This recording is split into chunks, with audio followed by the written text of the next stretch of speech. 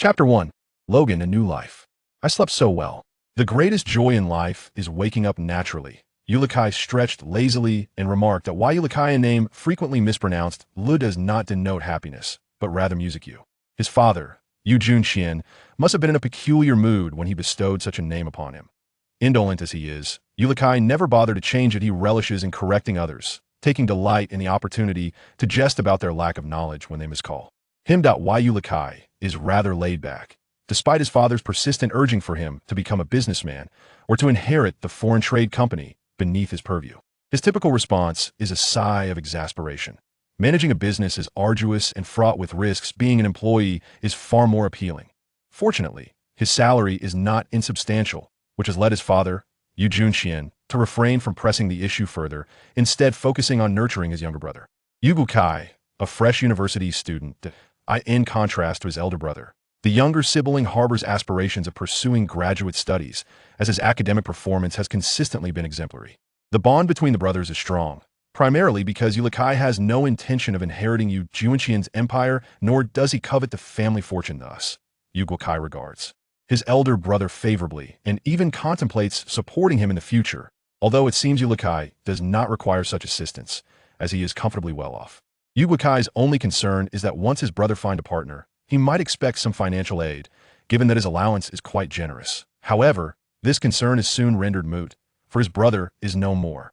Shouldn't I be in my room? What is this grass and blue sky? Did my father throw me out? Yulikai pondered, perplexed. In no time, he realized not only was he outside, but he was also devoid of any clothing. Moreover, where did these abs come from?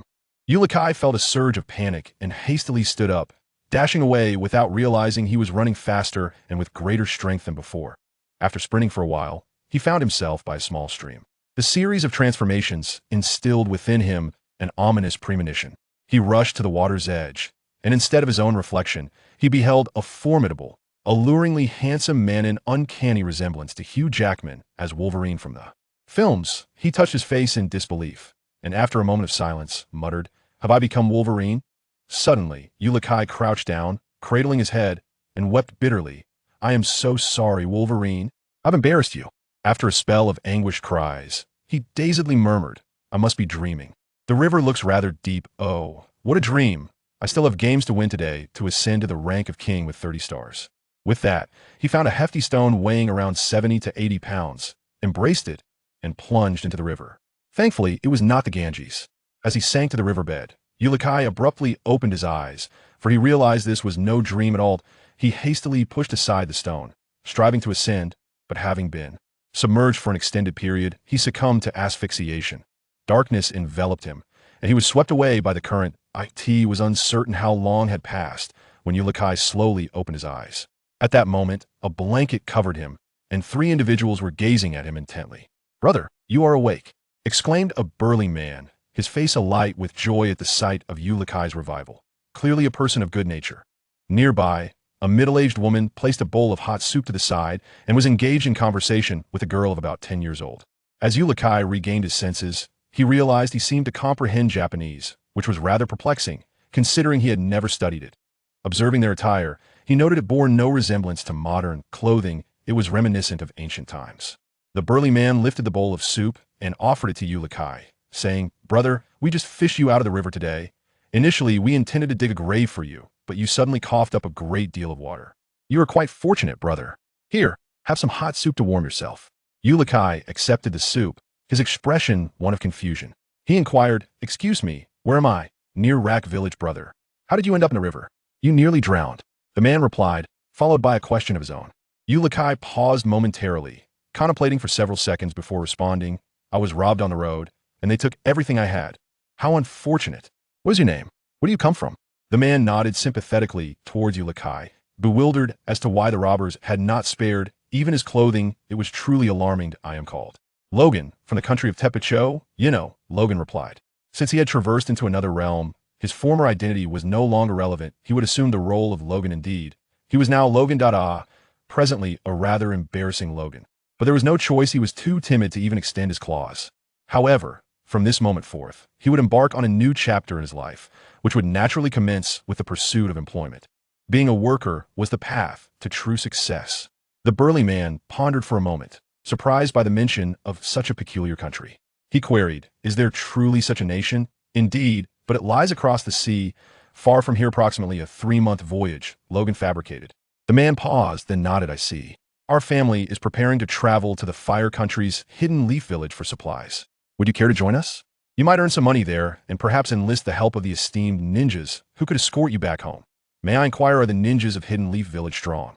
Logan feigned ignorance, already astonished, having initially assumed he had landed in a Marvel X-Men scenario, only to find himself in the realm of Naruto. Furthermore, Logan was eager to ascertain the current timeline to confirm his position in the historical timeline, particularly to avoid the impending Fourth Great Ninja War. Fortuitously, he had manifested as Wolverine from the prequel, just after acquiring adamantium, which explained his current lack of attire. Most importantly, he bore adamantium-covered bones, thereby sparing himself the agony he would otherwise endure. Of course, this is indeed the era of the mightiest Third Hokage returning to power, although the Fourth Hokage, the Golden Flash, has recently made the ultimate sacrifice in sealing away the rampaging Nine Tails, which is truly a pity. Konoha remains the strongest village in the ninja world, the elder exclaimed with great enthusiasm. When he spoke of Minato's demise, a brief somberness enveloped him, reflecting his sorrow for the passing of the Fourth Hokage, Minato Namikaze. Logan chuckled warmly, saying, "Wow, Konoha is truly formidable. Brother, please take me along. The ninjas of Konoha can surely assist me." "No problem," the elder replied, handing Logan a nearby garment. "You seem to be a sensible man. This outfit is yours, no need to return it. You've had it tough too." "Thank you," Logan replied, and after finishing his hot soup, he took the clothing to change in private. Before long, Logan emerged fully dressed. Fortunately, he had previously purchased similar attire, or he would have felt quite embarrassed. Throughout the journey, Logan humbly sat at the back of the cart, leaving the front for the family, who chatted animatedly about where to sell Konoha's goods for the best profit. It appeared that this family was quite affluent. After several days of travel, Logan finally beheld the grand gates of Konoha. The slow progress was due to the family stopping in various villages and towns along the way to conduct business, which also allowed Logan to earn a bit of money. According to the elder, this would suffice for renting the most affordable accommodation in Konoha. Following a thorough inspection by the gate guards, the four of them easily entered the village, as they were merely ordinary civilians. Since Logan had expressed his intent to temporarily reside in Konoha, the elder assisted him in applying for a residency permit and helped him secure the least expensive lodging. Before parting ways with his family, as a mere civilian, not even a ninja, Logan found it relatively easy to integrate into the village, provided his ordinary status was confirmed. Upon joining Konoha, he immediately began contributing to the reconstruction efforts, as the aftermath of the Nine Tails attack was still fresh. Approximately a month later, a shadowy figure discreetly observing Logan departed. This was an Umbu agent tasked with monitoring him. Despite Logan's civilian status, his appearance and demeanor could easily arouse suspicion. However, once the Umbu confirmed that he was indeed not a ninja, Logan was recognized as a member of Konoha. After nearly 5 months of peaceful existence, Logan had successfully established himself within Konoha. Most villagers were familiar with him. Logan was known as a hardworking, affordable, and exceptionally capable laborer. The elders fondly called him Brother Logan, while the younger generation referred to him as Uncle Logan, and some even called him Logan-san. However, Logan's efficiency was merely slightly above that of an average person, further affirming his identity as an ordinary civilian. He was aware of his claws, but had never utilized them, fearing the pain, and he lacked the unwavering resolve of someone like Wolverine. Logan understood that he might one day need to employ his claws, but that time was not now. He was not yet mentally prepared for such a moment. In the 7th month of his time in Konoha, Logan, having demonstrated remarkable diligence, received special permission from the Third Hokage to construct a dwelling on a modest plot of land he had been granted. Situated to the south, this plot measured 10 meters by 7 meters, and Logan meticulously planned the layout, designating a 7 by 3 meter area for a small garden, where he envisioned nurturing a variety of flowers and plants, while the remaining 7 by 7 meter section would house the main structure. Logan intended to erect a simple 2-story building, reaching a height of 7 meters. The ground floor would encompass a living room and kitchen, while the upper floor would comprise 2 bedrooms and a bathroom. Upon finalizing his plans, Logan armed himself with a saw and wheeled a cart as he set out to gather timber for his project. As he traversed the streets, a young man greeted him. "Hey, Logan, where are you off to today?" "Ah, handcrafted. You're brimming with energy today. The aroma of your ramen seems to have intensified," Logan replied with a smile, recognizing handcrafted by the distinctive chef's hat emblazoned. With the characters reminiscent of those found in anime. Logan had registered his age as 45, while Handcrafted was only 31, thus the term brother was appropriate. Although Logan's true age approached 2 centuries, none in this village were privy to that secret. If he were to shave off his beard, one could easily believe him to be merely 22, for the difference in appearance was indeed striking, not to mention the profound contrast in demeanor. "Hello, Uncle Logan," a soft voice chimed in. Logan looked down to find a young girl clutching Handcrafted's leg, her eyes fixed on him. Noticing Logan's puzzled expression, Handcrafted introduced her. "This is my daughter, Iam. She is 5 years old now." "Ah, I see. Greetings, little Iam.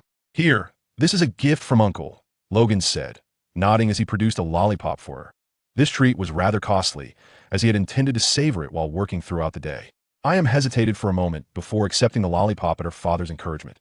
"Well, Handcrafted, I must gather some materials today. The Hokage has graciously authorized me to build a house. I plan to collect supplies and look forward to visiting your shop for ramen this evening," Logan said with a warm smile. "Sounds great. Stay safe, Brother Logan," Handcrafted replied, and with that, the two exchanged farewells. Along the way, Logan shared greetings with various villagers. After a brief exchange with the guards at the village gate, he ventured into the surrounding woods. Logan's reputation among the villagers was quite respectable, though among the shinobi, it was merely a fleeting recognition, with most either acknowledging him vaguely or admitting ignorance, as the distinction between ordinary folk and ninjas was significant. Under the blazing sun, Logan worked tirelessly. While his strength exceeded that of an average person, he was blessed with remarkable stamina, impervious to the heat. Thus, he spent much of the day sawing substantial amounts of wood. Once his cart was laden with timber, he began the arduous task of pushing it back toward the village to the gate of Konoha. The guarding ninja paused momentarily, then exclaimed, "Uncle Logan truly possesses remarkable perseverance. He has sawn so much wood today, it appears to be quite a strenuous task for him alone. Why not lend a hand? I'll keep an eye on the gate," suggested another ninja, marked by a scar across his face. "Make sure you guard it well," the first replied with a smile, before dashing towards Logan's location, calling out, "Uncle Logan, I'm here to assist you." "Thank you, esteemed ninja," Logan responded gratefully. "Not at all, you have significantly aided us in the reconstruction efforts." The ninja replied, "Ha ha ha. Mutual support is what makes Konoha a true family." Logan exclaimed, "What was your name again?" "Shingetsuku Izumi," came the reply. Without hesitation, Shingetsuku Izumi utilized Shadow Clone Jutsu to create 2 clones to assist in the task, thereby noticeably increasing their speed. Before long, Logan found himself feeling increasingly at ease, and upon regaining his focus, he noticed a group of villagers had also come to lend their support. Upon successfully delivering the timber to the future site of his home, Logan addressed the gathered crowd. "Thank you all so much. You're just being modest, Brother Logan. We've received considerable assistance from you as well." A blonde-haired man chimed in with a grin. The others nodded in agreement, acknowledging the help they had received from Logan over the past few months. Ultimately, the large group convened for dinner. Initially, Logan had intended to treat everyone, but it turned out that the villagers insisted on hosting. Shingetsuku Izumi even managed to join in for the meal. "What about me? Why am I the only one left to guard the gate?" Copper Iron lamented. Chapter 2. Livelihood. Half a month had elapsed, and with the villagers' assistance, Logan's modest abode was constructed. Though the furnishings were gifts from the villagers, they were relatively clean and serviceable, which sufficed for Logan at this stage of his life. After an additional fortnight, his humble home began to take shape, aligning more closely with his aspirations. One day in the yard, a smile broke upon Logan's face as he recalled how the villagers and ninjas had initially been startled upon encountering him. Standing at a height of 188 centimeters, coupled with a physique that exuded strength, he projected an imposing presence. However, their astonishment deepened when they discovered that he was merely a kind-hearted uncle with a robust build. If Wolverine himself had appeared, it would indeed have evoked fear, though he was not without his limitations. Techniques such as decapitation and sealing jutsu could effectively restrain him. While he was impervious to death, even the ability to dismantle Logan was non-existent. His adamantium skeleton was no trifling matter. Once Logan's life was secured, he began crafting small apparatuses for fitness, tools such as dumbbells and barbells. He resolved to maintain a regimen of regular exercise, determined not to squander his physique and transform into a portly figure reminiscent of a thunderous god.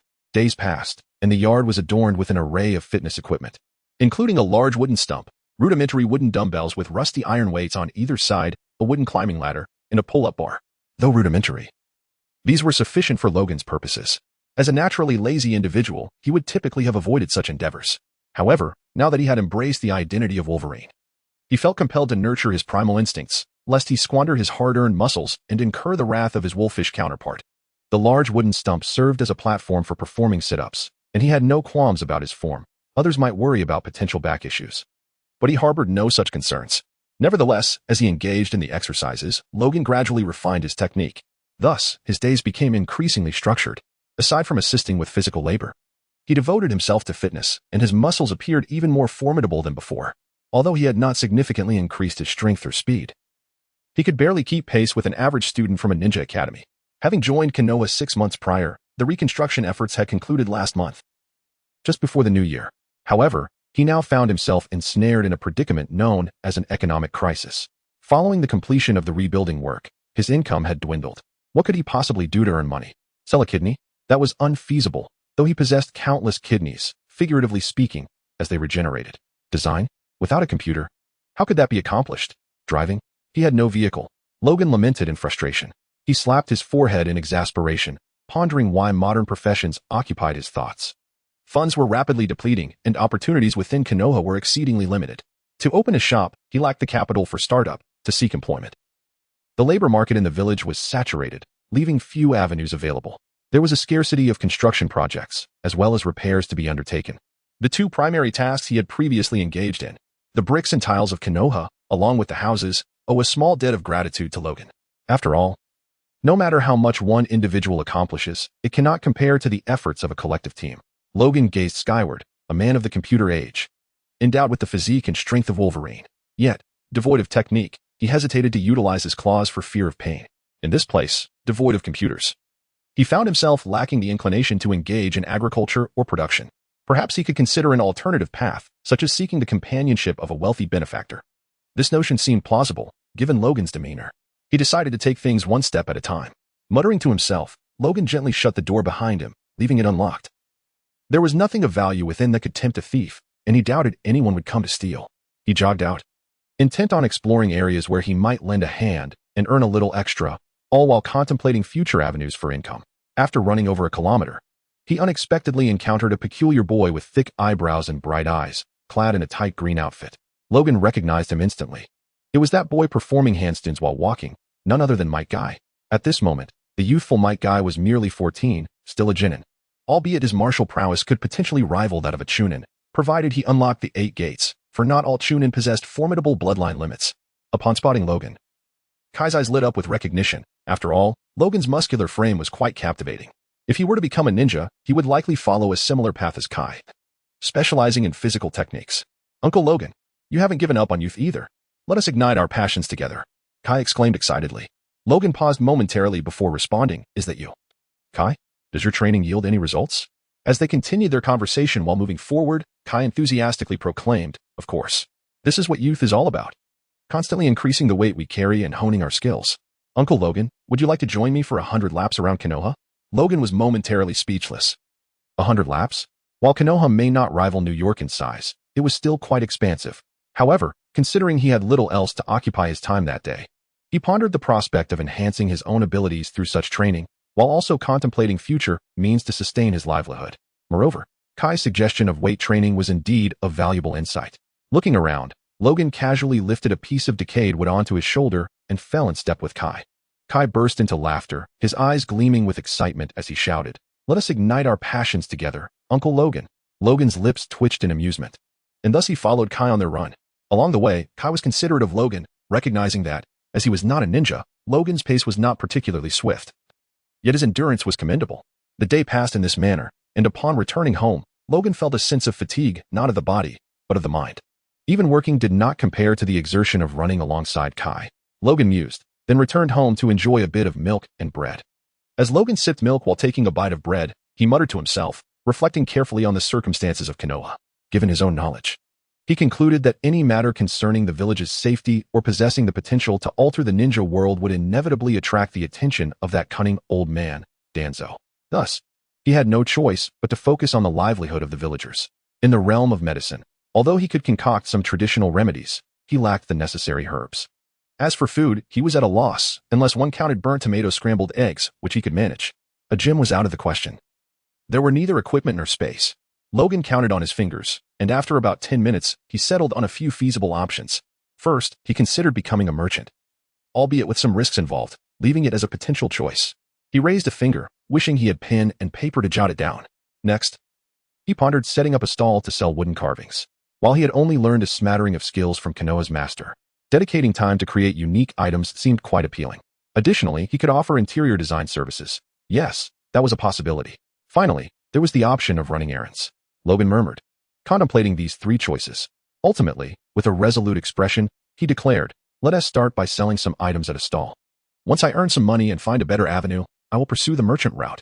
With that, he ventured outside to gather some wood and began to carve with a few salvage tools he had collected earlier, and he still had some paint left. "Let us create something adorable." Logan hummed a quirky tune as he worked. Days passed without him venturing out to stroll with Kai. After all, if he didn't earn some money soon, he would have to resort to manual labor to survive. Finished. What a travesty, Logan exclaimed, raising his carved creation in triumph. Initially, he had intended to sculpt something akin to Hatsune Miku, but as he carved, it morphed into various weapon models. Frostmourne, a Barrett rifle, a boomerang used by a predator, the Qinglong Yenua knife, a Gurkha knife, a chainsaw, and a golden staff. The golden staff was the simplest, just a stick engraved with the words Rui Jingu Bang, and that was it. Never mind, let us try selling these, Logan decided. Noting that he wouldn't bother painting the Barrett, chainsaw, and golden staff, he resumed his work. The following day, Logan set up his stall. Since the items weren't priced exorbitantly, they were eagerly purchased by children as toys. Their intricate craftsmanship and the novelty of the designs piqued curiosity, so no one haggled over prices. After 2 hours of selling, he prepared to venture outside the village to gather more wood, hoping to acquire enough to buy additional paint. "Logan, uncle, there you are. Why haven't you been out burning your youth lately?" Kai suddenly leaped out from the side, joining Logan as they walked side by side. Logan paused for a moment before smiling and replying, Kai, I've been working on some crafts. After all, I need to earn a living." "Now I understand. I mistakenly thought you had given up on exercising," Kai said, feeling a bit embarrassed. In the end, the two of them headed off to gather wood, carrying it back to Logan's home together. After setting the wood down, Logan looked at the still small Kai and asked, "Kai, would you like to have dinner at my place tonight?" "Not anymore, Uncle Logan. I'm going to ignite my youth. Keep up the hard work," Kai exclaimed with great enthusiasm. And those familiar with him could easily discern the spirit of Mighty Day emanating from him. Logan nodded, understanding that Kai was off to undertake rigorous training to strengthen his physique, accumulating strength for the future, perhaps to one day deliver a decisive blow to the likes of Six Paths Madara. "Huh? You say Kai is unaware?" "Of course he is. And that is sufficient for Logan. He felt content to lead a simple life devoid of chakra, believing he could navigate this existence without extraordinary trials. Though he lacked the courage to inflict harm upon himself, Logan was aware that he would not perish from mere trivial injuries. After all, there were plenty in the world of ninjas who could easily bring about his demise. Dust release, sealing techniques, the soul extraction of Pain's human path. Although he had never experienced it firsthand, he believed there were indeed means to end him. Perhaps, many years hence, he might meet his end at the hands of the adamantium within him, or so he mused. Not dwelling too long on such thoughts, Logan resumed his modeling.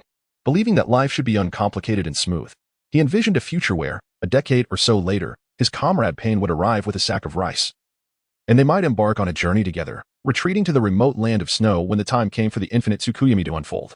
To realize this dream, Logan knew he must diligently earn a living over the next several years. 3 days later, Logan arrived at the Konoha marketplace, carrying over 20 models. Initially, he had intended to carve humanoid figures, but due to a lack of skill, he could only produce various object-type models. Among these were somewhat unattractive Deathwings, a non-flying Groudon, a flying Kyogre, of course, all in their primal forms, along with a Lamborghini, unpainted, with non-moving wheels, Jumping Worms, Patrick Star, SpongeBob SquarePants, Dave the Minion, and Chin the Pandarin. The remainder consisted of several simple Pokemon characters, the unevolved forms of the original 3 starters, and the most exquisite model of all, Shinado. After some deliberation, Logan ultimately decided to sell it. After spending a considerable amount of time at the marketplace, the first models to sell were naturally the charming Pandarin, the starter Pokemon, the Minion, SpongeBob, and Patrick, yet Shinado remained unsold, despite being the finest of the lot. At that moment, a gloomy man wearing glasses approached. Logan cast a glance at him, recognizing him as a CH Neen, likely due to his vest. Uncle Logan, what is this?" the somber man inquired. "Jumping Worms," Logan replied.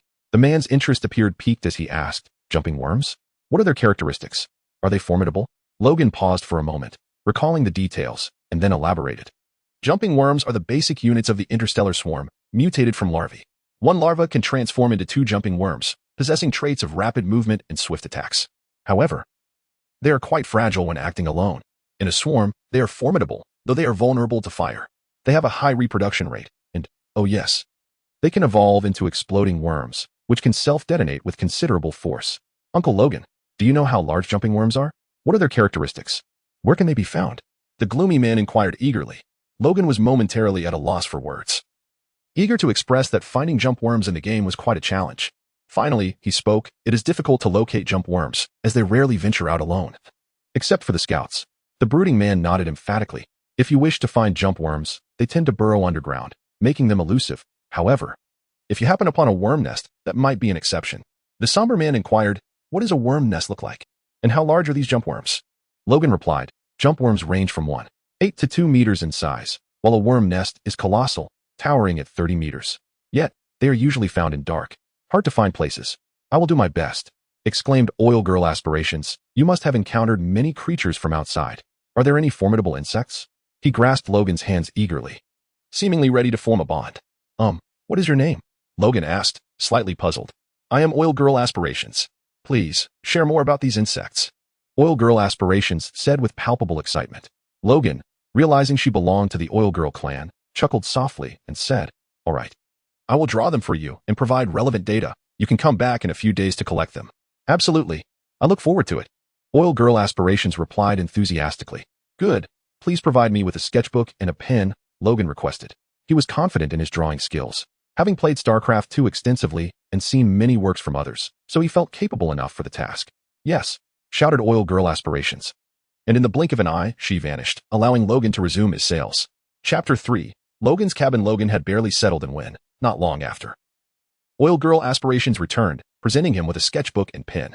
Understood. I will come back in a few days, Logan said as he accepted the items. She nodded, reminding him to mark the detailed information about the insects, and if he knew how to catch them, that would be ideal. Logan could only nod in agreement, considering that any future requirements for biological matter from the alien insects were irrelevant, as he had none to capture. Thus, he only needed to write based on credible sources. Apart from the ninja client, Oil Girl Aspirations, Logan had not encountered many ninjas. It made sense, as most ninjas were not interested in his model toys. As evening approached, Logan completed his sales, tidied up, and headed home. Oddly, Kai had not come to seek him out today. Perhaps he was on a mission? It was a possibility, as even if he did not come looking for Logan, Kai would typically be seen energetically circling Konoha. Inside Logan's modest cabin, after organizing his belongings, he settled in the living room, gazing at the ceiling, contemplating his next endeavors. As someone who feared pain, he could only devise ways to avoid it. However, he remained untroubled by minor discomforts, like those from a mere injection. Ah, Uncle Wolf, I apologize for the embarrassment, Logan mused, glancing down at his attire, lost in thought. Sculpting figurines was indeed a challenging and laborious undertaking. Naturally, if one were to meticulously carve, it would be so. Yet, creating a rough outline was still quite manageable. However, if it involves clothing, it seems quite promising. A tailor merely needs to invest some effort in learning, and in the future, they might even set trends. One must also prepare for upcoming matters. I recall that the female demon was concocted by Professor and Magneto, utilizing Wolverine's genes to develop a means for ordinary individuals to acquire superhuman abilities. Am I not akin to Wolverine? However, this phenomenon could only serve medical purposes. As long as one does not perish, they can be revived. Logan mused, his eyes growing brighter. Yet soon, he found himself in a quandary. Although he understood that the primary material was his own genes, what about the others? If he truly pursued this, it seemed a lengthy study awaited him. Of course, Logan was not particularly short on time, yet he possessed only a modicum of knowledge in chemistry. He wondered if he could manage it. But he could only delve into the pharmacology of this world or seek out a formidable researcher, perhaps someone like Orochimaru. However, seeking out Uncle Snake came with its own risks. One might become his tool for resurrection one day. If discovered, Logan's seemingly immortal body would undoubtedly attract Orochimaru's interest. After much deliberation, Logan ultimately decided to undertake the task himself. After all, he was alone, and Kai was no technical expert. While he could fight, relying on him for research was a laughable notion. It would be more plausible to hope that Logan could master ninjutsu. Having made his decision, Logan proceeded to wash up and prepare for rest. For tomorrow he intended to seek out a tailor. He aimed to find a shop that had been crafting ceremonial garments for the Hokage for generations. It is said that the elderly woman there possesses remarkable longevity, having lived to see Naruto assume the role of Hokage. Perhaps, had Logan remained in Konoha, he might have outlasted several Hokage. Days passed, and Logan found himself slumped like a lifeless dog in the living room chair, the rigid seat forcing him to constantly shift positions. If only I could master the shadow clone technique, he pondered aloud. Given his transmigration, could he not acquire such abilities? He fell silent. For becoming Wolverine could indeed be considered a considerable boon. At least he would not need to fear being inadvertently harmed by inexplicable attacks, such as those from the likes of the Super God or the Celestial Shockstar. Rising to his feet, Logan stepped outside to begin performing pull-ups, all the while deep in thought. Recently, he had been frequently summoned by Kai to indulge in youthful exuberance. Fortunately, they did not don matching tight outfits. Otherwise, he would have utterly lost face. Perhaps, if the spirit of the spring water possessed awareness, it might emerge to claw at his heart. Commenting on the peculiarity of his self-infliction, "Logan, uncle, come train with me for the next step." Kai suddenly sprang forth, exclaiming. This fellow had recently taken to clinging to Logan for training and had inadvertently imparted some martial arts techniques to him. Consequently, Logan occasionally treated Kai to snacks. Curious about what the next step in training entailed, Logan nodded and followed Kai. Along the way, Kai excitedly exclaimed, "Uncle Logan, like me, you are a man who relies solely on physical techniques. Physical techniques are the essence of youth, right, Uncle Logan?" Logan wished to express otherwise. Yet considering his utter lack of ninjutsu, it seemed that physical techniques and the 8 gates might indeed be a splendid choice. However, it seems that without chakra, one cannot open the 8 gates. Soon, as the two engaged in conversation, they arrived at the edge of the forest. Kai pointed to a nearby wooden post and shouted, "Strike the post 1,000 times. Kick it 1,000 times, Uncle Logan. Let us compete to see who finishes first." Logan's lips twitched slightly. This will surely be painful, won't it? Looking at Kai's sparkling eyes, Logan swallowed hard and decided to give it a go. He shouted, "Kai, let us embrace our youth together." "Yes, this is youth," Kai exclaimed excitedly, then approached the largest wooden post to begin throwing punches. Logan took a deep breath and moved to another wooden post, clenching his fists. He struck the post with all his might, and at the moment of impact, his face contorted slightly, but he quickly regained his composure. Strangely enough, the pain was not unbearable, and he had already created a small dent in the wood. "Ha!" Logan bellowed, retracting his right fist and launching his left in a strike. The sensation of pain did not linger long, filling him with exhilaration and an inexplicable joy. Taking another deep breath, Logan unleashed a flurry of punches. "Ora, ora, ora." Seeing Logan's fervor, Kai was inspired and joined in, shouting "Ora, ora" as well. Upon hearing Kai's battle cry, Logan quickly changed his chant to "Big Wood, Big Wood, Big Wood, Ora, ora, ora." The two of them wildly exchanged their shouts of "Ora" and "Big Wood." After demolishing several wooden posts, Kai was the first to stop, his hands now numb, while Logan continued his assault on a new post. Kai's lips twitched as he observed Logan's transformation from someone who feared pain to a spirited warrior. Perhaps, in time, Logan would become a ninja specializing in taijutsu, just as Kai had hoped. Suddenly, Kai sighed, feeling a tinge of regret that Logan was not wearing a fitted uniform. Just as Logan demolished another wooden post and moved towards another, Kai quickly interjected, "Uncle Logan, we should take a break. Youth also requires a balance of work and rest. Let us go eat."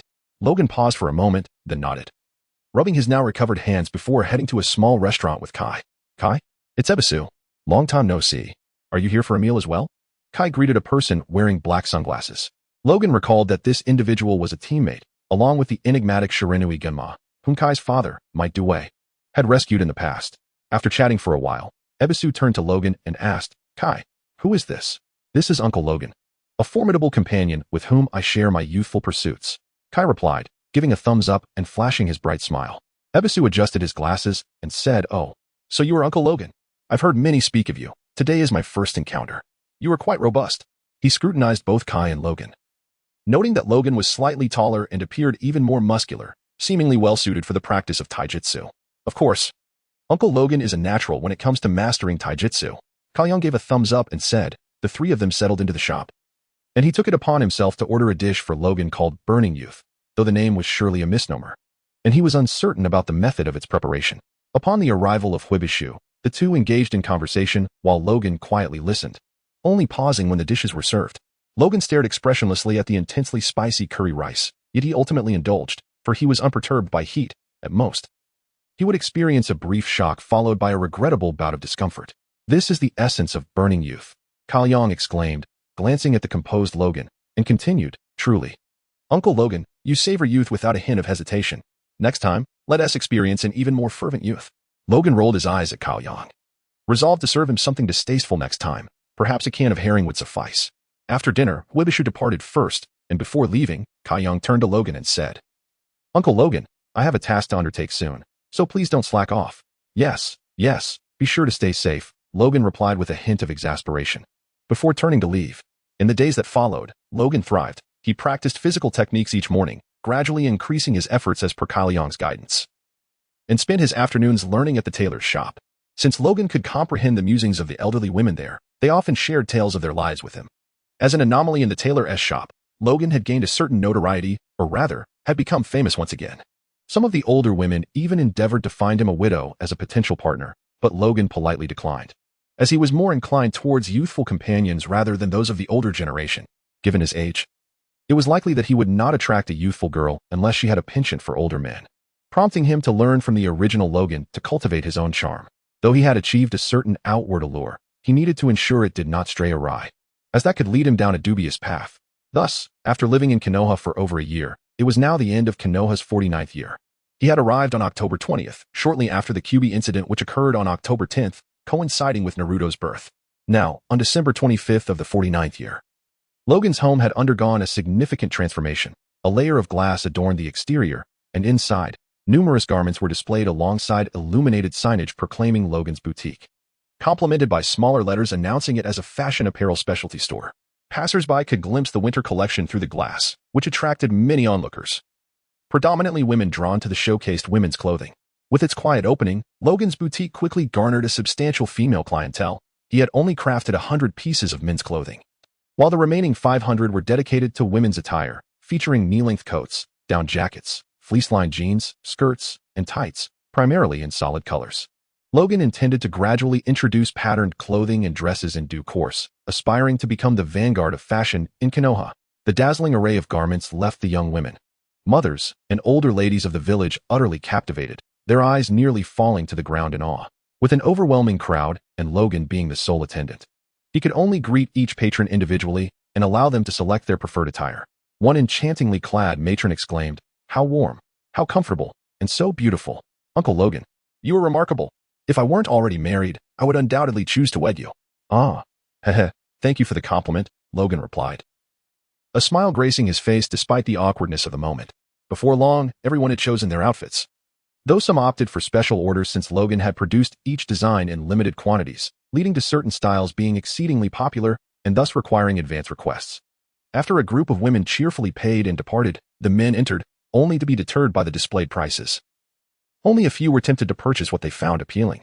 It seemed that only the girls could see a beautiful garment and purchase it without hesitation, perhaps engaging Logan in a bit of haggling. As closing time arrived, Logan bid farewell to the last customer and locked up the store.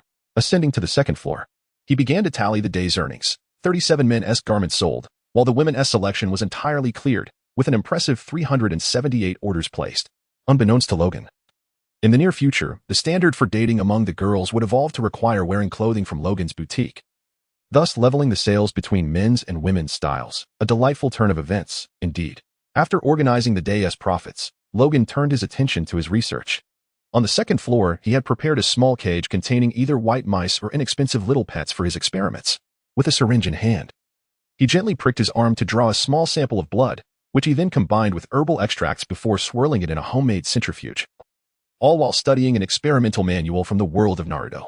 Minutes later, Logan continued his work, using the syringe to extract a portion of the mixed potion and then administering it to a white mouse. After the injection, he took a small knife and swiftly created incisions on the mouse, and soon it met its demise. "This herb is unsuitable. The injection had no effect at all," Logan murmured, quickly embarking on a new round of experimentation. He conducted these trials only twice a day, with intervals of several days in between. "Let us try the extract from the flowering plant," Logan muttered, proceeding to draw more blood for a new mixture. Before long, he lifted a field mouse and injected it with the female demon variant 009, then inflicted wounds upon it. Not long after, the field mouse succumbed to blood loss. "This is quite challenging," Logan sighed, before cleaning up, allowing the field mouse to drain its last drops of blood, and placing it in a bowl filled with pre-boiled hot water to remove its fur. After considerable effort, a stew of field mouse was finally prepared. "What a pity I didn't buy any wine. It would have been even better," Logan mused, before sampling the mouse meat, which had a pleasantly chewy texture. However, the absence of wine imparted a somewhat peculiar flavor, though everything else was quite satisfactory. After finishing his meal, Logan tidied up and began working overtime on clothing.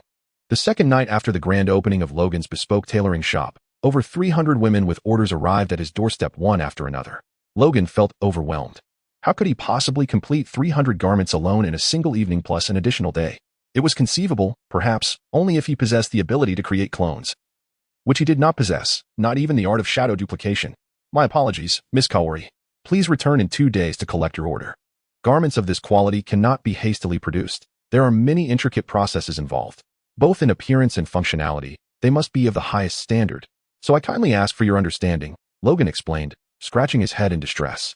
The noblewoman named Kaori nodded in agreement, acknowledging Logan's reasoning. Given the high price of his garments and their swift sellout, along with an increasing demand for orders, it would be unacceptable if the quality were not met. Very well. Logan-san, I shall return in 2 days, Kaori replied, casting a flirtatious glance and blowing him a kiss. Logan could only muster a strained smile as he watched her depart, subsequently closing the door. Seated in his chair, Logan pondered, this is untenable. One person cannot handle such volume. I must seek assistance from a tailor shop. I need to instruct them. They already possess a foundation of skills. I merely need to clarify the methods and procedures, explaining the rationale behind each step. Then we can collaborate, splitting profits 70-30. Afterward, I shall focus solely on exquisite bespoke tailoring. Yes, that's the plan. Tomorrow, I shall take action. In truth, even if Logan did not seek their collaboration, they would eventually deduce the methods on their own. These were not overly complex techniques. With that thought, Logan resumed his overtime work. The following day, Logan visited the tailor shop and explained his intentions to the owner. Uncle Logan, I cannot make that decision. You'll have to discuss it with Granny. I'm sorry, the owner said, a bit awkwardly. Logan shook his head, responding, it's all right. After all, these matters are ultimately decided by the master. The owner shifted slightly, her fingers gently tapping together, her face flushing as she whispered. If Uncle Logan were to marry into the family, I could make decisions, Logan. Well, she was speaking while he had already stepped inside, soon arriving at the master tailor's side. Upon seeing Logan, the master exclaimed joyfully, Logan, long time no see. Excellent, excellent. I have seen the garments you've created. They are truly exceptional. Among all my students, you are the most outstanding. Logan smiled modestly, replying, Master, please don't say that. No matter how skilled I may be, I am still your student. The master nodded in satisfaction and asked, Logan, what brings you here today? Well, I wish to share the techniques for creating such garments with everyone, Logan said, looking earnestly at the master. The master paused, then countered, but that is your intellectual property. I must continue to explore new designs. If you feel it would be unfair, we could agree to a profit split of 70-30, with you receiving 30% of the profits from garments produced using my techniques. Logan suggested, raising 3 fingers in emphasis. The master artisan contemplated for a moment, and then her face brightened with a smile as she said, Logan, I presume you intend to create exquisite garments. Am I correct? I see now. Let me take advantage of this opportunity since you are my most accomplished apprentice. Logan chuckled softly before replying, Indeed, since everyone possesses a foundational understanding. The learning process will not be overly challenging. It may be somewhat intricate, but once accustomed, everyone will be able to craft beautiful and warm clothing. Indeed. This winter shall be exceptionally cozy, the master artisan remarked with a smile, her hand brushing against the down jacket that Logan had gifted her. Without wasting any time, the master artisan instructed the tailors and apprentices to halt their current tasks. A curious crowd gathered around Logan and the master, awaiting their words. Upon the master explaining Logan's purpose for being there, cheers erupted, for Logan's recent earnings had certainly piqued their interest. Logan clapped his hands, and once silence fell, he spoke loudly. I too graduated under the tutelage of the master. Having achieved my goals, I am here to share my knowledge and assist one another. Therefore, it is imperative to approach learning with seriousness, understood? Yes, Uncle Logan, brother sang. They all exclaimed in unison, though the last term varied slightly. The younger ones addressed him as uncle or brother, while others referred to him as sang. Logan glanced at the master, who nodded, directing one person to take notes while the others gathered around like eager students, ready for Logan's explanations and demonstrations. Logan began discussing the down jackets, gesturing animatedly. And as someone handed him materials, he commenced a live demonstration. Time slipped away quietly and unnoticed. 3 days later, with the master's assistance, Logan completed all his orders and rebranded his establishment as Logan's Cottage, custom tailoring, displaying prices that were significantly higher, 4 to 5 times more than before, with additional charges for special requests. After transitioning to custom tailoring, Logan found himself without business. Perplexed at home, he pondered the situation.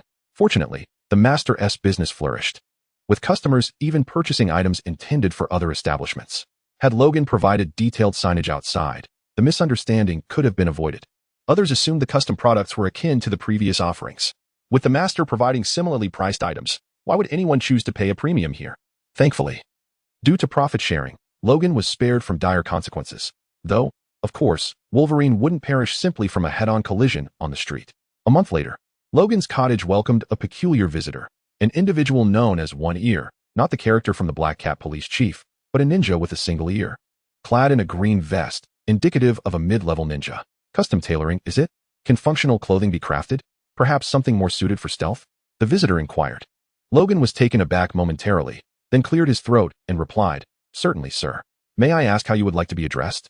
One Ear furrowed his brow and responded, "Jonin, Yashihira Hayato." Logan nodded, secretly grateful for having recently expanded his vocabulary, as he was able to write down the 4 characters.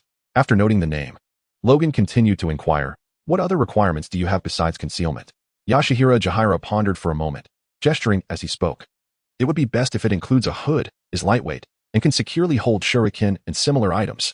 "Very well. Could you provide samples of the items you intend to hang?" "This will help me better meet your specifications," Logan asked while jotting down notes. Jahira nodded and subsequently left behind a shuriken, a kunai, and an explosive tag, primarily to accommodate these items. "Understood. How long will it take to complete?" Logan inquired. 1 month, Jahira replied. "All right." After bidding farewell to the Jonin, Logan energetically entered his workshop and began sketching. He had already envisioned the outfit, a camouflage hooded sweatshirt. Though the pants posed a bit of a challenge due to the elastic material, nevertheless, they would also be camouflaged. "Once we apply camouflage paint to the face, it will be perfect," Logan murmured, continuing to contemplate the placement for attaching the kunai. Ultimately, he opted for a magic buckle, allowing for easy access with a slight tug. He decided on 3 on each side of the waist and 2 on each calf. Additionally, he included a close-fitting pouch for shuriken and another for explosive tags. Having been acquainted with ninjas for some time, coupled with his previous exposure to anime, he understood that visual concealment alone would not suffice. He had supplemented his knowledge with some relevant information, thus incorporating materials that could disrupt chakra perception, alongside special substances to mask sense. With everything arranged, Logan commenced his work. The materials were valued at approximately 18, and he planned to sell the finished product for 100, uncertain if the Jonin would find it acceptable.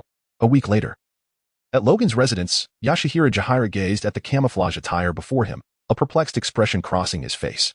"Logan-san, is this truly reliable?" "Rest assured. It is absolutely reliable and perfectly suited for jungle operations," Logan proclaimed, patting his chest in assurance. Jahira appeared conflicted. The price of 100 represented half of his fortune. Ultimately, he turned to Logan and asked, "May I wear it for testing?" "Of course. Go ahead." Logan gestured for him to take it, feeling reassured by Logan's confidence. Jahira at least anticipated the functionality of the outfit. After utilizing Logan's changing room to don the attire, Jahira examined himself and remarked, "It fits snugly and is quite comfortable."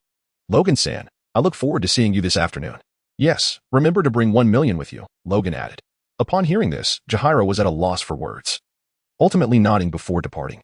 Due to the high quality of the clothing, Jahira returned later that afternoon, promptly paying the 100. For a time thereafter, Logan assumed that the outfit would attract numerous customers for custom orders, given its formidable features and reasonable price. Who wouldn't be interested? Yet, his shop remained closed for 6 months. One day at Logan's residence, someone remarked, "Logan-san, although the functionality of this clothing is indisputable, you could be more straightforward, Yuta." Logan shrugged, and the man named Yuana beside him nodded, then remarked, "Although the reward for a high-ranking ninja's mission is 500, 000, or even 1,000,000, 60% of that must be handed over to the village. Coupled with the usual expenses for ninja tools, it is rare for a ninja to afford such luxuries. Hayato, that fellow, is quite the mission enthusiast. He rarely drinks or visits establishments of ill repute. Therefore, it is not surprising that he can afford to purchase from me." Given his high frequency of undertaking missions, Logan realized why he had not received any custom orders for clothing in the past 6 months. After all, he was not limited to crafting only such items. He could easily create civilian garments that wouldn't necessitate exorbitant prices. However, he could surmise that the lack of clientele was likely related to some rumors circulating outside. Initially, he had been pleased when a certain buyer helped promote his work. But now, recalling this, he cleared his throat and turned to Yuantai, saying, "Yuantai, I understand now. Thank you for your concern. I know what I must do." Yuantai nodded and took a sip of his drink, stating, "As long as you understand, Logan-san, the women from the neighboring houses have been eyeing you with envy. Do you need one to assist in your daily life? If you have someone in mind, I can help facilitate that." Logan twitched the corners of his mouth before replying, "That is unnecessary. I have grown accustomed to solitude." A tranquil and stable life, with time to run and exercise casually with a Kai, suits me just fine. Logan had no desire to mingle with those so-called older women. They were a group of widows in their mid-30s to mid-40s. In terms of age, they might align with the persona Logan had crafted for himself, yet in reality, they were entirely mismatched. With a youthful heart but an aging body, Logan found himself drawn to younger women. However, by societal standards, he was already distant from that demographic, with Naruto and the others able to call him grandfather. After all, Kai referred to him as Uncle Logan, which led to encounters with Kakashi or Asuma where they too would address him as Uncle Logan. Thus, he felt that perhaps he did not require a partner after all, especially in a place devoid of means to mitigate genetic decline, ensuring his longevity. Yuan chuckled and said, "Well, if you see someone you fancy, do not hesitate. You are a coveted catch, Logan-san. I certainly do not want that." Logan rolled his eyes, internally exclaiming. In jest, Logan remarked, "Rest assured, if I do encounter someone special, I might just drag them into my home and settle things. Oh, be careful not to pull someone in haphazardly. If it's a female ninja who dislikes you, who knows what might happen." Yuan quipped playfully. The two continued to converse on trivial matters until Yuan, tipsy, eventually departed. Logan remained unaffected, as the substances had little impact on him. Alcohol, in particular, rendered no effects. Outside, after Yuan had walked a fair distance away, his demeanor shifted to one of normalcy. Upon hiding in a small grove, he transformed entirely. Gritting his teeth, he glared at Logan's home, muttering to himself, "That Logan fellow. Humph. Even now, he refuses to lower the prices for me. Is it truly so difficult to purchase a set of specialized clothing? It is all that rascal Hayato's fault. Humph.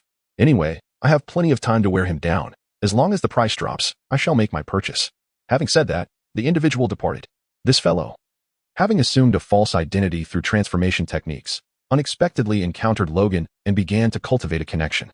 He took advantage of Logan's inability to discern the transformation. But should the truth ever come to light, Logan would likely unleash his claws and deal with him decisively. Chapter 5. The beginning of a familiar ninja's path in the Konoha forest. A figure clad in green and another bare-chested individual advanced on their hands. Truly, Logan is remarkable. Let us ignite our youthful spirits together. Kai bellowed. Indeed, it was none other than Logan and Kai. Logan chuckled and remarked, "Kai, I have surpassed you." Of course. This was in terms of endurance. After all, Logan, relying on his formidable recovery abilities, had managed to wear Kai down. Haha. No wonder you're my second greatest rival after Kakashi. My youth shall never concede. Kai exclaimed excitedly, then accelerated, swiftly overtaking Logan by a significant margin. Youth is ablaze. Logan roared, gathering his strength to pursue him. 3 hours later, on a patch of grass, Kai lay on the ground, panting heavily, while Logan continued to perform handstands beside him, jumping around and laughing. 40 wins, 30 losses. Kai, since you triumphed over me 30 times, you haven't won again. Uncle Logan, your stamina is truly remarkable. You grow stronger with age, forever youthful. Kai praised, giving Logan a thumbs up, revealing his gleaming white teeth. Logan was nearly exasperated but ultimately restrained himself. Although Kai referred to him as old, he essentially complimented himself, so Logan had no reason to be upset. Chuckling heartily, he declared, "Haha, youth is eternal, and passion runs boundless. Kai, we must seize our youth at all times. A man remains a boy until death." "I understand, Uncle Logan. Let us run 100 laps around the village."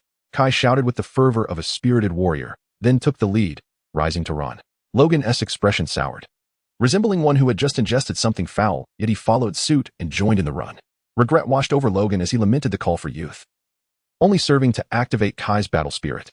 Ugh. That night, Logan observed Kai sprawled on the ground like a defeated dog. The latter weakly raised a thumb and said, "As expected of Uncle Logan, youth knows no bounds. I am not a red tea." Logan teased, then landed a punch on the back of Kai's head, causing him to lose consciousness. "Damn, does this count as exhausting the Emperor Kai? I suppose it does." Logan muttered, then grabbed Kai's leg, dragging him face down toward Konoha Hospital. After relinquishing him to the nurses and covering the medical expenses, he departed. "Kai, thank you so much. I should have carried him myself," Logan sighed, gazing at his wallet with a bemused expression. The injuries incurred from dragging Kai had racked up over 100,000 in medical bills. A moment of satisfaction in dragging someone turned into a financial disaster. On the road, Logan murmured to himself while calculating his dwindling wealth, "Goodness, I am left with merely 10. This shouldn't be the case. I haven't earned a penny in months, only spent." Grumbling, he made his way home.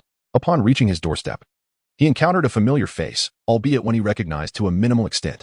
This individual, with dark hair, brown eyes, sunglasses, and a headscarf, was Hibiki. Honestly, this guy is wearing sunglasses at night. Is he out of his mind? Logan muttered, Yet he approached and greeted him. "Good evening, esteemed ninja. May I inquire what brings you here?" Hibiki adjusted his glasses and replied, "You must be Uncle Logan. I've heard about you from Akai and Hayato. I am here for a transaction." Logan's eyes brightened, and he welcomed Hibiki into his home, saying, "Ah, I see. Come in, Hibiki, let us discuss this inside." After preparing tea, Logan seated himself across from Hibiki and asked, "So, what exactly do you desire?" Hibiki, filled with excitement, exclaimed, "I am, indeed, an elite of Konoha and require an outfit befitting my status." Logan suppressed his urge to strike him and nodded in agreement, suggesting an upgraded version of Hayato's attire. In essence, the price was set to increase. Logan planned to reduce the price of the previous version to 70, still ensuring a significant profit, revealing the extent of Hibiki's greed. As they delved into the financial discussion, Logan quoted a price of 130, while the actual cost was approximately 30. Hibiki's face flushed crimson as he stammered, "I do not possess such funds." Logan raised an eyebrow and inquired, "Then you only owe me 30? Upon hearing Hibiki's words, Logan inhaled sharply, forcing himself to maintain composure. He then asked in a measured tone, "What was this transaction you mentioned? Please elaborate." Logan absent-mindedly touched the back of his hand, which bore a significant amount of hair, as if to soothe the claws that lurked beneath. He had nearly succumbed to the urge to reveal his own prowess, suspecting Hibiki might be attempting to take advantage of him. Hibiki produced 3 scrolls and proposed, "Could I possibly pay 30 now and use these scrolls as collateral, redeeming them when I have the funds?" Logan's brow furrowed slightly as he accepted the scrolls, opening one to examine before closing it again. I cannot comprehend this," he confessed. While he could speak and write in English and Chinese, his grasp of Japanese was limited, leaving him utterly bewildered by the contents of the scrolls. With a serious expression, Logan stated, "May I propose a condition?" "Of course. Uncle Logan, please proceed." Hibiki responded eagerly, adjusting his glasses and employing formalities in his tone. Logan pondered for a moment before articulating, "I am unfamiliar with the characters inscribed. Could you enlighten me about the nature of these scrolls?" Hibiki, Logan. After a few seconds, Ebisu awkwardly remarked, "I apologize for my abruptness. The first scroll pertains to chakra refinement technique, the second is the body replacement technique, and the third is the shadow clone technique." Logan's mind was filled with questions, pondering whether he was inadvertently stepping into the world of ninjas. Nevertheless, it seemed rather appealing, albeit he lacked comprehension. After a moment of contemplation, Logan declared, "I shall forego the scrolls. Simply instruct me on the cultivation methods contained within, and I shall take notes." "Very well," Ebisu agreed after a moment's thought. Firstly, the chakra refinement technique is a widely accessible version, requiring minimal resources. Any ninja from a school or individual would be familiar with it. Secondly, the body replacement technique is fundamental and of little monetary value. The only technique of notable worth is the shadow clone technique, although merely a basic level. It holds considerable value, easily obtainable through tasks from the village. As for Logan, although he recognized the body replacement technique's lack of value, he remained uncertain of its specific worth, feeling an instinctive sense of profit, and thus did not dwell on it excessively. When Ebisu commenced his explanation, he was suddenly taken aback. Logan, claiming illiteracy, had the audacity to take notes. How could one who professes to be illiterate wield a pen? Frustrated yet resigned, Ebisu continued his earnest explanation. Should he have scrutinized Logan's notes, he would have been perplexed, for Logan was writing in Chinese. After more than an hour, Logan, visibly displeased, bid Ebisu farewell. The initial 10 minutes of instruction were overshadowed by Ebisu's incessant demands regarding attire, which nearly drove him to exasperation. Such numerous requests. Once Ebisu departed, Logan steadied himself, opting not to examine the Chinese replicas of the scrolls, but instead began preparations, for he needed to procure materials the following day. Ebisu's demands included a matching headband and sunglasses. The latter was beyond Logan's capabilities and required outsourcing. Additionally, he needed to acquire some armor, compelling Logan to meticulously budget for the project. The armor would need to be crafted by others, with completion expected later. Fortunately, Ebisu had provided him with 30, without which the endeavor would have been unfeasible. In total, costs amounted to approximately 37, with clothing materials at 10, while the remainder accounted for metals and fees for commission work. By morning, Logan had completed 70 of the clothing, focusing next on the leather components for the upper body, shoulders, and gauntlets, which must align with the armor. He intended to interlace fish scale plates made from chakra metal into the design. Author's note: you are wasting materials. Wolverine, leave me be. I cannot utilize these for anything else at present. Thus, early in the morning, Logan visited the ninja gear shop owner to place an order. The simplest armor was the cheapest, yet the fish scale plates were quite costly, consuming the majority of his budget. After placing the order for the fish scale plates, Logan departed, intending to return home for some rest, as he anticipated lacking the energy to traverse the village of Konoha several times that day. Upon returning home, Logan inadvertently cast a glance at the 3 scrolls. Eventually, he could not resist the temptation to pick up the chakra refinement technique and examine it. After studying it for a while, he set the scroll down and muttered, "Well, since I am aware of it now, let the refining begin." With that, he seated himself cross-legged nearby and commenced the process of refining chakra, only to face failure on the first attempt and again on the second. That evening, a certain individual ranted passionately, yet ultimately exited with a sullen expression. Upon noticing it was one of the blacksmith's associates, his demeanor shifted to one of cheerfulness as he jovially settled the remaining payment before entering with his chainmail and fish scales. Once the individual had distanced himself, Logan pointed at his retreating figure and cursed, "Damn it. I was so close to succeeding. It's your fault, you scoundrel. You are committing a sin by hindering the progress of a future god in the ninja world." However, even had that person not interrupted, Logan would have still failed. Throughout the night, Logan continued to grumble as he toiled away. By around 5 in the morning, he had arranged the entire setup and hung the previously signed paper by Ebisu on display, having informed that fellow he would retrieve it in 2 days. For the door was left unlocked. After completing these tasks, Logan resumed his training. 3 nights later, taking a deep breath, Logan stared expressionlessly at his hands and lamented, "It took me 3 days to succeed. This is truly embarrassing for a traveler. At over 200 years old, I'm ashamed. Uncle Wolf, I apologize for the disgrace." He rolled about on his bed, concealing his face with a pillow. "All right. Since I have succeeded in refining, the journey ahead will be considerably quicker. Well, it probably won't be faster than those Uchiha types, but I do have my advantages. At the very least, they likely cannot kill me." Logan resumed his chakra refinement. For unlike others, he could extract it day and night, as long as he occasionally consumed some nourishment. As for potential cellular damage, that was a concern he chose to disregard. As one endowed with healing factors, such matters were of little consequence. Thus, his speed surpassed that of an ordinary person. But whether he could surpass the geniuses remained to be seen. Ever since acquiring the chakra refinement technique, Logan had directly curtailed his rest time, sleeping nearly 2 hours a day, with the remainder divided into 7 hours for chakra extraction, 2 hours for meals, which required time for preparation, and 6 hours spent either training with Kai or practicing his punches alone. Due to Kai potentially being dispatched on a mission, Logan found himself with 2 hours of leisure. Yet only 1 hour was dedicated to practicing ninjutsu. This practice dwindled down to a mere hour around the 53rd year of Konoha, extending into the 54th year, which is the present. Logan ultimately abandoned his ninjutsu training, realizing his ineptitude in this craft. He had failed to master the body flicker technique and the shadow clone technique. Lacking comparative knowledge regarding chakra, he was unaware of his own chakra capacity. This ignorance largely stemmed from his inability to release ninjutsu, preventing him from assessing consumption and thus determining his chakra levels. Currently, Logan possessed approximately 0 for units of chakra, oblivious to the fact that even if he could perform ninjutsu, estimating his chakra would still prove challenging. Over the years, his genetic makeup had begun to integrate with chakra, treating it as an inherent part of his being. Remarkably, even after exhausting his chakra, he could fully recuperate within a mere 10 seconds, regardless of whether he had a capacity of 10 units. However, at this rate, the time required to cultivate even 1 unit of chakra was uncertain, let alone 10. With an annual increase of 0.1 units, it would take a decade to achieve 1 full unit. It is said that Naruto possesses 4 units, while the Ninetales has released chakra amounting to 96 units, nearing a total of 100. The Ninetales is estimated to possess around 10,000 units. Logan, therefore, would require approximately 12 years to attain 1 unit of chakra, assuming no unforeseen circumstances arise. Yet, the healing factors embedded in his genes may not allow him to live that long, potentially only extending his lifespan by a few hundred years. In earlier years, Kai had already ascended to the rank of J-Nin, while Ebisu, thanks to his combat attire, had advanced to the special J-Nin level ahead of schedule. Given his aptitude, reaching the J-Nin rank would be a considerable challenge for Logan. However, he had embarked on the path of a ninja, albeit without any mastery of ninjutsu.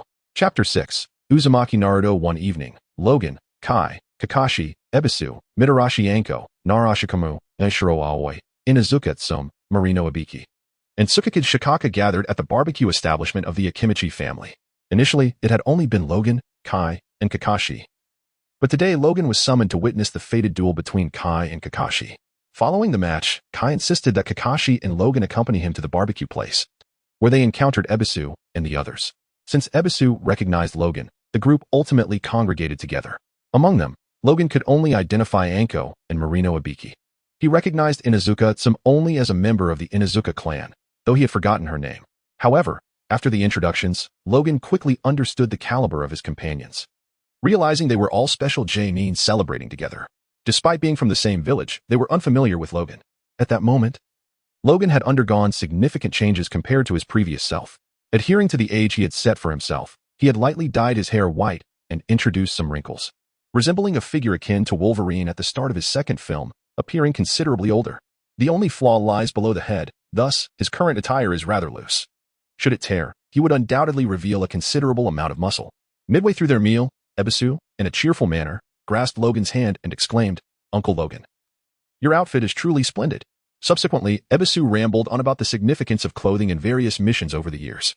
As the conversation progressed, he slightly furrowed his brow and remarked, "However, this attire still has room for enhancement. It cannot elude perceptive ninjas or evade the Byakugan. I suspect it may also prove ineffective against certain unique bloodline limit users." Logan paused for a moment, recalling the Byakugan, which is often regarded as the least impressive of the three major ocular jutsu in Naruto. Indeed, it seemed to hold true. With his arms crossed, Logan nodded and replied, "That makes sense. Speaking of which, I have sold a total of 13 sets over the past few years. I haven't seen that guy, Hayabusa, in quite some time. And aside from Ebisu, not many others have come across them." Ebisu pondered briefly before stating, "It seems Hayabusa has joined the Umbu." The individuals who purchased those outfits also appeared to be Umbu members. They typically do not make appearances unless there is trouble. Afterward, Ebisu scrutinized Logan from head to toe and commented, "Uncle Logan, you now possess chakra levels nearing that of a CH-Nin. Impressive. How is your practice with the body flicker technique and shadow clone technique coming along?" Logan fell silent, for it would be rather embarrassing to admit that he had struggled for years without mastering them.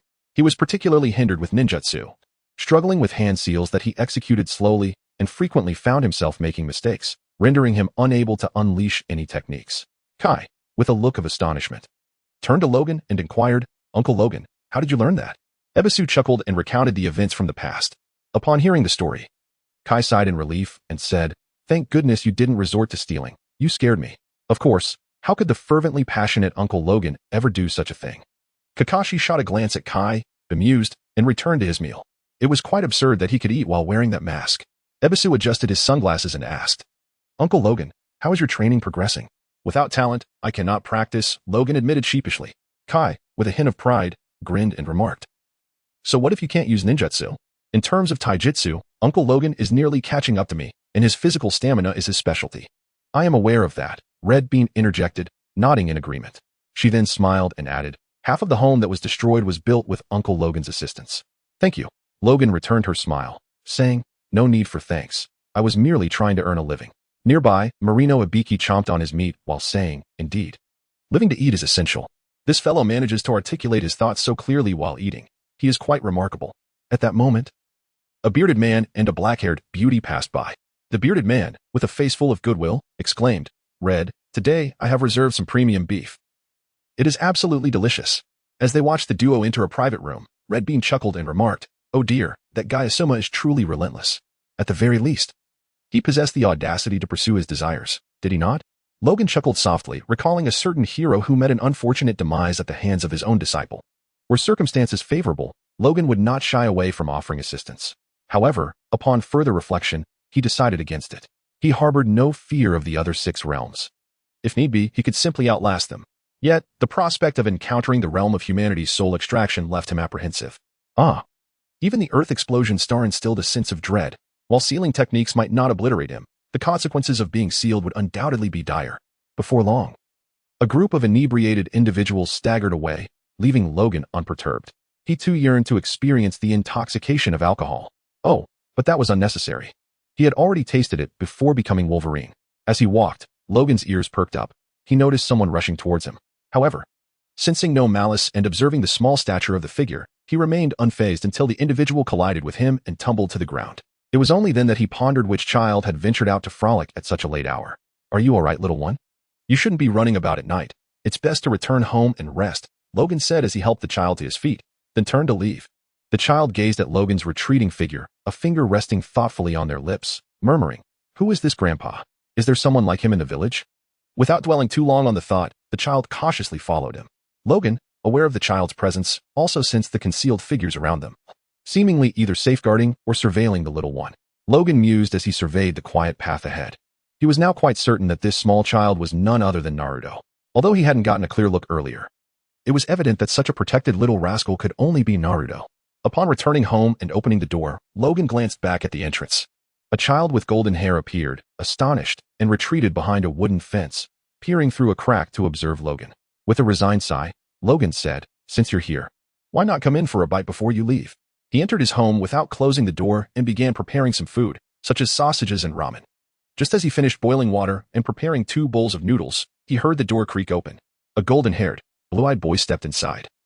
Nearly identical to the Naruto he remembered, with distinctive six-path markings adorning his face. Naruto cautiously approached Logan and seated himself, then anxiously inquired, "Aren't you afraid of me, Grandpa?" Logan paused. His concern lay not with the Ninetales, but rather with the term Grandpa, which nearly caught him off guard. He burst into hearty laughter, playfully tapping Naruto's forehead with his finger. "Little one, why would I be afraid of you? You should be afraid of me instead. What if I were a villain?" Naruto suddenly erupted into laughter, replying, "How could Grandpa be a bad person? Wow, my favorite ramen. Is that so?" Although ramen lacks substantial nutrition, Logan remarked, noting Naruto's immediate discontent upon hearing his words. Thus, the two engaged in a lively discussion about ramen while enjoying their meal together. On the other side, in the Hokage office, Sarutobi Hiruzen soon received relevant intelligence regarding Logan. He furrowed his brow. Although Logan appeared rather ordinary, his origins were shrouded in mystery. No one knew from whence he came. However, after further investigation revealed that he was not a ninja from any nation, but merely a civilian who had drifted into Konoha. Hiruzen dismissed his concerns. Indeed, he was a civilian with mediocre talent, only capable of extracting chakra, and his control over it was quite poor. He had yet to learn any ninjutsu, possessing only the taijutsu taught by Guy. Nevertheless, he seemed to be a good person, getting along well with the villagers. Was he perhaps the dream lover of the elderly widow? As he pondered this, Hiruzen suddenly felt a pang of jealousy. "Logan, hey. I certainly don't want you to feel jealous about this. Get lost." Meanwhile, after discussing ramen, Logan checked the time and said, "Naruto, it's time for you to head home and get some sleep. Children need to go to bed early to grow tall and strong." Naruto stuck out his tongue and replied, "I don't believe you." With that, he dashed to the gate, paused for a moment, then turned to Logan and asked, Grandpa Logan, can I come to play with you again next time?" Logan smiled and nodded, saying, "You are always welcome, but next time, I want to treat you to ramen. It's not good for children to eat it too often." "Humph. If you want to treat me to ramen, then I want to come," Naruto exclaimed indignantly before storming off. After watching Naruto leave, Logan suddenly recalled a scene from the storyline, the training of Team 7 in the Land of Waves, where they practiced walking on water and trees to improve chakra control, as well as the basic jutsu of Rasengan and Chidori. Once back in his home, Logan began to contemplate deeply, muttering to himself, "Simply extracting chakra is not sufficient. I apologize, Chidori, but I don't even know how to train for it. As for Rasengan, all I remember is the rotation and compression. Never mind, that's beyond my reach for now. I must first enhance my control." And what was that called again? Nature transformation? Well, let us focus on mastering walking on water and trees for now. With a pained expression, Logan incorporated these 2 tasks into his schedule, completely squeezing out ninjutsu practice. If he couldn't do it, he wouldn't practice it. As for taijutsu, Logan suddenly fell silent for a few seconds, staring intently at the back of his hand. He could feel the presence of the bone claws encased in adamantium. After a long while, he murmured, "If possible, I should also develop my own unique ninjutsu. Let us call it bone martial arts. By the way, what is the nature of my chakra?" After saying this, Logan fell silent again. With a chakra level of 04, he still did not know his chakra nature. How absurd. Logan sighed. Being a ninja without a teacher was indeed challenging, leaving him with only the ability to extract chakra and dabble in taijutsu. Aside from combat, his taijutsu training had mostly come from Might Guy, learning techniques like Leaf Whirlwind and Leaf Great Whirlwind. However, at least Guy wouldn't dare to challenge Logan to a kick match, for it would only end badly for him. After all, could ordinary bones compare to adamantium skeletal structure? Even if not, Logan's bones possess the remarkable ability to self-heal. Even the most tenacious of fighters pale in comparison to his resilience, though he may exhibit some restraint out of a fear of pain. Once he meticulously crafted his training regimen, Logan commenced execution the very next day. In a secluded area devoid of onlookers, he embarked on his tree climbing exercises, only to be accompanied by a persistent thudding sound resonating throughout the woods. As night fell, Logan rubbed the back of his head, reflecting on a day filled with falls. Indeed, he had spent the entire day tumbling, leaving the ground stained with his blood. Yet, for Logan, such bloodshed was trivial. He could endure tenfold or more without concern. Controlling this wretched chakra is quite the challenge, Logan muttered in exasperation. As a transmigrator, why was I not endowed with a system? Electric currents coursed through his hands, rendering them slightly numb. With remarkable patience, Logan guided the lightning chakra to flow through his claws, swinging his fists not out of intent, but rather as a reflexive response to the discomfort caused by the electric shocks. After mastering the lightning attribute, he turned his attention to water and various other elemental chakras. By the end of the evening, Logan discerned the elemental affinities within himself. Indeed, he possessed all 5 elemental chakras. Perhaps even the yin and yang attributes, though he lacked the knowledge to manipulate them. Ouch! Logan suddenly exclaimed, his eyes snapping open, only to exhale in relief. It had merely been a nightmare. As he washed up, memories flooded back. He recalled losing consciousness due to a mismanagement of lightning chakra, effectively electrocuting himself. Though unaware that it had rendered him unconscious, he was confident in his ability to recover. It was peculiar how he feared physical harm, yet was unperturbed by internal assaults, such as the wind chakra slicing through the muscles near his steel claws. The electric current surging throughout his body, the flame searing the flesh around his claws only for it to regenerate, or the water slicing through his skin and seeping out. The earth chakra, the gentlest of all, merely offered an odd sensation without pain. Once prepared, Logan stepped outside. Upon crossing the threshold, he was momentarily taken aback, gazing around in bewilderment at the myriad of colors. Am I ensnared in an illusion? He pondered. After a moment, he regained his focus and exclaimed, No, this sensation. It's Naruto. You little rascal. As he spoke, he attempted to use his sense of smell to locate Naruto, only to be thwarted by the pervasive scent of paint surrounding him. Seizing a stick from the ground, Logan prowled around his property, vigilant and alert, convinced that Naruto was lurking nearby. Such mischief at such a young age. Unacceptable. Logan fumed, while his neighbors echoed his sentiments, expressing their outrage over the troublesome fox spirit, even suggesting that his grandfather should be expelled from the village. After scouring the vicinity without success, Logan returned to his yard, where he stumbled upon an oddly peculiar wall. Without hesitation, he reached out, and before long, he had apprehended the culprit, Naruto Uzumaki. Prepare for your reckoning, Logan declared, his voice filled with mock severity. Ah, I was wrong. Soon, the sounds of whipping and Naruto's pleas for mercy echoed throughout the yard, though Logan's strikes were far from forceful. A few minutes later, Logan observed Naruto kneeling on the ground, tears brimming in his eyes, and inquired, Why would you resort to such actions? I just want everyone to pay attention to me. Naruto murmured softly. Taken aback, Logan suddenly recalled Naruto as that peculiar child with a penchant for theatrics. Reflecting on their shared destinies, he sighed deeply, crouched down, and gently patted Naruto's shoulder, saying, Naruto, this is not the right approach. But if I don't do this, no one will notice me. Naruto replied, his face a picture of grievance, leaving Logan somewhat helpless. He hadn't anticipated his low immunity to the woes of a child.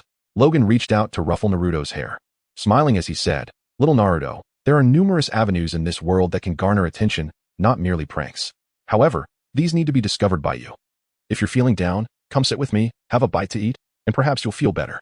Naruto stared at Logan for a moment, then smiled and nodded, exclaiming, Okay, I understand, Grandpa Logan. Logan felt his blood pressure soar momentarily as he swiftly grabbed Naruto's cheeks and playfully tugged. Ah, help. I won't do it again. Naruto cried out. Though it was a feigned lament, it proved quite effective, and after a few moments, Logan relented. Before long, Naruto prepared to leave. As he turned to look back at Logan, he stuck out his tongue and declared, Silly Grandpa. Next time, I will. Logan, infuriated, puffed his cheeks and glared. But before he could reach for his stick again, Naruto, sensing danger, dashed away. Logan, both exasperated and amused, watched Naruto flee, shaking his head in resignation. It was evident that this penchant for mischief would not be easily shaken off, perhaps it would persist until he became a true ninja. Chapter 7. The beginning of school and the third Hokage's shadow. Days passed by, and the once frequent cries of Naruto at Logan's home became a source of amusement for the neighbors, who found delight in the misfortunes of the mischievous fox. Although some were irked that the fox emerged unscathed despite the dramatic outcries. After a month of diligent practice, Logan had fully mastered the art of tree climbing and water walking, now able to traverse various terrains with ease, barely qualifying as a ninja. In addition, out of sheer boredom, Logan developed a martial art. Tai Chi, however, it was merely a semblance of form, lacking true essence. Without chakra, this technique would indeed be nothing more than a decorative facade. This martial art began to take shape only after his control over chakra improved, primarily utilizing wind and earth chakra. The former formed a chakra flow around his body to guide and deflect attacks, while the latter spun continuously on his surface as a last line of defense, reminiscent of a returning force. However, both required substantial chakra consumption. Rather than being a true martial art, it resembled a state of being. Of course, The development of this technique only emerged after his chakra control enhanced. 1 unit of chakra could sustain this state for 5 minutes. However, for Logan, it could continue indefinitely due to his remarkably rapid chakra recovery. Thus, after that, Logan unexpectedly took up Tai Chi. The reason was that Naruto constantly referred to him as Grandpa Logan, leading him to subconsciously feel his age. Consequently, he began to practice Tai Chi several times a day, albeit in a somewhat unorthodox manner. Nevertheless, it was not entirely devoid of merit. Resembling the exercises of the elderly practicing Tai Chi in the park, yielding some degree of health benefits. As a result, the neighbors around him also joined in, seemingly satisfied with the outcomes. Within a few months, nearly all the residents within 100 meters of Logan's home were engaging in Tai Chi. And it is likely that even more would follow as time progressed. In the Hokage's office, Sarutobi Hiruzen was leisurely practicing his movements alone. Compared to the younger generation, Tai Chi was indeed more favored by the elderly. After completing a set of Tai Chi, Sarutobi felt significantly more relaxed. He murmured to himself, "This Tai Chi is quite beneficial for health. Logan has certainly aged, and it seems he's getting along well with that Naruto kid. Having someone to look after him is not a bad thing. They form a bond with one another." Sarutobi's observation was not without merit, as Logan, while feigning ignorance, had secretly harbored disdain for the higher-ups in Konoha for quite some time. Seated at his desk, Sarutobi picked up the documents he needed to address that day, though his focus was primarily on the enrollment of new students for the following year. For instance, there was Sasuke, in essence. Next year marked the enrollment period for the 12 young talents, excluding Miji's group, coinciding with the fateful night of the massacre. In the year of Konoha's 55th, which was also the year Naruto and Sasuke turned 7, it was the first day of school. "Grandpa Logan, I'm heading to school now," Naruto exclaimed with excitement, eagerly looking at Logan, who affectionately patted the boy's head and said, "Go ahead, but don't cause too much trouble. Otherwise, you'll find yourself in hot water with the teachers." Naruto nodded and then dashed off toward the school. Logan watched Naruto's retreating figure and reminisced about events from 2 months prior. On that day, Logan was practicing Tai Chi in the yard when a familiar yet unfamiliar figure arrived at his home. In fact, there were 5, including several AMBU that Logan failed to notice. Logan paused briefly before approaching the visitor with a smile, saying, "What a rare visitor. Lord Third, is this a covert inspection?" The third Hokage looked at Logan with a genial expression and replied, "I'm just taking a stroll, my dear Logan. Would you mind if I came in for a cup of tea?" Although he did not particularly favor the third, Logan maintained a facade of respect and invited him inside, preparing tea that was, admittedly, not of the finest quality. Ever since his prolonged interaction with Naruto, the villagers had become increasingly displeased with him, though not to the extent they treated Naruto. In any case, things were not as amiable as they once were. This situation annoyed Logan, but fortunately, he was not the Wolverine. Otherwise, given the third's temper, he might have ended up receiving a beating or, in a worse scenario, been on the receiving end of a sharp claw aimed at his kidney. After sipping a few cups of tea, Sarutobi turned to Logan and inquired, "What are your thoughts on this Naruto child?" "At his core, he is a good kid," Logan began, but suddenly paused. Sarutobi, curious, prompted, "But?" The villagers harbored heavy prejudice against him, yet fortunately, the child exhibited remarkable resilience, declaring his ambition to emulate his 3 predecessors and aspire to become the 5th Hokage. Logan chuckled at this, for he believed that the title of 5th Hokage would certainly not belong to that young lad, Naruto. Sarutobi Hiruzen smiled subtly. Having recently observed the two from a distance, he realized that Logan was utterly unaware of Naruto's background, and without a doubt, he was no spy. Spies could not be so inept. After years of training, Naruto had only managed to achieve the chakra levels of a basic chunin and was still unfamiliar with ninjutsu, relying solely on the taijutsu techniques taught by Might Guy, namely the Leaf Whirlwind and the Great Leaf Whirlwind. Moreover, the camaraderie between Logan and Naruto was commendable. Logan was well-regarded and kind-hearted, treating Naruto with great care. Hiruzen was aware that Naruto had recently gained a bit of weight, a development attributed to Logan's nurturing. If a bond could be forged between the two, allowing Logan to assume a parental role while fostering connections with others in Konoha, it was Hiruzen's latest strategy. "I can rest easy now, dear Logan. As Hokage of Konoha, I am quite occupied, but Naruto is the descendant of a friend I hold dear. I feel ashamed for not having educated him properly or taken adequate care of him. From now on, he shall reside with you, and I will allocate some funds for his support. By the way, you have dabbled in herbal studies, haven't you? I will arrange for a variety of herbs to be sent your way. Should you come across anything remarkable, do remember to sell it to your elder brother," Hiruzen said with a smile. Logan paused, recalling his earlier intentions to create a product involving female demons, a notion that had since slipped his mind due to repeated failures. The expenses for herbs and laboratory mice had drained his finances, rendering further pursuits untenable. However, Hiruzen's comments rekindled Logan's enthusiasm. Subsequently, The third Hokage elaborated on Naruto's circumstances with embellishments, leading Logan to reflect on sorrowful matters, such as the demise of Lelouch in the 25th episode of the second season, prompting tears to well in his eyes. That poor little rascal indeed has a tough lot. Fear not, dear third Hokage. I shall ensure he grows up healthy and plump. Regarding the herbs, I will keep you informed of any progress, Logan assured, visibly moved. Seeing Logan in tears, Sarutobi Hiruzen nodded in satisfaction, recognizing that such a person was easily manageable. Logan was genuinely good-hearted, and it appeared that if Naruto settled in this environment, there would be little cause for concern.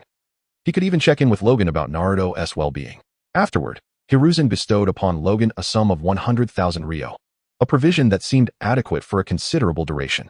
However, Logan soon discovered his error. Since he had taken to raising Naruto like a grandson, his spending had escalated. He found himself inadvertently purchasing items that were far from ideal, such as a bag of rice that contained 2/3 sand, with only 1/3 being actual rice on the surface, while the bottom was filled with sand.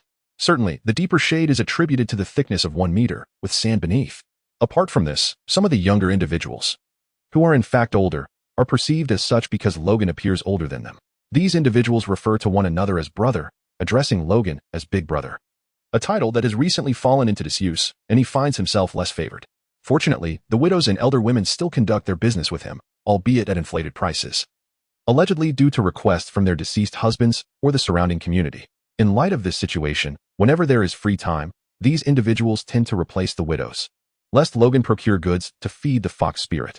Thus, Logan generally purchases rice, while he cultivates vegetables himself after reinforcing and heightening the walls, a necessity prompted by the audacity of neighborhood children who dare to hurl stones at his home.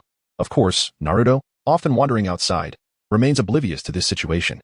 After a period of Naruto's absence, Logan, at home, hears the unmistakable sound of stones clattering against the exterior, evidently the mischief of those unruly children.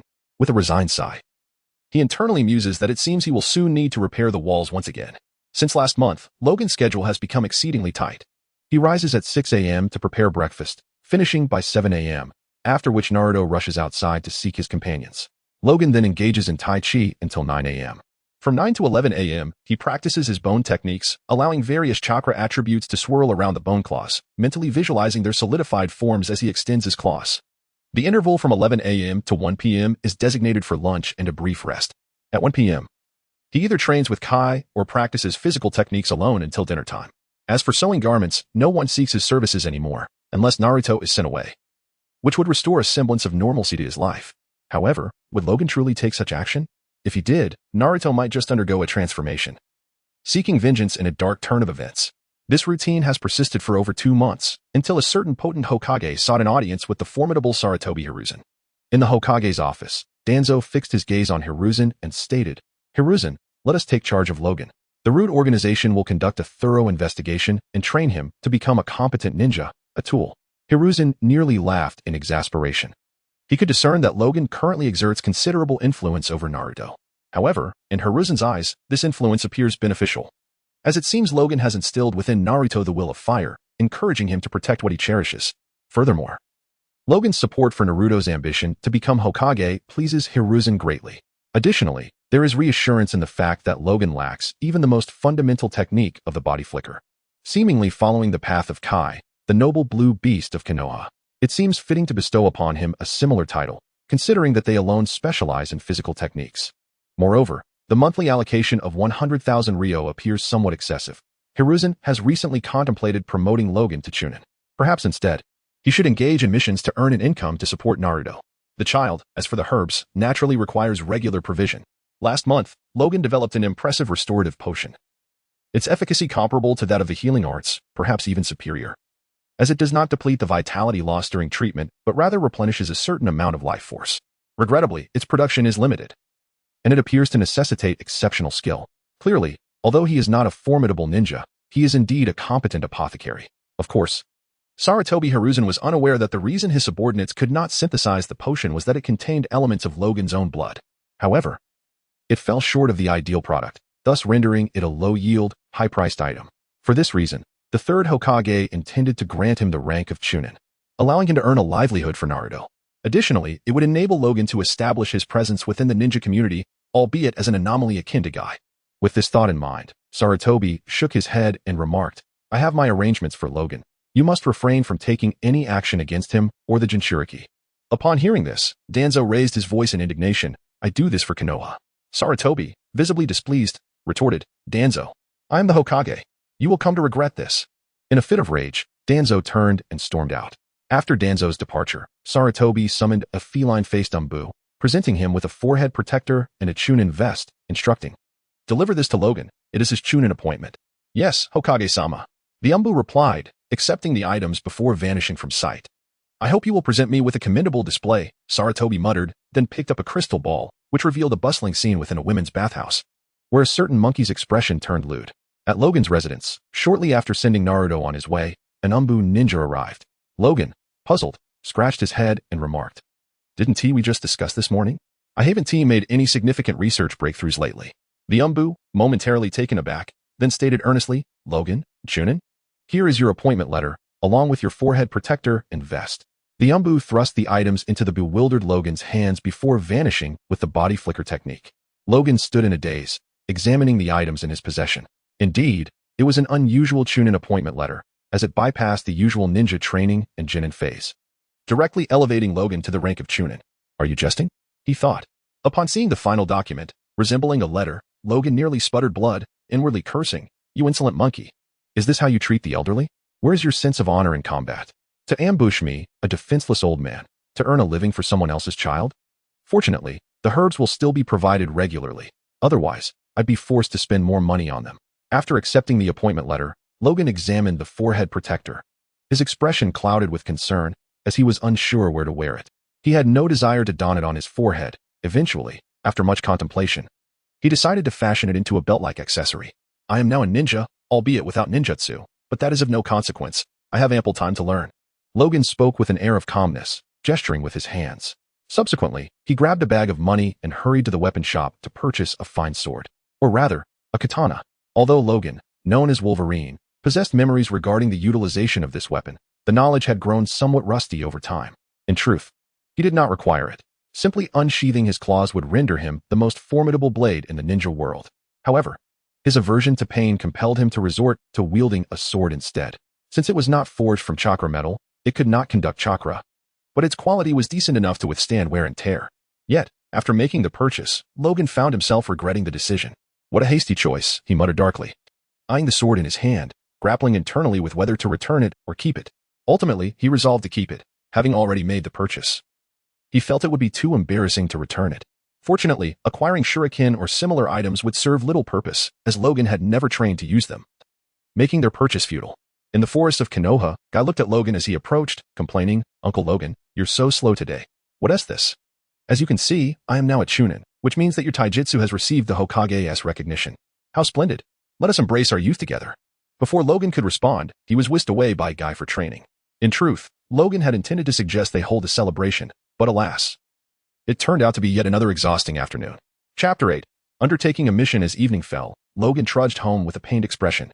Guy, in celebration of Logan's promotion to Chunin, had insisted on running an additional 500 laps around Konoha. Unlike Logan, whose recovery abilities were nearly supernatural, Guy was likely to feel quite fatigued the next day and would have little energy left to engage in playful rivalry with Kakashi. Grandpa Logan, why are you so late? As Logan entered the house, he was met with Naruto-esque complaints. However, upon noticing Logan's vest and forehead protector, Naruto's demeanor shifted dramatically. He stared at Logan and inquired, Grandpa Logan is a ninja? How come I didn't know about this? What is going on? First and foremost, absolutely not. Logan replied with a serious expression. I only just became a ninja today, which is why you were unaware. As for the details, you should ask the third Hokage. Logan's expression remained stern, reflecting on the initial misunderstanding that had led to this moment. Naruto, looking perplexed, asked, why should I ask Grandpa Third? Because he knows. Logan stated, pulling Naruto into the house. Just as they entered, he turned around and said, let us go have some Ichiraka ramen today. Yay, Naruto exclaimed joyfully, instantly dismissing his earlier questions. Indeed, you are truly the reincarnation of Ashura. Before long, the two of them, greeted warmly by the villagers of Konoha, made their way to Ichiraka ramen. Brother, for bowls of special tonkatsu ramen. Upon arriving, Logan shouted. Naruto echoed his enthusiasm, that's right. Ramen. Tonkatsu ramen. It's Logan and little Naruto. Welcome. We'll prepare it right away. The owner of Ichiraku laughed heartily. For the two had become regular customers after Naruto was entrusted to Logan's care by the third Hokage, leading to more frequent visits to the ramen shop. Thus, a considerable sum of money had found its way into the owner's pocket. At that moment, a young girl emerged with 2 cups of water, cheerfully greeting Naruto and Logan. "Little Naruto and Uncle Logan, here, have some water." Chuckling, Logan remarked, "Haha, little SHBU is becoming increasingly beautiful. The young man who marries you will be truly fortunate." SHBU, slightly embarrassed, covered her face and replied, "Oh, Uncle Logan, you're just being silly." Then, with a serious expression, she pointed at Logan's unkempt beard and disheveled hair, scolding, "Honestly, Uncle Logan, you should take better care of yourself. I've told you so many times." Logan, bemused, observed the lecturing SHBU and then raised his hands in surrender, allowing her to attend to other guests. Before long, 4 bowls of specially prepared tonkatsu ramen were devoured by Naruto and Logan, leaving not a trace behind. After their meal, Logan intended to conduct experiments once Naruto had rested. However, today Naruto exhibited unusual behavior, refusing to obediently go to sleep. It appeared he was plotting to surprise his mentor. Unable to contain his curiosity any longer, Logan set down his book and inquired, "What is it? Is something wrong?" Naruto stared intently at Logan and said, "Grandpa Logan, look. I've been attending ninja school for a while now. Shouldn't you teach me something?" Confused, Logan looked at Naruto, utterly unaware of what he was scheming. With sparkling eyes, Naruto continued, "Grandpa Logan, I've been in ninja school for quite some time. Surely there are some secret techniques or incredibly powerful jutsu you could teach me. Perhaps a method for swiftly extracting chakra?" Logan appraised Naruto from head to toe, internally exclaiming how reminiscent this was of his own childhood inquiries to his great-grandfather about any family heirlooms passed down to him. "What do you wish to learn?" Logan asked, amusement dancing in his eyes. "Super powerful ninjutsu. I can't even perform ninjutsu." "No.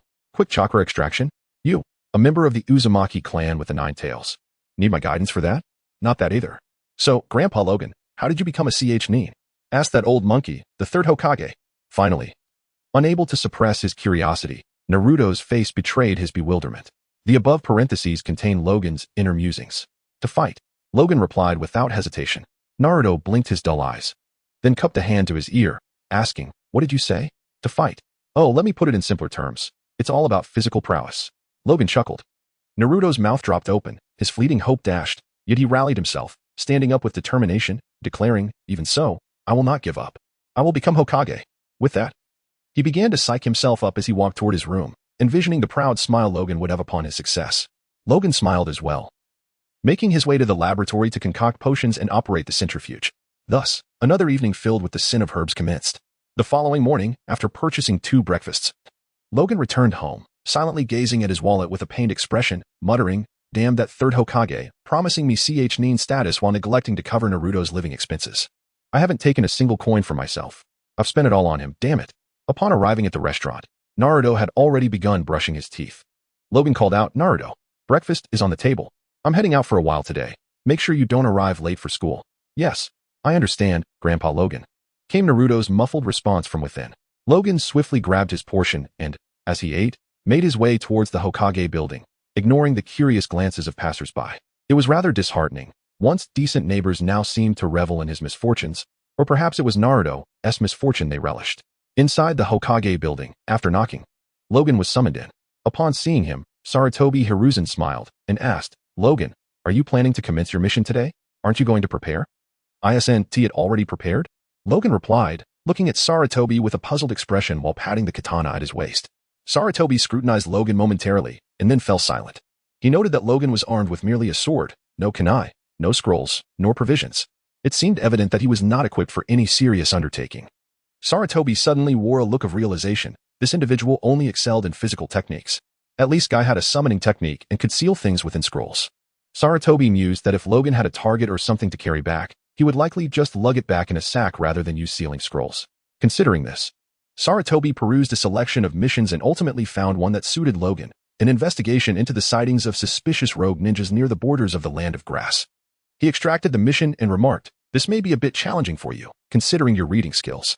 The task involves investigating the strange rogue ninjas appearing at the border of the Land of Grass. If you encounter any enemies, simply eliminate them and bring back any pertinent information." Logan accepted the mission, feigning to read it. Sarutobi felt a pang of embarrassment.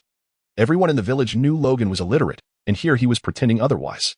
With an expression devoid of emotion, Logan tucked the mission into a concealed pocket within his clothing and declared, I will ensure the mission is completed. Will there be any extra rewards for bringing back live targets? None. Sarutobi responded. Oh, by the way, please prepare a few days' worth of food for Naruto. I fear he might starve. During your mission, I shall keep an eye on Naruto. Sarutobi nodded in agreement. Logan acknowledged with a nod and turned to leave. Just as he was about to exit, he abruptly returned, pushing the door open to say, one more thing. Remember to inform Naruto that I am on a mission. I will, Sarutobi assured him. With a satisfied smile, Logan prepared to depart, but just as he was closing the door, he had another thought. He nearly startled the third Hokage, who was about to use a crystal ball to observe the bathhouse, as he exclaimed, one more thing. Make sure to tell Guy that I am out on a mission. I know, Sarutobi replied, exasperated. Now go already. With that, Logan promptly closed the door and made his exit. Upon exiting the Hokage building, Logan clasped his hands atop his head, cheerfully murmuring to himself, I feel much more at ease now. By the way, in the land of grass, it seems that Sharon might be around. Never mind. I won't seek her out. At this moment, Logan's singular desire was to complete his tasks swiftly. He wished to avoid overthinking and instead focus on finishing several quick missions. It was evident that Logan did not contemplate the question of whether he could prevail in battle. Primarily, he lacked experience, despite having watched numerous anime. His exposure to violence was minimal.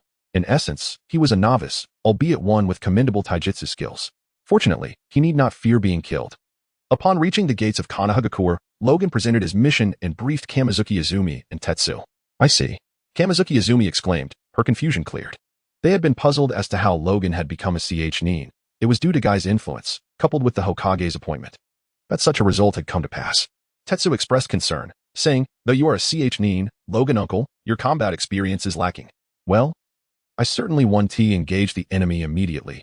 I will observe from the shadows until the opportune moment arises to strike. Rest assured, my impulsiveness is under control. Kamizuki Izumi nodded, stating, it is wise for Logan uncle to possess self-awareness. I wish you success in your mission. Haha, thank you Izumi. I shall take my leave now. Logan replied, waving farewell to the two before meandering away. Is Logan uncle off to execute a mission? It feels more like a leisurely outing, Kamizuki Izumi remarked, bemused as she watched Logan's retreating figure. It is worth noting that Logan, at present, lacked the agility to traverse the treetops stealthily like a ninja. He was not adept at gauging distances, nor had he practiced the necessary strength for jumping without overshooting. In simpler terms, he had never trained for such feats. He was only capable of running along walls or skimming across water. As for leaping from tree to tree, he feared he might tumble after just a few attempts. Furthermore, he was not in a hurry. What if, by walking, the task objective left the land of grass?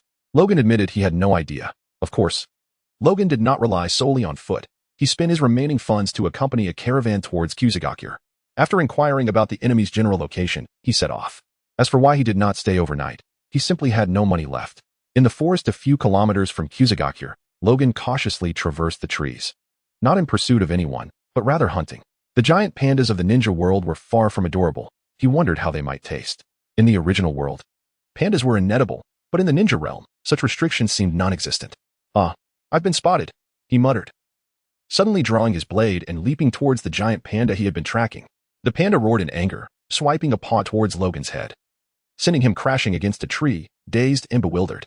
Logan had not anticipated that such a seemingly mundane creature could possess such ferocity. A single swipe sent him reeling, and he would have flown several meters had he not collided with the tree. Before he could regain his composure, he found himself wailing in pain. My leg. My leg. You. Logan screamed in agony, persistently pushing against the giant panda, yet to no avail. Under normal circumstances, a ninja would have swiftly dispatched it with a kunai. However, a typical ninja would never leap to strike a panda. After a prolonged stalemate, Logan, having slightly acclimatized to the pain, regained a modicum of rationality and recalled his unutilized martial skills. Tai Chi Bagua continuous palms. He bellowed, his palms incessantly striking the panda's forehead, following a relentless barrage. The panda's head exploded in a crimson spray, staining Logan's upper body with blood. The Tai Chi Bagua continuous palms, in essence, amounted to a haphazard flurry of strikes. The force was merely superficial, a fade of technique. Its explosive and merely a consequence of Logan's pent-up frustration unleashed in a fervent display. The panda, momentarily dazed by Logan's counterattack, felt little discomfort. After all, its thick hide and sturdy flesh rendered it somewhat impervious. It remained bewildered as to why a weaker opponent had managed to vanquish it. Drawing a deep breath, Logan gazed at his wounds which were gradually healing, feeling a surge of relief at his self-regenerative abilities. Rising, he retrieved a nearby katana and commenced the grim task of skinning the headless panda, meticulously dissecting it. Ultimately, he selected a piece of relatively tender meat to bring to the riverbank for cleaning, trusting that the surrounding wildlife would assist in the disposal of the remains. Instinctively, he spared the panda's hide, fearing the attention of hunters who might apprehend him on the spot. However, upon reflection, Logan managed a rueful smile. Despite having lived in the ninja realm in relative tranquility for many years, certain ingrained habits and perceptions were not easily altered. Nevertheless, he refrained from returning to skin the panda. Once his racing heart had settled, Logan prepared to savor his inaugural wild delicacy in the ninja realm. Chapter 9. Counterattack. Teacher Logan had once remarked that in certain specific environments, consuming panda meat was not illegal. After all, the pandas of the ninja realm were not classified as first-class protected species. As Logan relished the roasted meat, he couldn't help but grumble.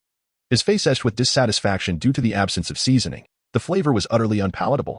Of the 3 pounds of meat, he could barely consume one before losing his appetite, not due to a lack of hunger, but rather from the unappetizing taste. His expression was one of deep conflict. It was indeed a dilemma, neither enjoyable nor easily discarded. Ultimately, he discarded the remainder, opting for a few fruits to satiate himself before retiring for the night. The following day, a group of hunters stumbled upon a scattering of fruit pits where Logan had slept, their faces filled with alarm. Whose unfortunate child has consumed this? These fruits, unprocessed, are toxic, highly poisonous. This person is likely deceased, consumed by wild beasts. At that moment, Logan was en route to the border area, the location where his task awaited him, blissfully unaware of the poisonous fruit he had ingested. However, poison held no sway over him, rendering it a trivial concern. It wasn't long before Logan arrived at the designated task site. Sniffing the air, he murmured, "There's nothing particularly distinctive about the scent here. Being upwind, I cannot detect much." He pondered, absent-mindedly touching his nose. Had he been downwind, he could have discerned more through his sense of smell. Although the film adaptation of Logan may not possess the formidable strength of its comic counterpart, nor does it surpass many other versions of Logan, it undeniably stands as the most dashing and imposing. In the animated series, he is depicted at a mere 166 centimeters, while in the film, he towers at 188 centimeters. With just a trim of his facial hair, he transforms into an undeniable heartthrob. Thus, handsomeness is indeed eternal. Logan quipped, acknowledging that while the animated version is commendable, it lacks in stature. As he pressed onward, Logan's brow furrowed at the sight of peculiar markings ahead. He hastened to investigate. A shuriken? It appeared to have been discarded, suggesting it had not been retrieved. He pondered whether it had been involved in a skirmish with a mission target. As Logan picked up the shuriken, he scrutinized it, muttering to himself. However, he gleaned little from it, as he was no seasoned detective. Surveying his surroundings, Logan swiftly made his way toward a small grove at the base of the hill. Once within the thicket, he assumed a stealthy position, taking advantage of the abundant grass and his camouflage attire to avoid detection. He had already removed his green vest, using it as a cushion beneath him. After maneuvering like a special forces operative for some distance, he paused, noticing a subtle elevation nearby, clearly a makeshift structure erected by others. Logan's senses heightened. He caught a whiff of jerky and discerned faint sounds. Curiosity piqued, he thought to inch closer. As he approached, the aroma intensified, and the sounds grew clearer. "Brother, the female genin from the grass village we captured today is quite delightful, tender and fair-skinned," a rogue ninja clad in a headscarf remarked with a smirk. The bald companion nodded in agreement. Indeed, at her age, still just a genin. Such is the fate of a small nation. The headscarf-clad rogue chuckled, adding, "Truly, if not for clinging to the Leaf Village's coattails, she would have been eradicated long ago. However, this small nation remains inconsequential, merely a reed in the wind." The ninjas from the Leaf on their missions won't dispatch their strongest, nor would the Grass Village allocate substantial funds to deal with us rogue ninjas. Even if they did, it would likely be a mere low-tier mission. Listening to their dialogue, Logan surmised that they were indeed his intended targets. He began to contemplate, disregarding their occasional glances in his direction and strategizing how to achieve a dual takedown, perhaps a delightful ambush. He resolved to employ that tactic. As the two became increasingly impatient to strike, Logan made up his mind on how to secure his double kill. With a sudden leap, he charged toward them, drawing his katana while spinning and shouting, "Waya ya ya ya ya, whirlwind." However, before he could complete his maneuver, a shuriken struck his abdomen, eliciting an unearthly howl of pain. The rogue in the headscarf let out a cold laugh. After all, they were both elite ninjas. How dare a mere chunin, so inept, take on a mission? They were clearly just handing over money. The bald rogue swiftly struck Logan's katana from his grasp, seized it, and ultimately plunged the blade into Logan's heart, pinning him to the ground. Logan opened his eyes wide, blood oozing from his mouth, and uttered a final remark before closing his eyes and lying motionless on the ground. What on earth is this Chunin? The bandana-clad rogue ninja gazed at his elder brother with a puzzled expression. I have no idea. It's utterly ridiculous. Not even using a substitution technique. I can hardly believe this is how a Chunin should behave. He seems more like a mere samurai. A Chunin from Konoha shouldn't be this inept, right? The bald rogue ninja scratched his bald head in confusion. Yet, the reality was that the two of them had effortlessly obliterated a Konoha Chunin who possessed nothing but a peculiar outfit, no soldier pills, no ninja tools, and no scrolls. I'm truly baffled by this individual. Shouldn't such an experienced Chunin be exceedingly cautious? Wasn't he hiding in the shadows just to demonstrate that? The bandana-clad rogue ninja looked at Logan with exasperation. What kind of hiding was that? It was practically blatant. The bald rogue ninja scoffed. After saying that, he fell into a deeper state of bewilderment. He had never seen a Chunin armed with only a katana, even inferior to a Jinin. The two began to suspect that Konoha was suffering from some severe ailment. Sending out such an antiquated Chunin, were they perhaps intending to eliminate those useless ninjas who merely squander their rations? While the two were discussing Logan with their backs turned, he was internally grappling with pain. Why am I still in agony? Wasn't he supposed to have been pierced through the heart? Logan furrowed his brow, contemplating. And after several seconds, the pain began to lessen, or perhaps he was merely acclimatizing to it. This reminded him of something. I am Logan, the Wolverine. Even if I've been pierced through, it's merely a trivial matter. Logan thought, stealthily opening his eyes, gritting his teeth as he extracted the sword from his body. Only to discover something unusual in his abdomen, a kunai embedded within. After removing the foreign object, Logan surveyed his surroundings, ultimately spotting the two rogue ninjas, who remained oblivious to him, their anger escalating. They may have defeated me, but how dare they disregard my presence? Have you grown arrogant, or have my claws dulled? Ark! Logan let out a furious roar as his sharp claws extended from his hands, charging towards the two bewildered rogue ninjas. He aimed for the lungs of the bald rogue ninja, simultaneously pinning him down to the ground. The bald rogue ninja was caught off guard, as the one who should have perished was still alive, causing his mind to stall, and thus he failed to evade the attack. The bandana-clad rogue ninja finally snapped to attention after witnessing his brother's demise. Fueled by rage, he did not retreat but instead began forming hand seals while bellowing, "You bastard! Let go of my brother!" Earth style, Inner West. Logan roared, withdrawing his right hand, then swiftly slashing towards the bandana-clad rogue ninja, decapitating the irrationally enraged ninja mid-seal. Without pause, Logan screamed as he rapidly pierced 27 holes into the chest of the bald rogue ninja before finally stopping. Logan gasped for breath, slowly rising to his feet. His gaze filled with a myriad of emotions as he stared at his blood-soaked hands. Logically, he should have been retching at the grotesque scene before him. Yet he was not. His body had acclimatized, or rather, the essence of Wolverine had adapted. Memories of past battles with Sabretooth Victor and others surged through his mind, alongside the haunting image of Silver Fox Kyra's demise and the agony of being infused with adamantium. Logan closed his eyes, unleashing a roar of anguish, his claws thrashing wildly as he stumbled until his back collided with the trunk of a tree. With his eyes wide open, he gradually calmed himself, murmuring, I am Logan. I am Yulukai. This is all me now. Exhaling deeply, he sank to the ground, leaning against the tree, lost in contemplation. Hours slipped by, and as night descended, Logan found himself fixated on his claws, reflecting on the pain they had caused. Damn it, he muttered. I initially suspected my lack of clothing upon entering this realm was due to hastily escaping after my adamantium injection. Turns out, I was right. A faint smile crossed his lips at the thought that the elderly couple from the farm need not have perished. Their demise had troubled him greatly during the film. Retracting his claws, he noted that the once excruciating sensation of retraction had lessened considerably, and his control over his body had grown smoother. Approaching the two lifeless bodies nearby, he examined their forehead protectors. I don't recognize which village they belong to. All I know is the leaf symbol, he mused, regretfully forgetting the rest. Kunai. Explosive tags. Quite a haul, he remarked, deciding to equip himself with the spoils, feeling somewhat like a ninja. As he rummaged through the belongings of the two rogue ninjas, he selected only the items he could utilize, excluding the scrolls, and proceeded to bind the bodies with cloth and rope before hoisting them over his shoulder. He had no money left to rejoin the convoy, and the money sealed within the scrolls of the two rogue ninjas was inaccessible to him, as he lacked the knowledge to unseal them. After traversing several kilometers, Logan found himself encircled by a pack of wolves, approximately 3 in number. They raised their heads in unison, howling, and moments later, a dozen more wolves appeared, the largest among them slowly advancing, growling menacingly at Logan, as if to say, drop the human and let us feast, or you shall not escape. Logan glanced at the bloodstains on his clothing and the crimson shroud draped over the body. Attracted by the scent of blood, I completely forgot to clean up. I'll wash up properly once I have the means. With that, He secured the cargo with his left hand while gripping his katana with his right, readying himself against the oncoming wolves. Seeing Logan's defiance, the alpha wolf let out a furious roar, prompting the pack to charge at him with bared fangs and claws.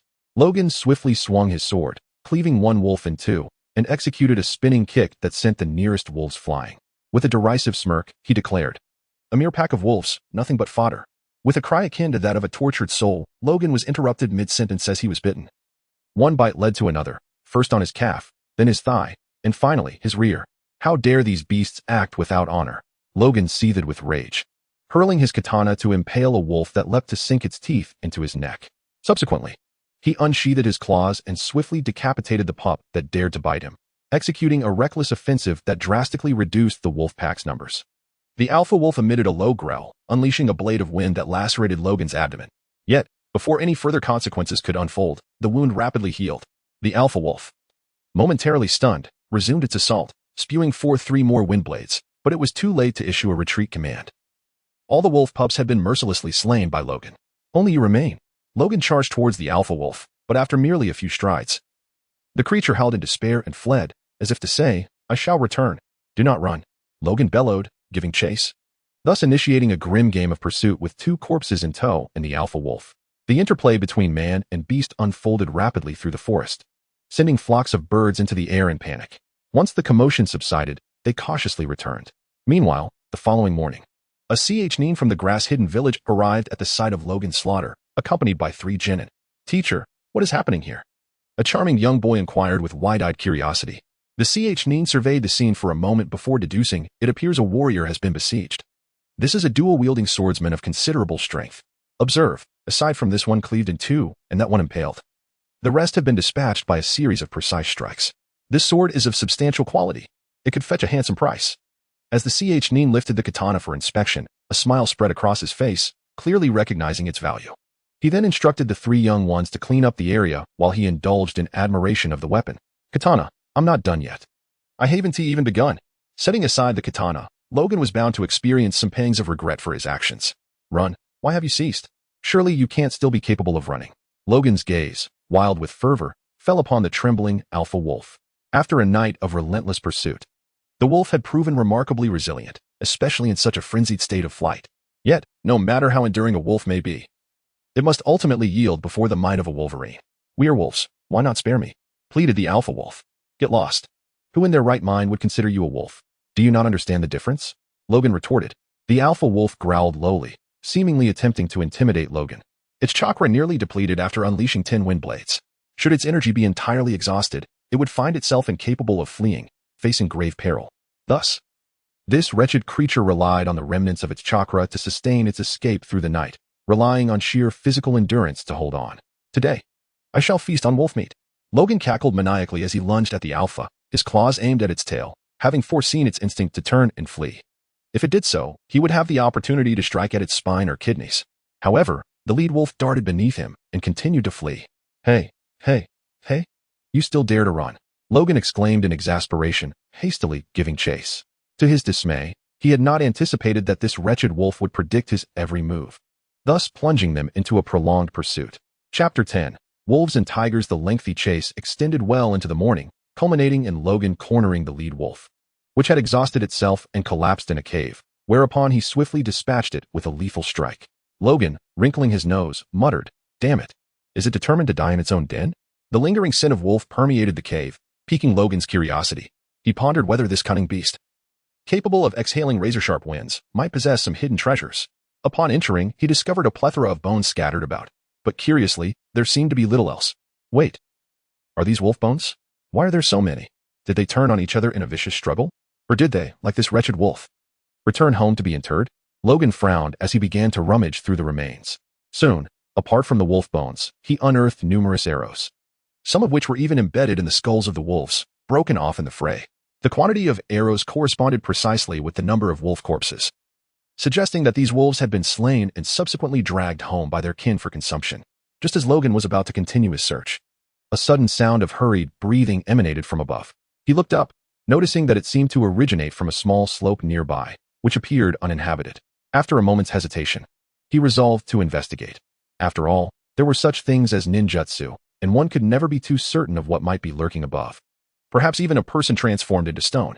With that thought, Logan swiftly leaped to the slope, discovering an opening just wide enough for him to enter by bending his frame. As he approached, the frantic breathing became markedly clearer. Cautiously, he stepped into the cavity, and shortly thereafter, he encountered a girl with black and white hair.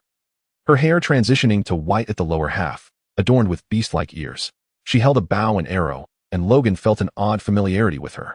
After a moment of reflection, he gasped, "Isn't that the princess from Konosuba?" Upon hearing his voice, the girl slowly opened her eyes.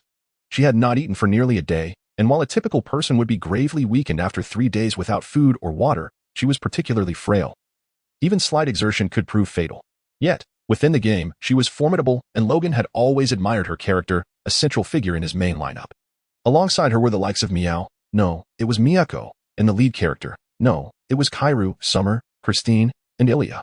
Of course, there were others as well, such as Summer Kokoro, Summer Pekarine, and Summer Jusher, though he had not played those characters for nearly a year prior to his crossing over. Beyond those, he vaguely recalled the silent elder, Yuki or Tomoki, perhaps.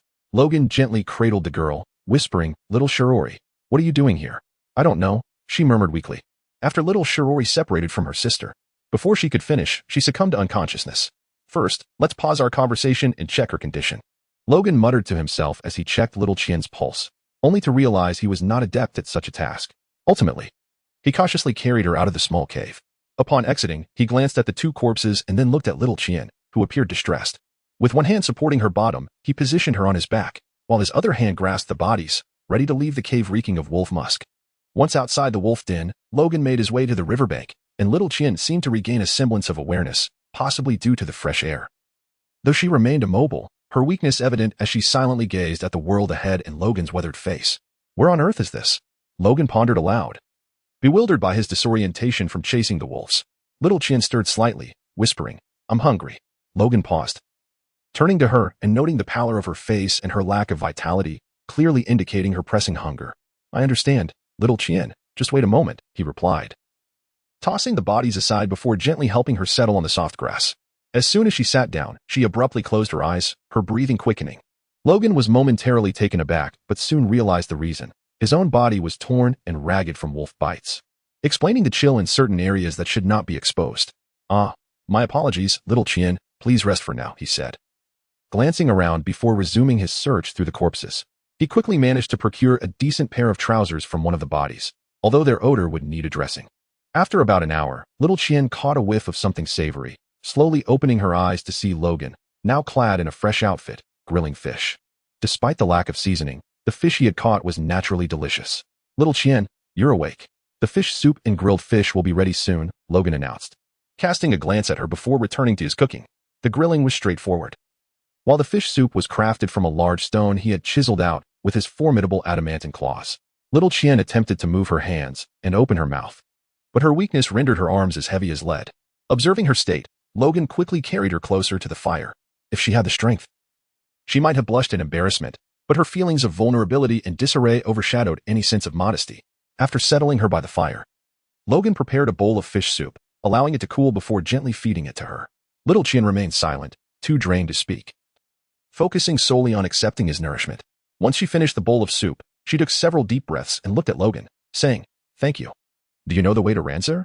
Logan furrowed his brows and replied, "Little Qian, don't rush. Eat first, or you'll lose strength again."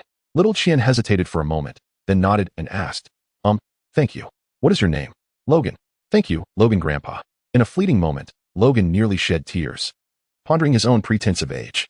However, he decided to let it be. After they finished their meal, little Qian turned to Logan and asked, "Grandpa Logan, do you know the way to Ransol? Do you know how to get to Elizabeth Ranch? This place feels so unfamiliar, and I miss my sister and everyone." Logan's expression became intricate, as he was at a loss on how to avoid disappointing little Qian, though it seemed an impossible task.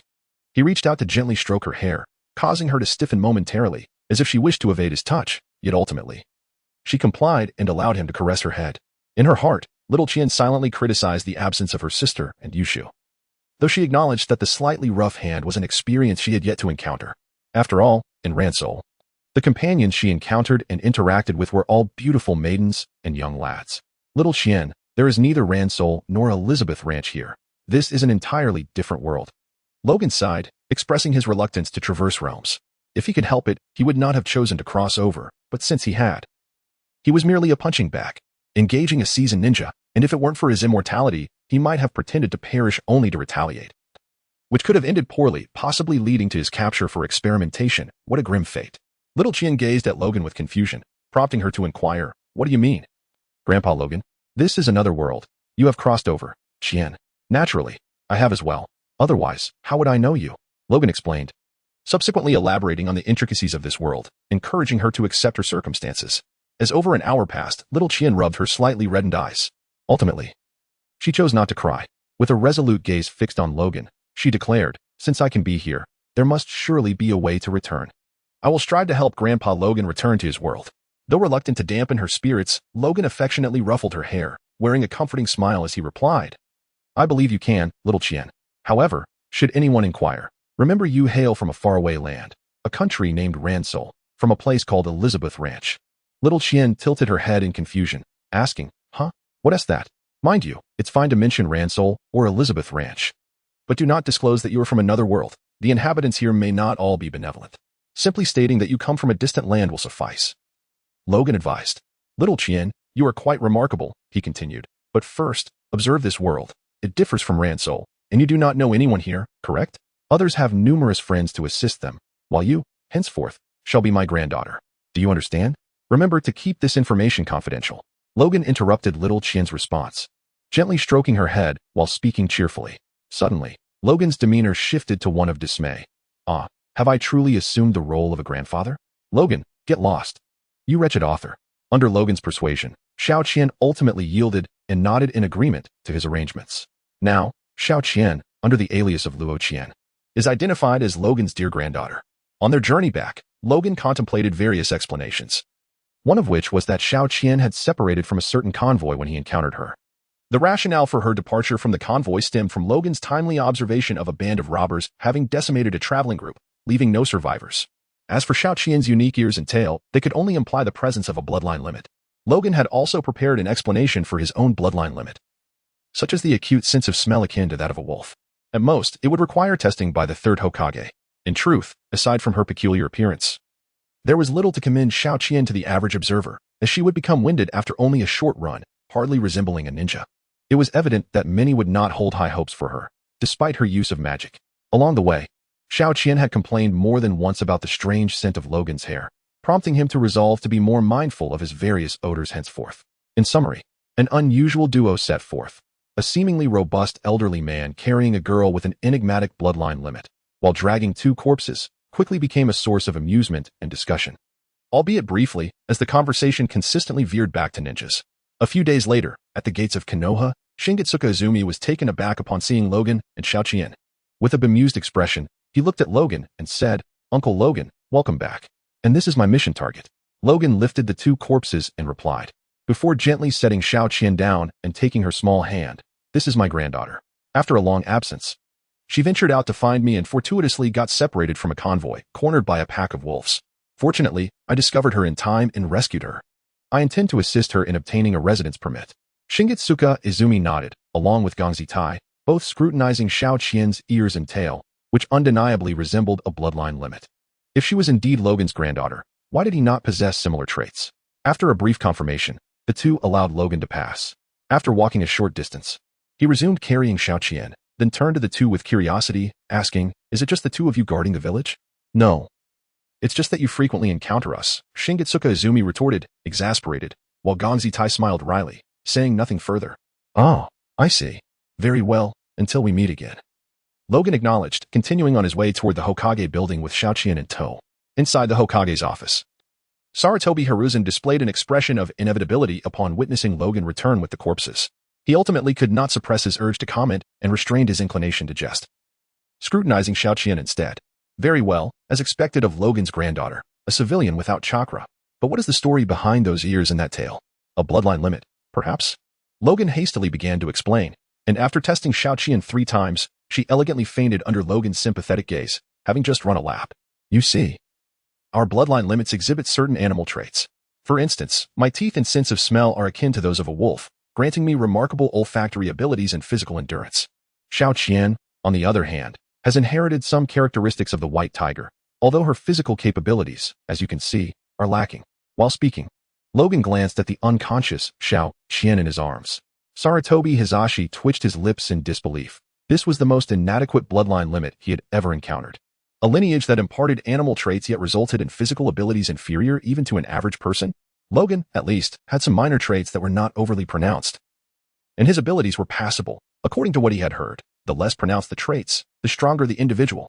In any case, Xiao Qian's residency status was swiftly approved, eliminating the prying eyes of certain individuals, such as Kage, a mere practitioner of physical techniques, and another who could barely run a few steps without exhaustion. They were utterly unqualified to join the route and hardly worth any attention, not even deserving of the chance to be subjects for experimentation, truly the dregs of society. Chapter 11. Logan's home. After completing the necessary formalities and receiving his mission reward, Logan strolled through the streets of Konoha with Xiao Qian. As they walked, aside from a few friendly ninjas, most people avoided them, fearful that engaging with Logan would bring them misfortune. "Grandfather, it seems they dislike us. Is it because of me?"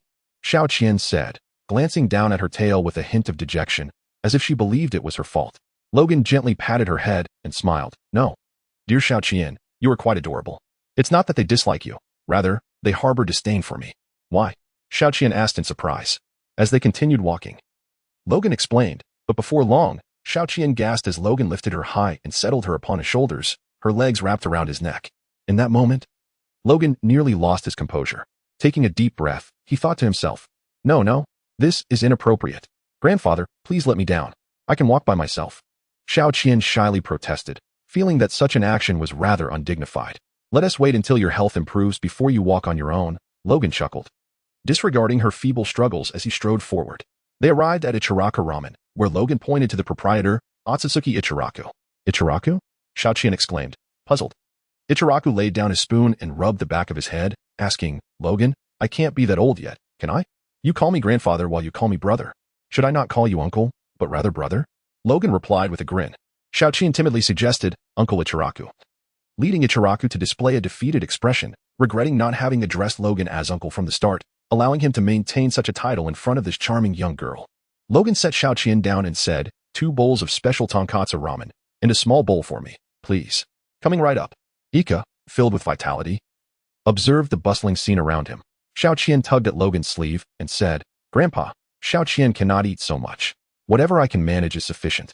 The rest can be enjoyed by you." Logan chuckled heartily. Ever since he had brought Xiao Qian home, his smiles had multiplied. Was this a sign of the loss of humanity? Or perhaps a reflection of the author's own sentiments? Just as the ramen was served, Naruto's voice echoed from outside. "Uncle Iku, here comes a bowl of specially crafted tonkatsu ramen." Upon entering, Naruto's eyes sparkled. He hopped over to Logan and exclaimed joyfully, "Grandpa Logan, you're back." Once Naruto settled, he noticed Xiao Qian and curiously inquired, "Who is this sister?" "Come, Naruto, greet her as Xiao Qianjia," Logan instructed, pausing momentarily, nearly slipping up and calling her Xiao Mingguo. Naruto displayed a look of confusion, but after Logan's explanation, he referred to Xiao Qian correctly. This was largely due to Xiao Qian's amiable demeanor, which, much like Logan's, radiated goodwill. Naruto, who had always been sensitive to the emotions of others, naturally felt a favorable impression towards her. Additionally, they were both regarded as Logan's grandchildren, albeit fictitiously, which certainly added to the charm. Eventually, Logan consumed 3 2/3 bowls, while Naruto finished 3. After settling the bill, they departed, transforming into a comical sight with Naruto and Xiao Qian each perched upon one of Logan's shoulders. Initially, Logan had intended to carry only Xiao Qian, but Naruto found this arrangement novel and amusing, thus joining in. However, with Naruto's presence, the disdainful glances directed at them intensified. Xiao Qian suddenly realized that the animosity directed at her and Logan was merely incidental, prompting her to treat Naruto more like a younger brother. Upon arriving home, Logan was momentarily taken aback. "Goodness, has my house changed so much in just a few days?" Graffiti adorned the walls, accompanied by the unpleasant stench of rotten eggs and litter. The graffiti was likely the handiwork of that mischievous Naruto, who had even vandalized his own home. As for the foul odors, they were probably the result of the neighborhood children's antics. "Just one Naruto's vandalism is enough. I certainly don't need any extra chaos," Logan remarked impassively, causing Naruto to shudder and stammer, "Grandpa Logan, I can explain. No words can justify this. Divine retribution. Ah, Xiao Qianjia, save me." In any case, the evening at Logan's home was quite lively. The following day, Naruto went to school as usual, but his spirits were notably high. thanks to Xiao Qian's assistance in tidying his clothes and smoothing his hair. To Naruto, having an older sister looking out for him was a profoundly delightful experience. Meanwhile, Logan and Xiao Qian remained at home. Today, he chose not to venture out as he usually did. Instead, he embarked on research concerning how to replicate a portion of his genes for Xiao Qian. Her frail constitution prompted Logan's desire to transfer healing factors to her. Even in a diluted form, Xiao Qian was not idle either. She assisted Logan by fetching medicinal herbs and supplies, which she was more than capable of doing. However, throughout the entire day, no success was achieved. It is understandable, for Logan is not an expert in this domain. As a side note, he has studied animal sciences for only a year, and his knowledge of pharmaceuticals is derived merely from television portrayals of separation machines, imitating what he sees. Furthermore, much of his understanding comes from the world around him. As for the biotechnology depicted in Naruto, if it is not produced by Orochimaru, the outcomes are quite different. The fact that he has managed to concoct some restorative potions over this time can be attributed to sheer luck. Fortunately, the primary raw material is his own blood, alleviating concerns of data theft, as the documentation merely outlines the composition and synthesis of the medicinal herbs, without indicating that his blood is the core ingredient, rendering replication impossible for anyone. Of course, he fears that should he document this, he would become a source of medicine himself, unable to guarantee the security of his laboratory, which even a low-ranking ninja could infiltrate. For 5 consecutive days, Logan has been immersed in research at home, with Shokan occasionally assisting before taking breaks. Although she is curious about what Logan is working on, she refrains from asking, as she does not comprehend such matters. In the evening, as Naruto savored a tiger-skin braised egg, he turned to Logan and inquired, "Grandpa Logan, you seem to have been home lately. What have you been doing?" "Researching pharmacology," Logan replied, while serving Shokan a piece of braised pork. Shokan wore a conflicted expression, as she could no longer eat, and she handed the pork to Naruto, who joyfully devoured it. Logan chuckled, then turned to Naruto and asked, "How has your schoolwork been lately, little Naruto?" After swallowing the pork, Naruto flexed his muscles, squinting with pride as he declared, "I've extracted quite a bit of chakra. Soon, I shall be able to learn ninjutsu." "How is your practice with the kunai throwing technique going?" Logan inquired, though he regretted the question immediately after. "I'm far stronger than you, Grandpa," Naruto boasted. While this was indeed true, Logan resolved to serve up something substantial for Naruto at breakfast the following day. If Logan were to avoid interacting with Naruto and only trained occasionally with Guy, he would not have advanced to the rank of Chunin. After becoming a Chunin, his circumstances would be even more dismal than Guy's. For instance, during item collection missions, he would struggle to bring anything back, while Guy would employ sealing scrolls or kunai throwing, skills in which Logan has not practiced, rendering him weaker than even a Genin.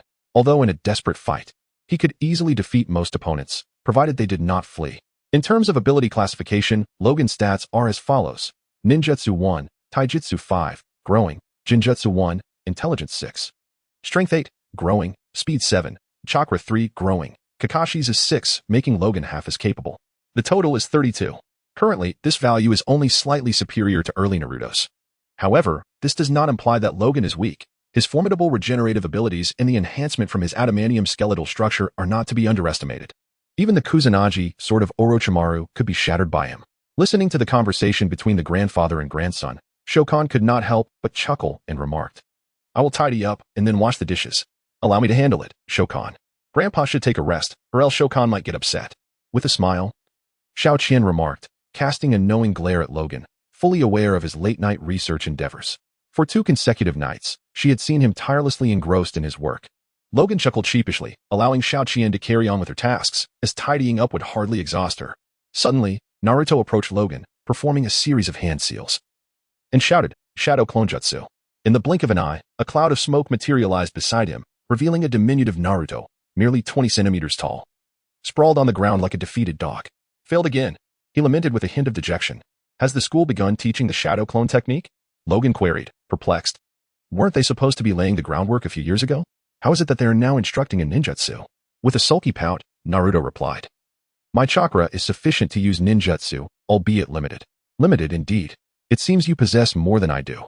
Logan inwardly scoffed, then affectionately ruffled Naruto's hair, saying, "Naruto, you must focus on building a solid foundation before aspiring to learn ninjutsu. Do you understand?" "How do I build a foundation?" Naruto asked, furrowing his brow. "Well, come with me," Logan responded, preparing to take Naruto outside to practice tree climbing.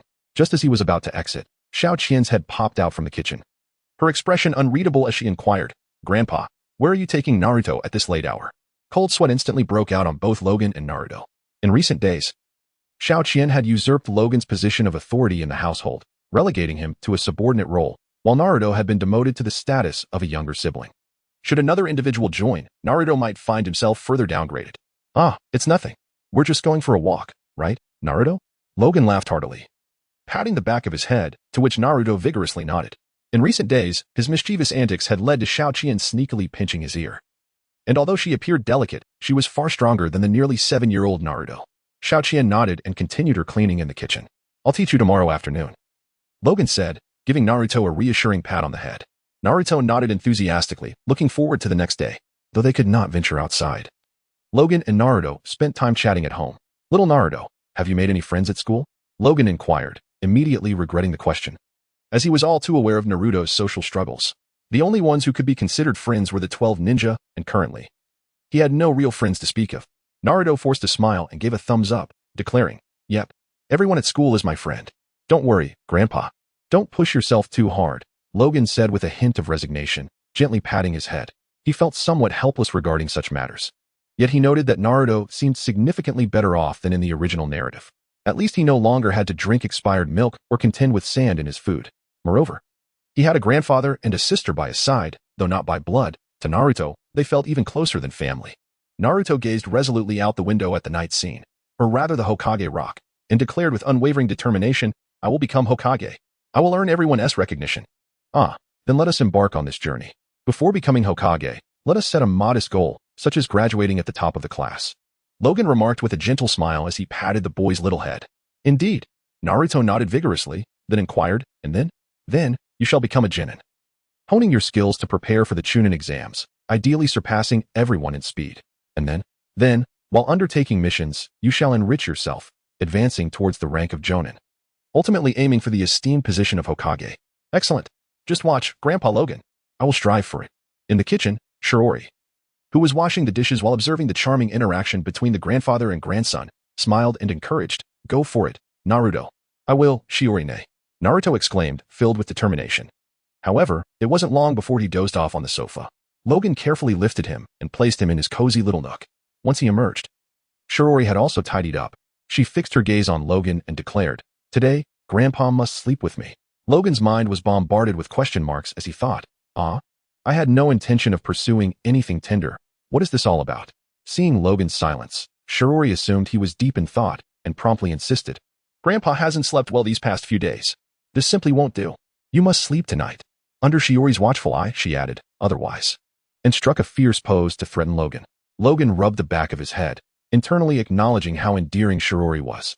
Ultimately, he relented and followed her into the room, only to be assigned to the floor, thinking to himself that this was less than ideal compared to sleeping alone. Under Shiori's fierce gaze, he slowly closed his eyes. Once she heard the soft sounds of his snoring, Shiori tried to call out to him, and, upon realizing he was truly asleep, whispered a good night before covering herself with the blanket and drifting off. In the dead of night, two shadowy figures stealthily approached Logan's home, using a key to unlock the door. These figures showed no interest in the sleeping occupant, but made their way directly to the basement. Clad in attire that might suggest they were Umbu, they were, in fact, members of the Root organization. These two had likely engaged in such infiltrations before. The concoctions they had crafted did not yield the anticipated results, perhaps due to errors in the procedure. Quickly, find any pertinent records, the cat-faced ninja whispered, while the dog-faced ninja nodded, and they began to search diligently, ensuring to return everything to its rightful place. A few minutes later, the dog-faced ninja quietly announced, Found it. Excellent. Quickly, document it. The cat-faced ninja swiftly tidied up their area before rushing over to assist in the recording. However, what they had obtained bore little difference from the original stolen items or those submitted. Their primary goal was to copy additional materials that they lacked, although they knew that merely transcribing them would not render them usable. The core ingredient in Logan's synthesized potion was the blood of Wolverine. However, he would not write it down, as he himself could not detect the presence of blood within. Thus, it remained unwritten. If someone truly sought to uncover the truth, they could only conclude it was a blood limit. Chapter 12. The reserve personnel. Half a month later, during this period, Logan found it nearly impossible to conduct research through the night. Although he continually insisted he was fine, he was forcibly led into his room by Shiori. For the first 3 days, seeing Logan was obedient, Shiori would sleep once he fell asleep. On the 4th night, Shiori awoke in the middle of the night to use the restroom and discovered Logan was missing. Ultimately, she found him in the laboratory. After that, Logan could no longer manage to pull all-nighters, nor could he sneak away to do so. As Shirori devised a strategy, she would sleep with her head resting on Logan's arm. Whenever her grandfather attempted to sneak off to the lab, she would immediately awaken and deliver a swift retribution. Thus, Logan's daily routine underwent a transformation. He spent half his morning on research and the other half teaching Shirori how to refine chakra, while also refining his own. Although Shiori's constitution was somewhat frail, her refining speed was remarkably swift, possibly because she could convert the magic power within her into chakra. This astonished Logan. He had initially thought that a girl with magical abilities could not manipulate chakra, yet here she was. Not only could she do so, but her chakra reserves were also surpassing Logan's by a notable margin, thanks to the conversion of her magical energy. It seemed that in just over a month, Shirori would possess a chakra amount of 1 card. Of course, Logan was unaware that at such a rate, the speed would slow down to around 1 card. But it was still significantly faster than his own. Speaking of which, the money Logan earned from completing a single mission, when managed frugally, could sustain him for 2 months before he needed to embark on a second mission. While other ninjas typically rested for a day or two, Logan returned and took a break for over half a month, which caused the third Hokage considerable concern. However, he chose not to intervene, as Logan was merely an ordinary ninja without formal education, and the fact that he could undertake missions was commendable enough. At that moment, 2 figures, one wearing a cat-faced mask and the other presumably also a cat mask, knocked and entered the Hokage's office. Both were quite young. One had white hair while the other had black. If Logan were present, he would surely recognize them as Kakashi and the measurement unit. The third Hokage nodded, taking the scrolls presented by the two and beginning to peruse them. Upon finishing, he nodded in satisfaction with both individuals, though he felt a sense of conflict, primarily concerning Itachi Uchiha. However, that internal struggle soon dissipated. The third Hokage instructed his Umbu to investigate matters concerning Shirori, mainly out of concern that Logan might be deceived by her, potentially bringing a spy into their midst. Despite her apparent frailty during testing, caution was warranted, as it could very well be an act. Thus, he dispatched the two to look into it. However, the report they provided revealed that Shirori had been rescued by Logan from a wolf den, where several wolves had been slain by arrows. Moreover, Shiori's constitution was not a ruse. It was genuinely as weak as it appeared. Simultaneously, an assessment was made regarding Logan, noting his commendable physical prowess and swordsmanship, as well as his remarkable endurance. Consequently, the third Hokage felt entirely reassured about both Logan and Shirori.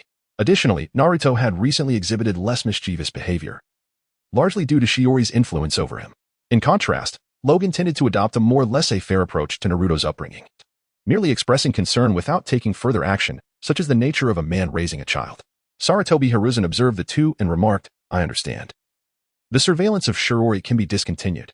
However, protection for Naruto must continue. Simply inform the Umbu." "Understood, Lord Third." Kakashi and Itachi responded in unison, and in the next moment, they vanished from sight. Once they departed, Sarutobi Hiruzen retrieved Logan's file and adjusted the classification of his assignment to an A rank. Given the unexpected emergence of 2 Jonin-level adversaries, it appeared necessary to procure additional funds from the village hidden in the grass. Hiruzen muttered to himself, subsequently instructing the Umbu to attend to the matter. As for the funds, they would only be dispersed to Logan once payment was received from the grass village. On the same day, Logan assessed his wallet at home, subsequently handing the remaining money to Shirori. "Shirori, this is for you, your living expenses for the next few days. Grandfather must undertake a mission to earn more," he declared. Shirori furrowed her brow and inquired, "Grandfather, can't you stay home? Just like at Elizabeth Ranch, where everyone is together." "Ah, dear Shirori, this is the world of ninjas. Though I am not a conventional ninja, I still belong to this realm. At present, we lack the funds to purchase land, and must rely on missions to earn money." Logan responded with a hint of resignation, pondering whether he had forgotten his original vocation. Had the garments he sold become limited editions? Our root organization has already unraveled the mysteries and developed our own specialized Umbu attire. This, of course, was one reason for Logan's current unemployment. Nevertheless, it made little difference, as he had a substantial amount of personal savings untouched, stemming from his partnership with the elderly seamstress. Over the years, he had received a considerable share, which he had designated as private funds. Under Logan's gentle persuasion, and knowing there was no way to dissuade him, Shirori could only offer her blessings as she watched him depart. On his way to the Hokage building, Logan encountered 3 familiar faces, Guy, Ebisu, and Nara Shikamaru. The trio waved and called out, "Uncle Logan." "Ah, it's you all." "Guy, Nara Shikamaru, Ebisu, how have you been lately?" Logan greeted them cheerfully. "Quite well. I've recently become a team leader and am preparing for a mission. I would like to invite you, Uncle Logan, to join us," Guy stated, revealing his purpose. The other two were equally enthusiastic, especially since Logan had been exceptionally promoted to Chunin by the Hokage, suggesting he possessed unique capabilities. Logan pondered for a moment before nodding. Perfect timing. I was indeed considering taking on a mission today. Let us proceed together. What kind of mission is it?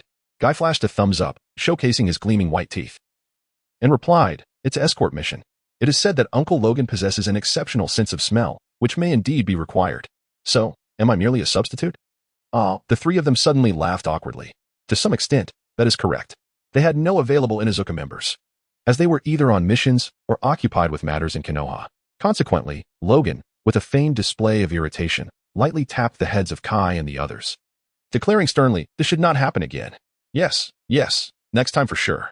Hibiya replied with a grin. He then proceeded to elaborate on the details of their mission, escorting a noble to the land of hot water in search of a peculiar flower. This flower emits a strange odor, detectable by ordinary people within a mere 3 meters, while animals can perceive it from hundreds or even 1,000 meters away. Which is precisely why the Inuzuka clan is averse to this task. At that moment, Logan could only think, damn. However, the reward for the mission was disproportionately high compared to its difficulty. As Kai explained, it had remained unclaimed for too long, and ultimately, due to the generous compensation, Sarutobi Hiruzen had fortuitously apprehended these 3 fools, assigning them to complete it. However, the trio was unaware that Nara Shikamaru would not display such foolishness. I see. This is indeed favorable, Sarutobi Hiruzen remarked, exhaling smoke.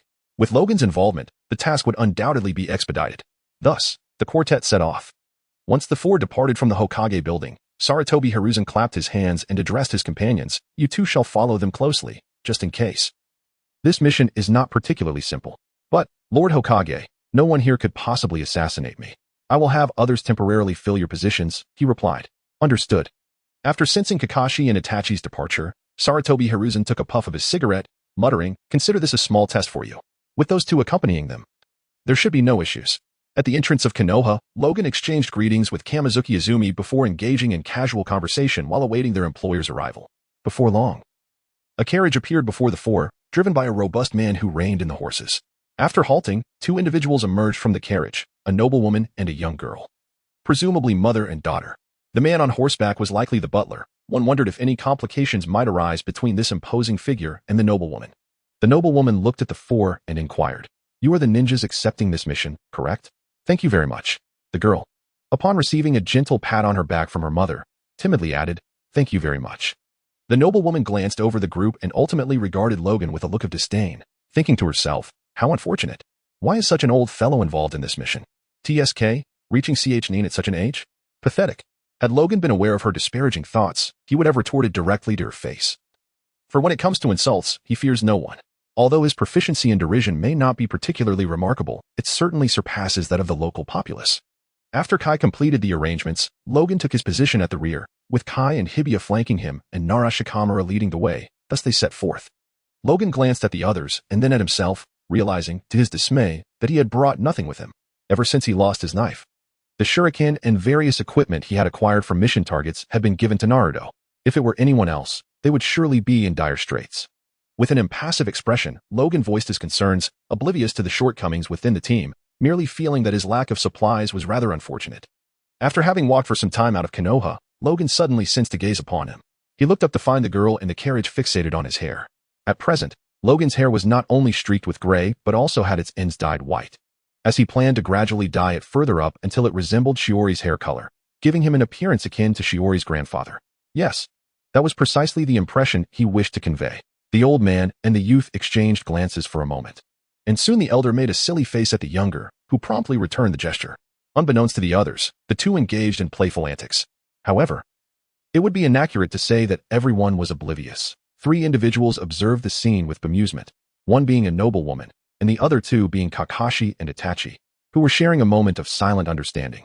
Kakashi cast a glance at Itachi, who suddenly smiled, prompting Kakashi to steal another look, albeit with a hint of disapproval. This somewhat tarnished Kakashi's impression of Logan, leading him to silently label him a mischievous old man. Nevertheless, in the world of shinobi, hairstyles and colors had their own unique flair. Logan's gradient locks were clearly dyed, while Shiori's were naturally so. Logan's hair, which had previously been neglected aside from the occasional wash, was now in better condition. Despite his reluctance to wash it, Shiori insisted on helping him, and he relished this bond of affection. As night fell, the team arrived at a quaint town on the border of the Land of Fire. The noblewoman intended to spend the night there and graciously offered to cover the lodging expenses for the four of them.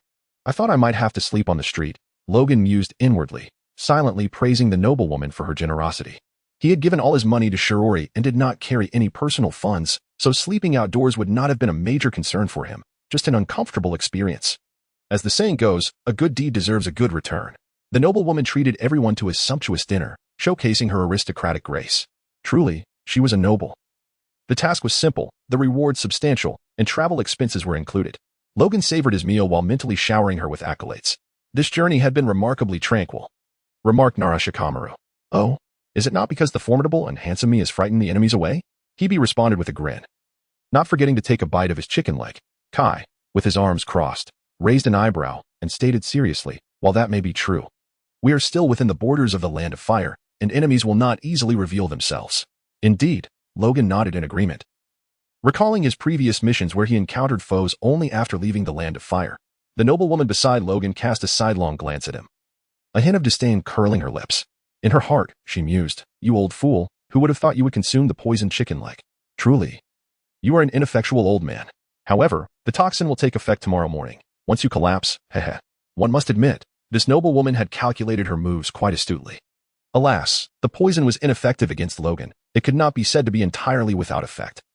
But it would only last a brief moment before his resistance would overcome it. As Logan ate, he found the flavor somewhat peculiar. Had he been a connoisseur of poisons, he might have detected it immediately, but regrettably, he was not. Thus, he merely attributed the odd taste to an excess of seasoning. Remarkably, he ended up consuming more, for it was simply too delectable. Chapter 13. Ambush and preemptive strike. In the early morning, outside the town, Kai and Logan jogged side by side around the quaint settlement.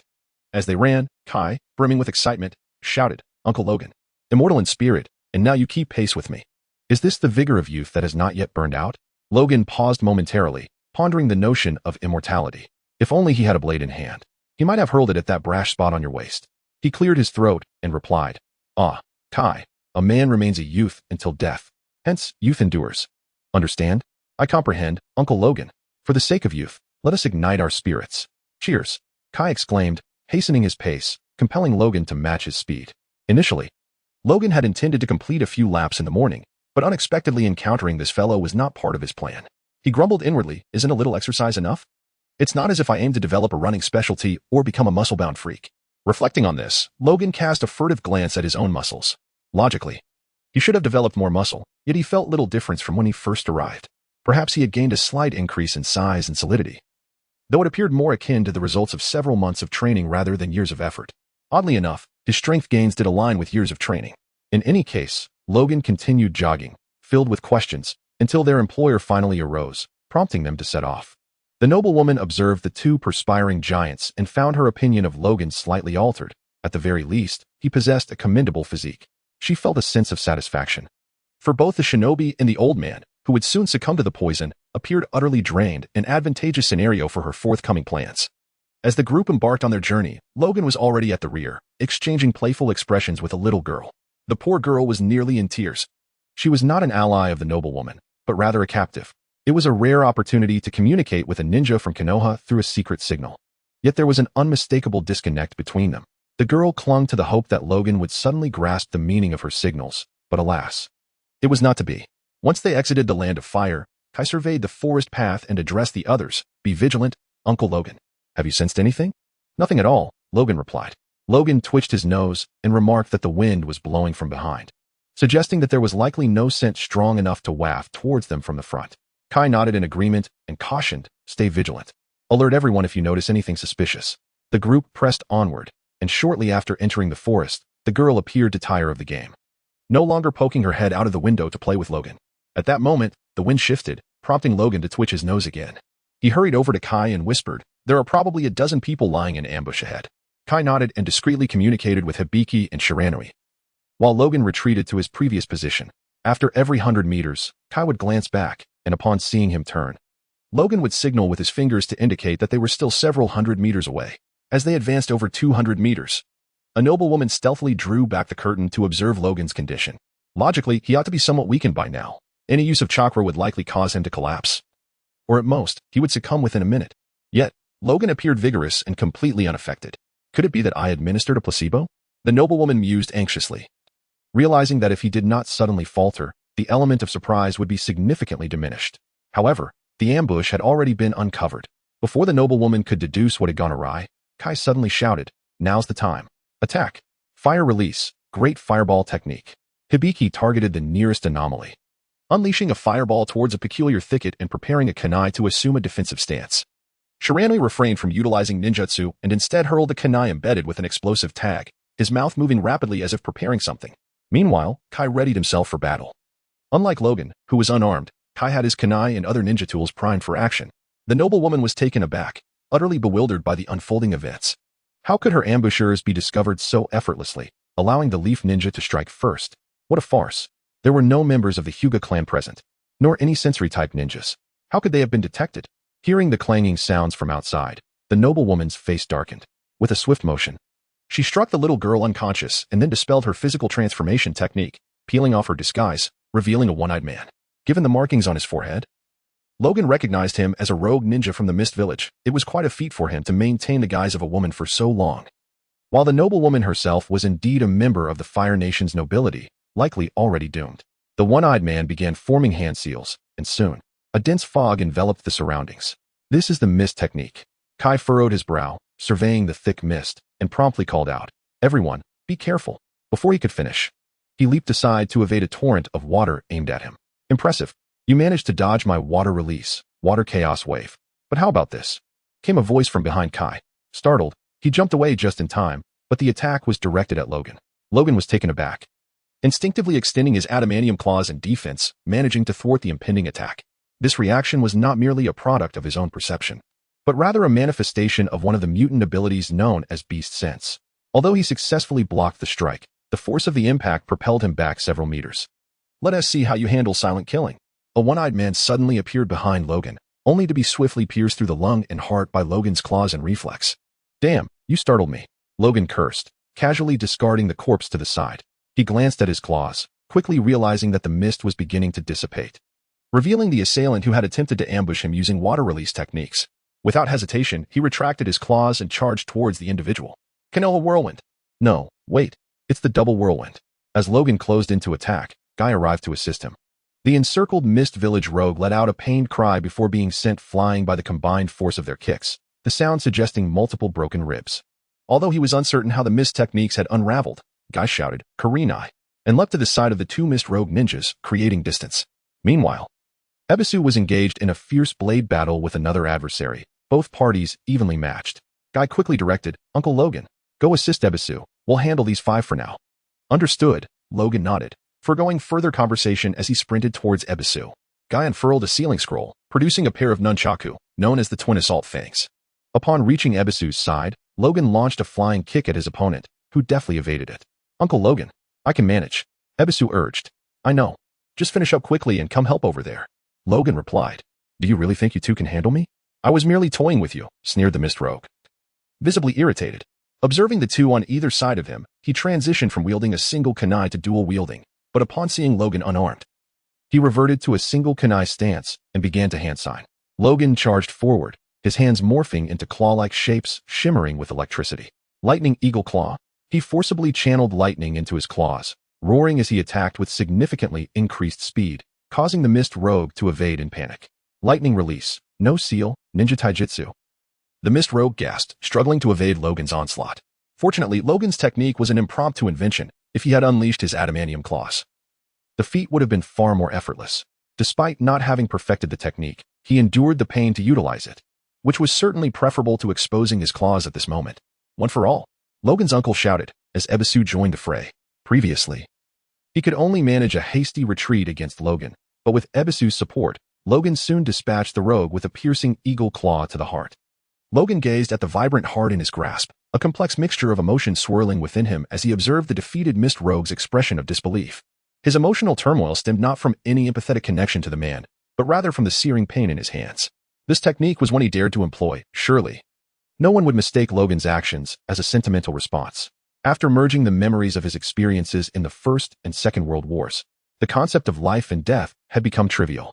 Words may convey one's sentiment, yet the reality of experience tells a different tale. casting aside his heart.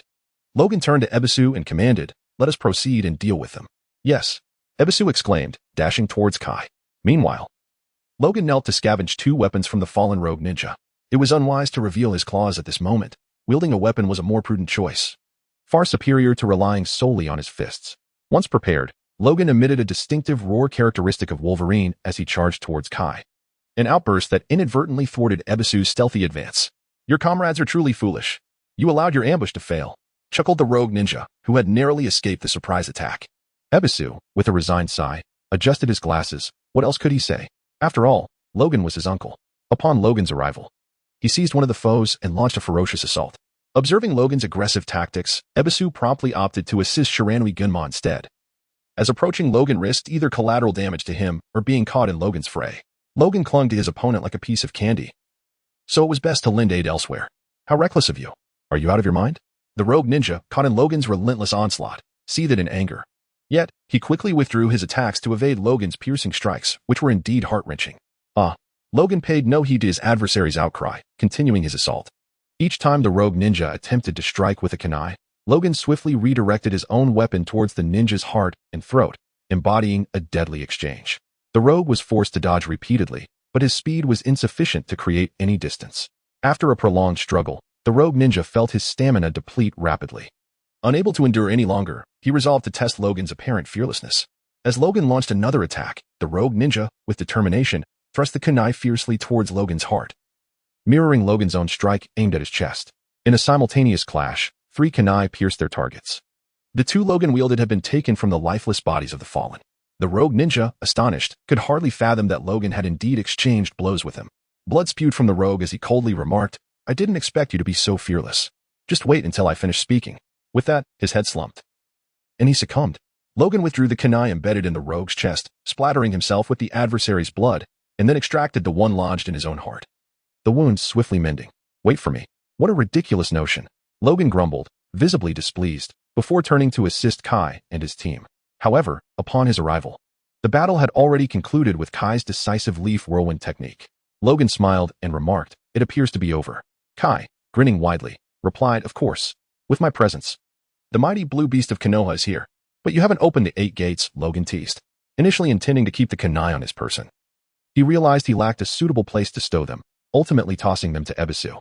Startled by this sudden gesture, Ebisu fumbled but fortunately remained unscathed. His gaze towards Logan filled with reproach. After tidying up the fallen foes, Kai turned to Logan and said, "Uncle Logan, please check on the protected target to ensure their safety." Logan was about to nod when his nose suddenly twitched, and he exclaimed, "This is bad. A foul stench is emanating from the carriage." "What?" Kai and his companions were taken aback, hastily joining Logan in a sprint towards the carriage, their senses heightened. Logan pulled aside the curtain of the carriage, revealing that the noblewoman had vanished, replaced by a one-eyed man lying in a pool of blood. His eyes wide open in death, Logan recognized the man, who had been chattering behind him earlier, and now lay lifeless. How had he ended up here? With several stab wounds to boot? Logan glanced at another figure and furrowed his brow. It appeared that the perpetrator was the young girl who had been beside the noblewoman. No, the true culprit was the girl herself. She must have dragged the body here to desecrate it. At that moment, she wore a vengeful expression. Clutching a knife stained with fresh blood, her own attire splattered with gore.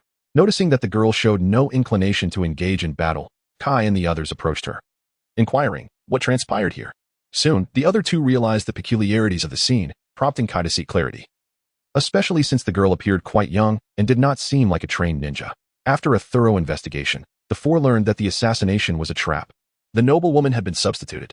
The girl before them was the ninja who had killed the noblewoman and assumed her identity, not through transformation jutsu, but via a human skin mask, as the latter could have revealed flaws in her disguise. The one-eyed man, upon his death, had been dragged into the carriage for her catharsis. The girl remarked that had the man struck her harder to knock her unconscious, this incident might have been avoided, although she likely would have still desired to desecrate the body afterward. Now, only the girl remained, and it was clear that returning to the capital would be quite challenging for her. By noon, the 4 had dealt with the body and the young girl, not through violence, but by ensuring she was cleaned up. Exhausted, she had fallen asleep in the carriage, while the others planned to rest briefly before continuing their journey. Kai, Ebisu, and Shiranui would escort her, while Logan would return to Konoha with Kai's report. A day later, Ebisu and Shiranui returned as well, and the group gathered for a meal at a barbecue restaurant. Indeed, We owe our safety to Uncle Logan's keen senses. Had we been ambushed, the situation would have been dire, Shiranui remarked, glancing at Logan. Logan smiled quietly, choosing to remain silent as he continued grilling meat. Shiranui, unconcerned, engaged in conversation with Ebisu.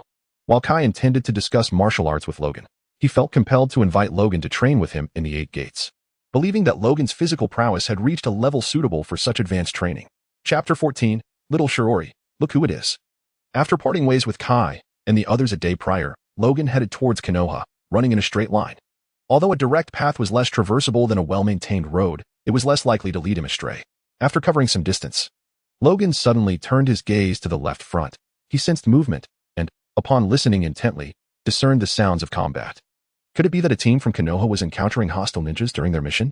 Logan murmured to himself, then hurried towards the scene of the skirmish, deliberately softening his footsteps to avoid giving away his presence for a surprise attack.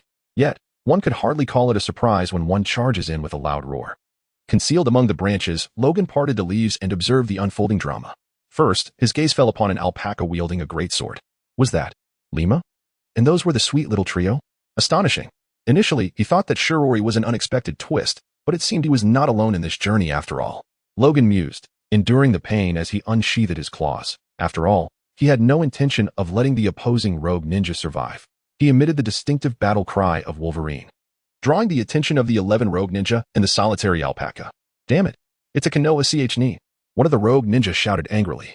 Realizing the gravity of the situation as Logan charged with his peculiar weapon, he hastily called out, "This old man is alone. Attack. Kill him. Then capture that summoning beast and those 3 children. Is that Grandpa here to help us?" Makashi Yuki asked nervously, glancing at Lima, among the trio and the alpaca. Lima was their anchor, appearing more like an adult than the rest. 2 rogue ninja charged at Logan from either side, while 4 surrounded Lima and the sweet trio. 2 others prepared ninjutsu to support their comrades engaged in close combat. The rogue ninja rushing toward Logan brandished a short blade, aiming for his abdomen and throat. Logan paid no heed. If he intended to end the battle swiftly, he could not afford to hesitate. Recently, he had assimilated some memories of the authentic Logan, and having experienced his pain intimately, he found himself braver than before, allowing the short blade to slice through his abdomen and neck. He plunged his claws into the hearts of both assailants and forcefully brought them crashing to the ground. These unfortunate souls would never comprehend why this decrepit Konoha elder chose to embrace death alongside them. Logan smirked, "Oh, my apologies, but I do not die. Feel free to proceed." Under the astonished gazes of the 2 rogue ninja preparing their jutsu, Logan swiftly drew his claws and charged them. By the time the 2 rogue ninja regained their composure, one had met a swift demise while the other executed a substitution technique to evade a lethal strike, temporarily concealing himself to observe from the shadows. What happened? One of the 4 rogue ninja surrounding Lima turned back, only to be met with Logan's piercing assault. However, he fared better than the others, managing a scream that alerted his companions, a warning, perhaps. The remaining 3 turned around, and Lima's expression sharpened. She leaped towards one of the rogue ninja, swinging her greatsword with a fierce cry, "Furry assault." With a single stroke, she severed the shoulder and arm of the rogue ninja. "Ah, damn it, you wretched summoning beast. Die." The disarmed rogue ninja roared, preparing to thrust a kunai into Lima's heart, only to be repelled by a swift furry headbutt from her. The other 2 were paralyzed with fear, after all. Lima and her companions were already barely holding their ground, and now with more than half of their numbers decimated, along with an undaunted Konoha ch among them, their chances of victory had evaporated. They resolved to flee, every man for himself. "Damn it, retreat." "Ah," a nearby rogue ninja shouted, but ultimately let out a cry of despair as Logan severed both his weapon and arm with his adamantium claws. Ordinary weapons stood no chance against Logan's claws. Not even the legendary Kusanagi. Perhaps some artifacts might withstand the encounter, but most would likely suffer damage after only a few exchanges. Shortly thereafter, Logan and Lima joined forces to eliminate the remaining 2 foes. Once the rogue ninjas were dispatched, Lima remained vigilant, wary of Logan. In contrast, Logan disregarded her caution, picked up a shuriken, and tossed it into a nearby thicket, remarking, "Your scent is overpowering, and the wind is in your favor. How did you know I was here?" The rogue ninja, incredulous, emerged from the underbrush, clutching his shoulder. He had believed he could escape unscathed, only to find himself outmaneuvered by Logan. As Logan approached him, he stated, "My sense of smell is acute, akin to that of a ninja hound. Did you truly think you could elude me? Unless you resort to earth jutsu and hide underground." With that, Logan retracted his claws, leaving only the middle one extended. "Curse you." The rogue ninja bellowed as he drew his shuriken and short blade, lunging toward Logan's abdomen and heart. Unfazed, Logan plunged his remaining claw into the rogue's chest and lifted him off the ground. The dying rogue gazed in shock at Logan, where wounds should have been, exclaiming, "Are you immortal?" "Correct, but your reward will merely be a place in the underworld," Logan replied, casting the lifeless rogue aside. Gritting his teeth, he removed the short blade from his heart and the shuriken from his abdomen, silently lamenting, "Next time, perhaps refrain from such theatrics. That truly hurts." Logan retracted his claws and made his way towards Lima and the others. The trio of little sweethearts trembled behind Lima, terrified by the blood-soaked figure before them. Despite Logan's lack of an overt murderous intent, his aura was undeniably intimidating. "Do not approach," Lima shouted, nervously pointing her sword at Logan. She too was frightened. The wounds that should have marred his body had vanished, and recalling the rogue's previous conversation about facing an immortal being only heightened her anxiety. Logan paused, refraining from advancing.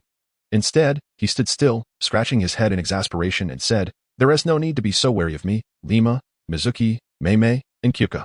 Taken aback, Lima quickly inquired, "You know us? Then you must know how to return to Land Seal?" For a moment, the three girls set aside their fears. Gazing at Logan with hope in their eyes, they yearned to return. This place was perilous, filled with ferocious beasts and formidable humans, making it exceedingly difficult to defeat or kill them. When attacks landed, foes could turn to wood, vanishing to prepare an ambush.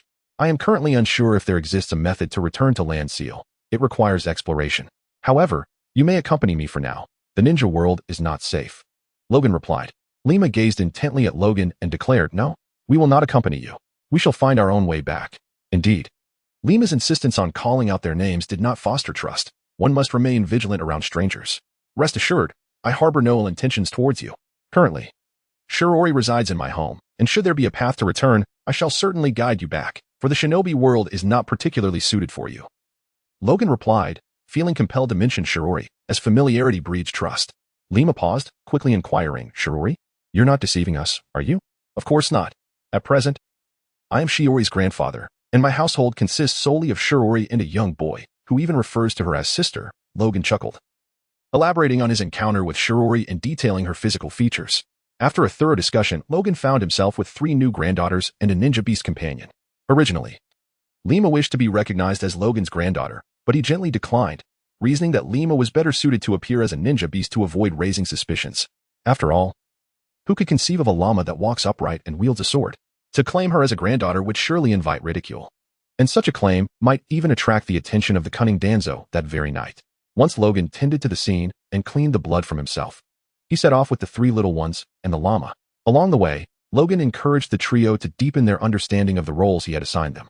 The quickest to adapt was Mimi, who immediately began calling him Grandpa, melting Logan's heart. He transformed into a doting grandfather, lifting Mimi onto his shoulder, embodying the essence of intergenerational affection. Yet, he was not content with just her. He promptly scooped up both Kyuka and Mizuki as well. "Humph, I do not wish to sit on Grandpa's shoulder." Kyuka turned her head, though her wandering eyes betrayed her enjoyment of the situation. Meanwhile, Mizuki gently tugged at Logan's beard to capture his attention while secretly drawing a turtle on his neck, all the while distracting him with her inquiries, "Grandpa, how long until we see Sister Shirori?" With a pained expression, Logan replied, "We should be able to reunite with Shirori by evening." He was uncertain, but thankfully, he was headed in the right direction. The journey was pleasant, filled with engaging conversation, although Logan primarily shared important information and precautions. Lima, being far more perceptive than the 3 children, occasionally posed questions, while Kyuka, among them, also exhibited a level of maturity. As the sun set, Logan and his companions arrived at the gates of Konoha. "Uncle Logan, you've returned from your mission," greeted the gatekeeping ninja, who then glanced at Mimi and the others. "Ah, it's Yamamoto. I happened to encounter my 3 granddaughters while on my mission, and thankfully, Lima was there to protect them. Otherwise, it would have been a case of a white-haired person mourning a black-haired one," Logan lamented with a feigned sorrowful sigh. Logan exhibited an expression of reminiscence before nudging Lima and introducing her. "This is Lima. Although she is a beast of a ninja, she excels in physical and sword techniques, albeit lacking in ninjutsu." Yamamoto responded with an acknowledgement, for Lima did not appear as formidable as those from the 3 great sanctuaries, making her lack of ninjutsu rather reasonable. Yamamoto took a note, then permitted Logan and his companions to enter. Yet, before he could utter another word, a member of the Umbu, adorned with a cat-faced mask, leaped forth and addressed Logan, stating, "Chunin Logan, the Hokage requests your presence." "Understood. We shall report immediately. Please bring along your 3 granddaughters and that beast of a ninja." With that, the Umbu vanished. Logan felt a twinge of envy. Alas, his aptitude for hand seals was rather lacking. rendering him incapable of even the most basic body flicker technique, let alone the more advanced shadow clone technique. It seemed he was overly ambitious in his aspirations. Shortly thereafter, Logan arrived at the Hokage's office with Lima and the three delightful children. After rapping gently on the door, a voice from within, belonging to Sarutobi Hiruzen, beckoned, "Enter." Inside the Hokage's office, only Sarutobi Hiruzen was present, though numerous Umbu members likely lingered outside. Third Hokage, Logan greeted, observing Sarutobi Hiruzen before reporting on his mission. After addressing official matters, he broached a personal issue, elucidating his intentions to secure residency for the three children and to bestow upon Lima the status of a Konoha beast of a ninja, entrusting her with the care of Shirori and Mitsuki. However, it was more accurate to say that Lima would assist Shirori in tending to the three children, as Shirori was now quite capable of looking after herself. Sarutobi Hiruzen inquired, "Logan, my dear brother, what of their parents?" "My children?" Logan replied. "They have become separated from us. If circumstances permit, I hope they can eventually settle in the peaceful and prosperous Konoha and contribute, albeit in a modest manner." Logan continued to voice insincere sentiments, contemplating the necessity of relocating everyone when the time of the Fourth Great Ninja War approached, lest they be caught in the crossfire of Pain's devastating Shinra Tensei. In truth, he could have slipped away during the Chunin exams among the 12 Little Strong. But that was not guaranteed. Sarutobi Hiruzen nodded, observing Logan's demeanor. Although perplexed by the multitude of children Logan seemed to have, he refrained from comment. It was understandable that, in his youth, Logan's charm had attracted the affections of numerous widowed ladies in Konoha, which also explained the abundance of his granddaughters. Subsequently, Logan engaged in discussions with Sarutobi Hiruzen regarding welfare matters, expressing the considerable pressure of raising so many children alone. Sarutobi Hiruzen, perspiring profusely, thought to himself, "Pressure? You merely undertake missions as they come. Most days, you are either at home, doting on your children, or conducting experiments, only seeking missions when your finances dwindle, or handing over completed potions for remuneration. How dare you claim to be under pressure?" Furthermore, since Shiori's arrival, Logan had largely neglected household responsibilities. It was unfortunate for the good-hearted Shirori. Had she consented, Sarutobi Hiruzen might have even considered adopting her as his granddaughter. However, ultimately, under the relentless charm of the three adorable little ones and the third Hokage tearfully allocated additional funds and living expenses for Logan. With the endorsement of the third Hokage, Mizuki and her companions effortlessly infiltrated the Hidden Leaf Village, and to Logan's astonishment, the third Hokage even arranged for their enrollment in the academy. He had never anticipated such a decision and was left pondering the underlying motives behind it. Of course, it was also possible that there were none at all. Upon leaving the Hokage's office, Logan and his companions returned home. As they stepped through the door, the three little ones joyfully rushed to greet them, exclaiming, "Welcome home, Grandpa. Is that Rima?" "Well." Rima excitedly embraced the little one, accurately identifying her, while the other two dissipated into smoke. This spectacle captivated Mizuki and her friends. It was utterly magnificent. That night, Logan moved his bed into the little one's room for them to share, resulting in a cozy arrangement for the four of them.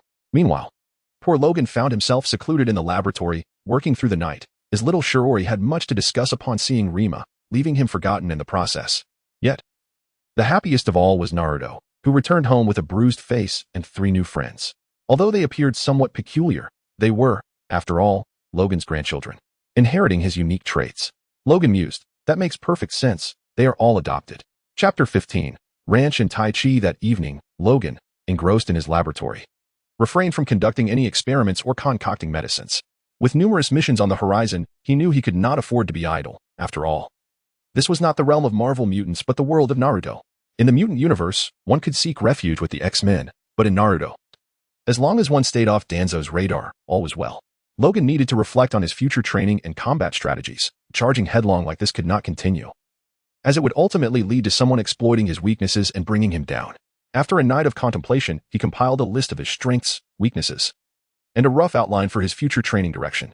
Weaknesses: nearly non-existent resistance to genjutsu, lack of ranged attack capabilities, fear of sealing techniques, apprehension toward dust release, possibly, and an aversion to peculiar soul extraction methods.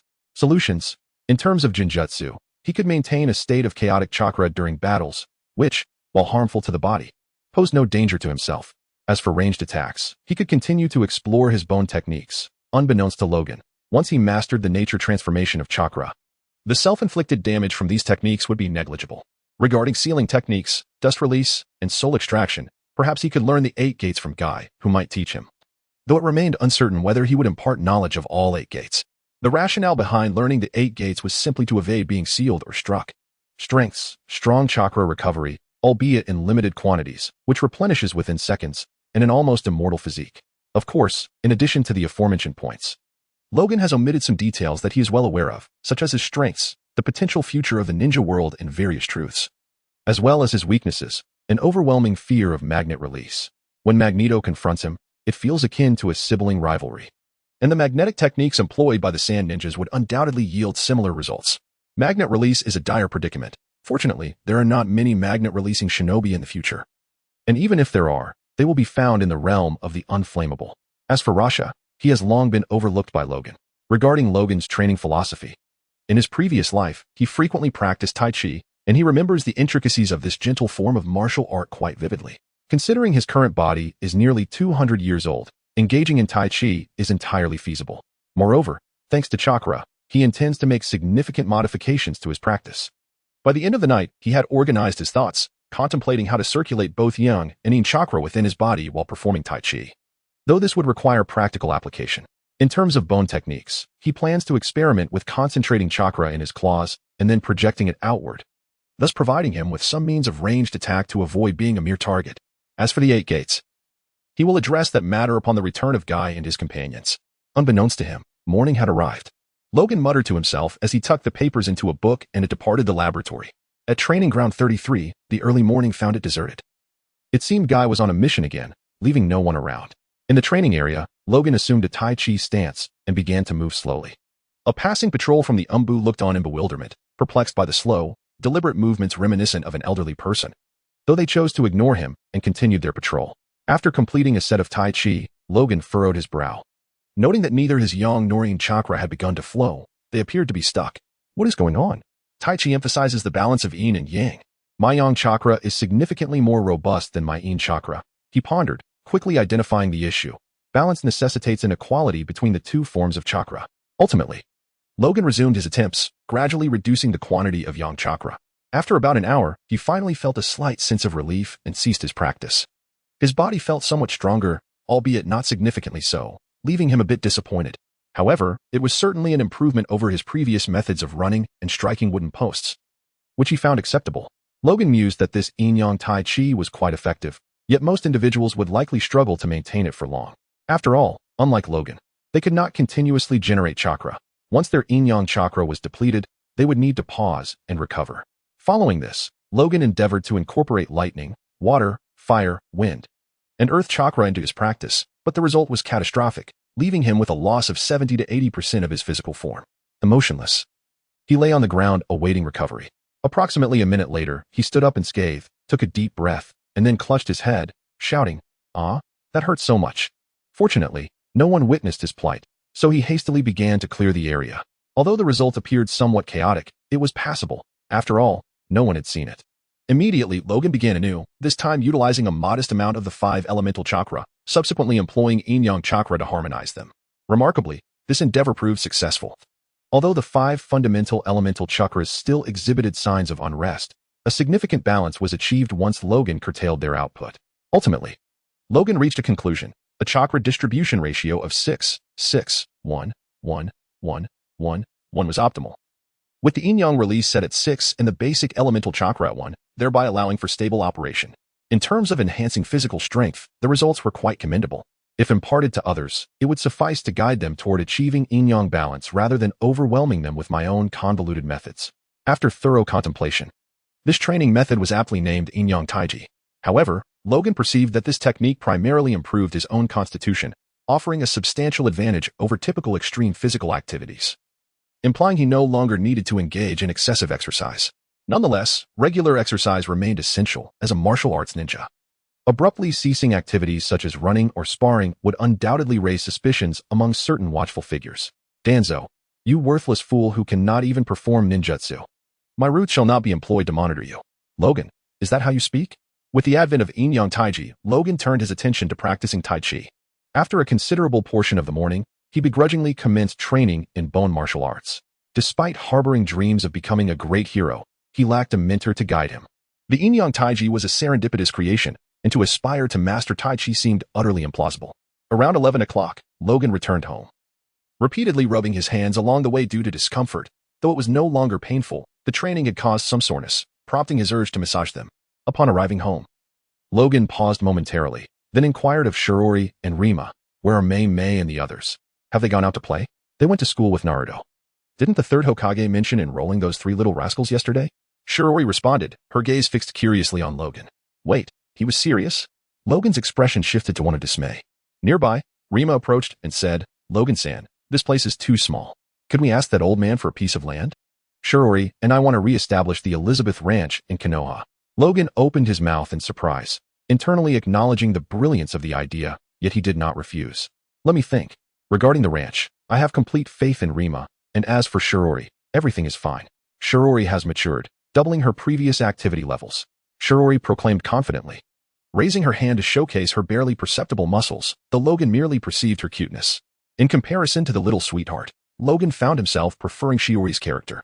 He approached her, gently ruffling her hair with his left hand while caressing her cheek with his right, smiling as he said, "I see you're working hard, Shirori. But don't overexert yourself. I am certain I will develop a remedy for your physical concerns. I believe in you, Ojizen." Shirori replied with a bright smile directed at Logan. Beside them, Lima appeared somewhat astonished, as she had not anticipated the camaraderie between Shirori and Logan. However, this clearly indicated that Logan was indeed trustworthy.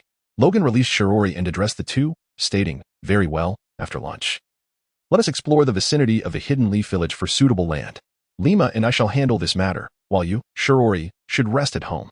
Shirori responded affirmatively, acknowledging that Lima was more than capable of managing the task. Lima nodded enthusiastically, suddenly surprising Logan with an unexpected peck on the cheek. His lips twitched, but he refrained from reacting.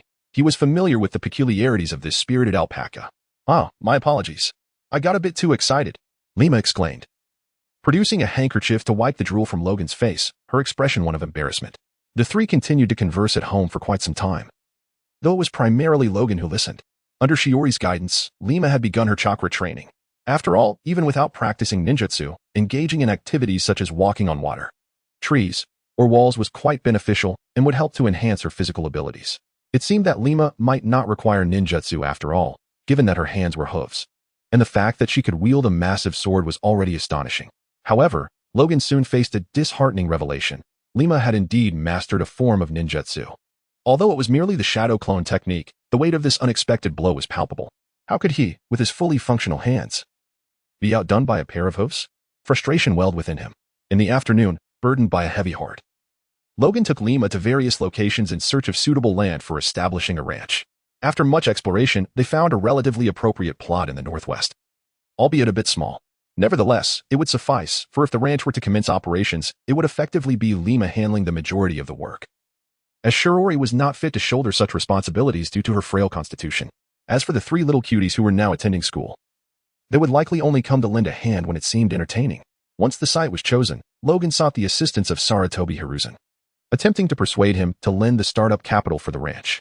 He extolled the numerous benefits of dairy farming and its potential to serve the community, while also emphasizing Lima's considerable expertise in the area. Ultimately, he assured Hiruzen that they could provide high-quality beef, contributing to the physical well-being of the Hidden Leaf Village. To Logan's surprise, Sarutobi Hiruzen's decision was quite unexpected.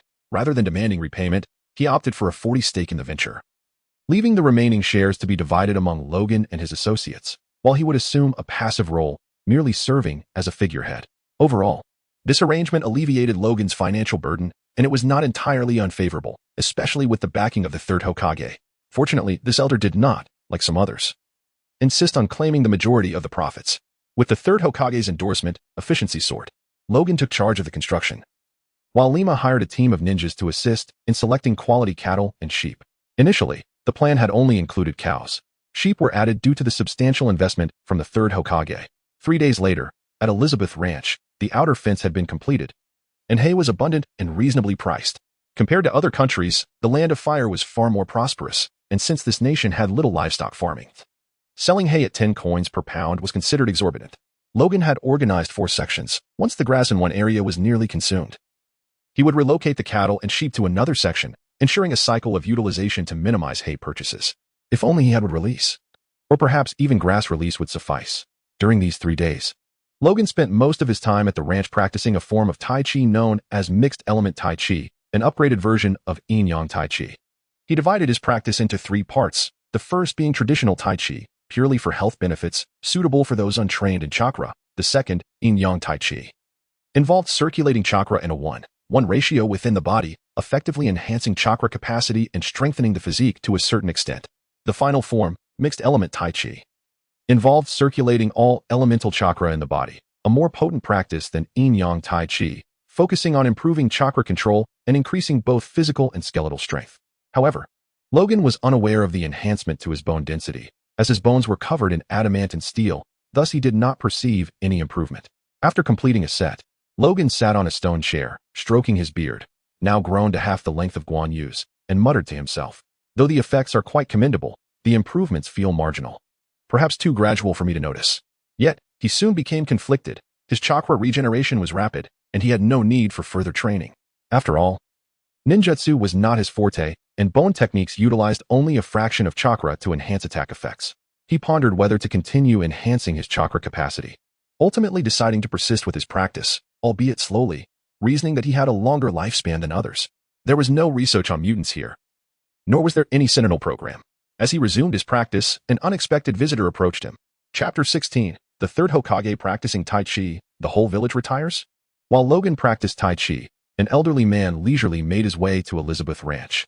The ranch was beginning to resemble the landscape of Land of Rand, just missing the arrival of cattle and sheep. This elderly gentleman was none other than the leader of Konoha, the third Hokage, Hiruzen Sarutobi. As he neared the ranch, he spotted Logan practicing in the open area. He paused momentarily, but opted not to disturb Logan, instead sitting on the stone chair to observe. Curiosity piqued. He wondered about the purpose of such slow movements that captivated Logan to the extent that he did not notice the arrival of another. After Logan had exchanged a few rounds, the third Hokage was slightly taken aback, for he noticed an unexpected increase in Logan's chakra. At his age, one would not anticipate such a significant enhancement in chakra levels, yet Logan had managed to elevate his by a small degree, which left him quite astonished. Following their bout, Logan took a deep breath. He had been aware of the third's arrival all along. Originally, he intended to halt the sparring, to cease the exchange, but then a light bulb flickered in his mind. Unfortunately, this epiphany could not be plucked down like certain cartoon characters, yet it signified a brilliant idea. "Ah, it's Brother Sarutobi," Logan remarked with a sheepish grin. "If only you had notified me beforehand, I could have brewed a cup of tea." If not for the stubble adorning his face, the expression of embarrassment would surely have been revealed, reminiscent of the exchanges. Tyrell, mind your manners. Imperious, mind your demeanor. And the primeval, what facial expressions do you possess? Sarutobi Hiruzen, with a warm smile, gazed at Logan and inquired, "You haven't been here long, yet you seem captivated by the sparring." "Logan, my young friend, this technique appears rather sluggish. Is there something special about it?" Logan, emulating a confident grin, raised his thumb and declared, "It's for the elderly. It's about nurturing health, suitable for all ages, particularly for us older folks." Sarutobi Hiruzen looked perplexed, struggling to discern whether the issue lay with Logan or himself, more suitable for the elderly. He was intrigued. With a cheerful demeanor, Sarutobi Hiruzen queried, "My young friend, how effective is this technique? Perhaps I should give it a try. Otherwise, you won't be able to explain it well." Logan responded. This method was conceived by an elder named Zhang Sanfeng from the Wudong sect. It is said he lived for 2 to 3 centuries. He then led Sarutobi Hiruzen to an open area, adopting the stance of Tai Chi, and instructed, "Follow my movements. Once you master these, we can proceed to the next step." With a hint of skepticism, Sarutobi Hiruzen mimicked Logan's movements. After half an hour of practice under Logan's guidance, he could finally perform Tai Chi independently. Remarkably, even without progressing to the next stage, this Tai Chi seemed well suited for him, or perhaps more aptly, for older individuals. After another hour of practice, Sarutobi Hiruzen, drenched in perspiration, could no longer continue. He realized his body felt significantly lighter. This Tai Chi was indeed suitable for both ninjas and ordinary individuals, fostering strength and promoting physical and mental well-being. As Logan continued to practice Tai Chi, he elucidated the circulation of Yin and Yang chakra, emphasizing that spacious areas were ideal for martial training. A few minutes later, Logan inhaled deeply and looked at Sarutobi Hiruzen, saying, "Give it a try." "Haha, my brother, I shall take a break. These old bones are beginning to feel weary," Sarutobi Hiruzen chuckled, though he sensed that his stamina was recovering more swiftly than usual. Logan nodded and drew a bucket of water from a nearby well, promptly offering it to Sarutobi Hiruzen. "Can't you at least fetch a cup?" Sarutobi Hiruzen sighed, accepting the bucket. He drank eagerly, only to choke slightly from the rapid pace, prompting Logan to chuckle at the scene. Sarutobi Hiruzen coughed a few times before stating, "All right, I shall give it a try." Following Logan's instructions, Hiruzen quickly became engrossed in his practice. After approximately an hour of vigorous training, he finally halted due to exhaustion and a depletion of chakra. Upon completing the set of punches, a tempest of emotions surged within him. The traditional ninja chakra refinement technique involves the amalgamation of mental and physical energy. While possessing chakra allows for gradual recovery, the process is exceedingly slow. To expedite this recovery, one may consume soldier pills or continue refining. Although prolonged refinement can be detrimental to one's health, Logan proclaimed, "I will refine for as long as I desire." In contrast to conventional chakra refinement techniques and those of various clans, Logan's creation, the Yin-Yang Taijiquan, is ill-suited for individuals with low chakra reserves, as its effects rely on expending Yin-Yang chakra to nurture the body and enhance chakra capacity. Although its efficacy is considerably inferior to that of chakra refinement techniques, it bears significance. Elderly individuals can also utilize it without risking their health, although further research is needed for comprehensive understanding. Hiruzen believed that the essence of this practice lies in its health benefits, akin to Taijiquan. After lingering for a while, Hiruzen departed, primarily to inquire whether this martial art could be taught to others, leaving the decision to Logan. Following Hiruzen's departure, Logan busied himself on the ranch. Due to Naruto's circumstances, he found himself responsible for constructing houses and arranging the ranch, yet the villagers remained reasonable, a credit to Shirori and the three adorable ones. Indeed, Shirori accounted for 20, while Yuzuki, Mei, and Kyuka comprised the remaining 80. Consequently, the issues had diminished significantly, much to Danzo's chagrin. Had it not been for Hiruzen, he might have already dealt with the three charming ones, revealing the darkness that consumed Danzo's heart, as even the endearing little Lolas were not spared. In the shadows of the ninja world, Danzo grumbled, "Humph. This is for the sake of Konoha." Naturally, in light of Naruto's matters, Danzo approached the Hokage's office, triggering a scripted dialogue with Hiruzen, such as, "Danzo, Hiruzen, you will regret this." Hiruzen, "Danzo, I am the Hokage." "Danzo, damn it. Remember this, Danzo." A week later, Lima returned, bringing with her 2 breeds of cattle and 2 breeds of sheep, totaling 50 of each, amounting to 200 animals. On the ranch, Lima proudly stated to Logan, "These are high-quality dairy cows and sheep I painstakingly sourced. Based on my experience, with careful nurturing, their milk will surely be exceptional." Logan, though perplexed, imitated Kai by giving a thumbs up, flashing a bright smile as he exclaimed, "Lima, you are truly remarkable. You live up to your reputation as the star of Elizabeth Ranch." Lima, basking in her accomplishment, nodded and placed her hands on her hips, declaring, "While I am already quite formidable, I still cannot compare to Xinjiang. She is the strongest." Logan smiled encouragingly, "Lima, as long as you strive, there will come a day when you surpass Xinjiang." "Yes, I will work hard." Lima, brimming with enthusiasm, shouted with fervor and promptly began directing Logan in various tasks, such as arranging the water troughs and clearing away weeds that were not high-quality fodder. The old man truly possessed remarkable skills. At this rate, Logan's proficiency would surely improve to at least half of mine, Lima joyfully remarked. Logan opened his mouth to respond, but ultimately chose silence, as he currently had no one to employ. Otherwise, he would have no interest in engaging in livestock farming at all. "Grandpa Logan." A group of young girls accompanied by a young boy appeared before him, clearly having just finished their class. Naruto had already developed a playful rapport with the 3 little girls. As a staunchly masculine figure, he displayed no signs of embarrassment or shyness in the presence of such adorable company. Truly, Naruto was commendable. In the original story, his gaze was solely fixed on Sakura, neglecting Hinata. One could only wonder if he remained the same. The thought of such a situation caused Logan to shake his head in resignation. If it were indeed the case, one could say there was no hope for him. Of course, aside from Naruto's ability to interact amicably with the 3 little cuties, the most notable advancement was the blossoming relationship between Logan and the 3 girls. Their bond had transcended from that of a mere pretend grandfather to a genuine one.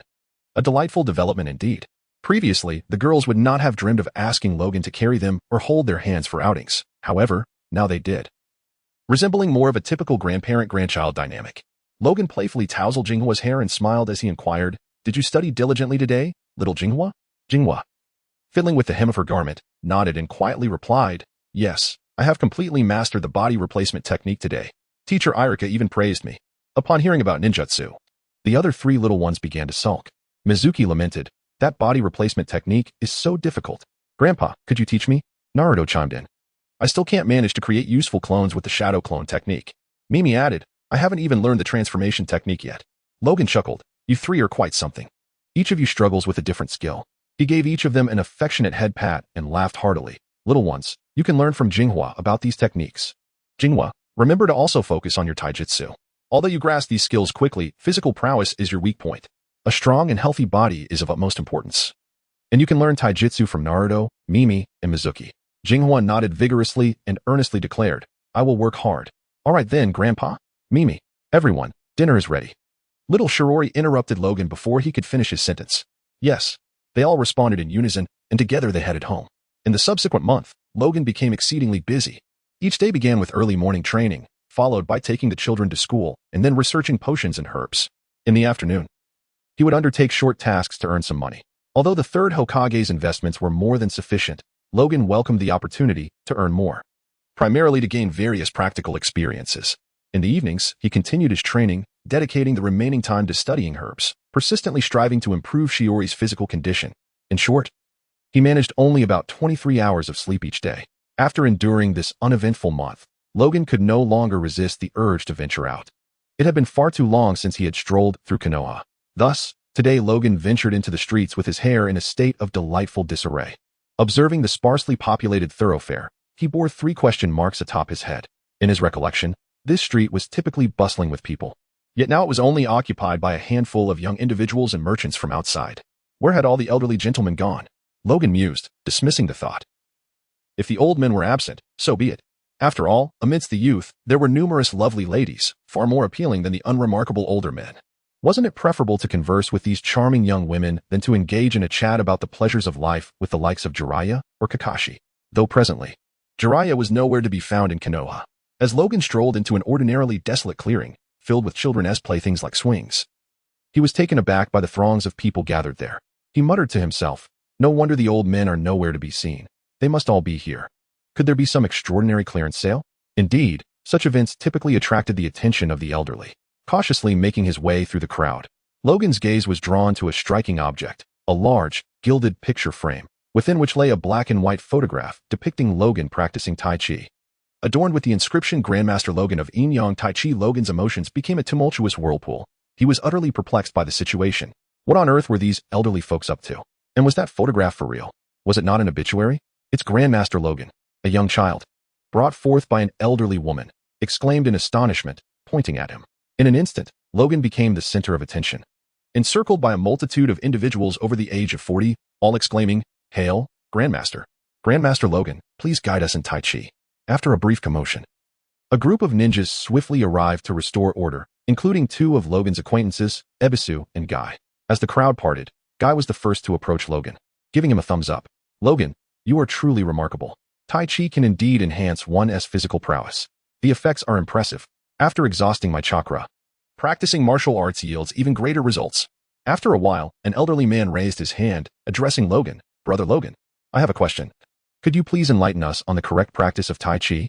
Although there are teachings available, I still feel something is amiss. Ah, Brother Muchuan, Logan replied, clearing his throat and gesturing for silence, which the crowd promptly adhered to, knowing they were beneficiaries of his teachings.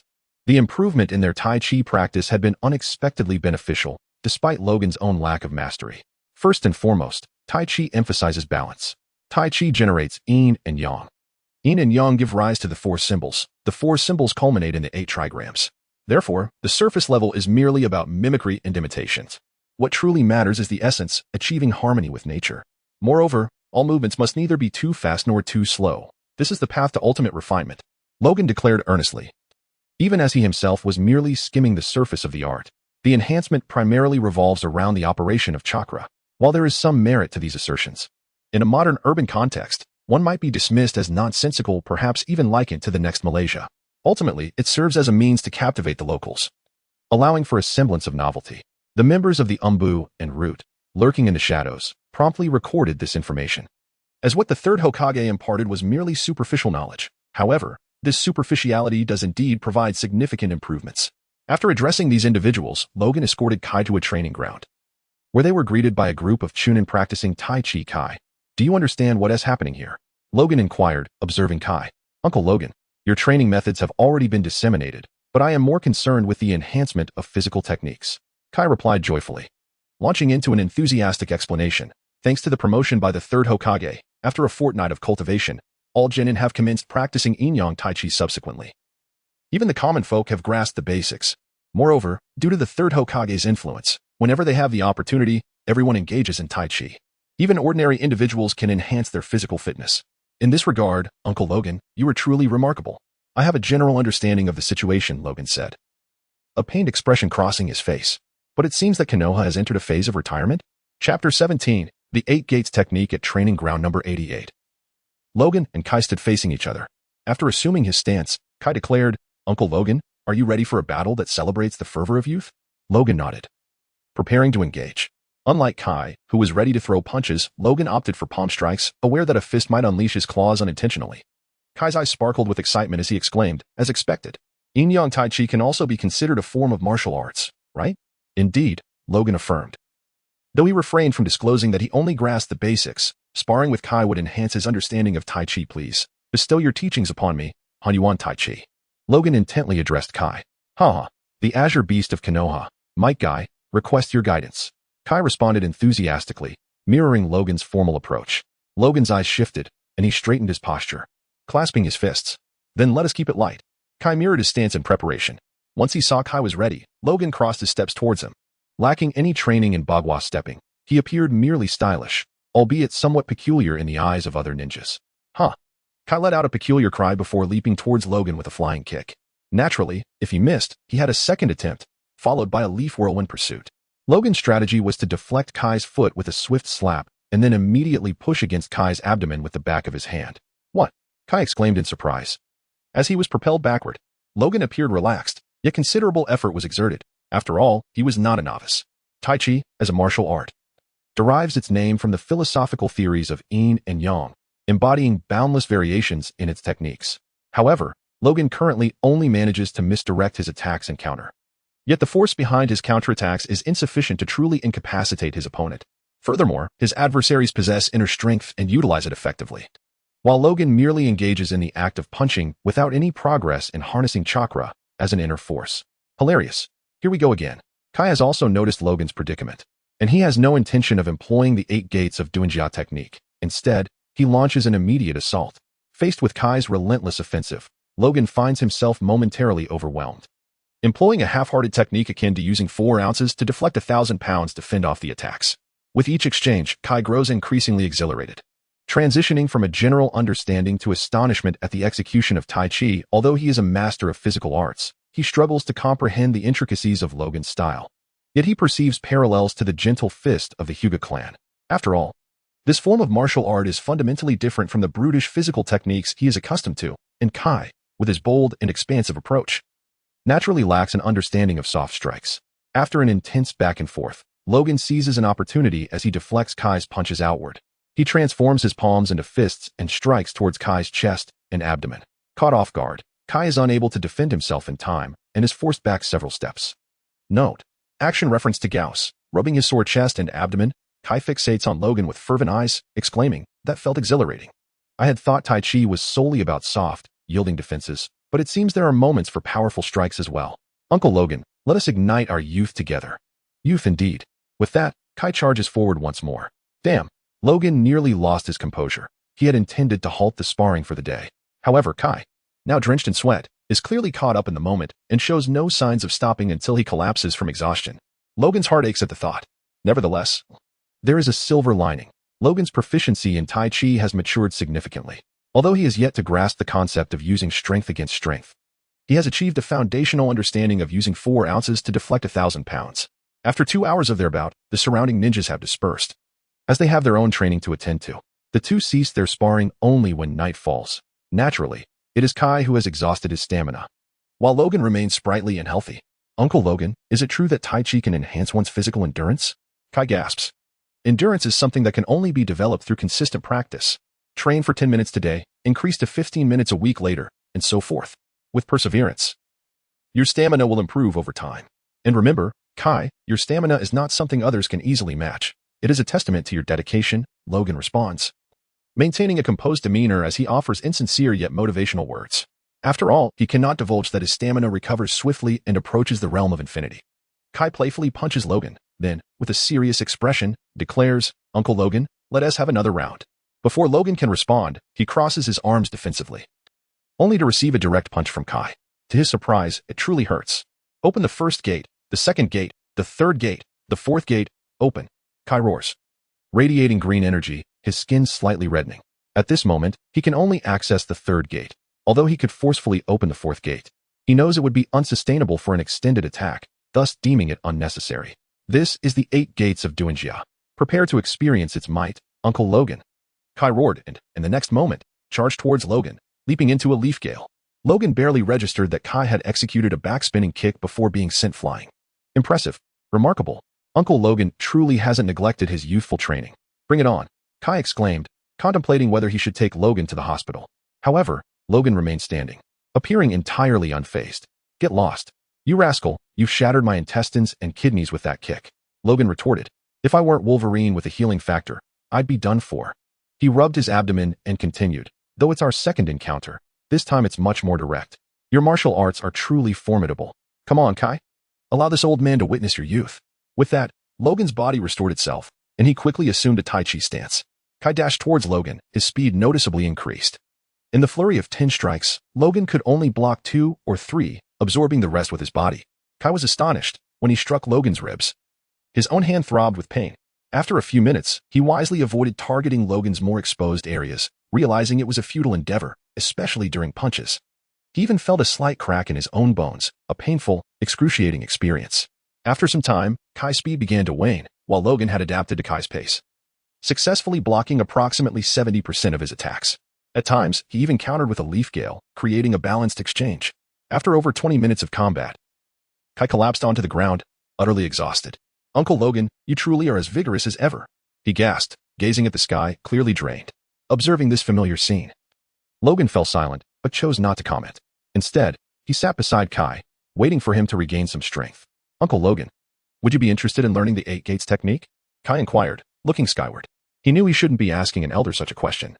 But Logan was the strongest he had encountered, and his instincts told him that teaching him the 8 gates would be a wise choice. I see. So combat is a form of testing, isn't it, Kai? Logan remarked, gazing at the sky. His tone suggested certainty despite the phrasing of a question. Kai nodded in agreement, awaiting Logan's response. After some contemplation, Logan eventually said, I want to learn. Additionally, Kai, would you be interested in mastering the ultimate version of Yin-Yang Tai Chi? Kai instinctively nodded, then froze in surprise. Wait, there's an ultimate version of that? Logan said nothing further, instead demonstrating Tai Chi while explaining its principles and cautionary notes. I see, Kai remarked, performing a nimble leap from the ground before seizing Logan's right hand with enthusiasm.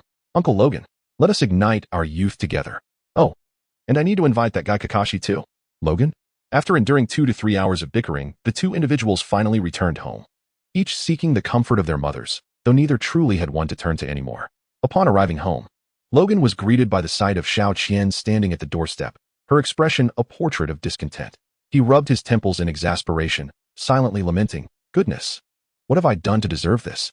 However, his grandfather, at such an advanced age, he ought to refrain from undertaking any tasks. Xiao Qian hurriedly approached Logan, tenderly brushing the dust and footprints from his clothes. Logan thought to himself, did I manage to escape unscathed? Perhaps I should express my gratitude to Kai for his few kicks?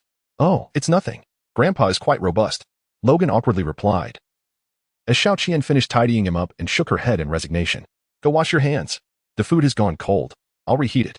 With that, she turned and stepped inside, leaving Logan momentarily reflecting on the joys of having a granddaughter. Unfortunately, after standing at the door for too long, Xiao Qian collapsed as soon as she entered the house.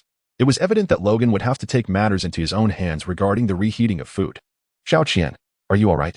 Logan quickly rushed to help her up. I'm fine, just a bit exhausted, Xiao Qian replied sheepishly, feeling embarrassed after promising to warm up Logan's meal only to falter. Under the watchful gaze of Naruto and Wuzuzi, Logan simultaneously scolded Xiao Qian while carrying her into the room. Honestly, you must prioritize rest. Even if you wait for me, you should sit down. Standing is far too strenuous. Xiao Qian nodded in agreement, and as Logan settled her onto the sofa, she urged, go eat, Grandpa. With a sigh, Logan nodded, reaching out to affectionately pat her head before indulging in the delightful act of ruffling her ears. What a charming beast-eared girl, he mused, before finishing off the remnants of the day's meals. Indeed, the last to eat would forever be the one to consume leftovers. Another month passed, and Tai Chi had spread to other nations. Although various ninja villages were perplexed by the slow and deliberate movements of this martial art, they could not resist the urge to learn. Ultimately, they discovered that it served to strengthen the body, particularly benefiting the elderly. The fourth Hokage remarked, "Humph. The third Hokage has aged." The third Tsuchikage, Anoki, chimed in, "Ah, a blessing for the elderly. My back feels better." The fourth Kazekage commented, "Konoha has truly fallen." Meanwhile, the Mizukage simply expressed her ignorance regarding the matter. Of course, despite its dissemination, only Logan and Kai were capable of employing Tai Chi in combat. Indeed, Kai had also learned the art and seamlessly integrated it with his own physical techniques, mastering it even more adeptly than Logan. Though he had only grasped the fundamental principle of 4 ounces deflecting 1,000 pounds, he was not one to be overly ambitious. Rather, he aimed to thoroughly comprehend this principle. Unlike Logan, who practiced 4 ounces deflecting 1,000 pounds and swift short-range strikes until reaching an advanced level before neglecting further practice, Kai had categorized his training into 5 stages: beginner, intermediate, proficient, master, and sublime. He considered himself at most proficient and recognized the need for more time. Thus, he sought to develop additional Tai Chi techniques. As a man not particularly known for his agility, Logan had not given much thought to footwork. At this moment, he was preoccupied with mastering 2 signature moves, aptly named Unintentional Tai Chi and Tai Chi Burst. This set of combined strikes yielded only a semblance of success with the former. Why, one might wonder, is it only a semblance? Originally, Unintentional Tai Chi was conceived as a technique where chakra was released through the palms in a circular motion, intended to deflect incoming attacks to either side and thereby neutralize distant threats. Conversely, Tai Chi Burst was meant to transition from drawing circles to suddenly unleashing a powerful air punch, akin to a daytime tiger strike. However, this proved to be unattainable. Should he unlock the 7th or 8th gate of death, such endeavors would become redundant. Due to the evolution of Unintentional Tai Chi, it transformed into a technique that amalgamates all attacks into a rounded form, enhancing it with his own chakra to create something reminiscent of a spiral sphere. While mastering the spiral sphere would be advantageous, Logan found himself unable to produce it. He was also restricted in movement while drawing circles, leading him to contemplate substituting Tai Chi Burst with a technique to unleash this super spiral sphere. Unfortunately, he had failed miserably, resulting in numerous self-inflicted mishaps. Were he not Wolverine, he would have perished long ago. What a painful day, Logan lamented. At that moment, little Shirori, observing the disheveled Logan, sighed and, with an exasperated expression, admonished him, "Grandpa, although you won't perish from these minor injuries, please, for the love of all that is good, stop." Logan paused, scratching the back of his head, and replied, "But silly Grandpa, I won't help you anymore. You'll have no way to practice." Angered, Shirori turned away, believing that an elderly Logan should be enjoying his twilight years rather than engaging in perilous pursuits. Hey, Shirori, don't go," Logan cried out, attempting to feign sorrow in hopes of luring her back, but to no avail. He had employed this tactic 10 times already, and Shirori's patience had reached its limit. Watching her retreating figure, Logan clasped his heart, exclaiming in anguish, "My heart aches. This unfilial grandchild drives me to despair." A few minutes later, Logan sat forlornly on the ground, contemplating improvements to his techniques. His recent endeavors had ignited a desire to master the art of ball rolling, but his lack of control rendered him unsuccessful. In many ways, Logan's deficiencies in control and clumsiness confined him to practicing rudimentary and often self-endangering ninjutsu. Chapter 18. Shiori's birthday. A year had passed, during which numerous events unfolded, including the catastrophic Uchiha clan massacre. On a smaller scale, Logan had nearly perfected a potion designed to enhance Shirori's physical prowess, intending to present it to her on her birthday. Furthermore, his studies in bone martial arts and Tai Chi had progressed significantly, at least, arguably. He had managed to limit the damage he sustained to the areas where his claws protruded, such as fire causing burns, water exacerbating bleeding, earth inducing cracks and wounds, wind creating lacerations, and lightning leaving him with a mild shock. Logan found some solace in this last effect, as the electrical numbness mitigated the pain of his injuries. On November 1st, with only 2 days remaining until Shiori's birthday, Logan nestled himself in the village's potion factory under the guise of completing a task, diligently engaged in his final research. The pharmaceutical factory has been operational for 3 months now, due to Logan's significantly reduced production capacity. The third Hokage himself came to negotiate with him, ultimately leading Logan to acquiesce, though the output remains limited, as the primary raw material is Logan's own blood. Each month, Logan extracts a portion of his blood for synthesis, submitting part of it to the factory for orderly production. However, without sufficient quantities, the efficacy of the product diminishes considerably. This factory is managed by members of the Sarutobi clan, particularly Sarutobi Hisashi, who is quite adept at securing benefits for his kin. One evening, Logan, With a small vial in hand, prepared a 30-milliliter syringe to extract his blood, intending to inject it into a monkey. This was not a summoning beast or a ninja beast, but merely a wild monkey, a frail and abandoned infant shunned by its troop. Ordinarily, monkeys do not abandon their young, so the truth is that Logan had stolen it. Logan, could you keep that to yourself? After the injection, Logan began to observe the monkey. Initially, there were no adverse reactions, and its condition remained unchanged. As he contemplated labeling the experiment a failure, the monkey suddenly appeared to gain some strength, or rather, revert to a healthier state, and began to vocally challenge Logan. It seemed the surge of power within emboldened the monkey to confront him. Logan, visibly displeased, unsheathed his claws and swiped at the monkey's abdomen, which elicited a shrill cry as the creature quickly scurried away, trembling in fear. The monkey lamented, "I was merely vocalizing. Why must I be harmed?" Logan, astonished, watched as the monkey's wounds healed rapidly, suggesting that the physical enhancement serum had not materialized, but perhaps a different kind of enhancement had been achieved.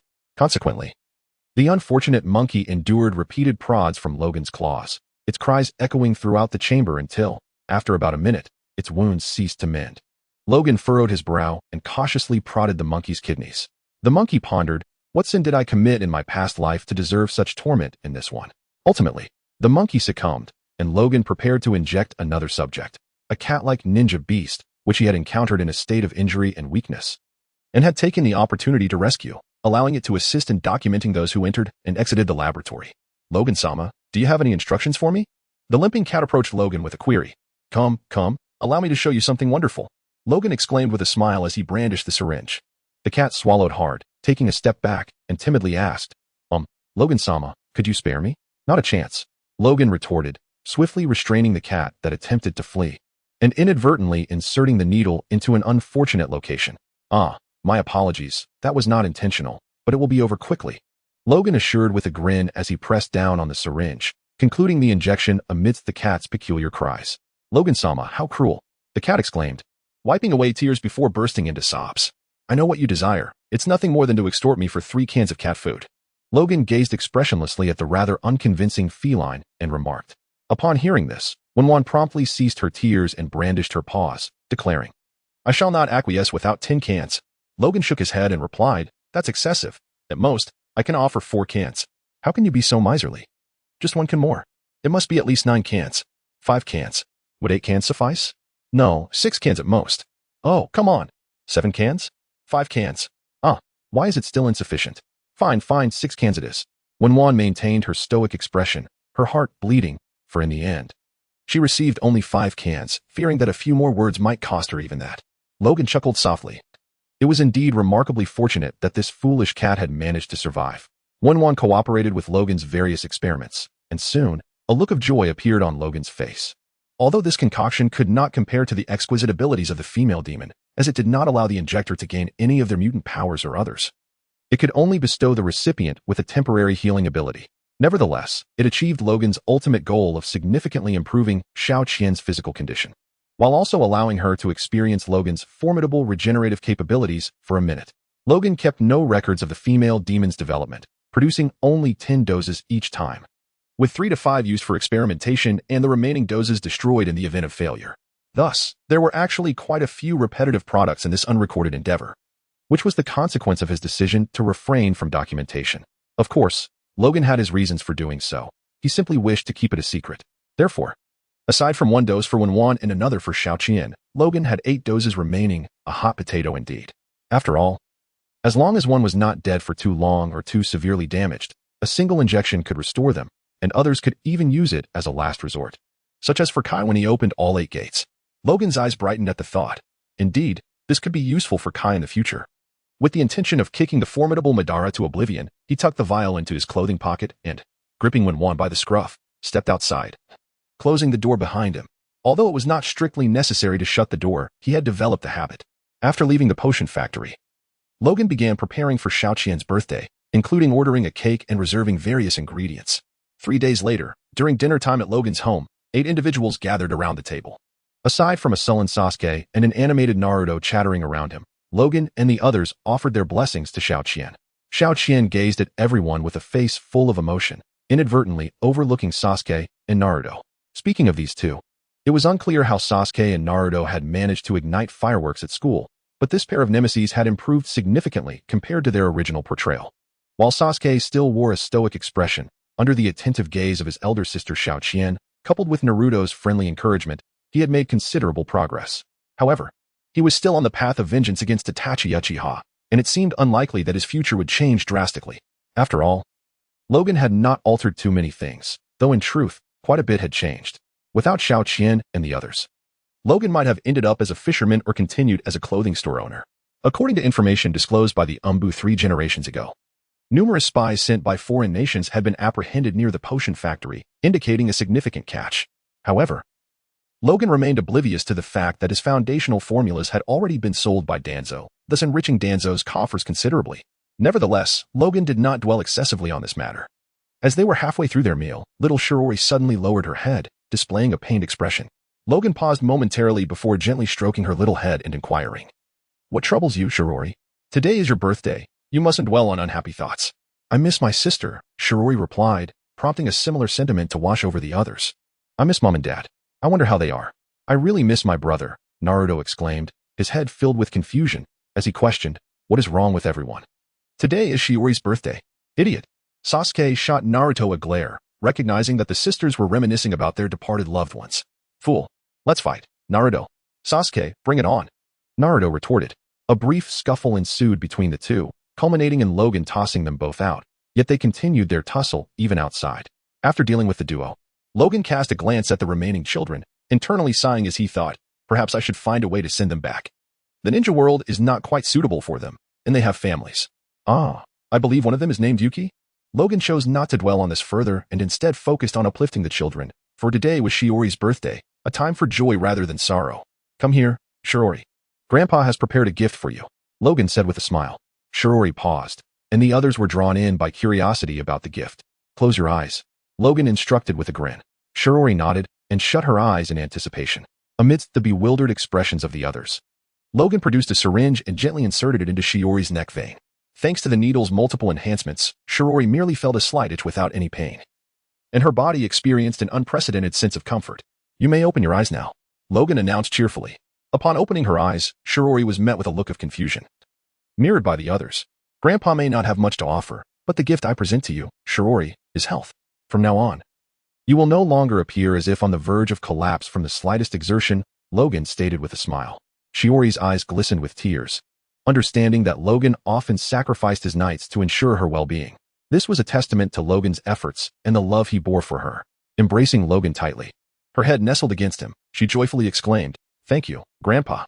You've worked so hard." Logan chuckled, his expression reflecting the satisfaction of a grandparent who felt their efforts were worthwhile. He patted Shiori's head and said, "All right, Shirori, everyone has finished eating, and it's time to prepare the birthday cake." Aside from Lima, the trio became quite exhilarated as it was time for the cake.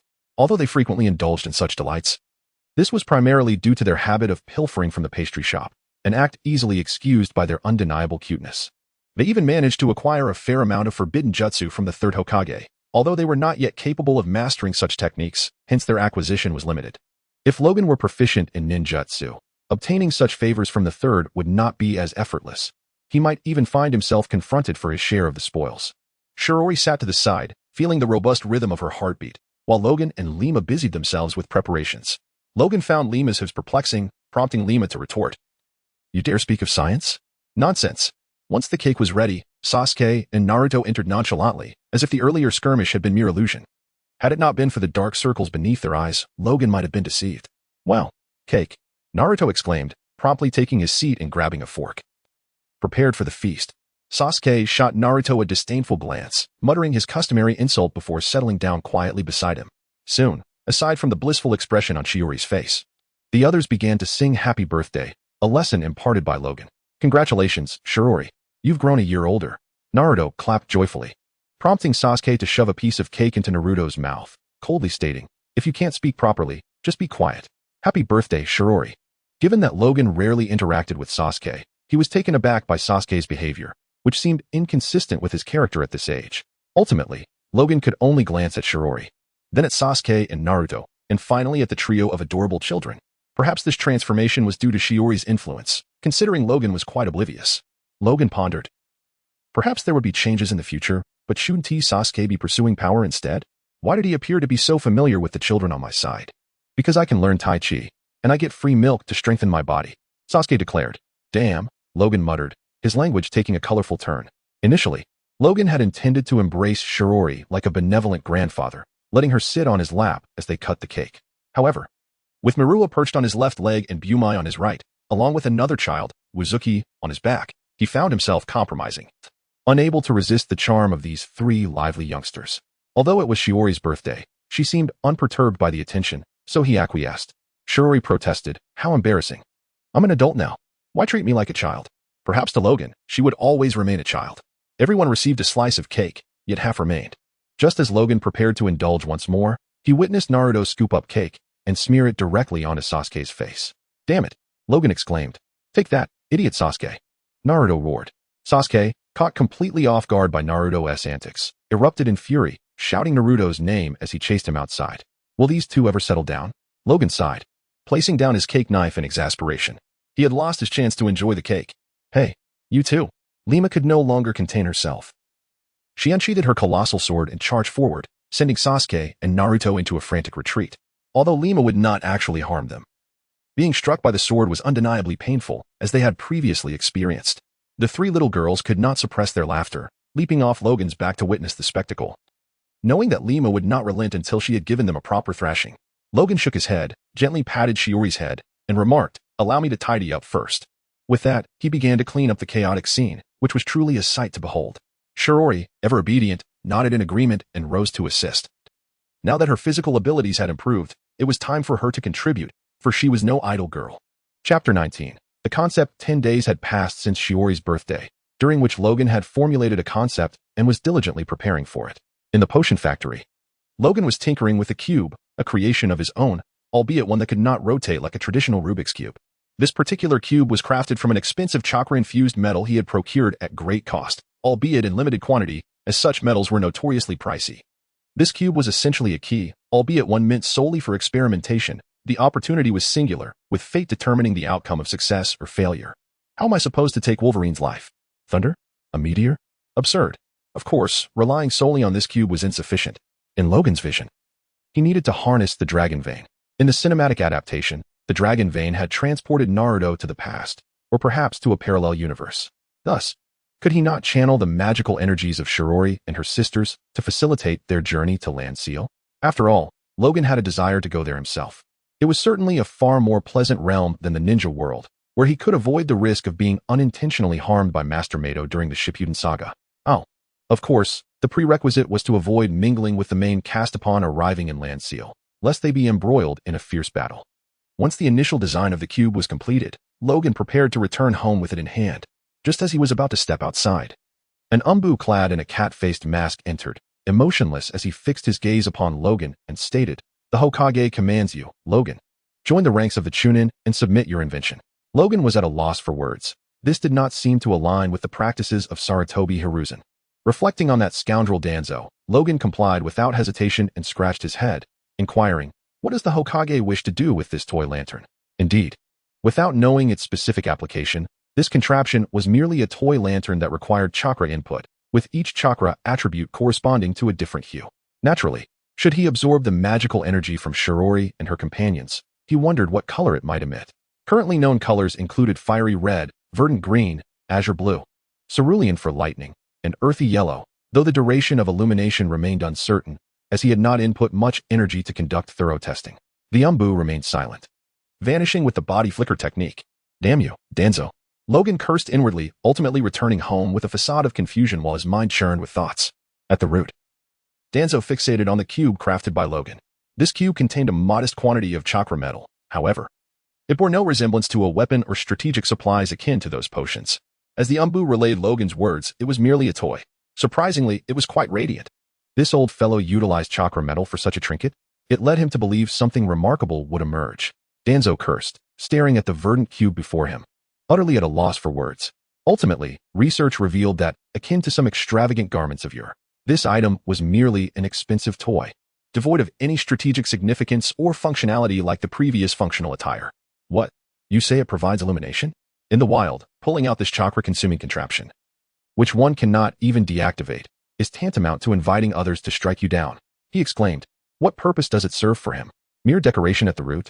That would lead to bankruptcy. Thus, that evening, the luminescent green cube returned to Logan's possession. Upon witnessing the green glow, Logan remarked that Danzo had infused too much wine to tribute chakra into it. Before the chakra within the cube was entirely expended, Logan placed it in the hall, thus conserving electricity. Naturally, the somewhat disgruntled Danzo relinquished his surveillance over the cube, having initially believed it was merely beyond his comprehension. Ultimately, it was utilized for illumination. Although he expressed dissatisfaction regarding Logan's squandering of chakra metal, he refrained from voicing any further complaints, as the milk was still quite delightful. One evening, Rima sat on the sofa opposite Logan and stated, "Logan-san, the day after tomorrow, you shall be responsible for slaughtering Dear Maru." Logan was taken aback. What was going on with Rima? Had Dear Maru offended her? Why? Unable to contain his curiosity, he inquired, even if he had, it wouldn't warrant murder, would it? Rima and those little ones don't appear to have suffered any harm, do they? Rima continued, Dear Maru is now ready for slaughter. In a year's time, he will no longer be palatable. This is the prime season for deer meat. Stunned, Logan exclaimed, not only must we slay that fellow, but we also intend to consume him. Rima gazed at him quizzically and replied, indeed, Dear Maru is the oldest of the cows we purchased. Once the new batch of calves matures, the other cows will also reach the age for slaughter. Upon hearing this, Logan finally comprehended that it was indeed about slaughtering cattle, merely coincidentally named Dear Maru. After all, it seemed unnecessary to name an ordinary dairy cow. Nodding, he said, I understand now. I shall arrange it. Leave it to Logan-san. Although we do not have a tradition of slaughtering cows at our ranch here, the meat of the cows will need to be sold in limited quantities. After Rima spoke, she glanced at the time and bid Logan farewell. The notion of limited sales was, of course, due to the relatively low population of cows and sheep. Currently, they were barely supplying Konoha with milk, especially considering that the average citizen could hardly afford it. Their family focused on premium milk, which could, to some extent, enhance chakra cultivation. To this, Logan expressed his bewilderment. Could mere milk possess such capabilities? However, this merely attests to the remarkable expertise of the Elizabeth Ranch personnel in the realm of livestock farming. Although the effects of consuming beef remain uncertain, akin to the benefits derived from milk, Logan had nonetheless devised an advertisement. Premium beef, a foundation for robust health, lauded across 3 generations, available for a limited time only. Commencing tomorrow morning. Once he finalized this promotional phrase, Logan instructed the hired hands at the ranch to display it at the entrance. He then proceeded to the blacksmith shop, requesting the craftsman to forge a slaughtering knife. On the day of the sale, before dawn, Logan led the bull to the ranch's entrance. His expression somber as he addressed the creature. Dear Maru, I apologize. Do remember to write to me from the Pure Land. The bull, Dear Maru, replied, I'm uncertain if this is appropriate to mention. With that, Logan swiftly covered the bull's eyes, bound its legs, and hoisted it onto a platform. The startled animal began to scream, but Logan paid it no mind. After placing a large basin beneath, he plunged the knife into the bull's artery, and blood gushed forth into the basin. As the life flowed from the creature, it ceased its struggles. Turning to a woman nearby who was covering her eyes, he instructed, Bai, do as I commanded yesterday. The woman, named Bai, nodded, murmuring prayers for the bull's rest, while ladling some of the blood into small dishes containing rice. Indeed, blood rice cake, merely substituting duck blood for beef blood. As for Logan, he proceeded to dissect the bull and hang the cuts. When he had nearly completed the butchering, some villagers and members of the ninja clan arrived, primarily the latter, as the villagers typically could not afford such products. With tears in his eyes, Logan sold the bull for an astronomical sum of 10 million, a portion of which was attributed to the blood rice cakes he had sold. The following day, accolades for the beef spread throughout the village, leaving Logan bewildered, as his exaggerated claims had seemingly materialized. That day, Saratobi Hizashi approached Logan, patting him on the back, saying, Logan, my brother, do save some beef for me in the future. Yes, certainly, Logan replied with a forced smile. He mused that selling the bull for 10 million seemed reasonable, and perhaps the black market prices would multiply significantly. Shortly after leaving the Hokage's office, Akimichi Choza sought out Logan, drawn by the exquisite flavor of the beef, wishing to discuss procurement. Well, my dear Choza, it's quite challenging. Ensuring quality beef is currently unfeasible for mass production.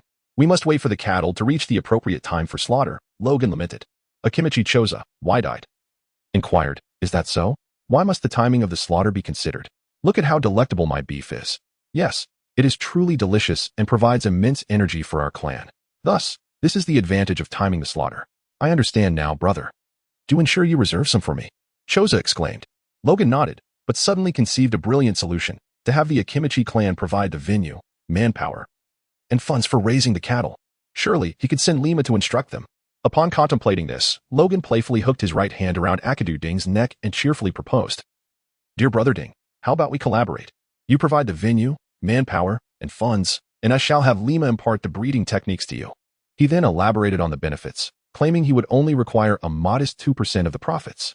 Akidu Ding furrowed his brow and inquired, "Brother, do you have something specific to convey? Do speak boldly." "Ah, nothing profound, merely a desire for the well-being of the people of Konoha. As the number of cattle increases, I believe many commoners will be able to partake, thus significantly enhancing the overall quality of life in Konoha," Logan expounded, launching into a lengthy discourse once more. Akidu Ding felt himself growing dizzy from Logan's monologue and quickly interjected, all right, I understand, brother. I shall handle this matter. Our Akidu clan's barbecue business is thriving." With that, he cast Logan a knowing glance, suggesting that he should comprehend the implications. Indeed, with the close ties of the Inuzuka clan to the Hokage, many matters were trivial for them. "Very well, it is settled," Logan declared. Akidu Ding then asked, "Should we draft a contract or something of that nature?" "No need. Given our mutual trust," Logan replied, "Thank you, Brother Ding. I must go inform Lima about this." With that, he departed without a backward glance. Considering that 2% of the profits were inconsequential, perhaps he would soon leave the ninja world for Land of Soul. After returning home to brief Lima, he resolved to continue his research on the cube, although he did not expect to make significant progress. His primary focus was whether he could harness the magical energy of Shirori and her companions. As for whether he would succeed in reaching the Dragon Vein, that remained a matter of fate. If fate is on my side, success is assured. If not, I shall merely traverse back in time, at most merely reconnecting with the Dragon Vein before returning to this timeline. "Do you possess sealing techniques?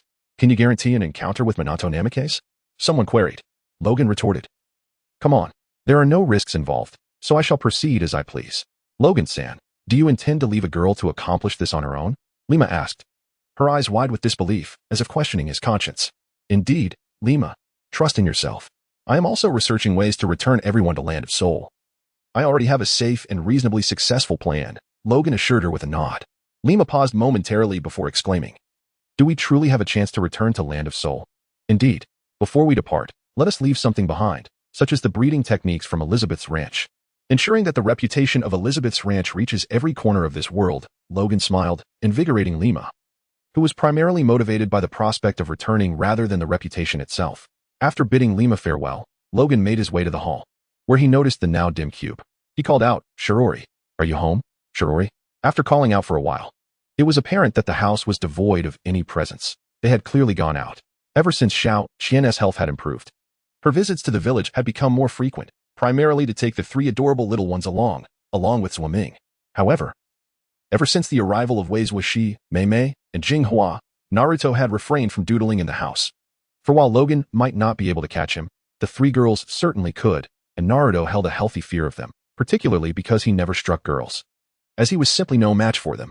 Of course, should a real brawl ensue, those 3 little sweethearts were no pushovers. Each could unleash their ultimate techniques, and the Nine-Tails would likely make an appearance, or worse, perish alongside the Nine-Tails until resurrection. While waiting for Xiao Qian and the others to return, Logan did not allow her to channel magic alone, but instead had all 4 of them, including Li Ma, contribute their energy together. Under Logan's watchful gaze, the cube radiated a purple hue with hints of green, growing brighter as the input continued. Logan exhaled in relief. At least the chakra metal could accommodate the magical energy.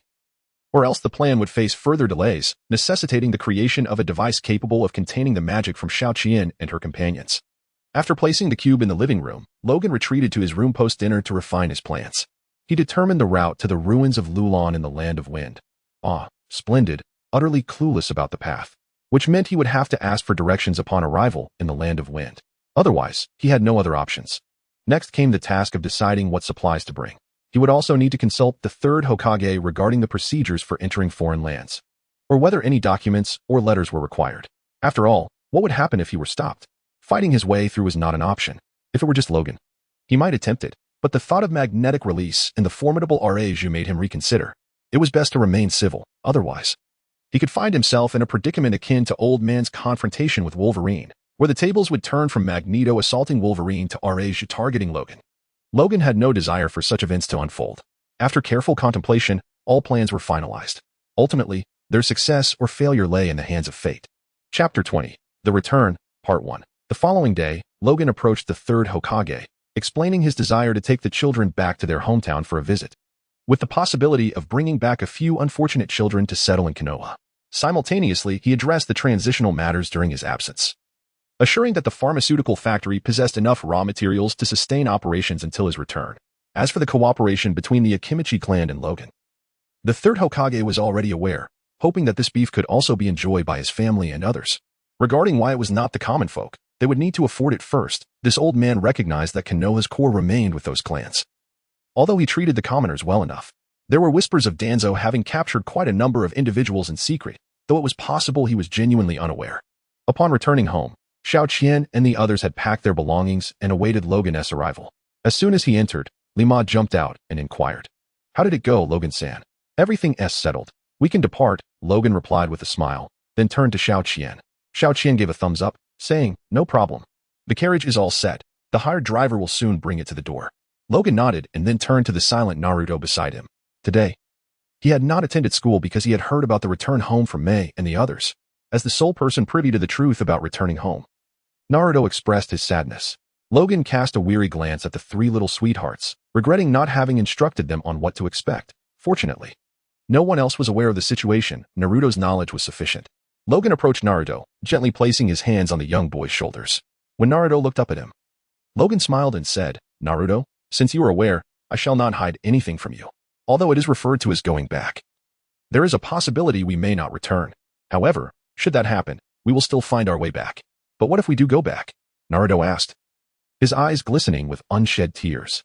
Logan embraced Naruto tightly and whispered, "Do not worry. If they all return, I will also come back. Trust me."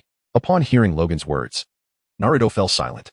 Logan chuckled softly before continuing, "You see, I come from a different place than your sister Shiroi and the others, so we will not return to the same location. Ultimately, I shall return here, for I have watched you grow up." After hearing Logan's kind-hearted fib, a smile broke across Naruto's face as he flashed his bright white teeth and said, "Yes, Grandpa Logan, make sure to safely send Shiroi and the others home. I will guard this place for everyone." Little Shiroi smiled as she reached out to pat Naruto's head, which he enjoyed greatly. It was only when one of the three little sweethearts planted a kiss on his cheek that Naruto transformed into a steam-powered princess, collapsing and unable to rise again. Haha. Logan, Lima, and little Shiroi couldn't help but laugh. After making a series of preparations, it was afternoon. Before their departure, Kai's team, consisting of Might Guy, Ebisu, and Shiranui Gunma, who shared a close bond with Logan, came to bid farewell. Kai clasped Logan's arm with enthusiasm and exclaimed, "Uncle Logan, please be careful on your journey and return soon." "Of course, Kai, but do not neglect your training." Logan replied with a smile, then, with a mischievous grin, added, "You must maintain the spirit of your youthful passion. Let the flames of enthusiasm burn deep within your heart, illuminating the path forward for the younger generation." Kai paused for a moment, puzzled by Logan's sudden unrelated remark, but upon reflection, he realized it was an encouragement. It was an affirmation of his youth. "Yes, Uncle Logan, I will strive forward. The azure beast of Konoha shall ignite with youthful vigor," Kai declared excitedly, while Ebisu and Shiranui Gunma exchanged bemused glances, unsure of how to respond. After bidding farewell to everyone, Logan climbed onto the carriage and instructed the driver to proceed, remaining vigilant outside while little Shiroi and the others stayed inside. After Logan departed, in the Hokage's office, Sarutobi Hiruzen gazed at the gates of Konoha and murmured, illuminating the path forward for the younger generation. "Indeed, you never cease to amaze. Dear brother Logan, do return soon." With that, Sarutobi returned to his seat, formed a hand seal, and fixated intently on the crystal ball. Very well. He was once again observing some rather questionable scenes. This old man never rests. In the evening, the carriage finally emerged from the depths of the Konoha forest, arriving at a quaint little town, or rather, a village, where they sought refuge in an inn. They were not on a mission, so there was no need to hurry. They could progress leisurely, akin to a leisurely trip. The front desk clerk observed, expressionless, as a room was crammed with 4 individuals and a llama. Glancing towards another room, he noted it housed only Logan and the driver. Wasn't the llama supposed to be tied outside? Yet, the clerk said nothing. After all, as long as payment was made, any potential damages would be their responsibility. What? No compensation. In Logan's room, the driver turned to him and inquired, "Logan, my friend, do I really not need to contribute my share?" "Not at all, my brother.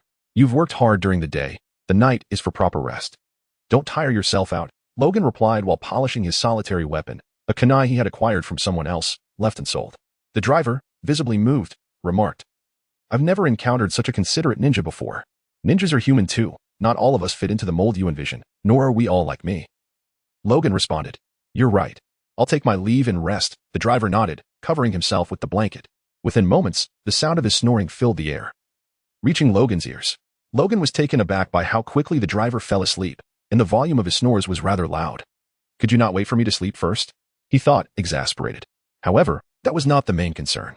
Once he confirmed the driver was soundly asleep, Logan opened his leather pouch and retrieved a cube radiating a violet-green glow. He infused it with chakra from all his attributes, transforming the room into a vibrant, pulsating bar, with flashing lights and colors constantly shifting. This would make for a decent dance party, Logan mused. After a brief inspection, he stowed the cube away and closed his eyes to sleep. The following day, Logan was roused by the gentle nudging of Shirori. Having not enjoyed a proper sleep for an extended period, he was in a deep slumber. Had it been anyone else in his position, they might have succumbed long ago. Before mastering the 8 gates, Logan would have undoubtedly hired several ninjas for protection. His ultimate goal was to reach the level of Kakadu, provided the funds were sufficient. However, after learning the 8 gates, he dared to assert that aside from a select few, anyone who approached would meet their demise. Though he had yet to unlock the Death Gate, the limitless opening gate sufficed for now. Perhaps in the future, once his physical strength reached the requisite level, he could access the limitless Death Gate. By the way, his bones were up to standard, but his muscle tissue still required training. Perhaps he would need to train like Guy. Relying solely on the primordial Tai Chi was insufficient, although it could expedite his progress. Of course, this required Logan to dedicate more time to honing his physique. Aside from his bones, attaining Gaia's peak level would necessitate considerable effort, as his self-healing factors meant that both chakra cultivation and other endeavors demanded greater exertion than average. However, he had not put in much effort, resulting in his current chakra capacity being merely half of Kakashi's, which he affectionately termed half-kak. In the early morning, Logan sat in the carriage, yawning, having not had a good night's sleep for quite some time. After finally managing to rest properly, he found himself inexplicably more drowsy. This won't do, Logan muttered to himself as he glanced around, relieved to find no one in sight.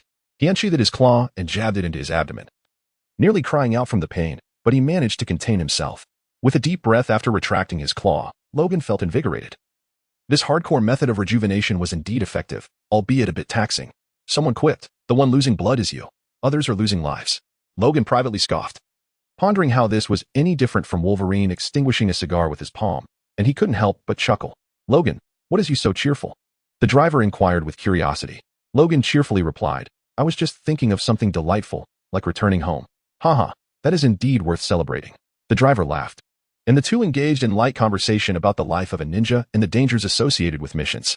Logan, feeling generous, shared some tales from his previous assignments, omitting the parts about injuries and being ambushed. After all, who would believe that someone who had been defeated could be chatting here?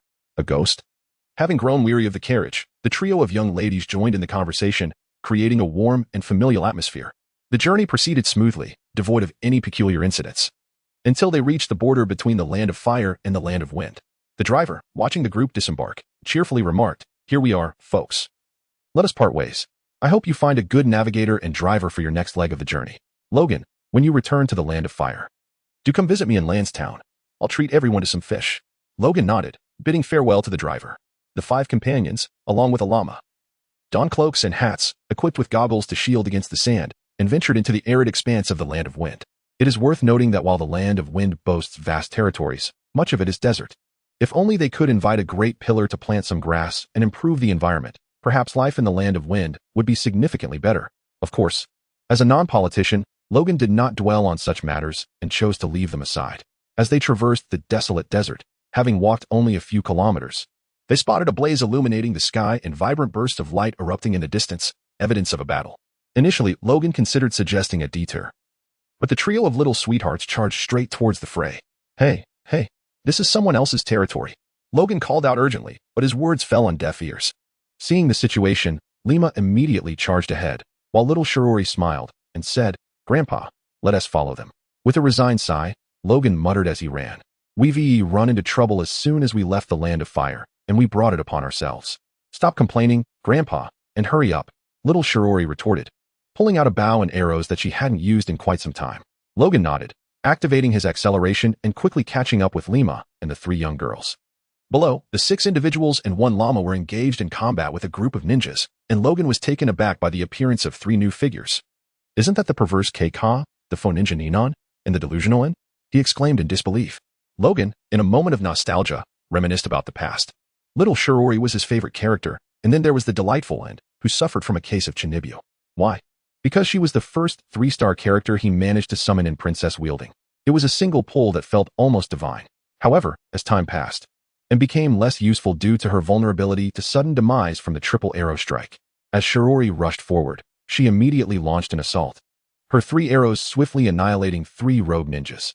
Damn it, there are enemies over there. One of the rogue ninjas growled, but upon seeing Shirori, he displayed a rather lecherous expression, leering as he proclaimed, "That little girl is mine. I will cherish her dearly."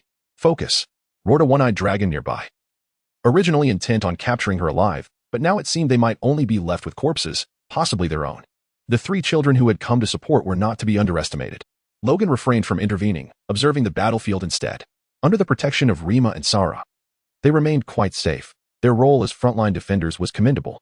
"Accept the judgment of my swift wind, Reaper," and exclaimed with excitement, brandishing her katana and unleashing a magical orb toward the foremost rogue ninja, only for it to shatter into a piece of dead wood. Did I evade it? No way. No way. And became even more exhilarated, her ample magical energy making her unafraid of depletion, although such immense power could be burdensome. As long as she refrained from employing large-scale techniques, she could freely unleash her minor spells, like a self-propelled artillery, and launched a frenzied barrage, forcing the rogue ninjas into desperate evasions. Many bore ink stains on their faces, unmistakably the handiwork of the mischievous Yuki. Nevertheless, the little ones were still quite kind-hearted.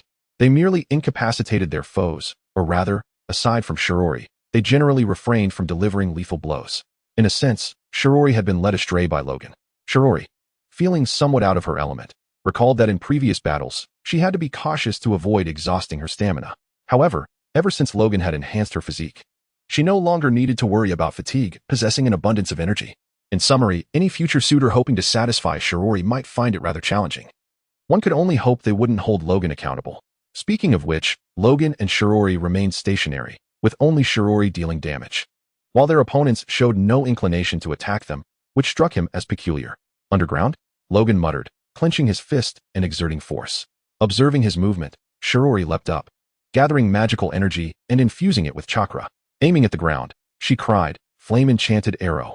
Their fists and arrows struck the earth simultaneously, resulting in a tremor and an explosion, followed by 2 anguished cries. Soon, 2 disheveled figures emerged from the nearby sand. Damn it! Earth release, Earth Dragon Bomb technique. The 2 rogue ninjas, having been blasted out, immediately formed hand seals to launch their counterattack. 2 earthen dragons, swirling with dust, surged from the ground, charging toward Logan and Shirori. Logan stood calmly before the 2 earthen dragons, leisurely gesturing in a circular motion, summoning an invisible wave alongside a spiraling sphere at the center of the circle. As the 2 earthen dragons drew near, they were disintegrated by an invisible wave, subsequently merging into the spiral sphere, forming a vortex of sand and stone that spun incessantly around its exterior. In a certain sense, Logan's technique had evolved into an alternative spiral sphere that seamlessly integrated offense and defense. Once the spiral sphere reached a radius of 30 centimeters, Logan thrust it forcefully between the 2 adversaries. Compared to Naruto's spiral sphere, this manifestation resembled a tailed beast bomb, though its range was not as exaggerated. Logan's test revealed that the explosion radius of a 30-centimeter spiral sphere extended to 30 meters. This technique was a result of Logan's recollections of the spiral sphere's training methods, combined with Tai Chi, and it was not without its risks of self-injury. Unbeknownst to the 2 opponents, they sneered at the slow-moving spiral sphere as it approached, preparing to launch a counterattack. However, just as they completed their hand seals, they were obliterated by the explosion. "Too foolish special J-Nin," Logan mused, stroking his chin thoughtfully. Perhaps they were not truly special J-Nin, but rather elite CH-Nin. Among this group of rogue ninjas, the strongest numbered only 5 J-Nin, while the remaining lower-ranked ninjas had already been dispatched by SH-Rin, leaving a few CH-Nin frantically evading attacks. Nevertheless, the group did not persist in their confrontation. After losing 2 CH-Nin, they opted to flee. "Hey, you shall not escape. The battle continues until dawn," Anya shouted. But her call only spurred them to flee even faster. Chapter 21, The Journey Home, Part 2. After their victory, Anya's spirits soared upon seeing Logan. She raised her hand in a scissor gesture before her golden-eyed gaze and proclaimed dramatically, "I am the Dark Princess of the Gale, and Lord Jeffen Shiteperu. State your name." Logan chuckled softly, crossing his arms and replying, "I am Logan Howlett, the immortal Wolverine." Lima and SH-Rin stared in disbelief at Logan and Anya, silently questioning, "What has come over Grandfather Logan today? Has he been replaced?" Upon hearing Logan's declaration, Anya's excitement surged, and she eagerly challenged him, "Immortal Wolverine, let us duel." Stop. Stop. Lima quickly intervened, dragging Anya aside for a lecture. But they seemed just like those others. I merely wished to eliminate the threat. Anya protested, feeling aggrieved. Looking at the two, K-Ka exclaimed with enthusiasm, "Come at me, everyone. Hurry." Although directed at them, her eager gaze was fixed on Logan, causing his eyelids to twitch. Indeed, K-Ka primarily had her sights set on Logan. At that moment, Nino was already engaged in a discussion about ninjutsu with the trio of sweethearts. Despite her samurai appearance, she aspired to be a ninja. After a flurry of commotion and explanations, Anya relinquished her thoughts of battling Logan. Aware that she would undoubtedly be defeated, with the opening of the 7 gates, no one could stand against him. Just as they prepared to resume their journey, a group of ninjas appeared, adorned with forehead protectors. Excellent, they were from the Sand Village. Anya's excitement reignited, but she quickly settled down after a gentle admonition from Logan. Logan regarded the leader with surprise. It was Maki from the Sand Village, the instructor of Gaara's team. However, it appeared that accompanying Maki were not Gaara's squad, but rather a group of unfamiliar faces, including Gaara himself. Indeed, at this moment, Shimaru and Kanjuro have yet to graduate. Unlike Gaara, whose dark circles under his eyes are quite pronounced, one might barely recognize him were it not for those shadows. After all, he is still quite young. Maki squinted for a while before inquiring, "Are you from Konoha, Logan?" "Yes, it is I, Maki the Jonin. How fortunate to encounter you," Logan exclaimed joyfully. For the guide had arrived. Without them, traversing the vast wind country would leave one at a loss as to when they might reach Lulan or the Dragon Vein. Seeing Logan's enthusiasm, Maki felt a chill run down his spine, prompting him to coldly ask, "What is going on here?" "A group of rogue ninjas just attacked us, but we managed to fend them off. Regrettably, we only eliminated one of their Jinin while the others escaped." Maki surveyed the surroundings, noting that it indeed appeared as if they had been engaged in a skirmish with Jinin. The Jinin from the 5 great nations were relatively competent, yet those from the rogue ninjas were notably weaker. This, of course, was common knowledge. The strengths of small nations seldom matched those of their larger counterparts. The Fourth Hokage was uncertain if there was any underlying conspiracy, so he dispatched Maki to lead a team of ninjas to this area, allowing his son to gain some experience. It was prudent to ascertain whether Konoha harbored any ulterior motives. After Maki's inspection, he glanced at Logan, who was accompanied by an alpaca and a few peculiar little girls. His lips twitched slightly. It was evident that the information relayed from Konoha was indeed true, an elderly gentleman guiding a handful of innocent and whimsical civilian girls in search of their homeland. Though he puzzled over why their journey necessitated passing through the Wind Country, it was clear that such a homecoming was improbable. The common folk of the Wind Country could hardly produce such enchanting girls. Perhaps a few existed, but they were certainly rare. Maki turned to Logan and remarked, "Lord Kazekage specifically instructed me to lead you, ensuring that you do not wander into perilous territories, as becoming lost and facing dire consequences could ignite a conflict between our 2 nations." As Maki rambled on, Logan paid him little heed, unconvinced that his presence here could incite war between their nations. Instead, he pondered how to return through the Dragon Vein and what to do should they find themselves in another parallel realm of the ninja world. Pleased with Logan's apparent compliance, Maki thought to himself that this old man was rather agreeable, even if his beard was somewhat unkempt. Before long, Maki and his team escorted Logan and his companions onward. Throughout their journey, Maki incessantly sought intelligence on Konoha from Logan, ultimately uncovering what seemed to be trivial information, specifically, that Logan, a Chunin, was not engaged in any serious endeavors but was, in fact, a prosperous rancher who had previously dabbled in the textile industry. Konoha had indeed fallen. How could such a person attain the rank of Chunin? Maki silently derided Konoha, perhaps unaware that if Logan and his team truly unleashed their full potential, Maki's group, save for Gaara, would swiftly face annihilation. Of course, Gaara would not be so easily dispatched, due to both his formidable techniques and the presence of Shikaku within him. Maki did not immediately lead Logan and his companions to the ruins of Lulan. Instead, he took them on a leisurely tour of the barren attractions in the Land of Wind, such as the Narrow Sky.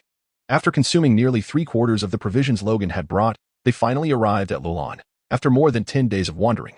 "Thank heavens. I was beginning to fear I would perish from starvation before reaching Lulan," Logan lamented. Beside him, Maki gestured towards Gaara and the group of sand shinobi, who slowly gravitated toward Maki, clearly plotting something. Over the course of these many days, Maki had ascertained that they were merely seeking a way back home, their travels appearing rather casual, and no one seemed to be paying them any mind. It was evident that they were not significant figures from Konoha, and he felt no qualms about eliminating some of Konoha's ninjas. As for those charming young ladies, they could surely be sold off for greater profit to the village. Logan twitched his nose, turning to shield Shirori and the others behind him, expressing a tinge of regret. "What a pity. I never imagined you would ultimately make such a decision. So, has your mission concluded?" "Indeed, it has ended. We wouldn't mind earning a little extra. Let's get to work. Maki replied with a cold smirk. Gaara beside him raised his hand, and the sand on the ground rapidly coalesced and surged toward Logan and his group. Logan looked at the approaching sand with a headache, concerned for Shirori and the others. What? You say it would hit Logan himself? Apologies, he could easily evade it. Ninjutsu. Hell of scorching heat. Nino exclaimed excitedly as she fanned her large fan, unleashing a fiery tempest that erupted ahead, nearly incinerating Logan. What? Indeed. The scoundrels from Konoha come with ill intent. Maki fumed, astonished that such a small girl could unleash such an onslaught. Previously, he had thought her just a mere whimsical sword enthusiast. Logan, his beard singed and his teeth clenched in frustration, radiated blue steam. His skin flushed and appearing as if a mere touch would draw blood. He mimicked a Kamehameha gesture, then thrust it forth while roaring, "Daytime tiger." Quick dodge, Maki shouted. Though it was somewhat too late, a few Jainin managed to evade using substitution techniques, while Gaara directly unleashed a massive quantity of sand to form a shield. However, upon intercepting Logan's air tiger, the shield erupted, leaving Gaara with numerous cracks across his body. In the next moment, the sand from his gourd surged forth, forming a woman to shield him. As a result, Gaara was rendered unconscious. What power? Is this truly just an old man tending cattle? Maki exclaimed in shock, as half of his forces were swiftly diminished. Upon witnessing Gaara's fainting, Maki's eyelids twitched, urgently commanding, "Fall back. Leave this to Gaara." The uninformed sand shinobi hesitated momentarily before ultimately retreating swiftly alongside Maki. Logan remained on guard against Gaara, and soon, Gaara's body was enveloped in quicksand, the grains continuously accumulating until they formed a colossal tanuki. "Haha, I am liberated." The great badger roared with excitement, then turned towards Logan and his companions, exclaiming, "Huh. Annoying little ants, let me indulge myself." Upon witnessing the immense guardian crane, Anna's excitement surged as she eagerly rubbed her hands together, reminiscent of her monster hunting days in Land Soul. Covering her eyes with one hand, she declared, "This is fantastic. To encounter such a creature. Allow me, the Wind Phantom, Anilo Jet Von Shoteperu, to vanquish you." With that, Anna removed her hand, her eyes shimmering with a golden radiance that left the guardian crane momentarily astonished. The guardian crane pondered, "Is this girl deranged? What on earth is she saying?" Standing before Logan were Lima and K-Ka, while Mizuko, Mimi, Ninon, and Anna formed a line beside them. In the back were Shirori, armed with a bow, and Kai-Ka, wielding a staff, each maintaining their distance, reminiscent of a princess assembling for battle. Despicable humans. Wind release, vacuum sphere. The guardian crane bellowed, its irritation mounting as these individuals displayed no fear, instead adopting a posture of offense. Although it was unfamiliar with the term offense, that did not hinder its foul mood as it unleashed a powerful gust of wind as an attack. However, Logan had already prepared for the guardian crane's assault. With both hands, he traced circular motions, continuously drawing the crane's vacuum sphere into his grasp. The guardian crane, bewildered, watched as its wind technique was transformed into a chakra sphere, resembling the tailed beast bomb. Logan gritted his teeth. He had never manipulated such a vast amount of chakra before, truly a testament to the tailed beasts. If not for the activation of the Gate of Surprises, he would have been unable to withstand this technique. Even if he could, it would have exploded right before him. Seizing the moment while the guardian crane was dazed, he fully integrated the vacuum sphere into a massive Rasengan. He ceased his circular motions, channeling his energy into a punch directed at the Rasengan, simultaneously shouting, "Unintentional Tai Chi." Burst.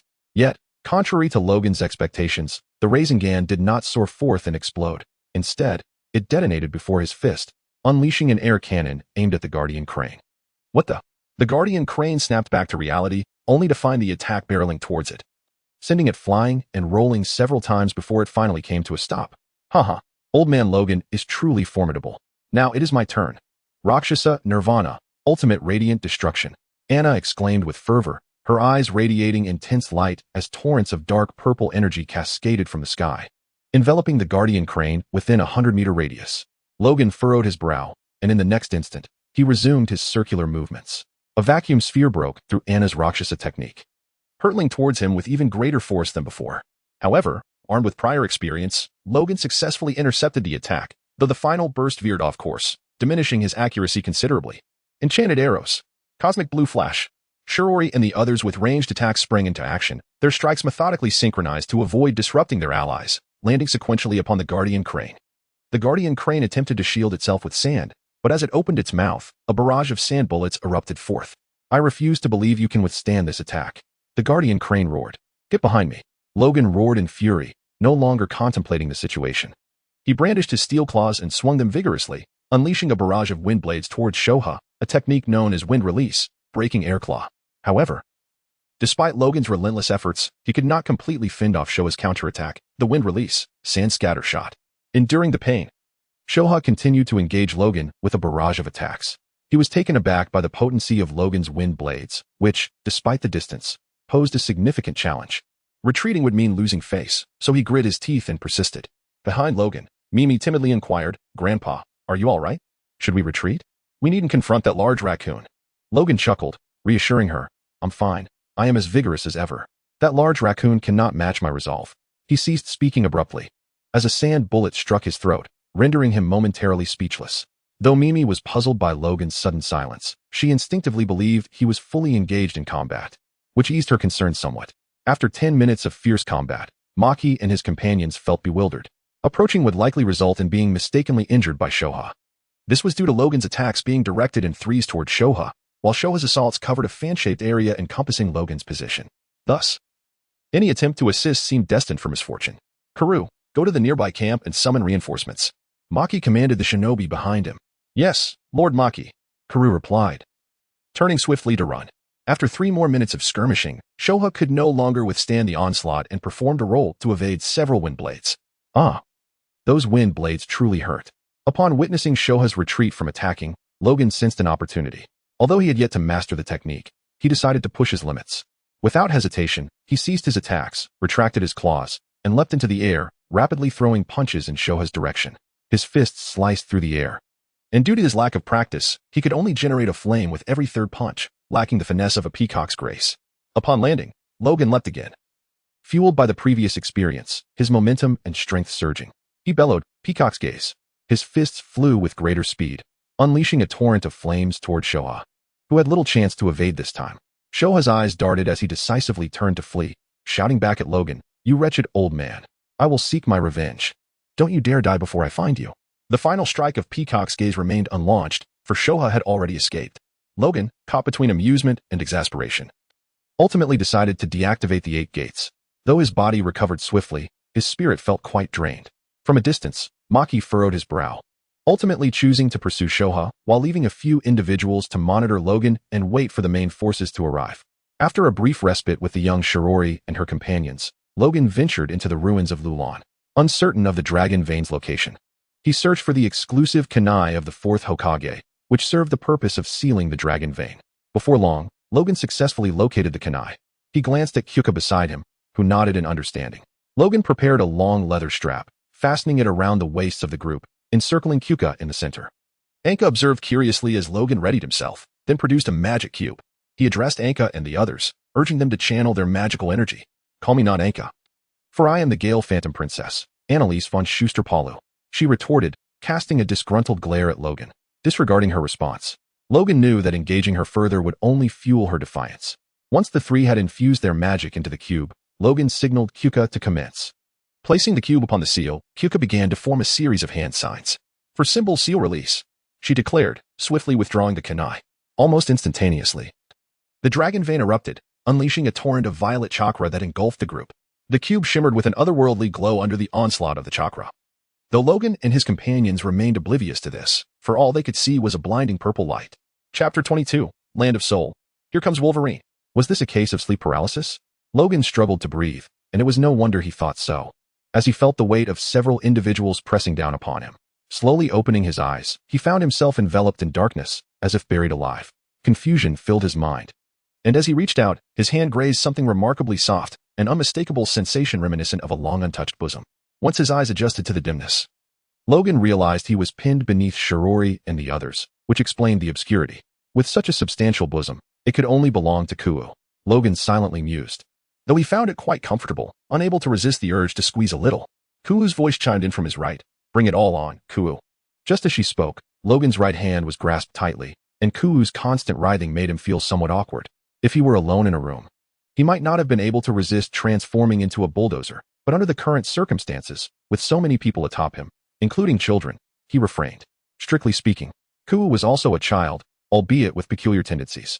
After regaining consciousness, Logan's body quickly returned to normal. He disentangled the young girls from atop him, only to find himself in a state of disbelief. His pants were damp, a result of the drooling of the little girl, Yukino. Observing the still-bound leather strap, Logan reflected. It's fortunate I prepared this strap.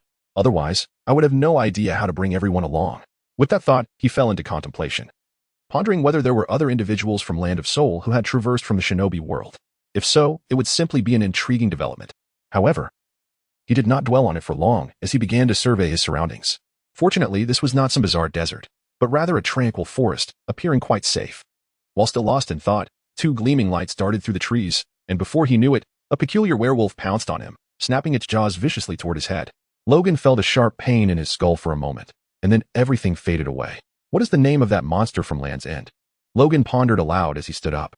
At that moment, the wolf seemed intent on crushing his skull, but its teeth failed to penetrate, unable to breach the durability of his adamantium skull.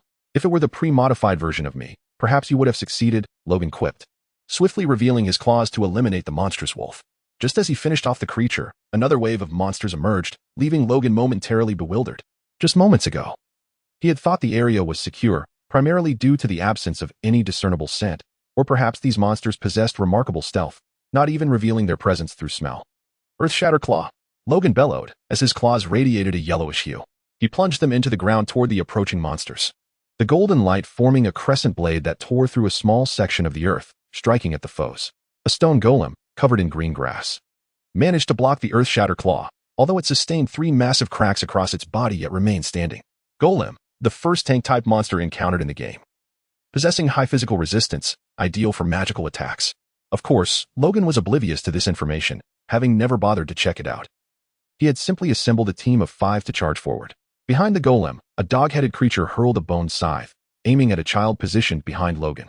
Damn! Wind-Shatter Claw, Logan cursed, unleashing a barrage to counter the dog-headed creature's attack. However, the power of the Wind-Shatter Claw appeared to be inferior to that of the Earth-Shatter Claw, as it was absorbed by the golem's tough exterior. In reality, it had a higher resistance to the Wind-Shatter Claw. Fortunately, the sheer number of attacks was sufficient, and the dog-headed creatures and large rats hiding behind the golem were swiftly dispatched, leaving only a dragon-like entity capable of energy attacks. Yet, its strike against Logan was inconsequential. He merely sustained an injury before recuperating. Logan's claws began to heat up, soon glowing a vivid red. This was the most potent of his bone techniques. The Fire Shatter Claw, akin to heating adamantium claws, greatly enhancing their cutting ability. Unlike his other techniques, this one was purely melee. Once sufficiently heated, Logan dashed toward the golem at an incredible speed, dismantling it in a matter of moments, ultimately cleaving the juvenile giant lizard into 4 pieces. After resolving the situation, Logan retracted his claws, only to be met with a sudden realization. Ouch! Hot! Hot! He exclaimed, rolling on the ground in agony, his hands twitching in pain. He had forgotten to allow the adamantium to cool before retracting. Now, blood evaporated while his flesh oscillated between cooked and raw. After a minute or so of rolling, Logan ceased his movements as the temperature dropped, no longer scalding. He sighed, opting not to awaken the girls, instead setting up a rudimentary perimeter while starting a fire. I can't believe my first day as Wolverine in Land's End is spent in the forest. How dismal, Logan muttered, before skinning the juvenile giant lizard and preparing it for roasting. After a considerable period, Logan finally cooked the lizard thoroughly. Ready to sprinkle the seasoning he had just found when a voice echoed from the sky. Xiao Qian, Xiao Qian, Xiao Qian, I've searched high and low for you. Sister. Logan looked up as a pink figure gracefully landed beside Xiao Qian, then embraced her, nuzzling her head affectionately. It was Hatsune, Xiao Qian's sister. Though one might argue that they did not resemble each other. Logan muttered to himself, dismissing the matter as he focused on the barbecue, which was of utmost importance. However, before he could continue grilling, he was struck. A star-shaped energy struck his head, accompanied by a mental assault that sent waves of pain coursing through him. With a pained cry, he found himself sitting unceremoniously on the campfire. You despicable human trafficker. How dare you lay a hand on my most beloved sister? I shall never forgive you. Hatsune exclaimed, brandishing her staff at Logan in fury, preparing to unleash another magical attack. Logan, momentarily taken aback, hurried to explain, Hatsune, dear sister. It is not as you think. I am Xiao Qian's grandfather. Go to hell. Hatsune's anger intensified upon hearing this. How could this vile old man impersonate her and Xiao Qian's grandfather to deceive her innocent and helpless sister, leading her this far away? Though she was uncertain how Xiao Qian's presence had been concealed for days, it seemed an incident had occurred, allowing her to sense Xiao Qian's aura, enabling her to track her down in such a short span of time. Initially exhilarated upon spotting Xiao Qian, she soon calmed down to realize that both of them were bound by a belt, and nearby stood a lecherous old man. It was evident that Xiao Qian had been abducted by him. As the star-shaped energy surged toward him, Logan swiftly rolled to evade it, but unfortunately, his efforts were in vain. The attack locked onto his head, striking him with dazzling effects that left him utterly dazed. Covering his throbbing head, Logan cursed internally. And upon noticing Hatsune readying another attack, he activated his 3 gates and lunged forward, seizing her staff and locking her hands behind her back. He nearly added, "You've committed an offense. Come with me to the police station for a chat." "Little Hatsune, it was a misunderstanding. Please calm down." Logan exhaled in relief. But Hatsune paid no heed, vigorously kicking at him while shouting, "I won't listen. You wicked old man." With dark lines forming on his forehead, Logan exclaimed, "I do listen. There's a flaw." Before he could finish, a furious roar erupted behind him, and 3 sharp spikes pierced through his lower back. Someone had ambushed his kidneys.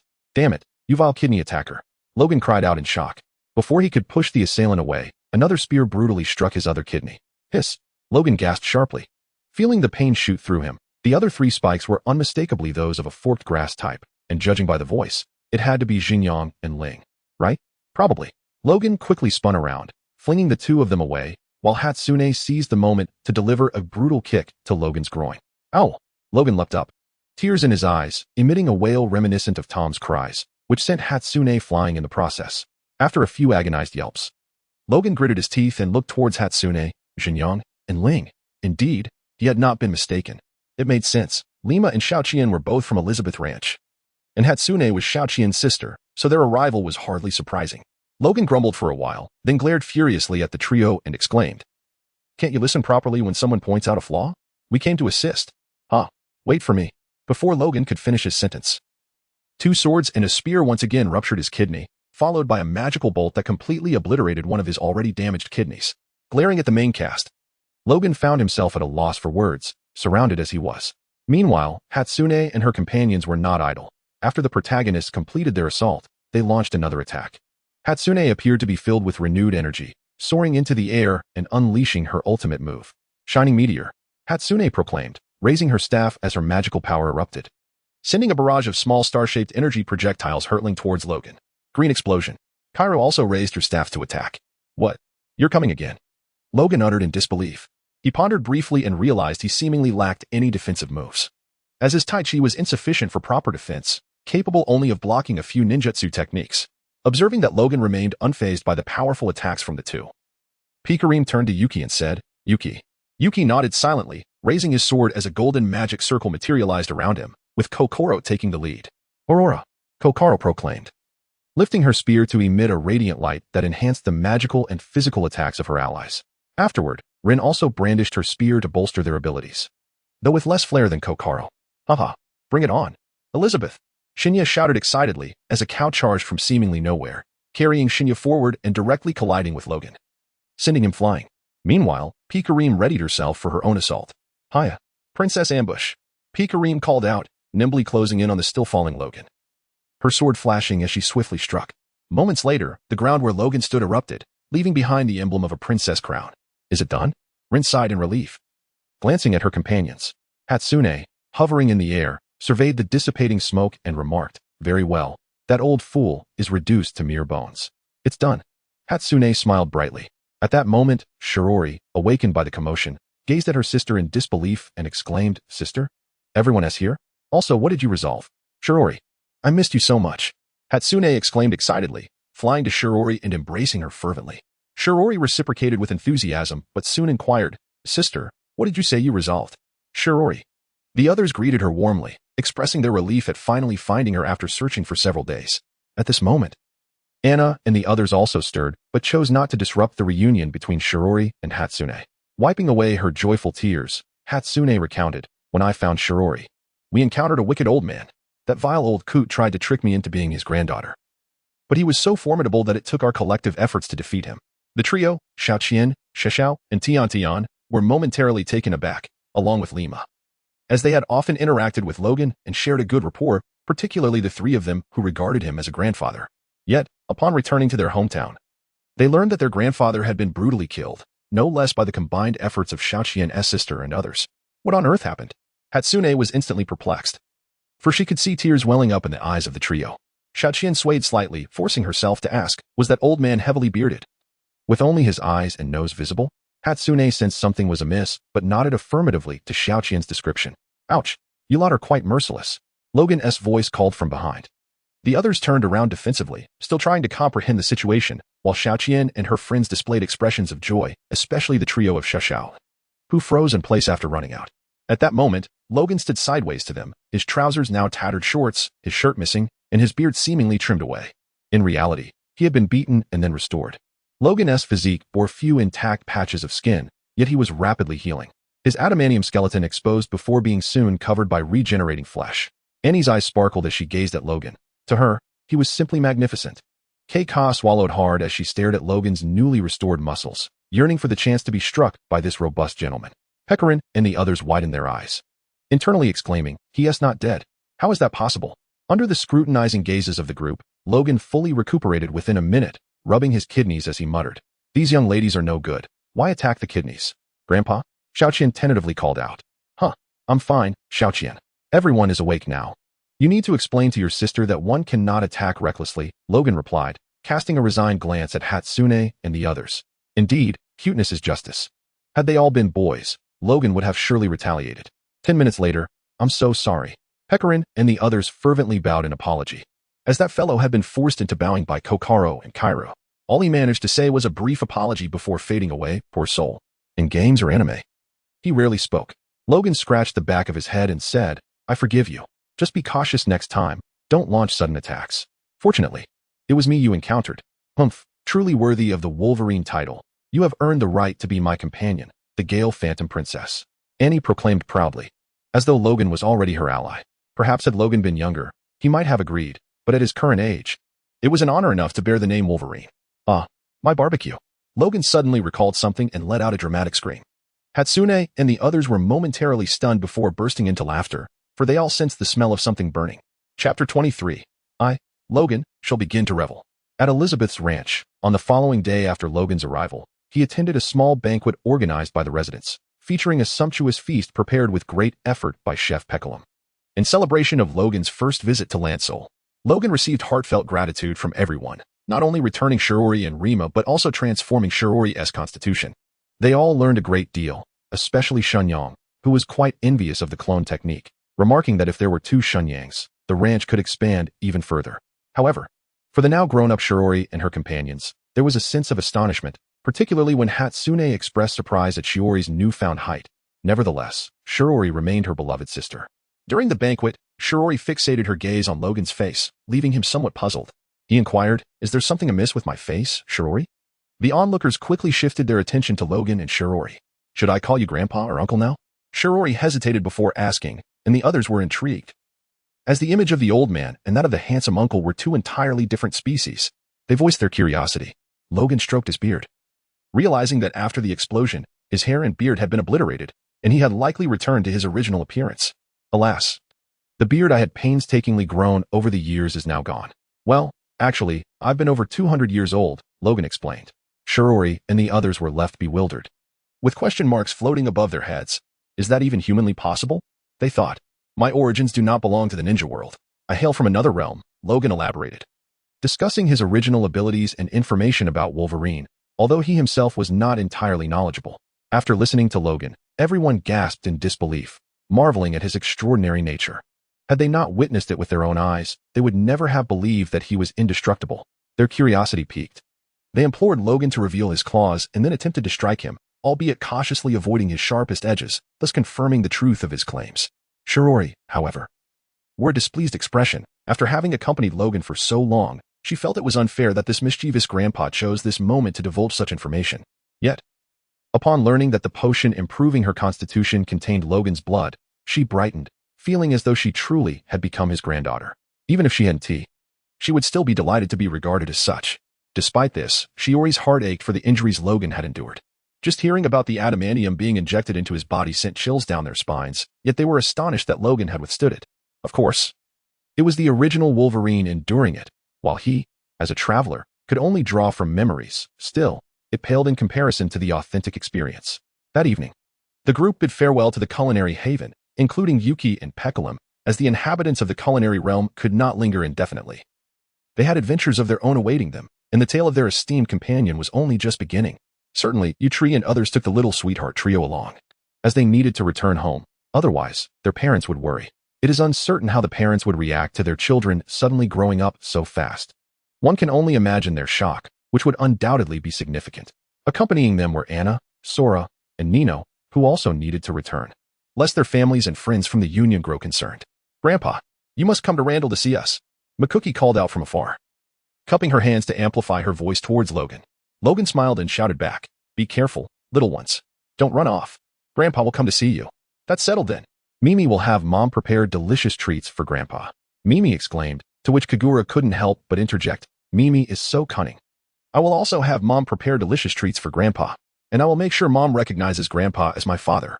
Kyra looked at the trio with an expression of disbelief, while Yutri, Pecorin, and Kokoro wore cheerful smiles. Their carefree spirits were evident, as otherwise. Yutri would not have been captured by monsters repeatedly, only to be rescued each time. Anna looked at Logan and shouted, "Our ally. Next time, I shall thoroughly test your strength to see if you have improved. I, the Gale Phantom Princess, will triumph over you in fair combat."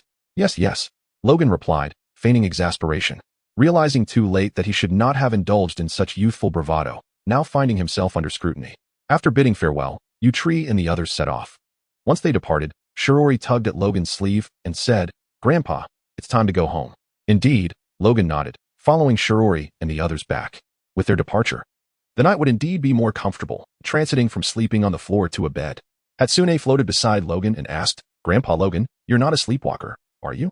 Logan looked at Hatsune, bemused at her concern for others while contemplating his own potential sleepwalking.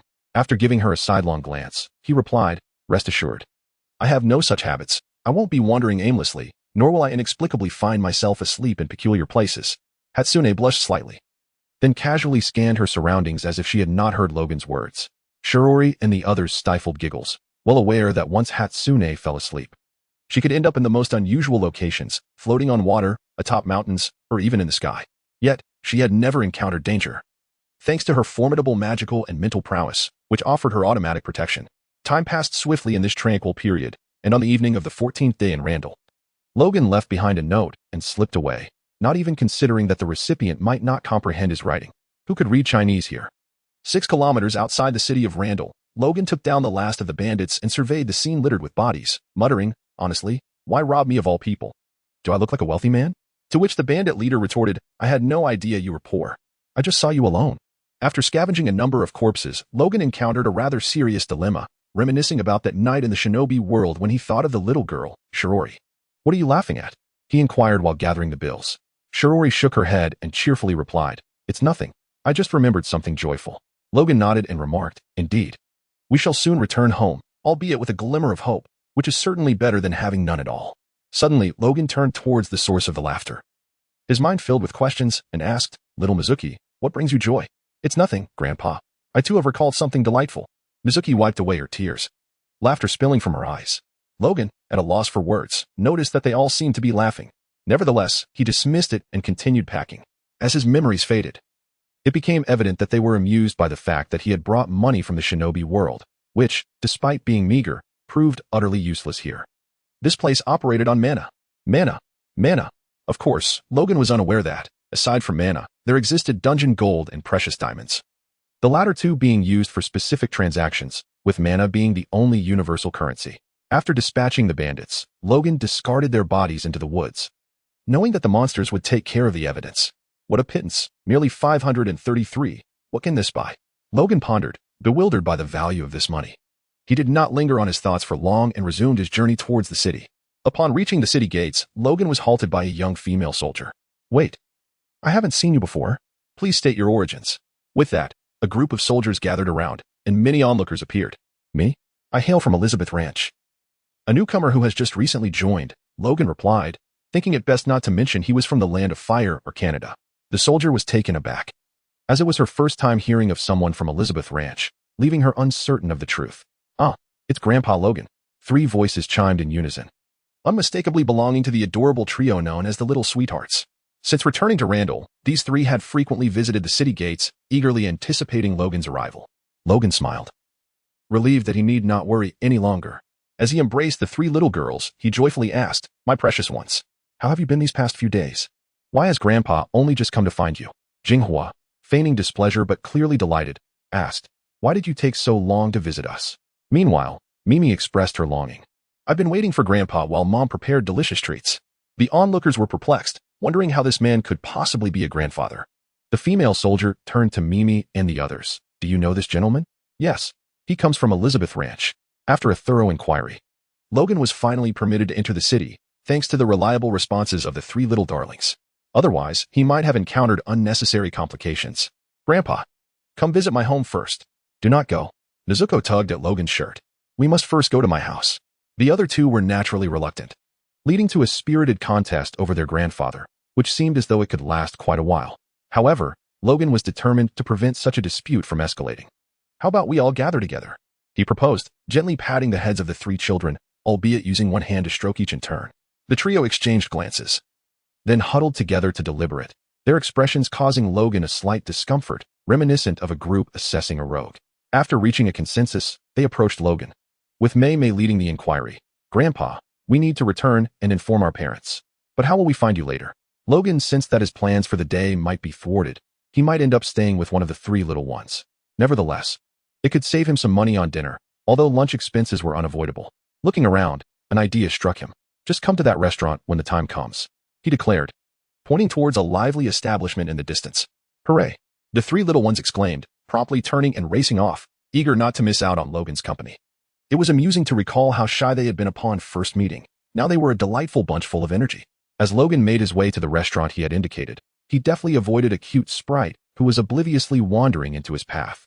He preferred to sidestep such encounters. Those scenarios were better left to Yushu, who was now an adult and no longer concerned with the youthful allure of delicate figures. However, he did have plans involving other establishments.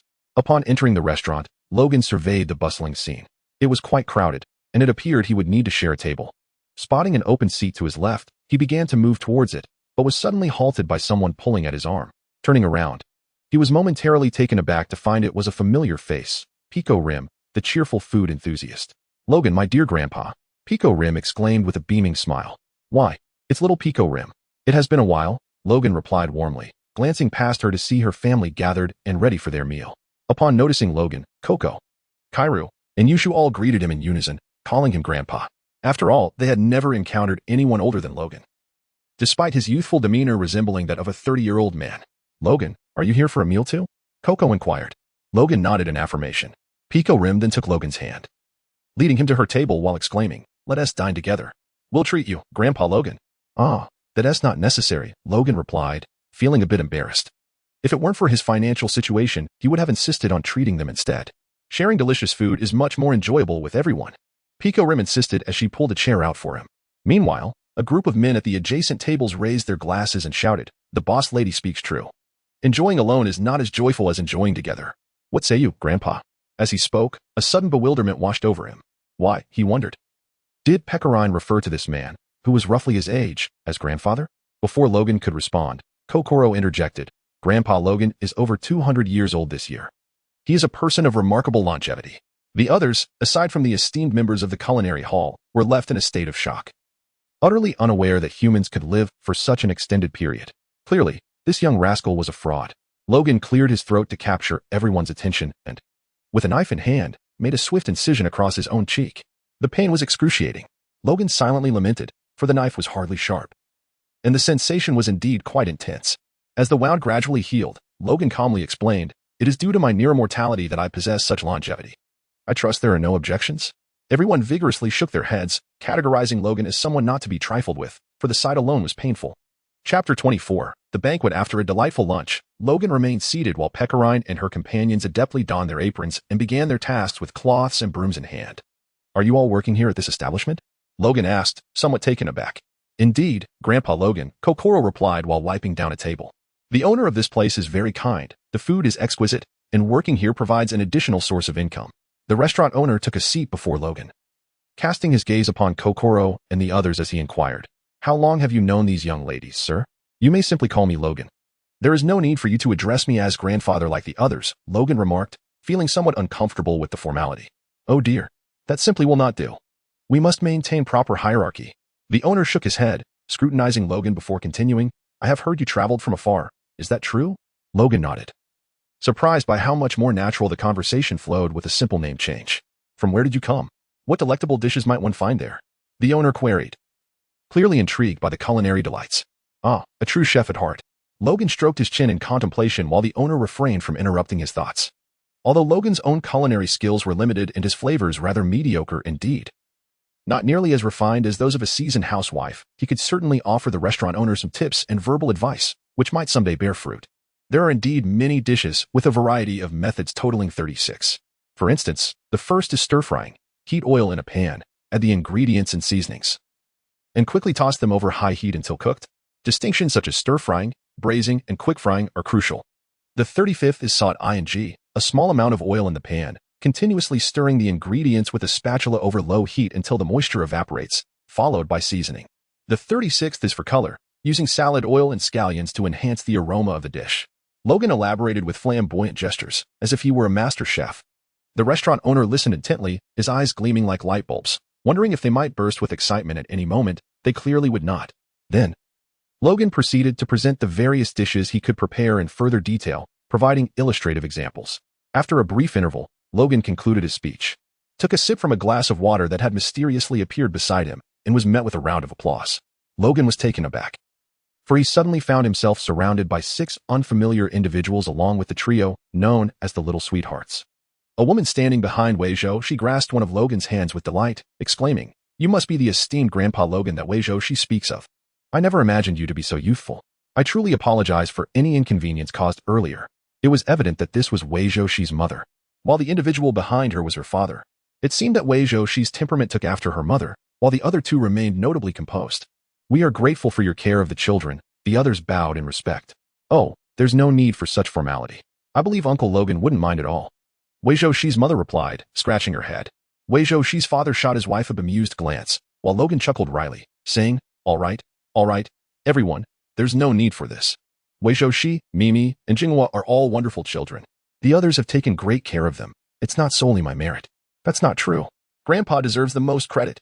He saved us," Weizhou Shi retorted, recalling how Logan had rescued them and brought them home, ultimately reuniting them with their families. Logan smiled, ruffling Weizhou Shi's hair. Indeed. Grandpa deserves the utmost credit." Jinghua's father adjusted his glasses and suggested, "Let us host a banquet in my backyard this evening." "What? A banquet?" Paikolin's spirits lifted instantly. The mention of a banquet brought thoughts of food, and with that, her fatigue vanished. Kayla tugged at Paikolin, wearing an expression of disdain. "But it's a banquet to express gratitude to Grandpa Logan. You should refrain from attending." "No, everyone should join. We are truly thankful for your regular care of Mimi and the others," Mimi's mother interjected promptly. "Yay." Paikolin leaped into the air, elated at the prospect of attending the banquet. Kayla sighed, shaking her head in resignation, yet she too felt a sense of joy. After all, she was rather proud-spirited.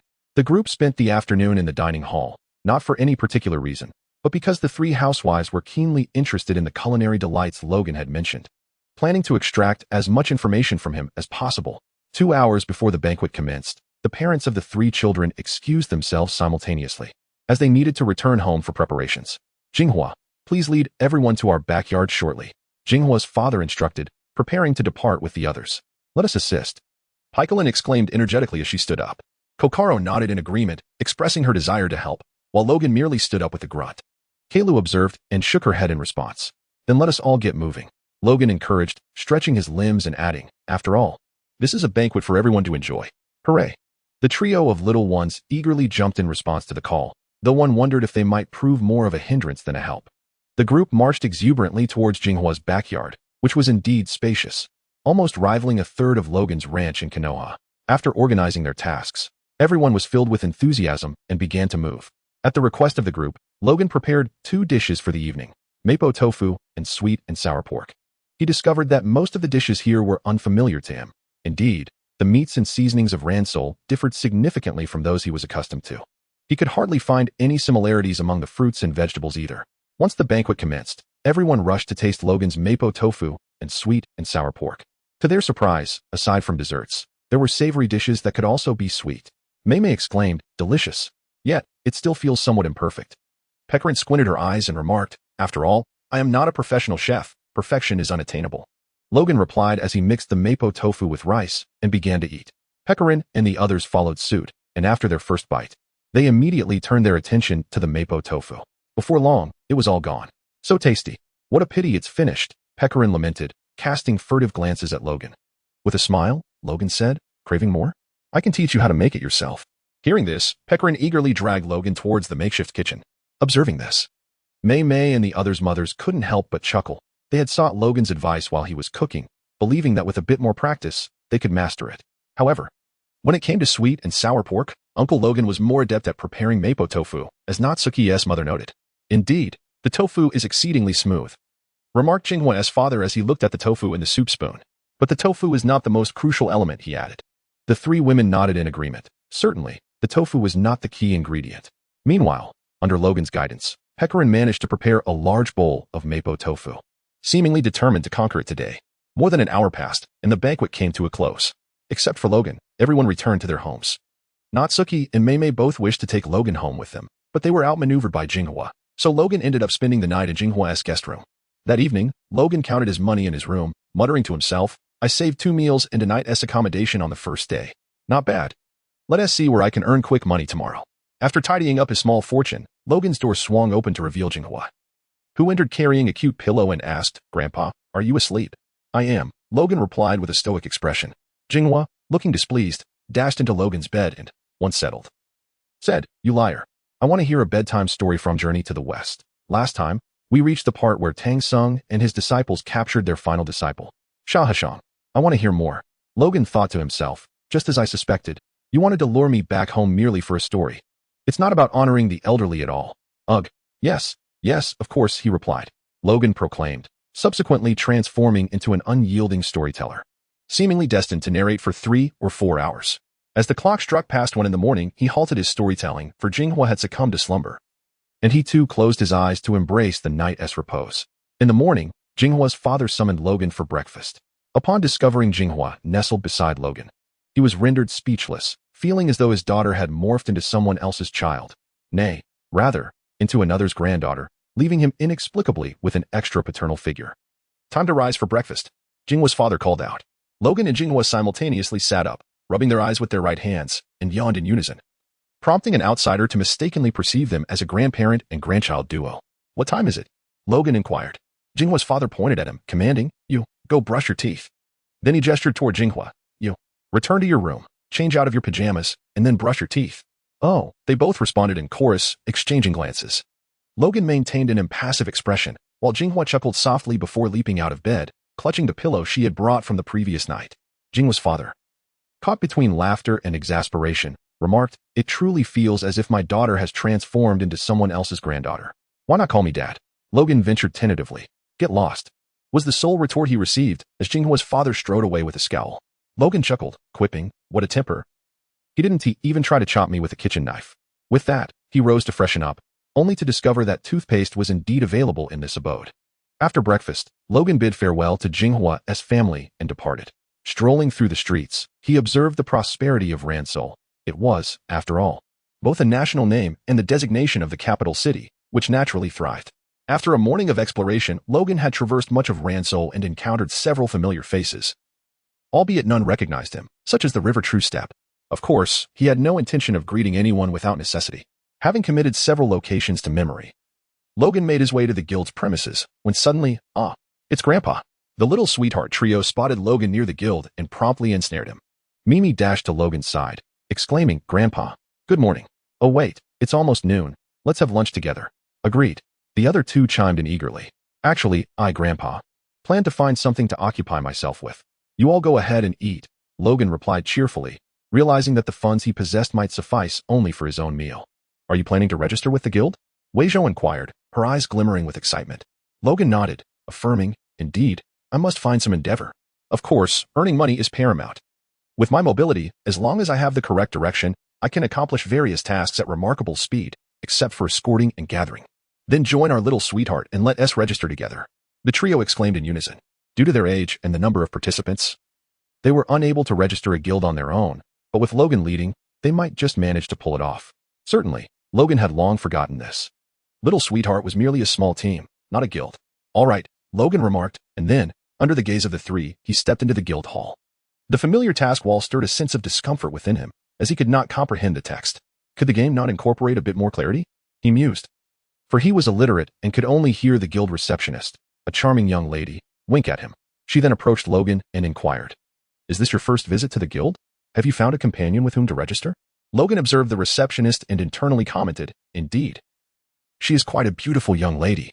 That is correct, he replied with a slight nod, indicating his agreement. The lovely young lady's lips curled into a sweet smile, and she gracefully moved to the desk behind her, slightly bending down to search for something. In no time, she successfully retrieved a sheet of paper and handed it to Logan. With a smile, Logan softly expressed his gratitude. Thank you very much. No need to mention it. The young lady responded, still smiling and with a warm tone.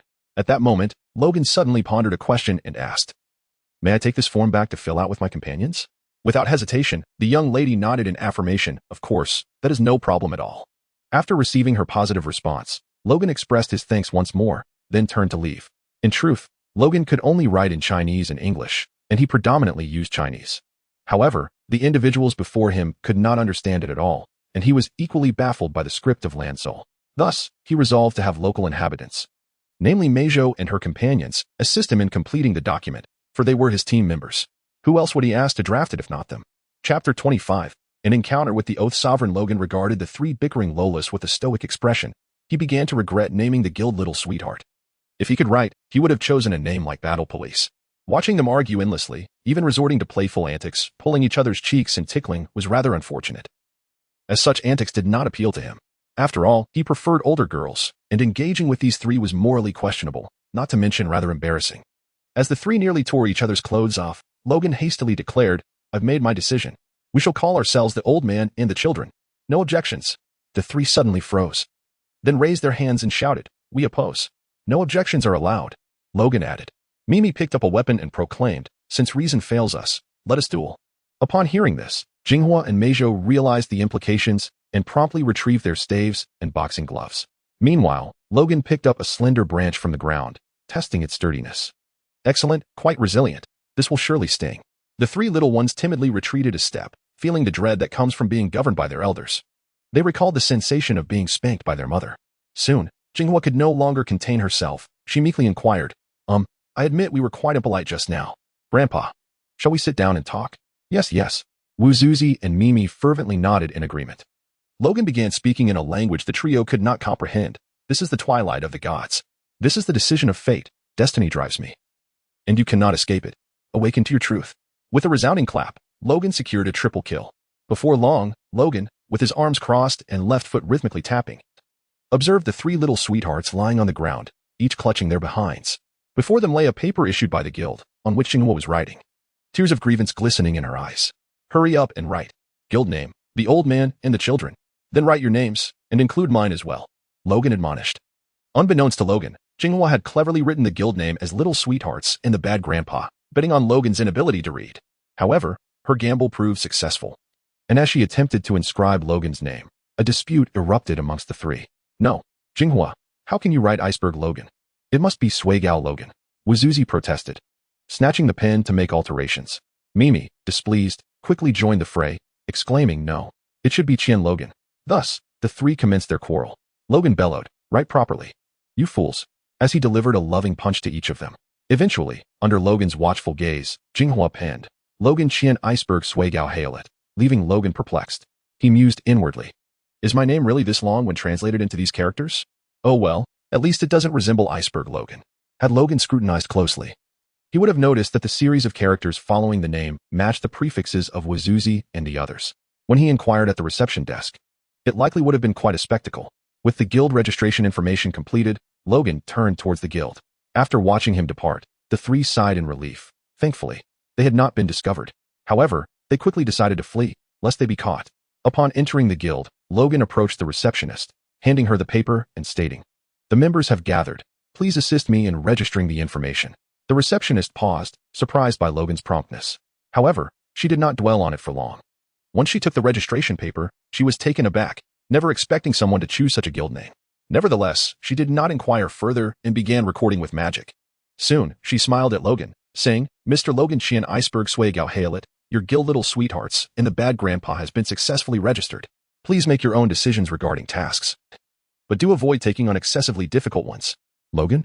Within the guild, others observed as Logan trembled with rage, gritting his teeth while casting a furious glance towards the door. In the next moment, he stormed out, even resorting to the third door of the realm to accelerate his departure. Once Logan had left, the remaining individuals could not suppress their laughter. It was simply too amusing. Waizu, Mimi, Jinghua, come forth.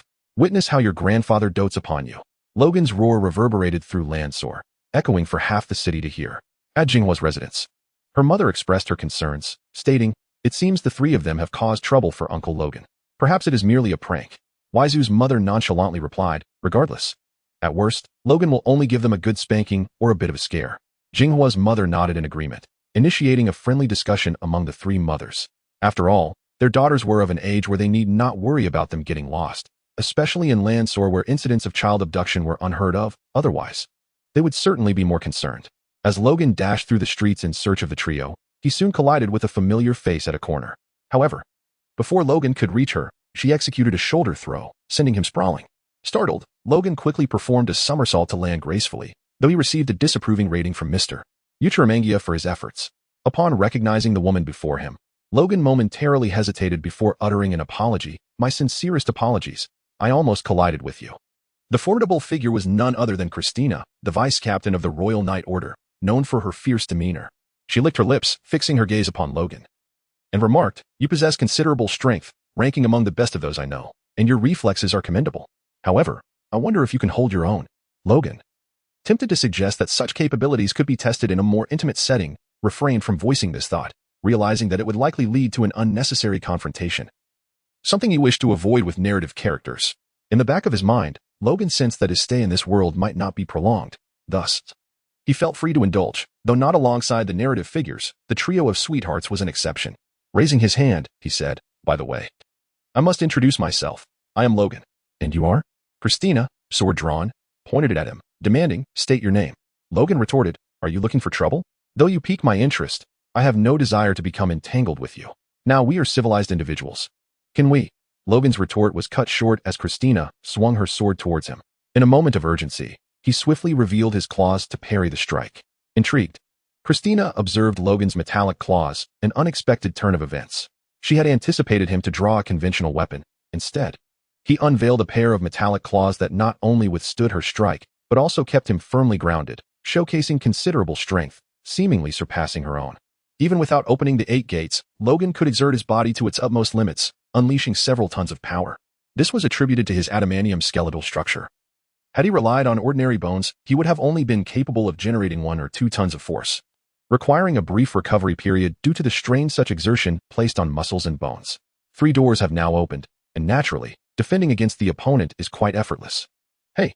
Logan exclaimed in frustration, promptly pushing Christina forward, who seized the opportunity to distance herself from him. With her sword in hand, Christina fixed her gaze on Logan and declared, "Since you refuse to reveal your name, then entertain me to your heart's content."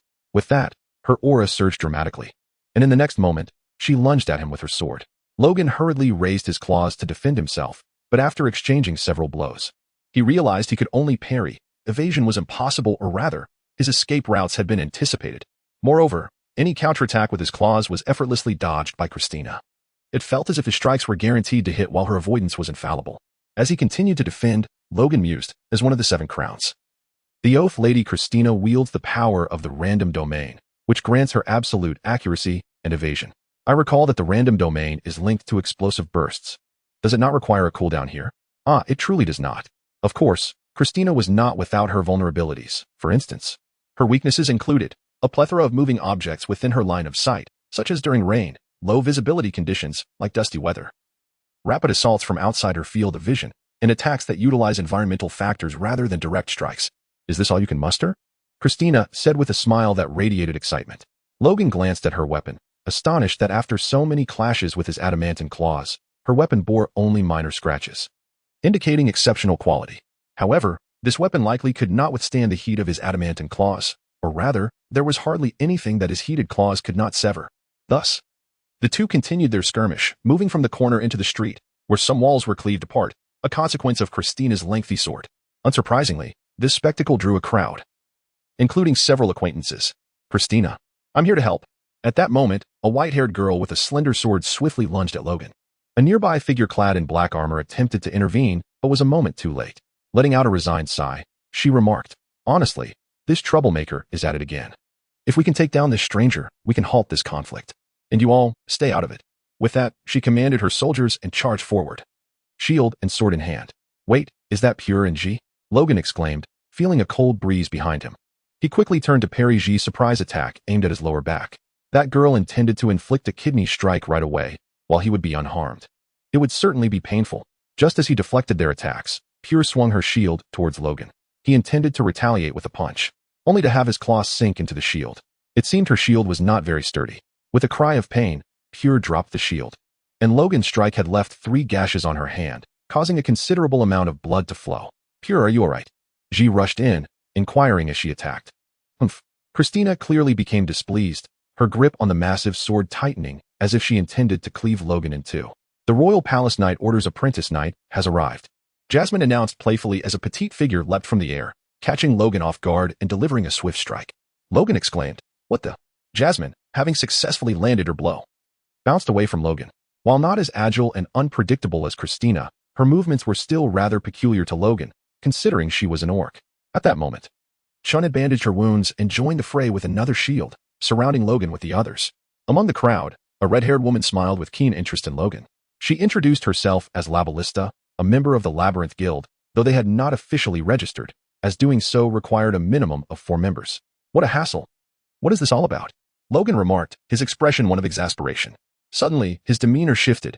He retracted his claws, crossed his arms in front of him, squatted into a horse stance, and then with a fierce roar declared, "The 8 gates, open the shock gate." A powerful wave of energy erupted from Logan, his skin taking on a reddish hue as blue aura emanated from his body. What? Christina gasped in astonishment, but quickly regained her composure. She had not anticipated that Logan had been holding back, which left her feeling rather displeased. "Everyone, I intend to conclude this swiftly, so please be cautious," Logan announced while striking a half-hearted Tai Chi stance. Chun furrowed her brow. While retracting her claws alleviated some pressure, she couldn't shake the ominous feeling. Before she could ponder further, Logan appeared behind her. "When did he?"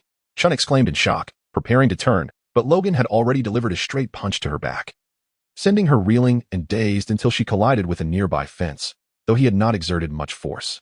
For Logan, the 8 gates significantly enhanced his speed and strength. Though he felt the greatest asset was his velocity, being even slightly slower would result in failure to land a hit. And immense strength was futile unless one possessed the capacity of someone like Saitama, who could split the earth with a single punch. "Damn it. Take this." Ji roared as he charged at Logan, aiming his sword directly at Logan's throat. Logan swiftly dodged the attack, countering with a knife hand strike to Ji's neck, achieving a double takedown. Without pause, Logan rapidly incapacitated the ambushing Jasmine and turned to Christina, remarking, "Not attacking alongside them was your oversight, Christina." "Humph.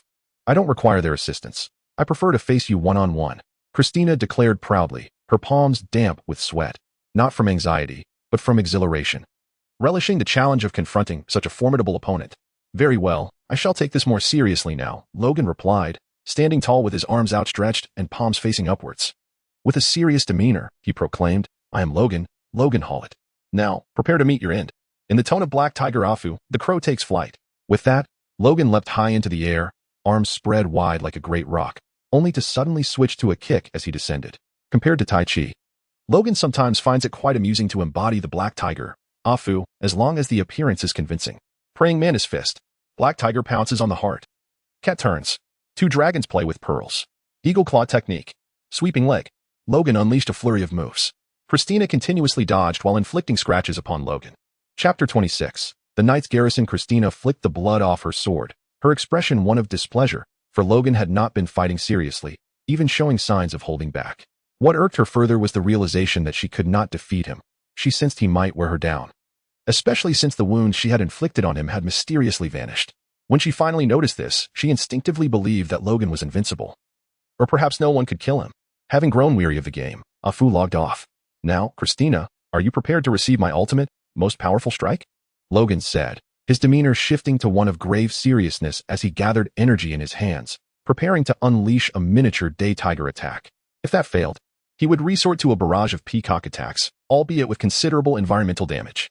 Christina swallowed hard, raising her sword in cautious readiness. However, she soon wore a look of astonishment, for Chun had inexplicably awakened and regained her strength. As she approached Logan from behind, before he could react, she delivered a resounding blow to the back of his head with her shield. As Logan was about to throw a punch, he was struck hard from behind and fell to the ground, receiving a relentless series of blows from the shield until he was completely dazed. Christina scratched her head in disbelief, while Chun, noticing Logan's stillness, halted and asked Christina, "What did you do to provoke this peculiar uncle? I thought he looked strong. So I wanted to challenge him." Christina shrugged.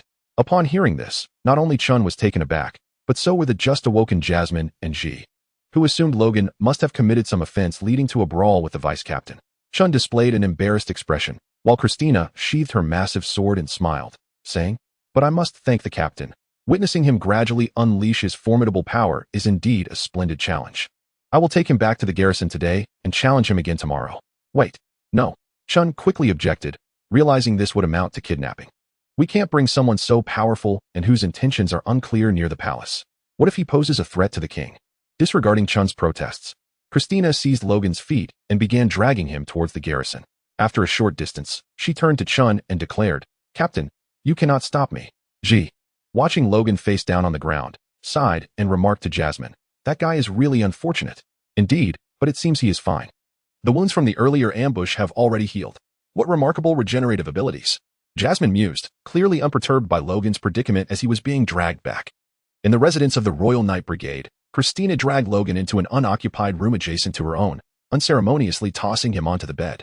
In her fervor, Logan's head collided with the wall, producing a dull thud, before he finally landed on the bed, narrowly avoiding the floor. Rubbing her temples, Christina had no desire to enter the room, instead closing the door behind her and instructing the guards to keep watch.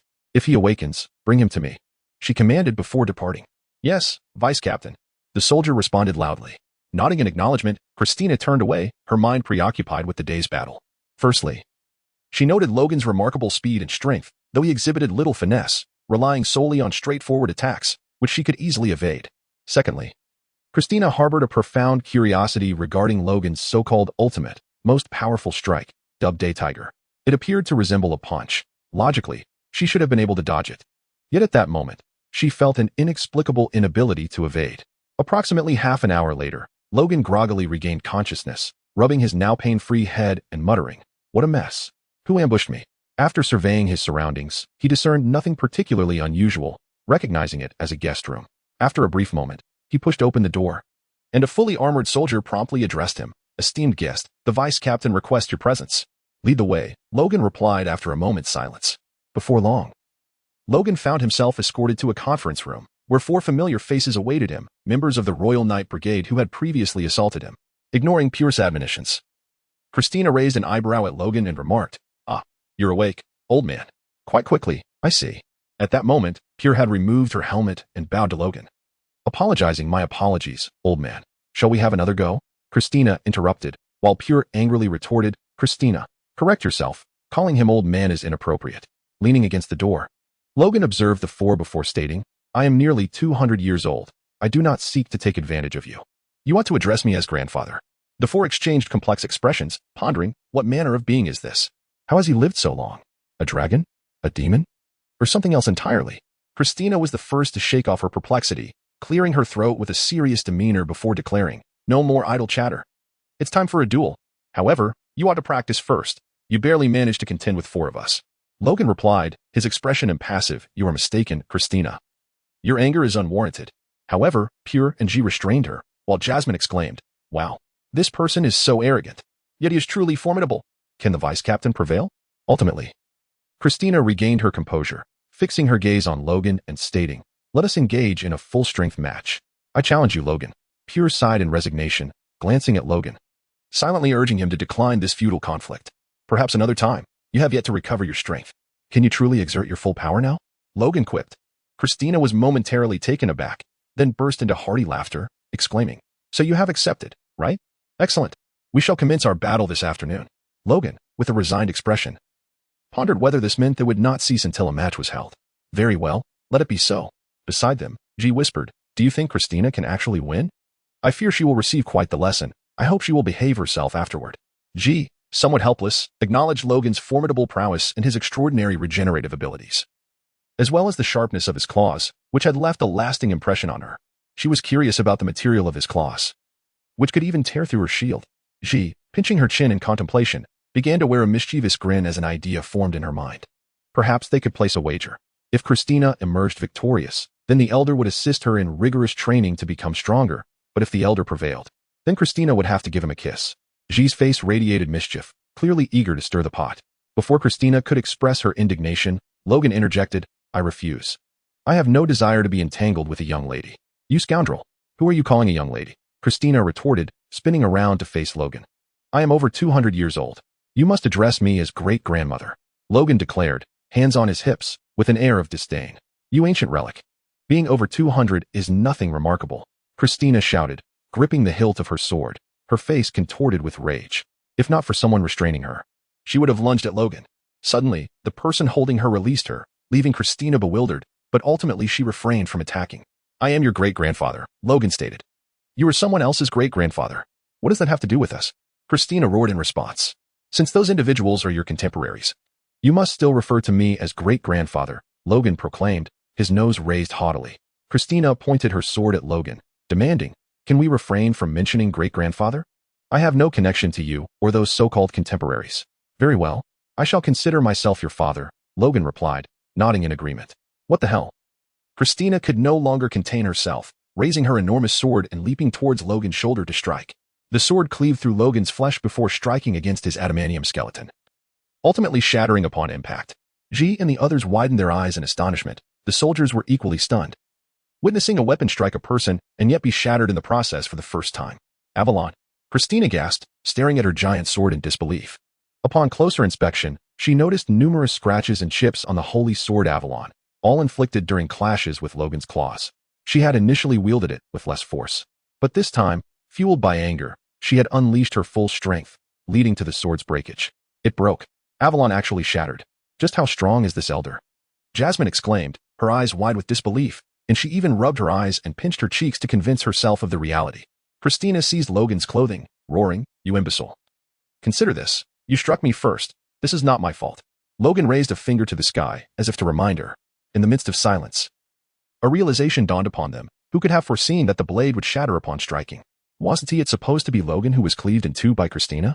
Releasing Logan, Christina stared blankly at the broken sword in her hand, prompting Logan to recall a saying. The day of the reforging of the broken sword heralds the knight's return. Observing Christina's stunned expression, Logan could not help but remark, "Why not just forge another one? The materials are elusive," Chuan interjected. Suddenly, Christina sprang to her feet, rubbing her temples as she declared, "I shall not engage with you any longer, you old relic. Child, let us strive for peace, rather than perpetuating a cycle of violence," Logan advised gently. Christina shot him an exasperated glance and retorted, "Once I acquire a worthy sword, I shall seek vengeance upon you for Avalon. You might as well prepare for slumber." "Such an object does not exist," Logan replied, his expression unchanging. "Humph, you little rascal, do you still wish to challenge me? Your heated Edmund Steelclaws 1T be enough." Uncle," Ji chimed in, tapping Logan's arm. He raised an eyebrow, inquiring, "Do you not know my name?" Ji paused, bewildered. Had Logan ever introduced himself? "Logan Hallett, that is the name of this ancient one. By the time he revealed his identity, you three had already been rendered unconscious," Christina stated flatly. "In any case, I am not a suspect." "Well then, I shall take my leave," Logan said, preparing to exit the Knight's Order's stronghold. However, just as he took a few steps, he was halted. "Welcome, Mr. Logan. It seems we have formed an acquaintance through conflict. Let us discuss combat techniques today. And in the evening, we shall host you at a banquet, so you may depart tomorrow," Ji said cheerfully, tugging at Logan. Chuan nodded in agreement, indicating her support for the idea. Logan rolled his eyes. Combat techniques? Why not just consult Christina? Without a broad range of attacks, he could hardly land a blow on her, and sparring with her was vexatious. He attempted to reclaim his clothing from Z's grasp, but found her hold unwavering. "Well, since dinner is covered, perhaps I can spend the night here and earn some coin on a mission tomorrow, then seek out those lovely ladies in the entertainment district." Logan mused to himself. With a resigned sigh, he finally acquiesced. All right. I shall indulge you in discussions of combat techniques today. Indeed, we are in perfect harmony. This is how acquaintances are formed through conflict." Ji responded gleefully, though inwardly she thought, "If I cannot best you in battle, I shall outshine you in areas of your weakness." With a hearty laugh, Logan replied, "Indeed, everyone is quite considerate. We have all shown restraint. After all, you are merely my means of sustenance." Chuan remained oblivious to their subtle exchanges, perceiving only a veneer of politeness between the two, while the innocent little Molly believed their playful banter wholeheartedly. Thus, they first enjoyed a complimentary lunch, followed by an afternoon of alternating practice punches, during which Logan was astonished to find that, After such sparring, they had assimilated much of his Tai Chi into their own combat styles. This is Tai Chi pushing hands. This is the art of using 4 ounces to deflect 1,000 pounds. As Logan engaged in a playful exchange of martial techniques with the group, he casually announced the names of his moves, which inexplicably reminded Christina of a prior scene involving a cat's turn and a crow's flight. However, the intricacies of Tai Chi were undeniably more profound than those chaotic maneuvers, though certainly not in the sense of laundry. While Logan appeared to be merely sparring with the girls, their expressions reflected discontent as they pondered, why has this friendly practice devolved into a lesson? Do you aspire to be our master? Due to the limited repertoire of Logan's Tai Chi, it was understandable that they misinterpreted his intentions as instructional. Notably, he would occasionally provide explanations, albeit lacking focus, yet they managed to piece together some understanding from his discourse. As dusk settled, Logan felt a sense of relief, silently exclaiming, "At last. It's over. A hearty meal awaits, followed by a good night's sleep, and then back to work tomorrow." Chapter 27, Awaken. The time for hunt. Before him lay a sumptuous feast, predominantly consisting of meats, with only a modest serving of salad leaves qualifying as vegetables and an even scarcer amount of fruit, certainly not in terms of quantity but rather their proportion amidst the gathering, which included soldiers from the garrison. All had come to witness the renowned figure who had once bested Christina. "Logan, you are truly formidable. Allow me to raise a glass in your honor. Just half a cup for you," exclaimed a spirited young hero, admiration evident on his face. With that, he downed his drink in one swift motion. One might wonder if he would have dared to do the same had it been a stronger liquor rather than a light wine. "You are quite earnest, my lad. To your commendable spirit. Cheers," Logan replied jovially, appreciating such fortitude in a person, unlike those who boastfully claim to down a drink but end up hesitating with it in hand. Nonetheless, given the low alcohol content of the wine, the atmosphere was filled with camaraderie, and Logan mused about the mischief of swapping it for something stronger. Emboldened by Logan's demeanor, the young man filled his glass again, declaring, "You are truly generous. Let us drink again." After consuming approximately 10 cups, he stumbled away, slightly dazed. Soon after, a burly man approached. In the distance, she stifled a laugh, having initially planned a strategy of attrition against Logan, expecting him to sip slowly. To her surprise, he exhibited such boldness that she intended to seize the opportunity to claim his victory once he was nearly incapacitated. "Alcohol has no effect on me," Logan remarked. As time passed, the majority of the knightly order succumbed to inebriation, leaving Ji questioning her life choices. From afar, Christina noticed the unfolding events but chose to remain silent, awaiting Logan's potential misstep. Meanwhile, Jasmine and June, the former eager for a drink yet unable to partake due to her age, and the latter simply averse to alcohol, observed the scene. "Goodness, Uncle Logan is about to topple the entire knightly order," Jasmine exclaimed, her eyes wide as she clutched her juice. With a pure gesture of exasperation, she concealed her head, fully aware that the mischievous schemes of Ji were afoot. It would be utterly disgraceful for an outsider to incapacitate an entire royal knight brigade. Logan raised his goblet and proclaimed, "We are all warriors. Let us toast." With that, he downed a drink himself, eliciting cheers from the crowd. The few who abstained were merely those unaccustomed to drinking. However, the toast served as a subtle hint for them as well. Ji's eyes flickered with mischief as he thought, "Ah, Logan, you are past your prime. The time has come for the hunt." With this thought, Ji approached Logan, carrying 2 crates of wine. After placing them aside, he picked up an entire bottle and, exuding bravado, declared, "Logan, I challenge you. Child, come back in a few years to drink with me." Logan responded, momentarily taken aback, as he preferred not to indulge minors in alcohol. "Are you afraid?" Ji squinted, inquiring slyly. Logan scoffed, such juvenile provocation. Before Logan could finish his retort, Ji uncorked the bottle and took a long swig. Logan stared in astonishment. Were today's youths truly so audacious? Did he not notice how a throng had already succumbed to his own drinking prowess? After finishing the bottle, Ji gestured for Logan to drink. Logan chuckled resignedly and also downed a full bottle. He found it perplexing. Had they been competing in artistic skill or acrobatics, perhaps Ji might have had a chance. But in drinking? Consuming alcohol held little significance for him, as his body's healing factors swiftly neutralized the effects of the alcohol. To truly influence Logan, one would need to ingest a considerable amount of high-proof spirits in a short time, yet even that would not have lasting effects. Having finished 2 crates of wine, Ji twirled a newly opened bottle, slurring, "Logan, dear elder, drink. Let us continue. Today, I shall surely bring you down." Logan sighed, reflecting on the hardships of life. He then stood and delivered a swift palm strike to Ji, rendering him unconscious and causing a vivid display of colors to erupt from his mouth.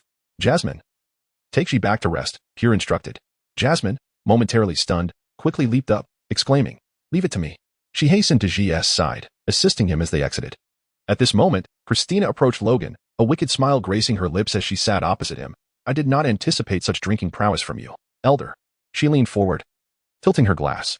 After pouring himself a drink, Logan clinked his goblet against Christina's, then remarked, Are you also foolish enough to challenge me? I possess the ability to bring the entirety of Landsoul to its knees. However, Christina interpreted his words as a challenge, and even Pure, who had joined them. Since the provocation, taking a seat beside Christina, Pure stared at Logan with an impassive expression, warning, Elder, do not boast too much, lest you injure yourself.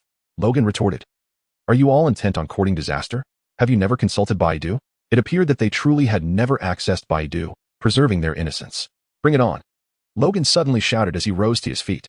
June and Christina slammed their hands on the table, standing up as well, hurling their cups aside and directly seizing the wine bottles to indulge. 5 minutes later, Christina, with a bottle still in her mouth, collapsed. It was her fourth. June had already consumed 7 bottles without so much as a blush or a change in breath, which astonished Logan and the few soldiers who had not partaken. They had not anticipated their leader to possess such remarkable drinking prowess. Not bad, not bad. I thought she was invincible in the Night Brigade. But it appears there is someone even stronger. June, shall we call it a day? Logan chuckled, proposing to carry Christina away lest she start spewing rainbows. Cheers. June simply uttered, I'll drink. Logan, at a loss for words, ultimately condensed his thoughts into a singular exclamation. After approximately the 13th case of wine, June too succumbed, followed by the soldiers who had initially refrained from drinking. Witnessing their leader's strength, they joined in, consuming a few bottles before collapsing themselves. After the revelry, Logan covered the soldiers who had not directly fallen with blankets. Upon seeing Jasmine approach, he instructed her to escort June and Christina away while he prepared to retire to the room they had previously arranged for him, as the night had grown late. Goodness.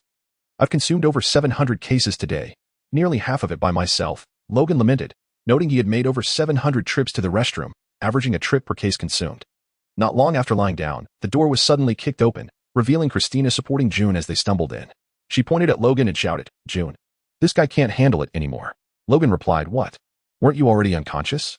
How did you come here with a bottle in hand? Christina and June swayed toward Logan, and without a word, poured the wine into his mouth, unfortunately spilling it over his head.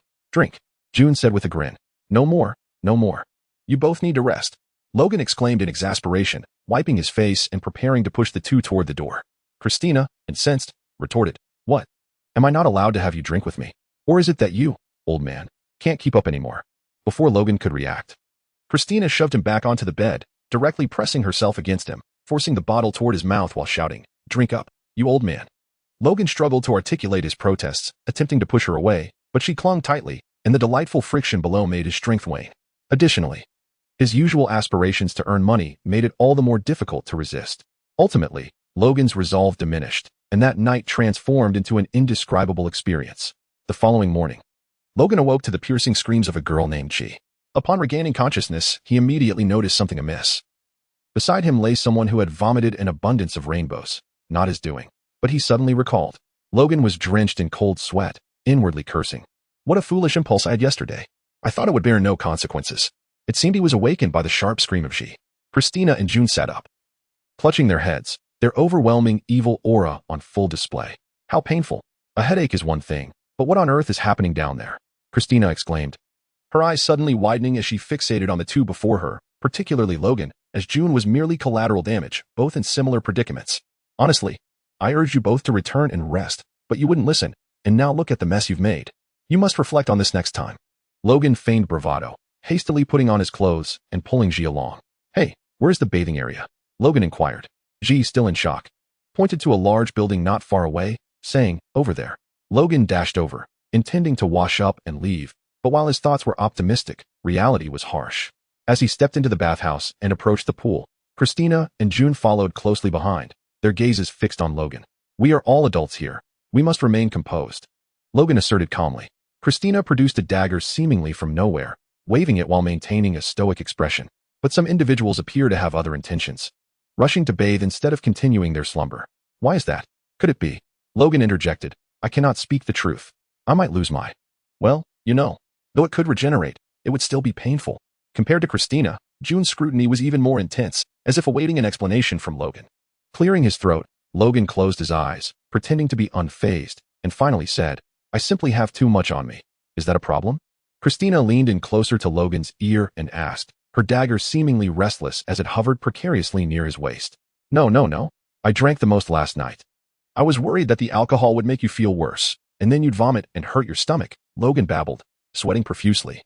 Relieved that his perspiration would not raise suspicions, Christina sniffed Logan, and indeed, a strong scent of alcohol wafted from him, causing her to feel dizzy as her hangover lingered. Though Logan had consumed the most, he appeared relatively unscathed, merely exuding the smell of alcohol, which was more a result of the two of them having vomited. Logan quickly steadied Christina as she proudly declared, "Humph, you've passed for now. Don't think this is over so easily.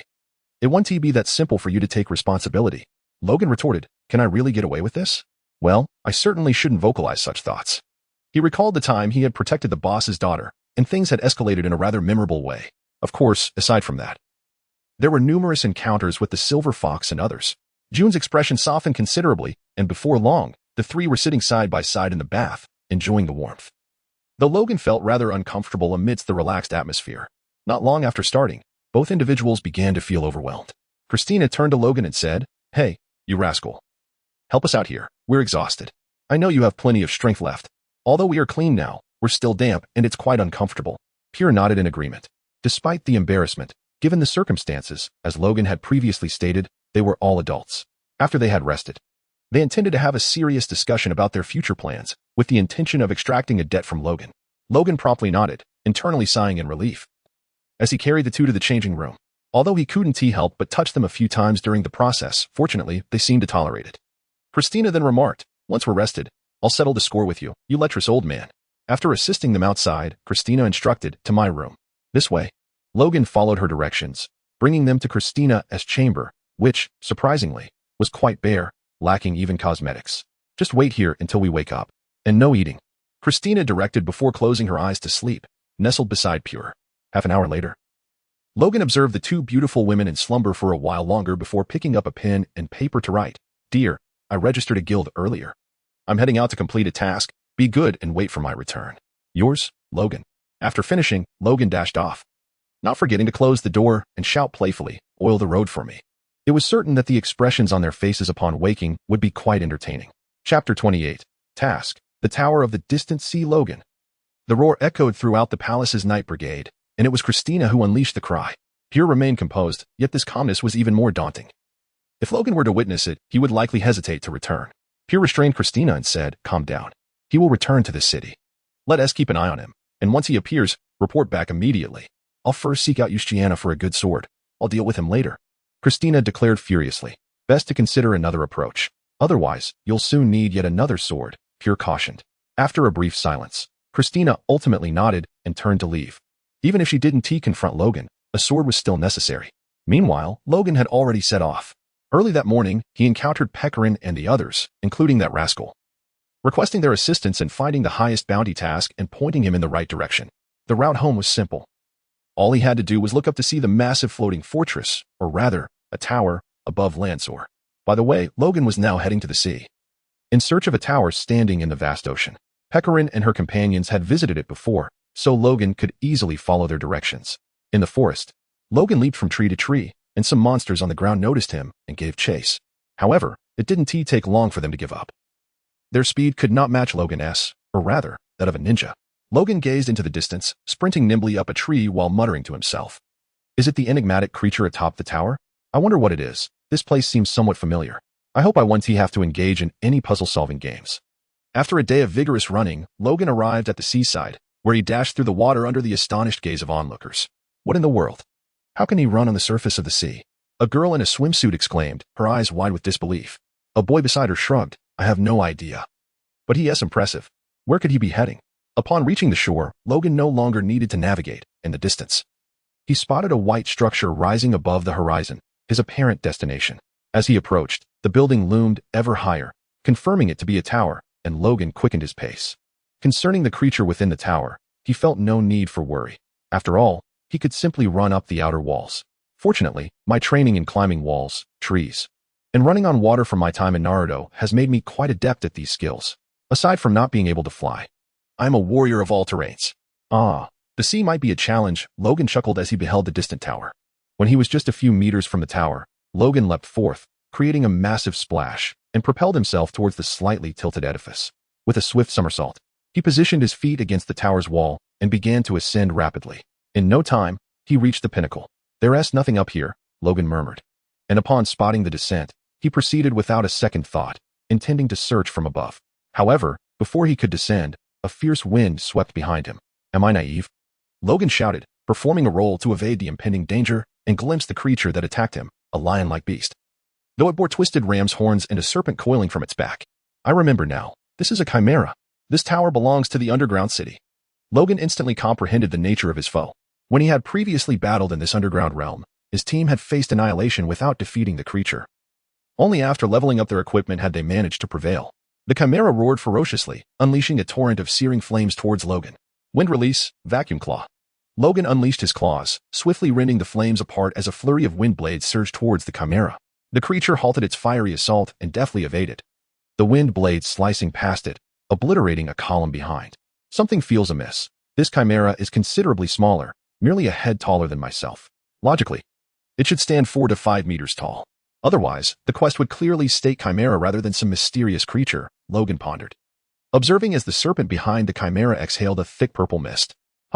I'm not afraid of poison," Logan scoffed, charging towards the chimera. A creature of only 5 or 6 meters would be manageable. He could easily dispatch it with his claws. But a chimera of that size would surely require a dozen strikes to defeat. The chimera roared skyward, its claws flailing wildly, unleashing a crimson energy blade akin to Logan's wind blades, yet drenched in blood-red hues. The vicious blades tore through Logan's abdomen and facial flesh, sending him reeling backward. The chimera opened its maw once more, spewing forth flames of extraordinary potency, incinerating a third of Logan's flesh in an instant. Logan, taken aback, thought, wasn't the fire's initial power far less formidable? The chimera taunted, "Are you dazed? This is magical poison. While it cannot deplete your health, it will diminish your resistance." With some muscle tissue incinerated, Logan found himself momentarily immobilized. The chimera, seizing the opportunity, lunged forward with its claws aimed at Logan's head, only to find its claw shattered upon impact. What on earth? Is this a human head? Is it truly this resilient? Logan let out a cold chuckle, his hand having swiftly recovered, and he thrust his claws into the chimera's abdomen, intending to slice to the left. However, the chimera deftly leaped back, evading the fatal blow. In a fit of rage, the chimera let out a thunderous roar as the skies darkened ominously, unleashing a barrage of lightning that struck Logan with pinpoint accuracy, searing his skin. Fortunately, his resilience against paralysis was fortified by prior experiences with lightning during his training with thunder release. Furiously, Logan charged at the chimera, determined to decapitate his foe. The serpents at the chimera's back released a noxious purple mist, which Logan disregarded. However, the toxic haze obscured his vision just enough for him to miss his lethal strike, resulting in a self-inflicted empty swing rather than a dodge. Get lost. Enough of this nonsense. With a furious roar, the chimera kicked Logan away, now wary of approaching him again after experiencing genuine pain from their previous encounter. Enough. Let us end this tiresome battle. 8 gates, opening of the 7th gate, activate. Logan, weary of the skirmish, decisively unlocked the 7th gate of the 8 gates. Yet, to his astonishment, the moment he did so, his body erupted in a violent explosion, flesh and blood scattering, leaving him with only a fraction of his former self. What on earth is happening? The chimera, equally perplexed, wondered, is this truly a blessing?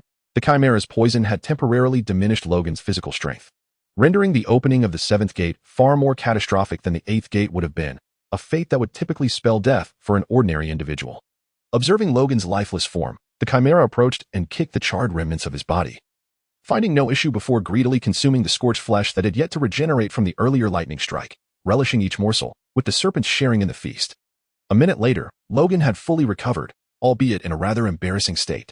Witnessing the chimera feasting with its back turned, Logan's expression darkened. "So, you dare to indulge in my feast? Just wait, for I shall partake in yours." Silently, he crept up behind the chimera, claws poised for action, one aimed at the serpents and the other at the chimera's neck. The gluttonous chimera froze, bewildered by its sudden ascent into the air, and wondered where its head had vanished. Certainly, no one provided an answer. With a sudden darkness enveloping its eyes, it departed peacefully, having dined before its demise, which could be deemed a fitting end. "Damn it," Logan exclaimed, delivering a series of fierce kicks to the head of the chimera until it was thoroughly crushed. "I really ought to learn some sealing techniques," he lamented, gazing at the headless corpse of the chimera. He then attempted to form a hand seal, but to no avail. His efforts were in vain, leaving him to rely solely on his own flawed creations. Despite the fact that he might have been able to perform a seal had he learned the technique, he had never studied sealing arts. nor did he possess any sealing scrolls. Ultimately, Logan hoisted the Chimera's lifeless body and leaped downwards. Moments later, the surface of the sea erupted into a massive splash. Goodness. Could I possibly stand firm after such a high jump? Before long, Logan emerged from the water. His expression dark as he clambered back to the surface with the Chimera in tow. He spluttered, expelling seawater, and upon inspecting himself, he was relieved that his clothes had been washed away. Otherwise, he would have felt quite uncomfortable in wet attire. However, being entirely nude posed its own discomfort, albeit of a psychological nature. After some contemplation, he placed the Chimera down near the tower and ventured inside alone. A few minutes later, he emerged draped in animal hide. The garment was rudimentary, easily shed by the claws of a beast. As for crafting a proper outfit, the tower housed a variety of plants. He gathered some relatively sturdy ones, fashioned them into ropes, and secured the hide, thus completing a makeshift ensemble. Heroic skin, primitive Wolverine. Limited time offer for just $6. Hurry and purchase. After securing the Chimera's body, Logan continued his sprint across the water, heading towards Landsoul. The following morning, within the Adventurers Guild, a throng of individuals gazed in astonishment as the primitive Logan entered, carrying the Chimera's corpse. "How could you return so swiftly after just departing yesterday?" inquired the receptionist. Her cheeks flushed as her eyes occasionally wandered over Logan's muscular physique, accentuated by the animal hide. "Firstly, I reached the sea in merely half a day. Upon locating the solitary tower, I scaled its outer walls, and after some time, I found and slayed the Chimera, which was roughly the size of a normal human." Before bringing it back, Logan succinctly explained. Everyone responded with bewilderment. "What on earth are you saying? Climbing the outer walls? Is that even humanly possible?" The expressions of the crowd reminded Logan that this was Landsoul, not the ninja world. Such feats as running on water or scaling walls were simply non-existent here. Quickly, Logan leaped onto the wall and stood there, gazing slightly upward at the others as he declared, "I can run regardless of terrain and sprint across water's surface with great speed. Hence I easily completed my task on the first day and returned the next." The crowd's eyes widened in astonishment, and soon, applause erupted, for he was indeed a formidable figure. As he leisurely descended from the wall to the ground, Logan turned to the receptionist and inquired, "So, have you verified my completion of the task?" "Please hold on a moment, Mr. Logan," the receptionist replied hastily. Calling out into the room, "Leamy, time to get to work." Soon, a girl resembling a sorceress emerged, adjusting her spectacles. She was already aware of the previous events that transpired within the room, and without further ado, she began to employ her magic to examine the condition of the Chimera's corpse. After a considerable time, Leamy spoke. "This is an adult mutated Chimera, not a juvenile. Although its defense and vitality are inferior to its kin, it poses a greater threat and aligns with the mysterious creature outlined in the mission. Therefore, I conclude that Mr. Logan has successfully completed his task." Logan extended his hand and declared, "Payment, please. I need to buy a new outfit." The receptionist glanced at Logan's fur attire, unable to suppress a chuckle as she remarked, "You are quite charming as you are. Perhaps there's no need for a change?" "I'm not accustomed to it," Logan retorted, accepting the bounty for the mission that the receptionist presented. After receiving a reward of 100,000 mana, Logan first purchased a backpack and several sets of clothing. However, having opted for local attire, the attention he garnered was not as pronounced as with his handmade garments. Still feeling uncomfortable in them, he ultimately returned all but one set and instead bought a plethora of materials to craft his own clothes. As was customary, Logan intended to create outfits inspired by Dragon Ball's Kakarot, but the materials he procured were only sufficient for 3 sets. Nevertheless, today he had no intention of sewing. He had other matters to attend to. Upon entering an inn, Logan addressed the proprietor. "I would like to book a room for 7 days. "Certainly, my friend. That will be 200 mana per day, totaling 1,400 mana, the innkeeper cheerfully responded. After handing over the 1,400 mana, Logan took the key and ascended the stairs. Once Logan departed, a soldier approached, one from the Royal Knight Order. The innkeeper whispered to the soldier, "I will have someone keep an eye on him. Please send my regards to Captain Chun." "Be cautious, Kane," the soldier replied, turning to leave the inn. After arranging his room, Logan set out, realizing he had yet to have breakfast. As he walked down the street, he observed that it seemed impossible to find a proper breakfast. But perhaps he could indulge in some snacks. Approaching a stall in a small square, Logan called out, "Excuse me, I would like a crepe, please." Coming right up, a girl with red hair emerged from the stall. Upon seeing Logan, she paused momentarily before smiling and asking, "What flavor would you like, sir?" "Chocolate, please." Logan hesitated, feeling a sense of familiarity with her, though he could not quite place it. In truth, aside from their encounter in the game, the two had crossed paths just 2 days prior during a skirmish with Christina and her companions, though she had merely observed from the sidelines. The guild leader of Rabius had mentioned a brother complex and a sister complex within the guild, but that was of no concern to Logan. He simply wished to enjoy his time in this realm before returning to the ninja world, as the 100,000 mana would afford him a period of indulgence. Chapter 29, Chaos. Before long, the innkeeper presented Logan with the chocolate-flavored crepe and inquired, "You are not from Randall, are you?" "Indeed, I hail from another region. I have been in Randall for some time now. Perhaps I shall return home in the near future." Logan nodded in reply. "Is that so? How far away is it?" "I see. Allow me to introduce myself. I am Rabelista, the guild leader of Rabelins." Labellista smiled as she observed Logan's expression. Logan nodded and said, "Hello, Labellista. You can just call me Logan." After a moment of hesitation, he added, "I am the president of the Little Sweetheart and Bad Grandpa Guild." Labellista raised an eyebrow, questioning, "Is this guild legitimate?" Logan explained with a hint of exasperation, "I had someone write it for me because I struggle with words." "You know how it goes." Labellista paused for a moment, then burst into hearty laughter, clutching her stomach. Once she calmed down, she managed to say, "Haha, you really are quite something." "Huh." Logan took a few bites from his meal and sighed. "I never expected those rascals to be so bold." Hearing this, Labellista laughed even more heartily. Logan didn't mind others laughing at him. He was indifferent to it, so let them laugh. If he ever caught them in bed, well, that would be another story. After finishing his meal, Logan waved goodbye to Labellista, saying, "Goodbye, President Labellista," before turning to leave. As he watched him depart, Labellista murmured with a smile, "He's quite an interesting fellow. It seems he knows nothing at all. I wonder if he will end up as an ally. I shall wait and see." She sighed helplessly, noting that those two had run off to find Yushu again. While strolling through the city, a sudden loud noise erupted from the south. Logan turned to look and saw a massive black creature emitting a dark aura, its face adorned with a mask resembling 6 tubes, giving the impression of 6 eyes. What an unfamiliar sight, Logan mused, stroking his chin. The creature's size was considerable, and the dark gas surrounding it made it appear formidable. As the creature emerged, the crowd surged, fleeing in panic. It wasn't long before Logan spotted a familiar face, P. Kareem from the Food Palace, accompanied by her companions, including Coco and the old caretaker. "Where's Kat?" Logan glanced around, but couldn't he find her. Meanwhile, Kat was hidden in a spot out of Logan's view, positioned near an obstacle. The creature had already captured someone, and some of the fleeing civilians turned back, seemingly encouraged by P. Kareem's presence. Among them was a rather stout woman who shouted fiercely at the captured individual, "Don't give up just like that." She hurled a frying pan at the creature's head. Clearly, it was futile. Despite her bravery, she remained an ordinary person and could not alter the situation. Upon P. Kareem's arrival, she leaped high, severing the creature's hand with a swift strike and rescuing the individual. It appeared they could manage the situation, so Logan decided not to intervene.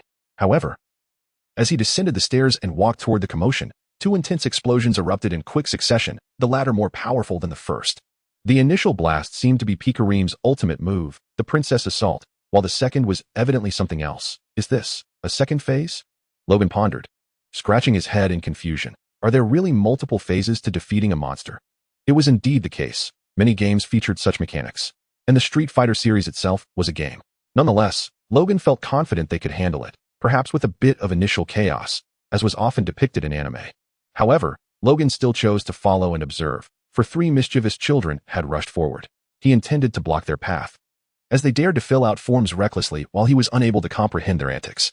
Without staging a melodrama of grandfatherly affection and filial piety, Logan was not about to relent. The trio, unaware that they had caught the attention of their grandfather Logan, had forgotten the earlier events, as children often do, easily distracted by new stimuli. Upon arriving at the battlefield, Logan witnessed Changwei, or rather, a monstrous creature, engaging in combat with Pekarine. While Cat was sheltered beneath Pekarine's protection. Had Pekarine been a boy, it was conceivable that Cat might have married him on the spot.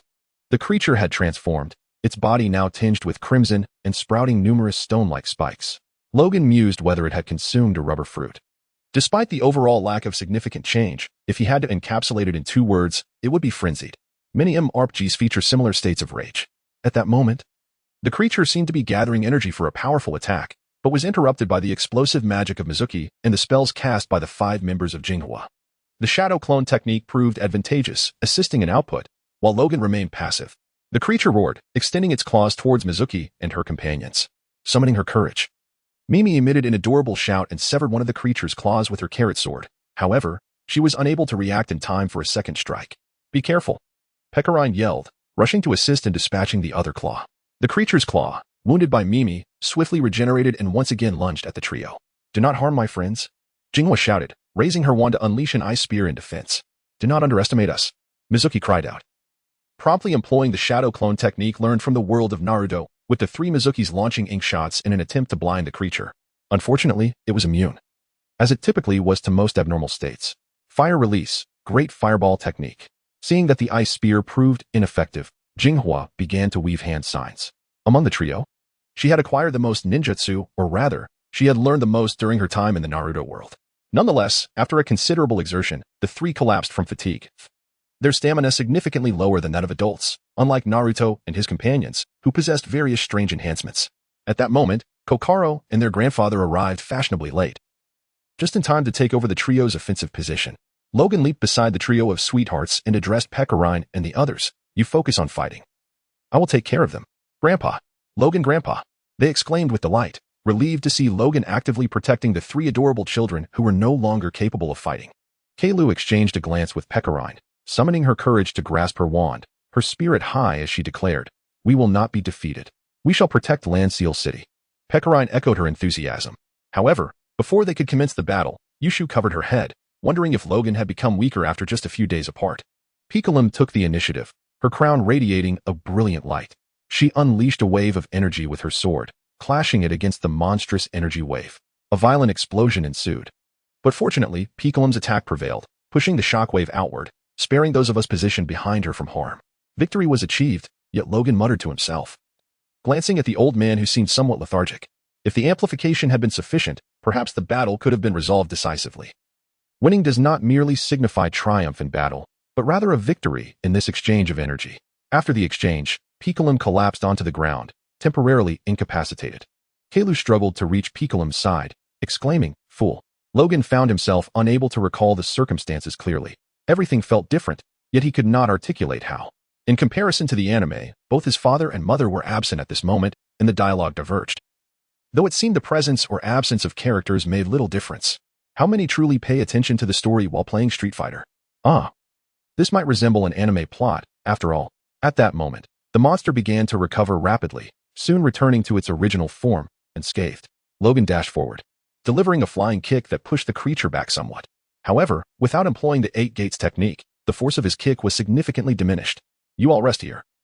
I will handle this, Logan instructed the others, as a blue aura enveloped him.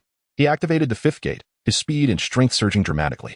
As the monster regained its composure, Logan appeared above it and shouted, can you withstand this punch, honed over 200 years? A few onlookers who had not yet retreated wore puzzled expressions, while those aware of Logan's age remained unfazed.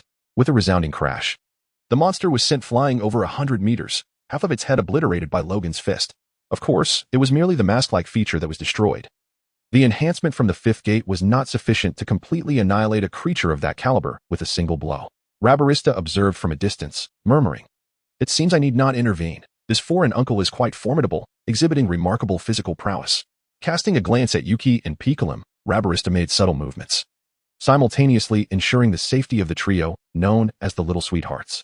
On the other side, Logan, reveling in his assault on the monster while utilizing the 5 gates, was oblivious to the Palace Knight Brigade approaching with a throng of individuals, as he regarded the creature merely as a suitable punching bag. Is he holding back to avoid killing the monster? He is really getting into it, Christina commented, observing the unfolding battle. Indeed, Mr. Logan is impressive. However, my swordsmanship shall not falter, said G. Nearby, the little tiger, Molly, cheered loudly for Logan, while June remained quietly observant. Before long, as the monster began to recover once more, Logan felt a twinge of boredom. He slightly crouched into a stance and bellowed, open the 6th gate. Open the 7th gate. The blue steam surrounding him intensified, waves of energy radiating outward, while his skin took on a faint reddish hue. He is getting serious. This will soon come to an end. Christina, invigorated, resolved to observe how Logan would tackle the monstrous creature before them. As she assumed the stance for her key wave, her eyes sparkled with recognition. She identified the technique Logan had previously intended to employ against her.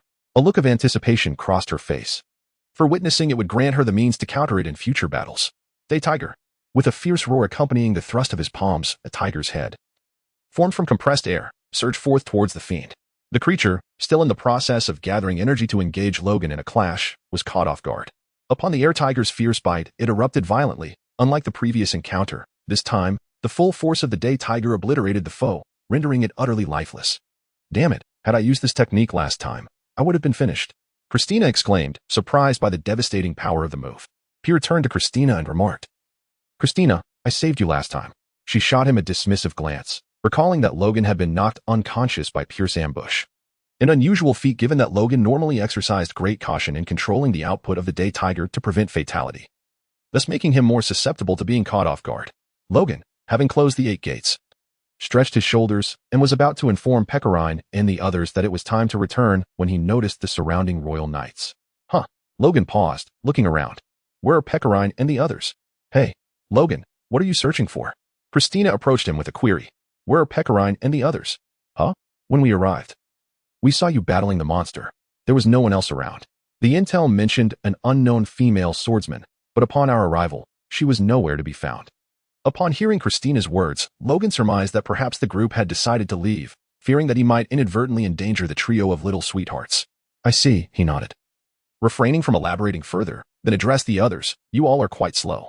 Christina shrugged, responding, it is rather peculiar, isn't it?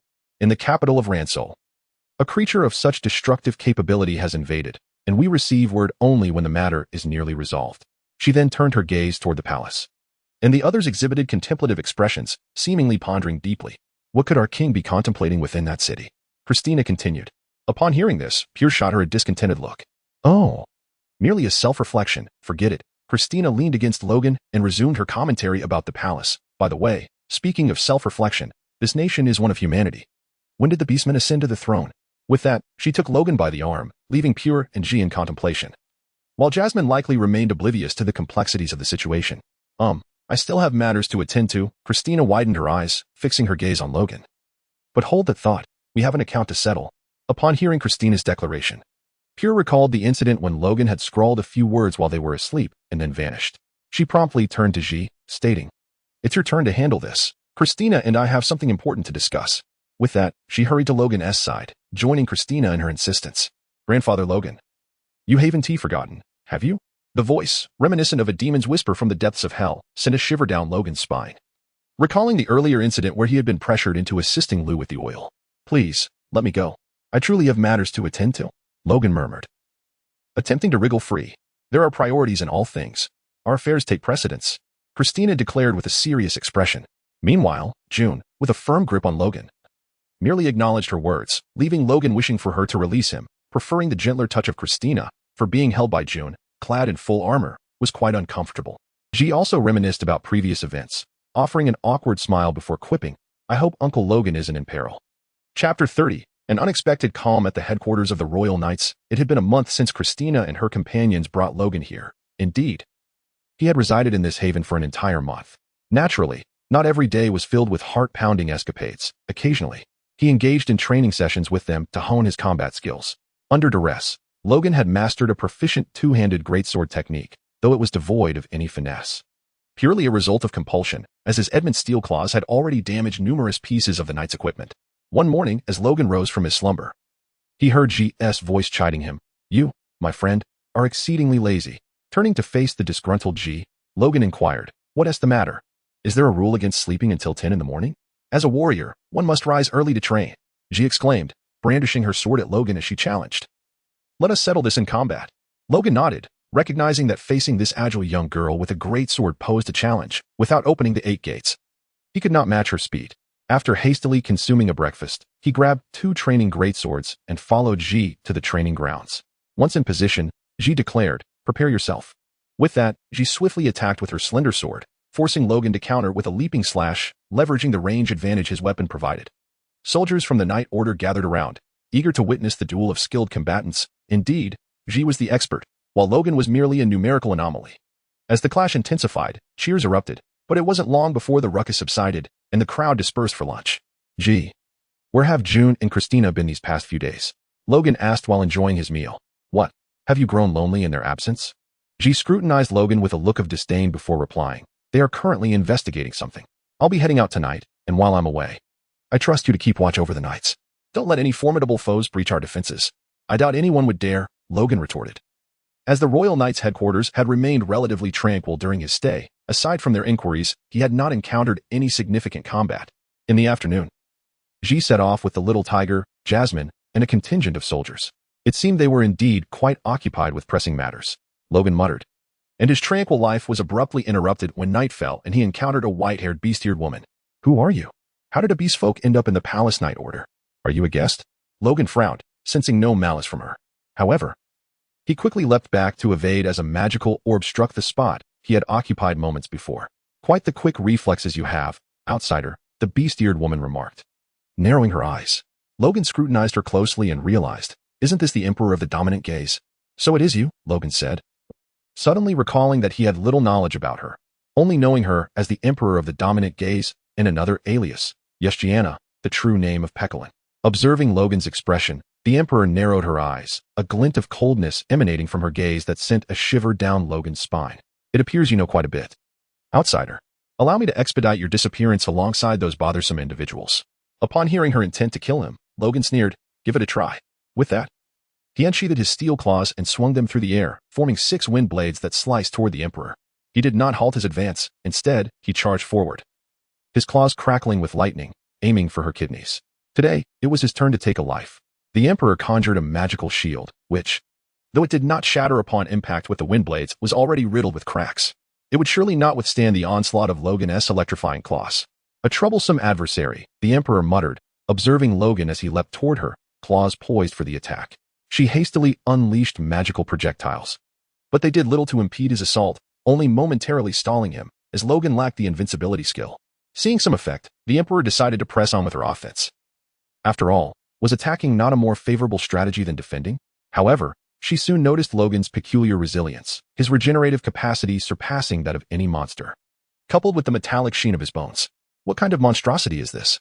The Emperor cursed inwardly, quickly assessing her chances against him. It became clear that in her current state, she could not defeat him. Rather, she would be worn down to exhaustion. Never mind. It's better to deal with those bothersome individuals together. The Emperor thought to herself, simultaneously launching her attacks and secretly constructing a magical portal. Meanwhile, in another forest, Christina wore an excited expression, laughing maniacally as she addressed Pekalin. What a delight. Tiana, my beloved princess, let the mutual slaughter continue. Stain your dresses with blood, and dance through the night. Inflict harm upon each other, sparks flying. Devour one another, love and kill. Heed the desires of the people. It is your destiny. Don't tire, for I am far from satisfied. At this point, Christina mused inwardly, only that wretched individual can fulfill my desires. Even when the clock strikes 12. The ball shall not conclude. Give me your hand, beautiful princess. Wield your sword with all your might and relieve my boredom. Listening to Christina's words, Pekalin frowned, parrying attacks while grumbling. What is this? That person is truly relentless. Why do they keep pursuing me? It's already dark. Yushu and the others must be quite worried about my late return. I truly apologize for causing them such concern. If only I had prepared a means of communication in advance. However, this situation has completely taken me by surprise. Who could have anticipated being relentlessly pursued by such an odd individual? As I spoke, Pikarim hastily raised her sword to deflect Christina's attacks. Amidst her onslaught, Christina inquired, what is troubling you? Are you tired? Do you need to rest? Please, give it your all. My destined lover, I have finally encountered you. Logan interjected. Shall I take my leave then? Come, let us dance, my beloved Princess Tiana. Christina continued her assault while engaging in conversation. What is the matter with that person? She seems to know my true name, which is rather delightful, Pikarim muttered while parrying. It appears everyone has forgotten me, my father, my mother, and everyone else. Although I long to have a serious conversation with her, she shows no intention of engaging with me. What should I do? Pikarim wore a troubled expression, her counterattack scarce and fraught with the danger of being struck back. Faced with Christina, whose physical prowess, evasion skills, and accuracy were exceptionally high, she could only defend and seek for openings. However, as time passed, Pikarim noticed her hunger was weakening her. Suddenly, a strange noise echoed from afar, prompting both to cease their duel. Christina glanced towards the source of the sound and exclaimed, Tiana, did you hear that? It sounded like an earthquake. Pikarim paused, then replied, yes, it seems something exploded. Soon, an expression of surprise crossed her face as she added, I didn't expect you to communicate normally. It startled me. Are we not in the midst of a battle? Christina beamed. Ah, how wonderful. You are aware of the battle. Is your constant evasion a strategy of sorts? How splendid. Make me even happier. Pikarim, exasperated, blocked another attack and said, it's peculiar for an explosion to occur in these mountains. Perhaps a man-made disaster or accident has taken place. May I investigate the situation? If someone is injured, I wish to assist them.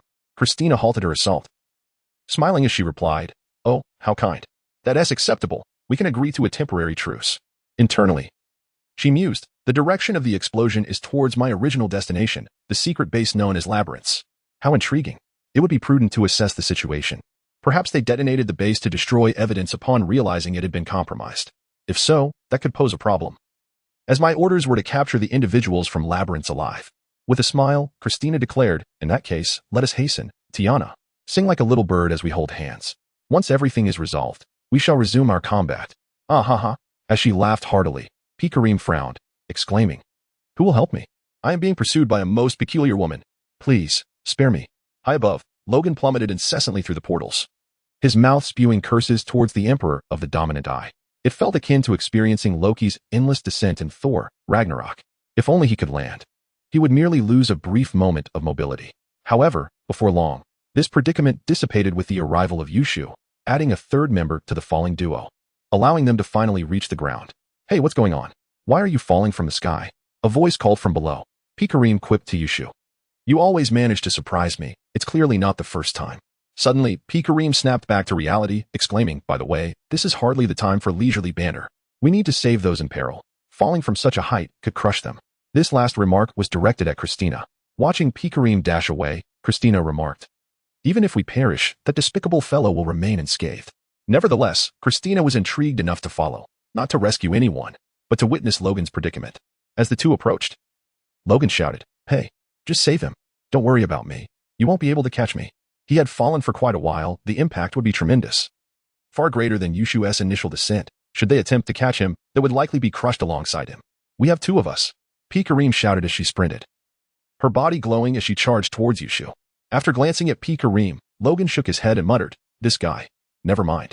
Once Pikarim leaped to catch Yushu, Logan crashed to the ground, kicking up a cloud of dust and creating a large crater with his face down, bloodied and mangled. What a spectacle. Christina could not help but comment, rushing to the disheveled Logan's side. Observing him regaining consciousness, she chuckled. Look at you. Passed out. As expected, you can't die so easily. You truly are the one I have my eye on. Once Logan recovered, she pulled him up and slapped him forcefully to rouse him from his stupor. Pikarim sighed with relief, murmuring, thank goodness. That strange woman is finally off my back. Poor Uncle Logan. However, her moment of joy was fleeting as she lamented, wow. I'm so hungry. I used all my royal equipment as power to catch Yushu, and now I'm even hungrier.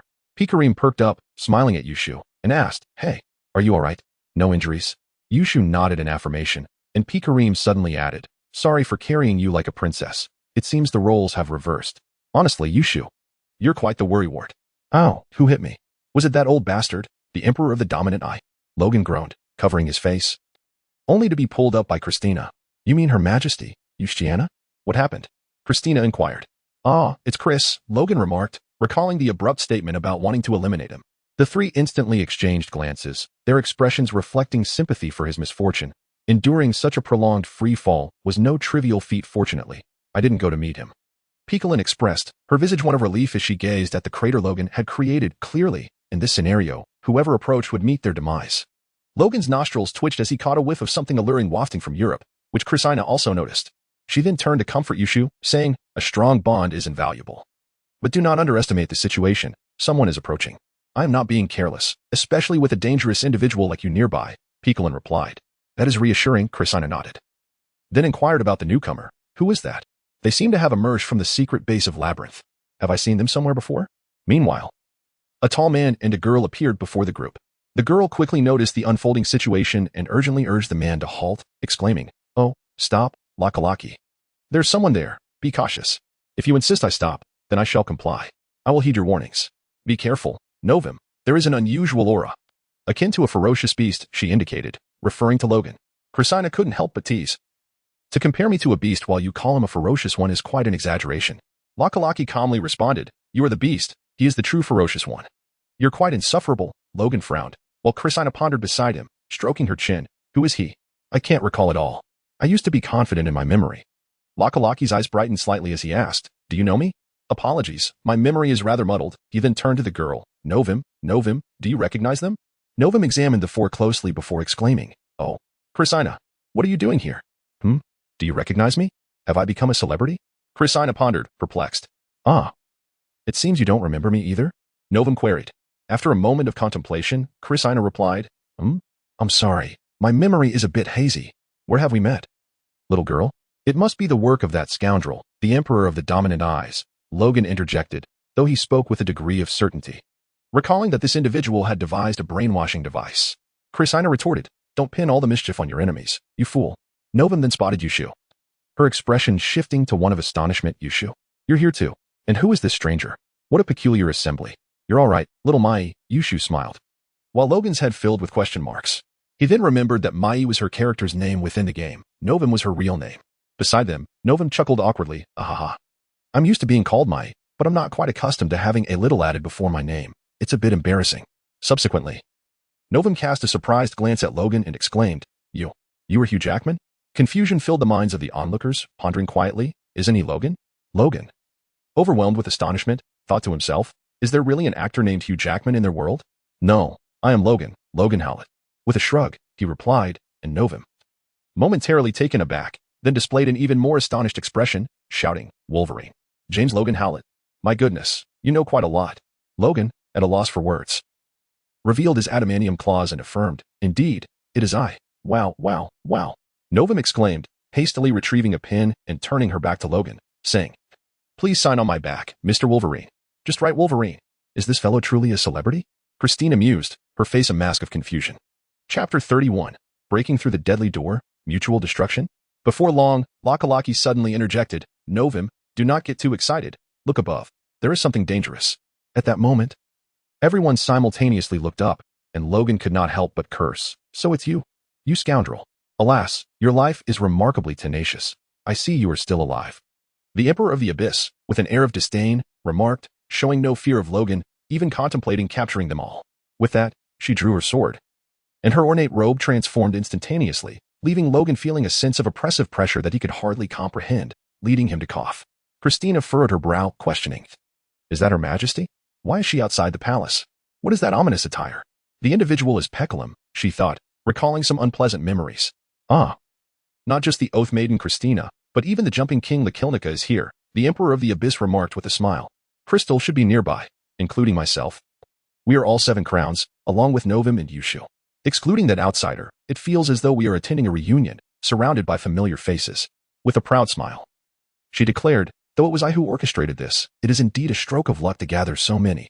Greetings, everyone. I am Yustiana, the sovereign of this realm." Yustiana. Peculum was momentarily taken aback, then furiously retorted, "How dare you show your face here? Encountering you here is my misfortune. Return everything to me." The Emperor of the Abyss sported a look of surprise, exclaiming, "Oh dear, how did you end up here? Your priority is quite low, princess. But you are indeed an eyesore. Shall I dispose of you as well?" Seeing the confidence radiating from her, Logan could not help but scoff, "Little girl. Are you courting death? Oh dear, this old man truly does not know his place. Soon you shall witness them perish first. Also, Christina is carrying your child. Oh. Impure, rest assured, you will indeed watch them die first," the Emperor of the Abyss proclaimed maliciously. Logan was momentarily stunned, then turned to Christina, while the others displayed expressions of intrigue, and Christina suddenly retched. My word. Logan was instantly dumbfounded, but soon found solace in the thought that if he were in the X-Men universe or Naruto's world, he wouldn't desire children at all, especially considering what Dakin had become. 23 is acceptable, of course, but the primary issue lies in the global environment, which is truly dismal. However, this place is rather pleasant. The Emperor of the Abyss smiled and continued, "To prevent you from making any futile struggles, allow me to inform you that the mages summoned from various parts of the nation are already stationed in the mountains nearby. If they activate their barrier, none of you shall escape. It seems the Jumping King is not in optimal condition, and I will intervene as well, thus rendering your escape impossible. You are ensnared in a web. No, rather a quagmire. No, a graveyard. You shall all perish here together." How absurd. Your dark humor is truly abundant. Logan scoffed. Yet considering the scene in the game, he realized he would need to exert his utmost effort this time. The Emperor of the Abyss sneered, "I will unleash a strategic level attack spell using the vast magical energy I have amassed. You may find it difficult to comprehend. One could liken its power to that of nuclear weaponry. You shall be completely obliterated, leaving not a trace behind." Novum could not help but murmur softly, "Nuclear bombs cannot harm Wolverine, who is clad in adamantium, yet we are likely doomed." The Emperor of the Abyss continued, "I intend to eliminate anyone who may obstruct my ambitions. Ah, how delightful it is to see events unfold according to plan. Though I wish to recite some incantations for you, I adhere to the divine path and am entirely unfamiliar with the religions of this world. What are you saying? It sounds as if you intend to kill everyone present, including myself." Is that why I was sent here? To lead me into this deadlock and conveniently dispose of me? Your Majesty, no. Yes, Gianna, please clarify the situation. If it is intriguing, I shall applaud. If it is dull, I shall end your life. Christina glared at the Emperor of the Abyss and drew her sword in her direction. Kill me? Impossible. You mere mortals cannot slay a deity. The Emperor of the Abyss retorted with disdain, arms outstretched, her expression manic. I shall reign over this beautiful new world, and you, she gestured toward the crowd, continuing, are but stumbling blocks to this dream. I shall ensnare you all, obliterating half of the 7 crowns, the labyrinth which seeks to uncover the mysteries of the world. And the princess as well. As for Yushu, I have already asked all that is necessary. He has outlived his usefulness. In any case, I require instantaneous movement to release my magic, so I brought you along as well. With a triumphant expression, she continued, ah, how delightful. This way, my plan can advance to the next stage. What is that plan? Do enlighten me. I am eager to know. A familiar voice resonated from behind, prompting the crowd to turn toward the source. The Emperor of the Abyss cheerfully exclaimed, ah, finally making an entrance. Crystal, no, now you are the leader of the labyrinth. Self-styled as Rabalista, correct? Indeed, Rabalista nodded. Then, with a face full of exasperation, remarked, you have turned the secret base I painstakingly constructed into a chaotic mess and even sent troops inside. It truly startled me. I thought I might perish. However, the art of deception is my forte. I had long prepared an escape route. If fortune favors us, perhaps Xiao Jing and her companions will manage to flee. The Emperor with the dominant gaze addressed the other. You ought to have escaped alongside us. Yet, your curiosity compelled you to investigate the situation, did it not? It seems your insatiable curiosity remains your greatest flaw. La Ballista furrowed her brow and retorted, though your tone resembles that of my friend, I must inquire, who are you? My apologies, but your identity escapes me.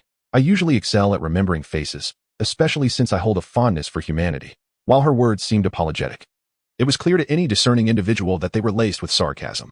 Logan observed their exchange without interjecting, choosing instead to amass his strength. He paid little attention to their dialogue as he stepped forward, sequentially opening 7 gates. Then, he pressed a point near his heart, causing the blue steam enveloping him to transform into a vivid crimson, his hair mirroring this transformation. The palpable intensity of his aura forced everyone to retreat, the air around them swirling violently. Is it possible to unify our powers? La Ballista lamented, realizing that the formation had been disrupted by a single individual. Was he truly reckless enough to endanger himself? Sensing the shift in energy, the Emperor with the dominant gaze aimed her weapon at the gathering, as red energy coalesced around her. On the ground, Logan emitted a pained growl before bellowing, step back. Ah, this is the 8th gate. Let my youth roar. With that, he assumed a starting position, the red energy coiling upward in the shape of a dragon's head. Meanwhile, Pekarine and her companions hurriedly shielded Yushu, recognizing him as the weakest among them. You insufferable wretch. The Emperor cursed, feeling the suffocating power emanating from Logan. She hastened to concentrate her magical energy, preparing to strike first. Ah! Logan roared, enduring the excruciating pain as he propelled himself toward the Emperor, defying gravity itself. How can he walk in the air? This is astonishing, Rakira exclaimed, her expression betraying her astonishment. The Emperor's countenance darkened as she beheld Logan barreling toward her. Her weapon charged to its zenith. As soon as her magic reached its peak, she unleashed it. Knight's Descent. Logan shouted, launching a kick at his opponent. The two forces collided in a tumultuous clash, the residual shockwaves from the Emperor's strategic-level attacks spilling forth, fortuitously missing Logan, who managed to absorb the brunt of the assault while simultaneously retaliating. Amidst the chaos, the Emperor realized her ability to maintain her attack was dwindling as the massive dragon head drew nearer. Panic set in as she exclaimed, why can't I move? Get out of my way. Ah! Logan roared, relentlessly pushing forward. No matter the cost, he was determined to land that kick. Before long, the intertwining powers of Knight's Descent and the strategic-level magic began to create a rift in space. In the next instant, a deafening explosion echoed through the sky, followed by a sudden implosion, and then silence fell as both Logan and the Emperor vanished. What? La Ballista exclaimed, her face a mask of disbelief. This man is genuinely formidable, though it seems he has perished alongside his opponent. Humph. This fellow won't be so easily dismissed. You had better not keep the child waiting too long. I might just have him seek another father. Christina steadfastly spoke, her trembling hand resting on her abdomen, though no visible change was yet apparent. In a certain realm, Logan's death door had been firmly shut. He had perished, while the Emperor of the Dominators lay incapacitated. As she was not in her designated universe, she had not recovered and was nearing death. Gazing at the lifeless Logan, the Emperor could not help but curse. You foolish wretch, sacrificing yourself for the sake of others? After a prolonged tirade, the Emperor fell silent, staring at the sky, awaiting her demise. Fool. I'm not dead yet. Logan, trembling, managed to rise, clad only in tattered trousers, his body resembling a charred ruin, yet the flesh beneath writhed incessantly. A testament to his ongoing regeneration. You, how can this be? What manner of monster are you? The Emperor exclaimed in shock. For the explosion had been directed at Logan, inflicting upon him immense damage, while she, shielded by a magical barrier, had only suffered minimal injury, destined to await death here. Although she could recover with magic, none existed in this place. Logan, limping towards the Emperor, brandished his steel claws with a cold smirk, declaring, "The dead need not know too much." With a furious roar, he plunged his claws into her heart, igniting flames that consumed her. A convenience that spared him the trouble of gathering firewood. You and I, loathe. The Emperor growled, her voice diminishing until she was reduced to a charred, blackened corpse. Upholding the principle of reducing everything to ash, Logan continued to burn her until, after several hours, he was left with a pile of bone ash. He dipped his claws into a nearby river, releasing a cloud of steam. Although he could retrieve them immediately, the pain would linger. Thus, he opted to cool them in the water first. Where's this place? I should seek out Christia and the others, Logan muttered as he followed the river. Not far along his journey, he sensed something amiss. The trees around him bore no resemblance to those of land soul. Could they be foreign species? Yet, an unsettling familiarity washed over him. As he advanced, this sense intensified until a helicopter flew overhead, only to turn back towards him. Suddenly enlightened, he realized this resembled Earth from the police universe. The individuals aboard appeared strangely familiar, dark-haired, dark-eyed, dual pistols firing. How familiar indeed! Logan exclaimed, hastily dodging, though it was futile. Bullets struck his head and heart. Familiar, my foot. That's that scoundrel. The one called Zero. He cursed, revealing his steel claws and unleashing a gust of wind that dismembered the helicopter with 3 swift strikes. Delighted by Zero's astonished expression, he reveled in the moment. Take that, you pest.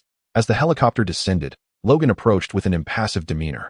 Unlike the original narrative, the sacrifice of 2 benevolent elders was absent. The sounds of vehicles approached from nearby, indicating that the pursuit involved more than just the helicopter. Armed Hummers were also in hot pursuit. 1 down, 1 to go. No thanks needed. Logan sneered, then swiftly dispatched the approaching vehicles with a flurry of claw strikes, neutralizing them in mere moments.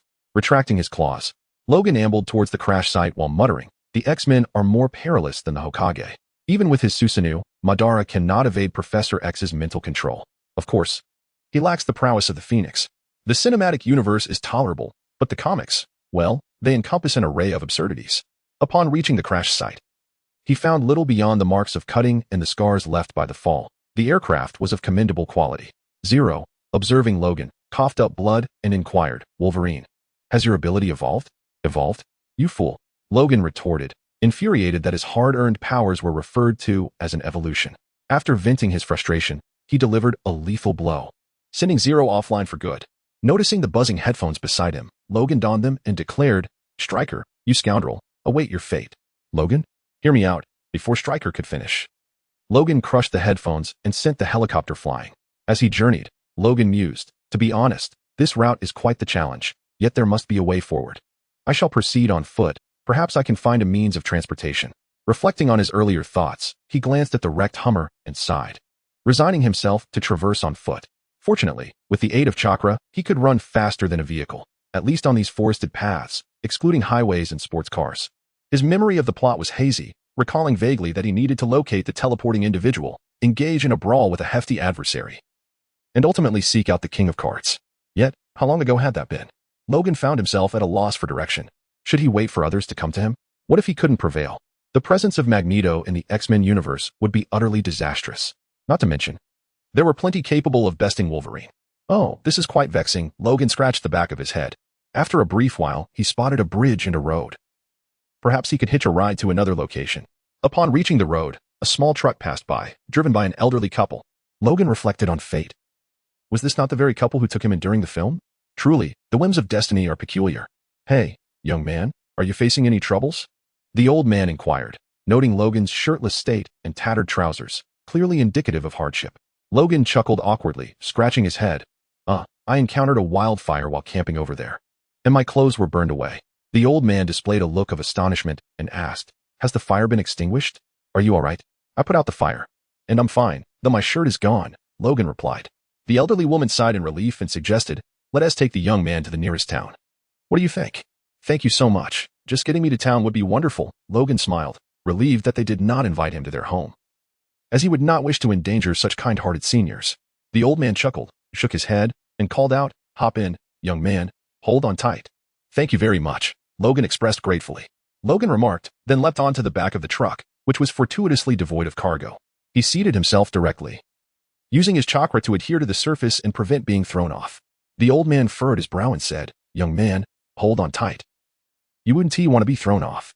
Logan paused for a moment, offered no response, and simply uttered a thank you before gripping the iron rod with one hand. Noticing Logan's nonchalance, the old man shook his head, choosing to drive cautiously. However, he soon accelerated, realizing that Logan was remarkably stable, steady as an old dog. After some time, the truck passed by an estate that stirred fragments of memory within Logan's mind. This was the old man's home, although it had been destroyed in the movie. They traversed the estate for about 30 minutes before arriving at a quaint little town that appeared rather pleasant. After disembarking, Logan expressed his gratitude to the two men and departed. That same day, the town reported a missing outfit, a pair of sunglasses, a set of leather shoes, a box of cigars, and a motorcycle. The motorcycle owner claimed to have been assaulted just as he stepped out, unable to identify his assailant. Various signs indicated that this was the work of mutants. Logan quipped, "Well, you guessed right." Yet, it mattered little, there was no evidence. Even in the absence of mutants, such petty thefts were commonplace, occurring anywhere and at any time. Where to now? Seek Victor? Look for the King of Cards? But I have no idea where they are. Logan raced along the highway with a perplexed expression.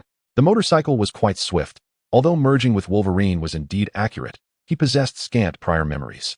His linguistic skills were intact, yet his recollections were limited to fragments of films he had seen, having only read a few comics featuring the X-Men and Wolverine, alongside Wolverine and the Hulk.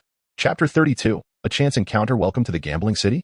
Logan chuckled as he passed a sign, glancing at the unimpressive town ahead. Not particularly large, hardly worthy of the title Gambling City. Nevertheless, stopping for fuel was reasonable, as he had encountered numerous kind-hearted individuals along the way. He still had some money. A good Samaritan. I shouldn't have robbed this guy. Upon entering the casino, Logan quickly discovered a small gas station, filling up his motorcycle. Just as he was nearly finished, a voice called out from beside him, "Logan?" Logan turned in confusion to see a young black man wearing a cowboy hat, certainly not the internet's version, but rather authentically African. The young man, observing Logan's bewildered expression, couldn't help but burst into laughter. "You don't recognize me, do you? John, what are you doing here?" Logan delved into his memories, attempting to inquire. John approached, patting Logan on the shoulder, and said, "You've been pondering for quite a while. What brings you here?" Logan contemplated briefly before replying, "Looking for Victor." John's expression shifted, and he replied, "Let us go inside." "Hey, buddy, park your car across the street." Afterward, he produced several bills and handed them to the bearded attendant, who smiled and accepted them. Logan then followed John into the establishment. After John gleaned the information Logan provided, he walked to the refrigerator, retrieved 2 bottles of beer, one for himself and one for Logan. "Are you sure it was Victor?" John inquired. "Indeed. However, it is not entirely accurate to say so. Victor is merely a pawn in Stryker's game," Logan remarked. He did not wish for the narrative to unfold as it did in the original work. "John's ability to teleport is rather impressive." "I see. My apologies. I regret that their paths have converged in such a dismal manner." John, seated in his chair, shrugged, expressing indifference towards whether Victor was being exploited, but he was concerned about the actions Victor had taken. Logan took a sip of his drink, lost in recollection while contemplating a solution. Unable to contain himself, John interjected, "After you left, he went astray, believing you had abandoned him. We all shared that sentiment. However, Victor sought to prove his superiority by annihilating everything. Months later, I withdrew from the pursuit. I had no desire to hunt them down." "Hunting mutants?" Logan murmured, gazing out the window. John's expression shifted, and he quickly inquired, "How do you know?" "Given Stryker's intentions, such a conclusion was hardly a stretch," Logan replied. John paused, sensing a newfound sharpness in Logan's intellect, and subsequently asked, "What is your plan to thwart Stryker?" "Victor is not easily dealt with, and if you do not intend to kill him, it becomes even more challenging." Logan chuckled. If it were the version of himself who had not ventured into the world of ninjas, it would indeed be difficult. However, he was now exponentially stronger, perhaps even 100-fold. With a grin, he raised his hand to reveal his adamantium claws. John's expression changed in an instant, and he could not help but ask, "Damn it, what have they done to you?" "Do you recall the meteorite fragments from Africa?" Logan questioned. "Indeed, but does that mean?" "Precisely. It was as you imagined, an unimaginable agony. I was on the brink of death," Logan replied calmly, though he had not experienced that particular pain. He had faced suffering of a significantly lesser degree. Logan recalled many memories from his time as Wolverine and then asked, Agent Zero mentioned an island. Have you heard of it? John shook his head. No, but Duke might know. He has a good rapport with Zero. Duke? Where is he? Logan inquired. Right down here. John gestured towards the boxing ring below. Logan nodded. Let us go and have a word with him. As Logan stood, John quickly rose and said, Wait. He won't arrive until 4. He then retrieved 2 more bottles of beer from the refrigerator, continuing, I must warn you, due to previous events. His diet has been quite erratic. I am attempting to help him return to his former self, so if you wish for his assistance, please refrain from mentioning his weight. He has become rather portly, then, Logan realized, accepting the beer. John quickly added, For now, it's best not to bring up anything related to weight or physique. Understood. Logan chuckled, and they resumed their conversation. At 4 in the afternoon, a burly figure arrived at the boxing gym. Logan and John descended to observe for a while. Once Duke had sent his opponent flying, Logan approached, while John whispered from behind, Remember to be polite and adhere to the restrictions. Logan approached the boxing ring with a smile and greeted, Hey, Duke, long time no see. Duke turned, momentarily surprised as he drank his soda, then replied, I didn't expect to see you, Logan. It has indeed been a while. After all, Logan had become quite courteous, no longer resembling the original Wolverine. Duke, I require your assistance. Are you aware of the island where Victor resides? Logan inquired, gazing intently at Duke. Duke hesitated for a moment before responding, I am not aware. Logan continued, Victor is aiding Stryker in hunting our kind. Do you recall that meteorite fragment from Africa? Look. As he spoke, Logan revealed his claws, leaving Duke visibly taken aback. Logan pressed on, I was deceived into undergoing this experiment. My entire skeleton is encased in this metal, and I nearly perished. They almost erased my memories. I overheard them discussing the use of our genes to develop a more formidable weapon intended to eradicate mutants. This weapon is referred to as Weapon 11, a controllable armament that amalgamates the genes of powerful mutants. Duke fell silent, and John approached, interjecting, So he has targeted us. The retired veterans? Precisely, Logan affirmed with a nod.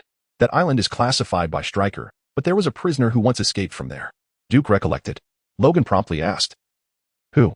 Remy LeBeau, a gambler from New Orleans. The guards called him the Ace, for he won every bid he placed. The crucial point is, where can he be found? Logan interrupted. Bourbon Street. He should be at one of the casinos there, Duke replied.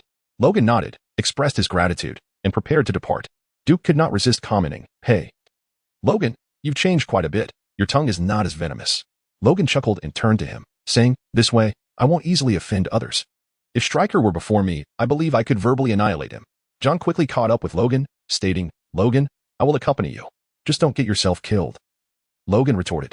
John laughed. I can certainly run faster than you. Indeed, Logan responded with a smile, internally mocking himself for the times he had been outpaced in films.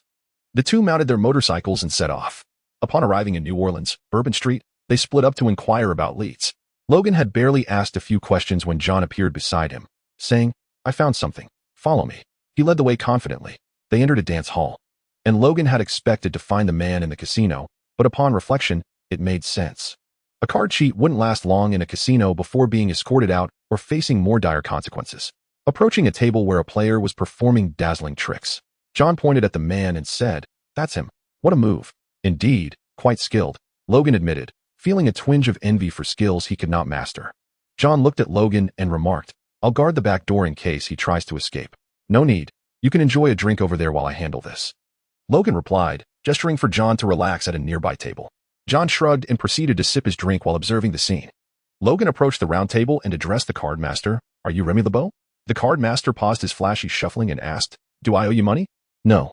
Then I must be him, the card master said, removing his hat with a smile and gesturing for Logan to take a seat. After Logan sat down, the card master began dealing, announcing, Big bet 100, small bet 50. Care to join? 100, Logan replied, placing a bill on the table. Bold move. The card master chuckled. And others soon joined in.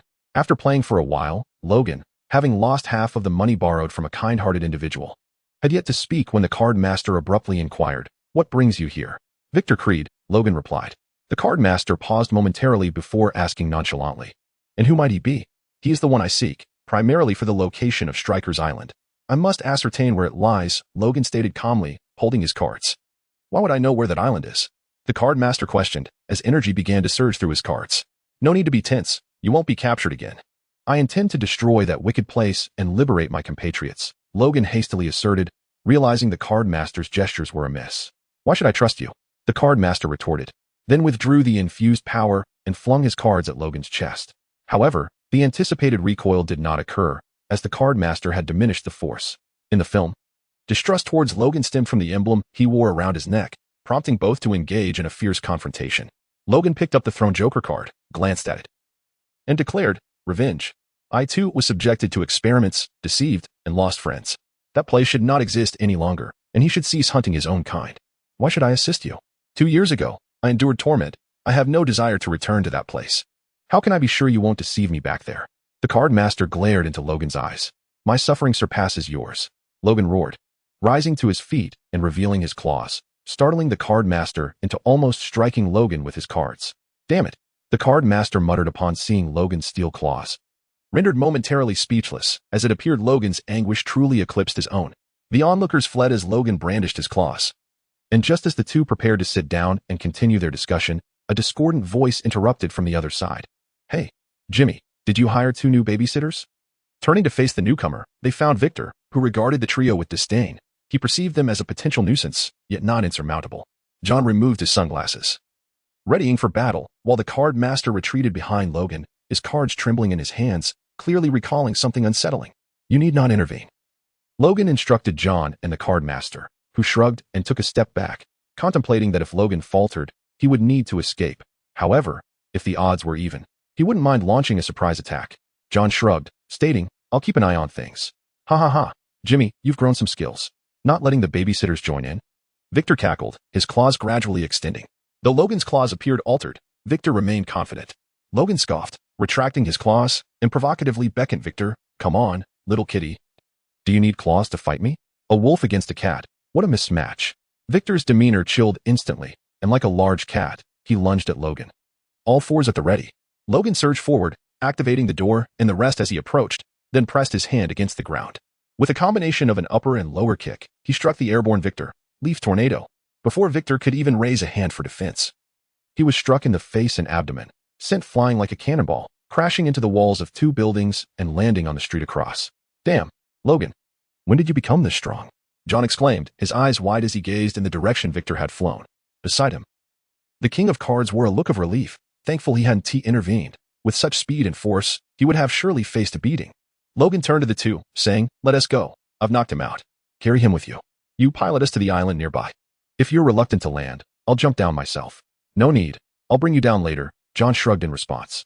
With that, he vanished, only to reappear moments later, holding a rope. Logan gave him a thumbs up, and John smiled proudly, disappearing once more, only to return with Victor securely bound. "Though this contraption is rather cumbersome, at least it will hold him until you can knock him out again, right?" John chuckled, and Logan nodded in agreement. Meanwhile, the King of Cards, regaining his composure, could not help but ask, "How did you know I had a private plane?" "Just a guess. Was I right?" Logan replied. The King of Cards gave Logan the finger before saying, "Let us go." Before departing, he casually stuffed the money left behind by those who had fled into a bag, deeming it unclaimed property. Elsewhere, in a clandestine laboratory on the island, Strick had just killed General Mangson and was hastening the progress of Project 11. An ominous feeling settled over him. Logically, Victor should have reported by now and was on his way. At a small airport, Logan and his companions boarded the King of Cards plane. Once airborne, he couldn't resist teasing, "You don't like flying, do you?" Indeed. Although the soul within Logan was not the original, for some inexplicable reason, his reaction to flying mirrored that of the original Logan, which was quite vexing. Prior to his transformation into Logan, he had never experienced such a sensation. "I'm fine," Logan forced out. Beside him, John quipped, "He is always like this." "Jimmy, you still haven't changed," Victor's voice broke in, prompting everyone to turn their heads toward him. John glanced at Logan, mimicking a gesture around his neck. Logan shrugged nonchalantly, "No need, Remiller. How much longer? Focus on flying the plane." "Ha, this aircraft was won in a gamble," the King of Cards replied, lost in thought. "Seriously? You could win this?" Logan exclaimed, "This guy is a real gambler, a card shark for sure." Chapter 33, Logan, you cannot be this strong.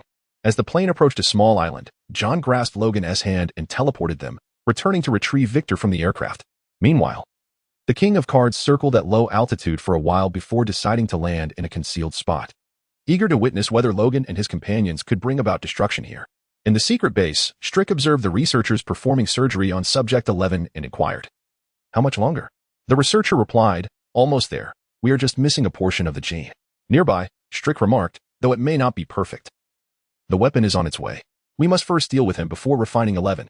At that moment, an individual approached Strick to report on the situation regarding Logan and the others.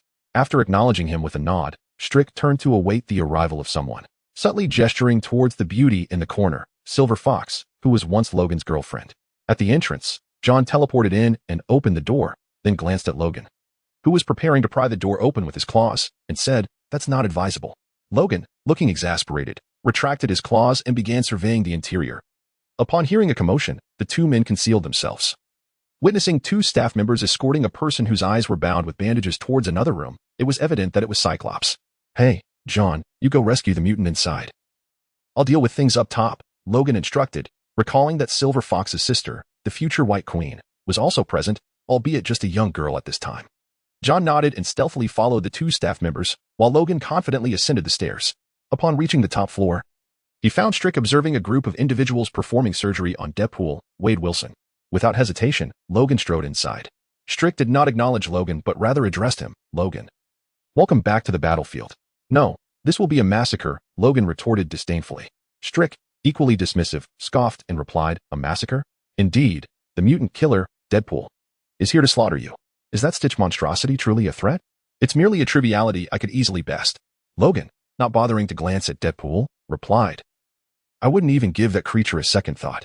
Strick then turned his gaze towards Silver Fox, smiling as he said, "Kyla, it seems Logan has forgotten you. What a heartless beast he is." Following Strick's gaze, Logan looked at Kyla with a hint of complex emotion before turning back to Strick, his expression devoid of warmth. "Actually, I am aware of it, but this isn't your fault. Strick, you are the one to blame." With that, his claws emerged. Strick looked at Kyla, who trembled at the implication, then shouted, "No, Logan, the captured children have already been rescued." Just as Logan took a step forward, he sensed movement behind him and caught a familiar scent. He turned, readying his claws for an ambush, but was a moment too late. A pair of clawed hands struck Logan's face, sending him crashing through a window and plummeting to the ground below.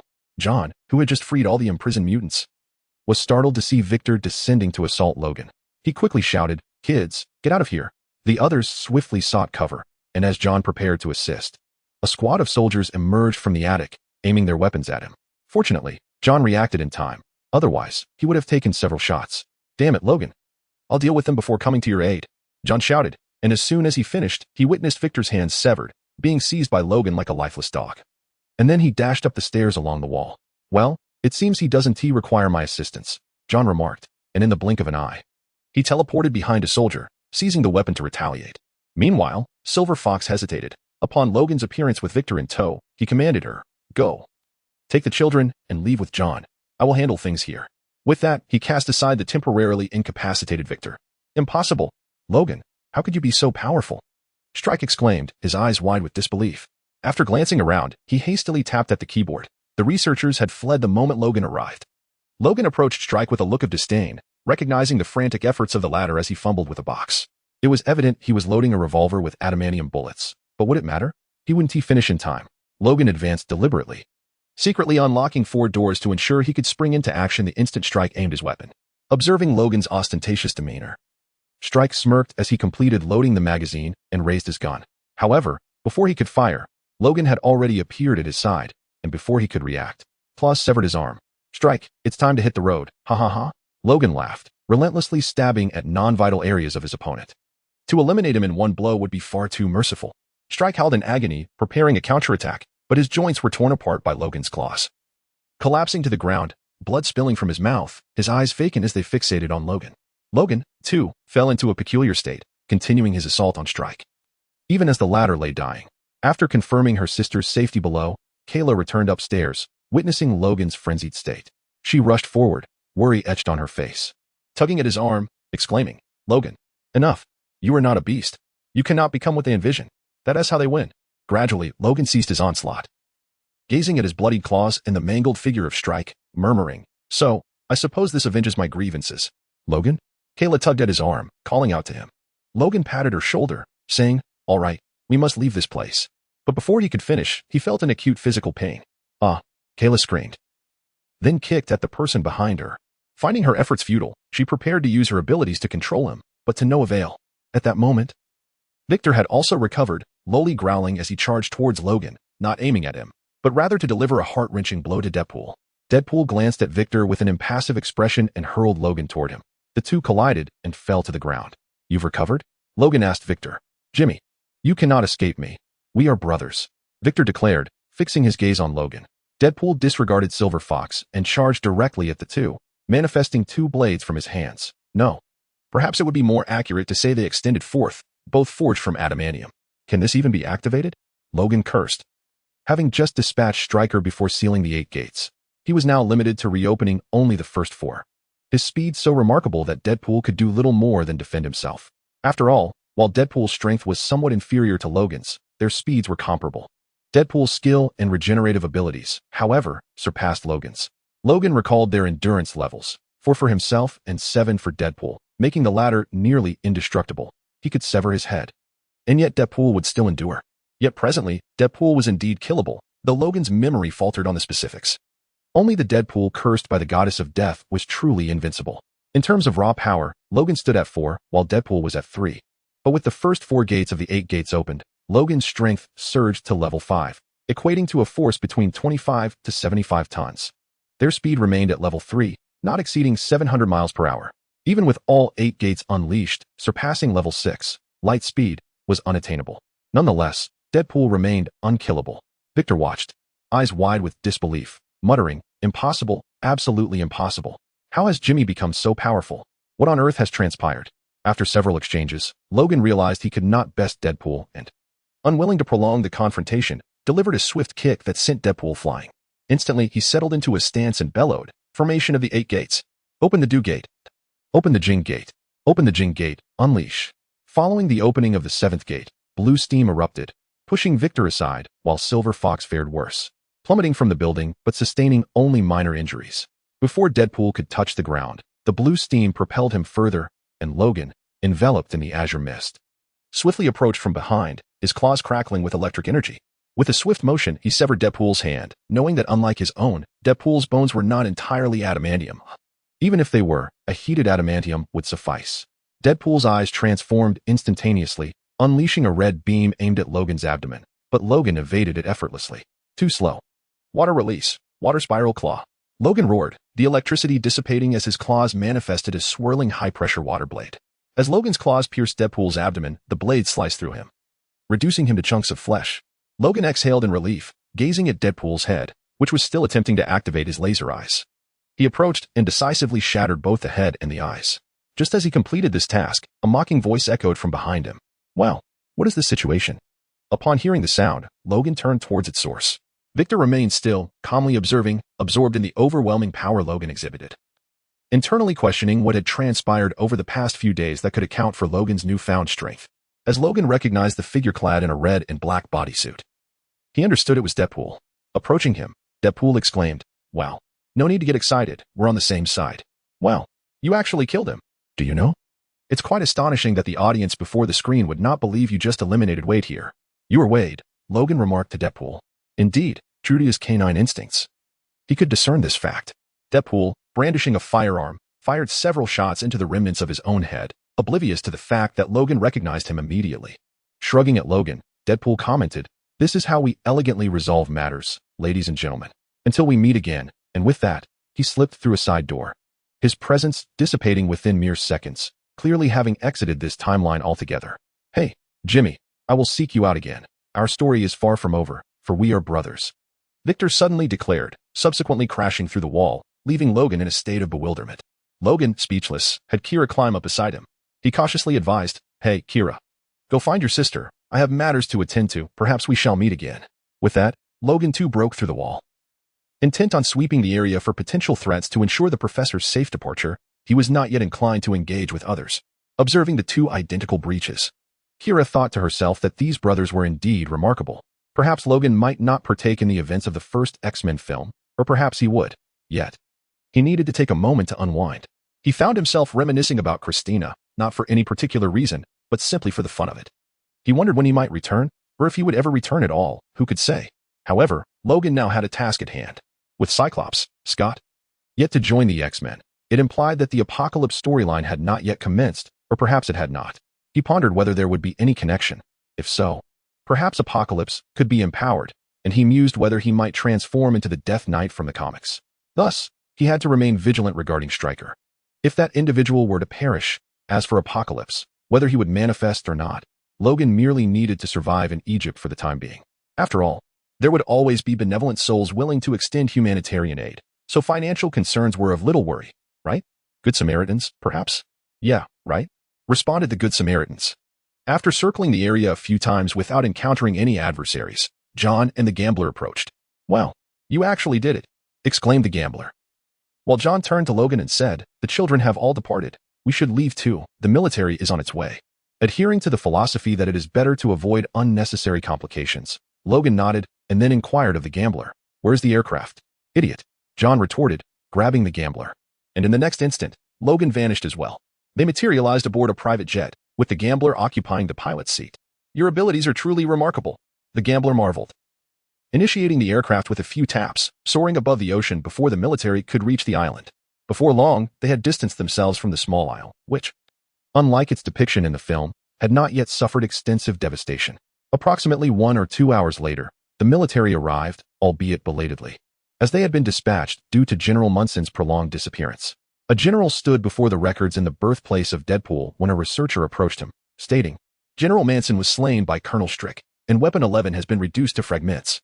It appears that the weapon itself is the more perfect instrument. We must locate it and enlist its service to the nation. As for 11, let it be buried alongside this place." The general commanded the gathering of information and ordered the complete destruction of the site. Meanwhile, after parting ways with the Card King, Logan and John rode off on their motorcycles. Along the way, John shouted, "Logan, what is your plan now?" Logan paused momentarily before responding loudly, "To Cairo, Egypt." His voice had to rise above the roar of the engine, as he wasn't wearing headphones. "What? You intend to venture to that godforsaken place?" John exclaimed, astonished at Logan's choice. "Indeed, I don't wish to concern myself with many matters anymore. We have endured far too much. It's time we grant ourselves a respite," Logan declared. "Of course, rest is one thing, but I have my intentions. Good luck," John called out as they accelerated forward. Days later, on the Mexican coast, two figures donning sunglasses and cowboy hats stood on a dilapidated dock. Shortly, a small yacht approached. The duo was Logan and John. And just a day after the assassination of Strick, Logan found himself in the newspapers, where officials claimed he had brutally murdered General Manson and Colonel Strick. And a nationwide manhunt for him was underway. "Your transformation ability is quite impressive," John remarked, observing the muscular figure of Logan. This so-called transformation was merely a result of his rigorous practice of a technique from the three-body technique, which he had struggled to master over a few days. Although his execution was somewhat clumsy and slow, he was fortunate that his chakra was inexhaustible, allowing him to practice at will. Despite the limited chakra, his recovery was astonishingly rapid. Logan patted John's shoulder and boasted, "I can be even cooler. Spare me the theatrics, no matter how you change. You'll still be a smelly old man, unless you decide to become a woman," John retorted, handing Logan a pistol, adding, "Limit the use of your abilities. You're still a wanted man. Do you really want to see an old man turn into a woman?" Logan replied, inspecting the small handgun before nodding and placing it into his coat pocket. Perhaps it's best you don't transform, lest I lose my lunch," John chuckled. As a bearded man piloting the speedboat approached, he inquired, "Who is Zarathus?" Logan jumped aboard the vessel, declaring, "I am Zarathus. Let us go inside." The bearded man opened a hidden compartment, and after bidding farewell to John, Logan slipped inside. Watching the departing yacht, John smiled and said, "Farewell, Logan." In the next moment, he vanished from sight. Theme music of the X-Men plays. Chapter 34. The arrival of Deadpool as the yacht left American territorial waters and reached the open sea. It arrived near a massive oil tanker. Logan emerged from the hidden compartment, observing numerous yachts and a variety of individuals, much like himself, though each speedboat held no more than a dozen passengers. After relaxing his muscles, Logan boarded the vessel as per the arrangements made by the ferry personnel. Upon entering the designated large room, he was momentarily rendered speechless, for it was filled with a multitude of bunk beds, both upper and lower, in an apparent disarray. Despite the chaotic appearance, the atmosphere was notably tranquil, evidently due to the presence of armed security guards. However, it was clear that the majority of the occupants were ordinary individuals. Even the most formidable weapons would be of little use if more people like Logan were present. Logan promptly chose a nearby bed to lie down and closed his eyes, wishing for a mobile phone or computer to alleviate his boredom. After an indeterminate amount of time, the fully loaded oil tanker set sail. At that moment, a slender figure wielding a megaphone shouted, "Listen up, you foolish pigs. You must behave yourselves here if you wish to reach your destination safely. No loud noises, no whispering. The journey may be lengthy, and you will need to work aboard the ship to earn your sustenance. Otherwise, if you starve or fall ill, we shall throw you overboard to feed the fish. Subsequently, the slender figure began assigning various tasks to each group, including maintenance, cleaning, and fishing. It was no wonder their ship always appeared so new. They had numerous individuals laboring for free, supplemented by the lucrative ferry fees. Logan calmly engaged in the work, recalling that he had also started his journey in the Hidden Leaf Village as a laborer. However, tranquility was abruptly interrupted after just one day by a familiar face. Hey, is that you, Logan? Logan, who was busy cleaning, was halted by a figure dressed in a black and red leather suit. Removing the cigar from his mouth, he regarded the individual before him, the Deadpool. Who are you? Logan inquired. Deadpool scrutinized Logan and exclaimed, Wow, I can hardly believe it. The first time I meet a variant of Wolverine. How can your appearance differ so vastly? It shouldn't be like this. Logan patted himself down. And amidst a cloud of smoke, he inquired, What do you think now? Deadpool slapped his hands against his face, appearing utterly dumbfounded. Regaining his composure, Deadpool leaned against the wall and said, Hey, Logan, abandon this tedious work. I need you. I need Wolverine's help. Logan, maintaining his serene demeanor, responded, Why should I help you? Listen, buddy, my world is on the verge of destruction. I need you, Wolverine's assistance, and my entire world depends on you. Deadpool insisted. Feeling hopeful about his persuasion, he produced a photograph, pointing at the individuals within, saying, Look, if you don't help me, they will perish. I know nothing about saving the world. My reality exists within this photo, which is why I require your aid. Logan gazed at the photograph, contemplating whether this was merely a cinematic plot or something more. After a moment of reflection, and under Deadpool's anxious gaze, he lit a cigar and stated, I can assist you. Lead the way. Deadpool momentarily froze before exuberantly exclaiming, Yes. Yes. However, his exuberance was too loud, attracting the attention of the guards. Who was making such a racket? Identify yourself. One guard bellowed, brandishing a weapon and alerting his comrades. Oh crap, we need to go? Deadpool remarked, tapping on a tablet to open a yellow portal behind Logan. He promptly urged Logan to step inside. Upon entering, the scenery shifted instantaneously, and Logan found the place somewhat familiar, pondering as he surveyed his surroundings. Deadpool strode ahead, conversing. This Logan possesses the same capabilities. He can accomplish anything, even a musical. Although his casual attire is somewhat lacking, which is rather awkward for a superhero, rest assured, he has claws, authentic ones. The individual before them was Borin from the Temporal Anomaly Management Bureau, who gazed at Logan and Deadpool, expressing his confusion. Deadpool furrowed his brow. Addressing Borin, You claim my universe is perishing because this fellow was killed. Now, the issue is resolved. My goodness, do you truly believe you can replace an Angarbin? Borin exclaimed, then turned to Logan. I will not accept any other Wolverine.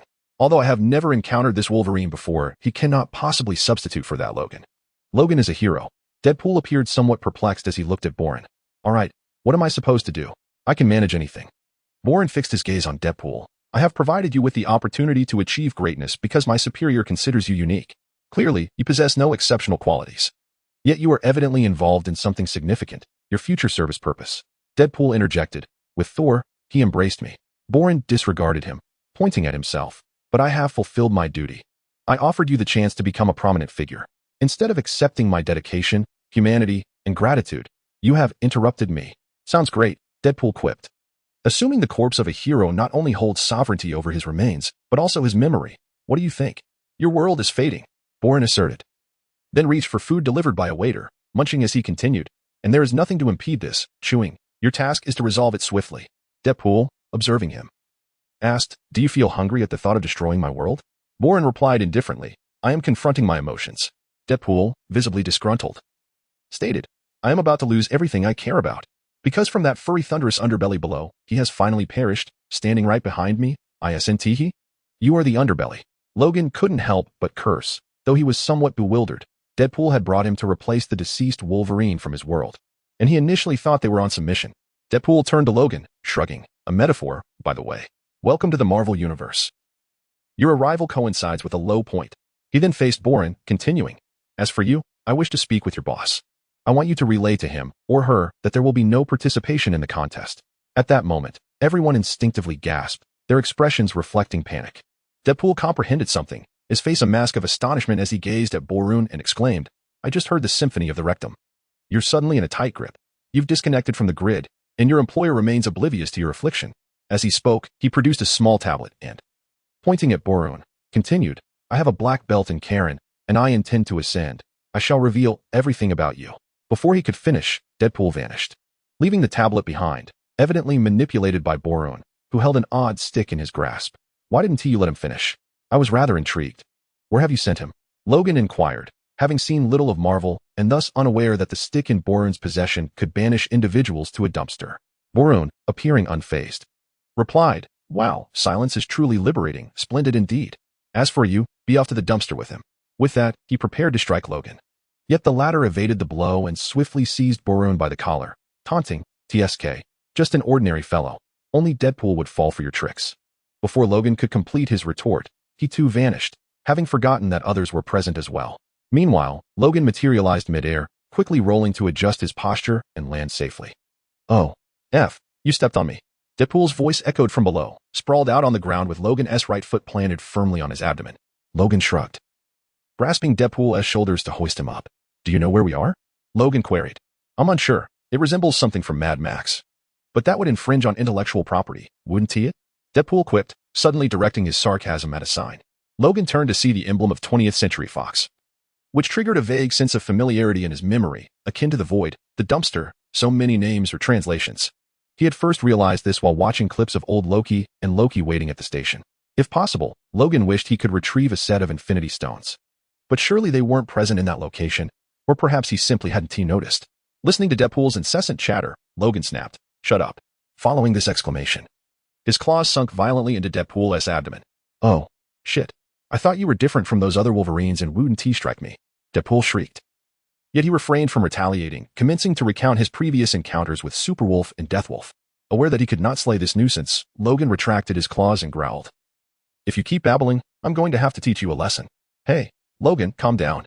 We must collaborate to escape from here. Trust me, Logan. Flying kick. Deadpool pleaded.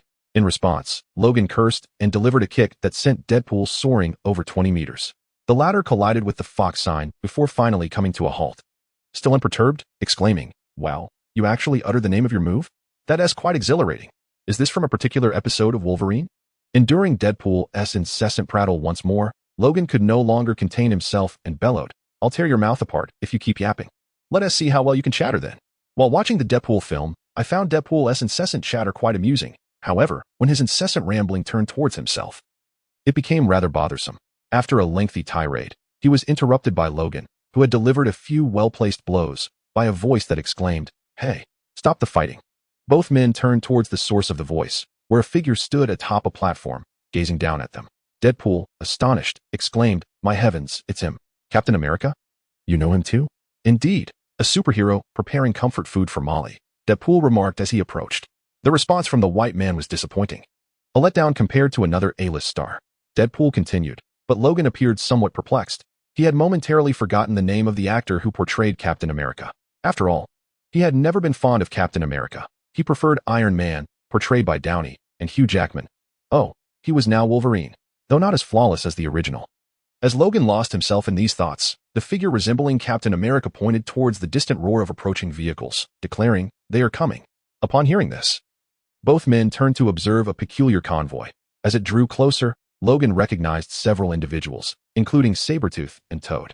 Deadpool interjected derisively, Oh, they're driving angrily. Before long, the Captain America lookalike leapt down, executing a superhero landing. Deadpool instantly exclaimed, Now that S.A. superhero landing. Logan's mind was flooded with thoughts of the patriotic character's landings and takeoffs, nearly provoking a laugh.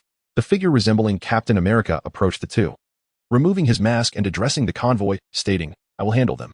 As the convoy neared, Logan took a glance. It comprised armored vehicles, muscle cars, and several spherical iron cages in tow.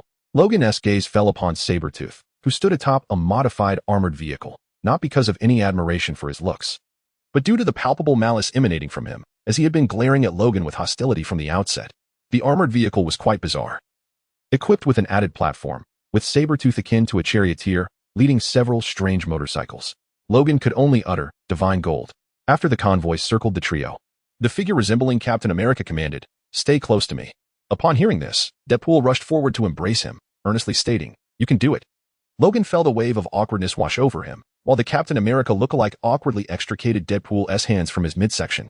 Within the convoy, the leader, a figure of flame, stood and addressed the group, saying, Cassandra will become a little kitten. See what I have caught. The fiery figure smiled at them, adding, "You cannot escape. Everyone knows this." The figure resembling Firestorm retorted, "Do you see anyone running, Dick Fabrains?" Upon hearing this name, Logan felt a twinge of familiarity, yet could not place it. "You certainly want to appreciate what happens next," Firestorm said sternly. Deadpool, with a look of shock, exclaimed, "My heavens." He turned to Logan and continued, "Oh my goodness." He is about to say that phrase. "Avengers Assemble?" Logan inquired. "Indeed." Deadpool continued with great enthusiasm. Yet just as he was about to utter the 3 syllables of Avengers, Pyro suddenly bellowed, "Pyro!" Following his exclamation, flames erupted from his entire being, leaving Deadpool utterly bewildered. "Wait, what the heck?" With a perplexed expression, Deadpool gazed at the soaring Pyro, while Logan commented, "Thought it was the Avengers, but turns out it's Pyro." As Pyro ascended, he unleashed flames toward Human Torch, who disdainfully absorbed the attack. Logan, recalling the latter's abilities, realized, this guy is Human Torch. After a prolonged struggle, Pyro's flames were exhausted, causing him to plummet from the sky and crash onto a metal rod. Observing his posture, Logan quipped, "Let us hope this isn't a hasty decision that leads to a mess." However, it wasn't over yet. Pyro tumbled down again, striking his head on the platform before collapsing to the ground, unconscious. Logan turned to the others and remarked, "We don't know this guy." Deadpool echoed, "We mistook the identity." Sabretooth pointed at Logan and exclaimed, "I know you." Immediately after, he leaped down, to which Deadpool explained, "Oh my god, Sabretooth, your brother." Logan was tempted to clarify that he was not acquainted with this version of Sabretooth, as he was more familiar with Victor from X-Men Origins, Wolverine, rather than this one. Sabretooth unsheathed his claws and challenged Logan, "Prepare to meet your demise." Upon hearing this, Logan displayed a look of disdain, not even bothering to unsheath his adamantium claws to intimidate him. Deadpool quickly interjected, "Pause." He then retreated to a safe distance, muttering to himself, "Wow, people have been waiting for this battle for decades. This is not going to be an easy affair." Before Deadpool could finish, Victor charged forward. Out of respect, Logan opened fire with 5 rounds, leaving everyone momentarily dazed. The next sound was a series of impacts, revealing Sabretooth being reduced to a mere shadow of himself, his head and limbs torn off and discarded to the side. Deadpool, eyes wide with astonishment, realized he was witnessing this variant of Logan in action for the first time, demonstrating an almost absurd level of strength. Acknowledging the resolution of the conflict, he hurried over to the severed head of Sabretooth, raising it triumphantly. "Behold, the head of your esteemed queen, Freya. I have Wolverine. I control her all by myself. Care to join me?" Logan shook his head in exasperation, accustomed to Deadpool's eccentricities, as he was, after all, Deadpool. After hearing Deadpool's proclamation, Logan impatiently inquired, "Who is next?" Human Torch chuckled and directed his gaze at Frogman. "Frog, you're up next." Frogman grinned and extended his long tongue towards another armored vehicle laden with peculiar devices, activating a switch. He intended to subdue Logan using a giant magnet, knowing well that Wolverine's adamantium skeleton made him nearly invulnerable, thus making the magnet the optimal choice.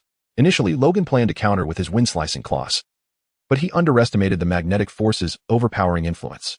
In an instant, both he and the nearby Deadpool were yanked towards the magnet, rendered immobile and struggling to speak. In the distance, a chunk of iron was drawn toward them, prompting Logan to exclaim in frustration. Moments later, he was struck unconscious, while Deadpool fortuitously used Logan as a cushion. The pain was fleeting, yet it was enough to render him dazed. Chapter 35, The Professor's Sister Upon Regaining Consciousness. Logan found himself ensnared within a spherical cage, bound to Deadpool, while the now dormant lightning was secured on the opposite side. Before long, Deadpool awoke as well, declaring himself a god of thunder. Once he collected his thoughts, Deadpool gazed in astonishment at Logan, asking, "When did I fall asleep?" Logan replied, "You can inquire with the audience if they wish to respond." He gestured towards lightning. Deadpool followed his gaze and quipped, "Oh, I see. I must have also been knocked out. There's no must-have about it. Be confident. You were indeed knocked out." "All right," Lightning interjected, "we're doomed. Do you know where we are? Speak up." Logan regarded him and replied, "You find yourself in the void. Envision it as a purgatory.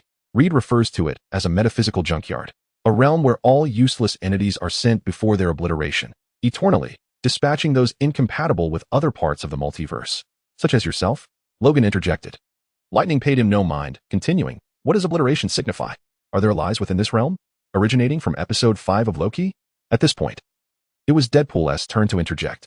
Lightning persisted, "Everyone here is evading lies." "Oh, don't be like that. Yet resistance persists. Others like us, who have managed to survive, are lurking in the borderlands, seeking a means to escape this place." Logan nodded. "Then we shall venture there." "Indeed," Deadpool affirmed. The two resumed their banter, But Logan found it rather uninteresting and turned his thoughts toward how to escape this place. To be honest, he hadn't watched Loki thoroughly. Most of it had merely been snippets others had compiled. Judging by appearances, the Infinity Stones seemed unlikely to serve any purpose here. Or perhaps they simply became irrelevant upon exiting the Marvel Universe. Yet, who could say for certain? No one had attempted it, and thus far, it appeared to be ineffective within this realm. The convoy soon began to decelerate, pulling Logan from his reverie. His gaze fell upon the colossal remains of Ant-Man. A sight that suggested the presence of other formidable individuals. It was unclear what had transpired within. The hands of Ant-Man's corpse were spread wide, resembling a grand entrance. Upon arrival, many emerged to observe, and Logan recognized several familiar faces, Daredevil, the Red Hulk, and Deathstroke among them. One individual approached and unlatched the circular cage, unceremoniously tossing the bound Deadpool and Logan onto the ground, leaving them incapacitated and thoroughly restrained. As Ant-Man's helmet detached, all eyes were drawn to his mouth, and shortly thereafter, a bald figure emerged. Logan silently scoffed. A bald head truly symbolizes strength, wouldn't you agree, Saitama? Lightning, still on his feet, couldn't help but swallow hard. While Deadpool, attempting to roll over, remarked upon spotting the newcomer, "Oh, well, you're quite young." The red tank approached and apprehended the two individuals. Once Logan and Deadpool regained their footing, he released them, ignoring Deadpool's quips and kindly advised, "Mind your tongues, she is not fond of idle chatter." As the bald figure sat in a wheelchair, illuminated by the light, Logan realized she was a woman. Perfect. He did not recognize her. It would have been preferable if she were the professor, though that might not be ideal either. "Is that the child?" "Hey, Jack. It's us. Jack," Deadpool suddenly shouted. Although Logan was unaware of what Jack was, he remarked, "That's not the child." "Ah, damn it," exclaimed Pyro nervously. Above, as the wheelchair reached the steep incline, the woman stood, transforming the slope into a staircase. "Oh, Abel is truly remarkable." Deadpool began to speak in a manner that left Logan perplexed, making him wish he could return to glean more context. The bald woman smiled at the two and said, "A Wolverine, I wonder when I will acquire one of you." "You are part of the X-Men." Deadpool promptly inquired, "Do you know him? Do you know Chuck?" The bald woman replied, "Oh, I know him, we share the same wound. Attempting to choke this cunning fellow in my umbilical cord." Logan was lost, but Deadpool understood, stating, "I have never liked roommates. My daughter is blind, yet she can see cocaine for some reason." He then turned to Logan and asked, "Your Majesty, would you care to join the discussion? I feel I am on the brink of death here." "Who are you?" Logan disregarded Deadpool and asked the bald woman. She tilted her head and responded, "Charles Xavier's twin sister, Cassandra Nova." "Oh, for crying out loud, how did this come to pass?" Deadpool interjected. Cassandra gazed at both of them and said, "You two are quite adorable. I have a good feeling about this." With that, she snapped her fingers and made a downward motion, causing the ropes binding them to instantly fall away. Logan was astonished. Shouldn't the professor's sister also possess telepathy? Why did it feel like telekinesis? Cassandra turned her attention to Pyro, pointing at him as she approached slowly, saying, "I've wanted to catch this little firefly for years, haven't I, Johnny?" She reached Pyro's side and traced her finger across his face, remarking, "You chose the wrong time to make new friends." "Oh, Johnny has told us everything about you. I think it's time for you to be quiet," Logan retorted, aware that Deadpool's comments would surely lead to trouble. Pyro echoed Logan's sentiment. "Yes. Perhaps that's unnecessary," but Deadpool continued, "We were just chatting. Yes, Johnny informed us that you are a psychotic, egotistical jerk." "Oh, those are his words. Not mine, the Hand of Hell, the Lord of Suffering." Cassandra stepped forward, her expression serious as she turned to Pyro and asked, "Is that what you think of me?" No. What is wrong with you?" "I was just speaking casually." Deadpool interjected, raising his hand and then clenching his fist emphatically, declaring, "Pick up some stones, Johnny. I shall instill fear within her," as you proclaimed amidst the ranks, with a finger-licking indulgence, a heart grown cold, and the third-rate, budget nuts of a dilapidated store, devouring your insipid cinnamon rings while relentlessly kicking stones at the bald-headed end. The mercurial Deadpool exclaimed, "I never uttered such words. Throughout my existence, I have been right. This is a form of humility. People may deem me a rogue, yet this chap, he surpasses all." He continued, ironically labeling himself a rogue, albeit he indeed possesses that quality. The mercurial hero feigned confusion, exclaiming, "What are you saying? Wait, I don't even comprehend what this is." Deadpool gazed at Johnny, clutching his heart, and declared, "Sir, I sincerely pay my respects." "I do not." Keith Johnny, in a state of disarray, shouted, "That is, I do not." Cassandra, uninterested in the musings of the mercurial hero, gestured in a clawing motion, and in an instant he fell silent, his garments and flesh vanished. Before Logan could grasp the situation, the mercurial hero lay in a heap of remnants upon the ground, reduced to mere bones, eyes, and some internal organs. Deadpool gasped, then quipped, "This isn't my favorite, Chris." Logan stared at the pile of debris, speechless, retorting, "You foolish rogue, you just got him killed." Deadpool turned to Logan, shouting, "Hey, we are all quite sorrowful. By the way, do you know what I intend to do with the budget?" Cassandra glanced into the distance, raised a finger in a shushing motion, and then, as she proceeded forward, remarked, "If hungry, just lie. A mistake has occurred. The Great Blue is a substitute host." Deadpool pointed at Logan, who was oblivious to the fact that the Great Blue referred to him, although he indeed donned a blue shirt and dark blue jeans. Cassandra's gaze fell upon a sky laden with dark clouds and flashes of lightning, yet neither of them paid heed. Deadpool continued, "I am the Marvel Jesus, and though it may sound disconcerting, there exists another British villain who threatens to annihilate my universe. I shall thwart him." "Oh dear, you truly do not impress me." "As a savior of the world," Cassandra replied, then turned to the two, inquiring, "Did I hit him? I do not wish for matters to escalate to this extent." Deadpool, extending a finger toward Cassandra, stated, "Either you assist us, or my friend," pointing at Logan, "will cause the entire second act's music to sink. Mate, no warm-up required." Cassandra disregarded the two as she walked back, then turned to them and said, "I am unlike you, perhaps with the exception of Wolverine. Our union truly invokes dread. Do you not feel it?" Logan shrugged, remarking, "That touches a blind spot. No need for you to feel it, for it is indeed the case. Before I even learned to walk, they sent me here. You know, it is the best thing. I adore this place," Cassandra proclaimed, gazing contentedly at her surroundings.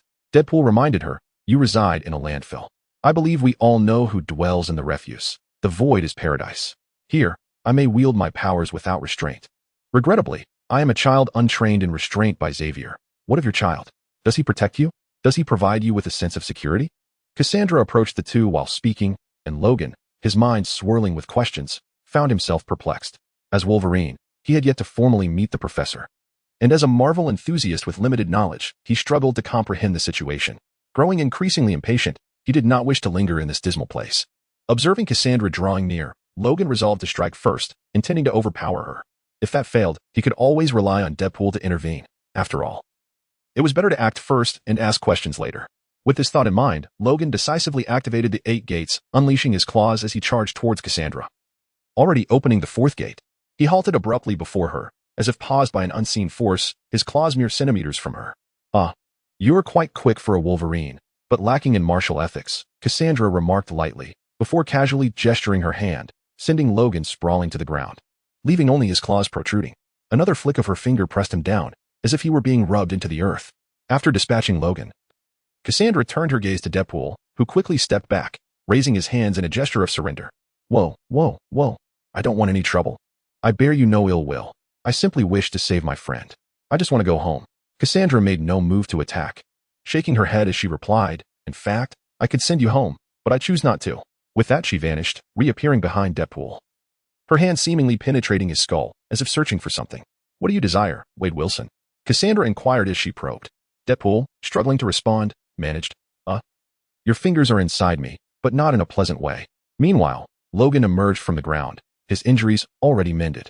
Once again, he opened the 6th gate, charging towards Cassandra's back with remarkable speed, delivering a chilling surprise before lifting her off the ground. Deadpool, brandishing a knife, gleefully exclaimed, "Ah, my child is both agile and strong." "Who is your child? You think I want to stab you?" Logan retorted angrily, but Deadpool remained unfazed, tossing his knife toward Cassandra, where it struck her in the chest, adding, "That's my big kid, but you are too." Before Logan could respond, he noticed Cassandra's expression shift from agony to a playful grin. She chuckled softly, then clapped her hands. Logan felt an immense force propel him away, dislodging the knife from Cassandra, which Deadpool caught. Rolling to his feet, Logan readied himself for battle, fully aware that a fierce confrontation loomed ahead. "Well, this is entertaining.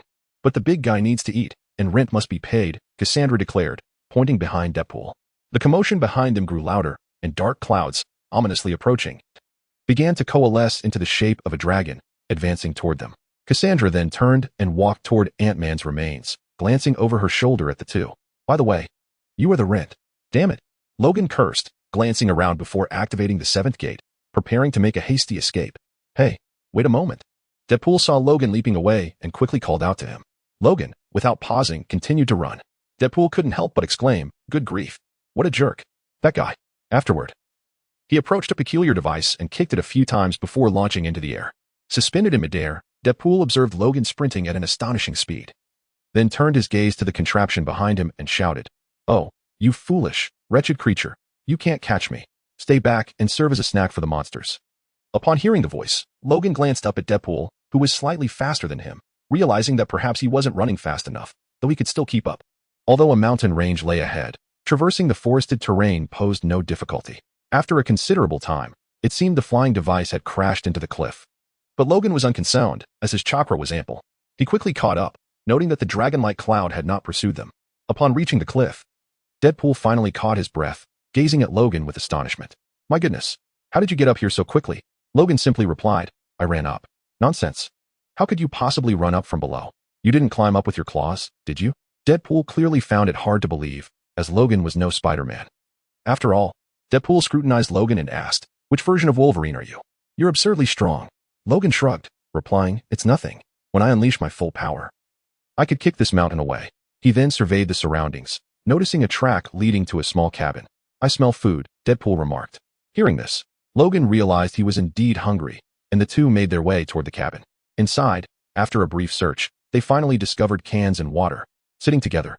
Before they even began to eat, Deadpool started to chatter, sharing tales of his world's Wolverine and other matters he was already familiar with. However, he was particularly intrigued by the events surrounding 23, recalling the story from Logan's battle in Logan 3. After satisfying their hunger, the two decided to rest for a while and discuss their next steps. Deadpool expressed his desire to help Logan find those who had not joined Cassandra, to which Logan agreed. Chapter 36, The Gathering. I plan to obliterate Cassandra and her lair in one fell swoop, Logan said, picking at his teeth. What do you mean? Deadpool inquired. Logan clarified. I mean to reduce Cassandra and her hideout to rubble, leaving no trace behind. Wait, hold on. She knows how to send us back. We must make her reveal it. Deadpool hastily responded. Despite being an unfamiliar version of Wolverine, he did not dismiss the possibility of the other party having such abilities. Like the comics Phoenix Logan, Logan looked at Deadpool and then said, if you can't get her to divulge the means, I'll first reduce you to fragments. And then I'll deal with her. Do you understand? All right. Must you wield such lethal intent? Deadpool, with a face full of exasperation, remarked. While other Wolverines can be rather irritable, always resorting to violence upon meeting, at least they can't truly die. After their conversation concluded, the two embarked on their journey across a vast meadow. Logan turned to Deadpool and inquired, what transpired in your world that transformed Logan into a hero? He intended to gather some details to prevent a future transformation into a hero himself, though the likelihood was slim. His immortality differed from Deadpool's. Even if his regenerative abilities appeared somewhat superior, he had indeed perished.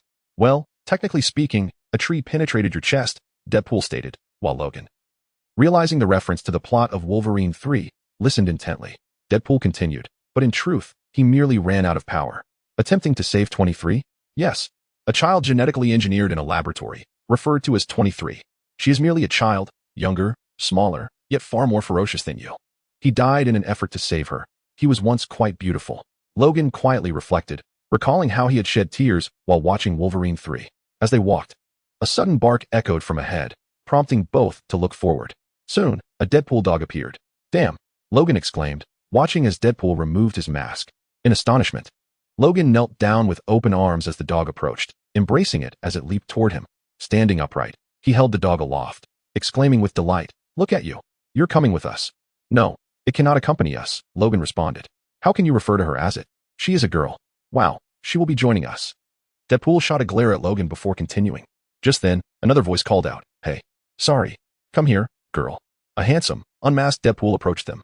Deadpool, bewildered, asked, who are you? The newcomer pointed at him and replied, Deadpool, I assume you're also Deadpool, but here, everyone calls me Vicepool. My goodness. Did you see the lady pool over there?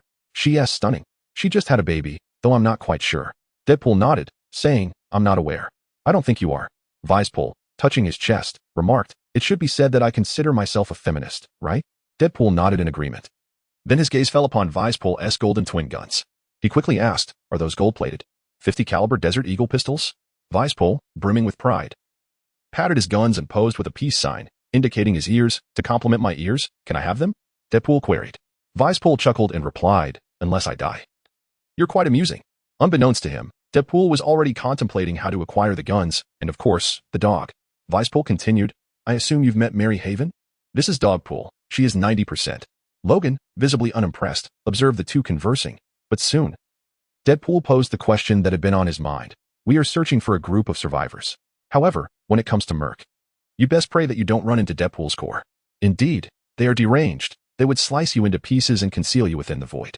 Should they manage to confront their childhood traumas, they shall embark on a formidable journey of recovery. Observing the incessant rambling of Weasel, Logan, visibly impatient, interjected, "Do you know where it is?" Upon noticing Logan speaking, Weasel inquired, "Who is he?" "This is Logan," Deadpool replied, adding with a smirk, "He usually goes shirtless.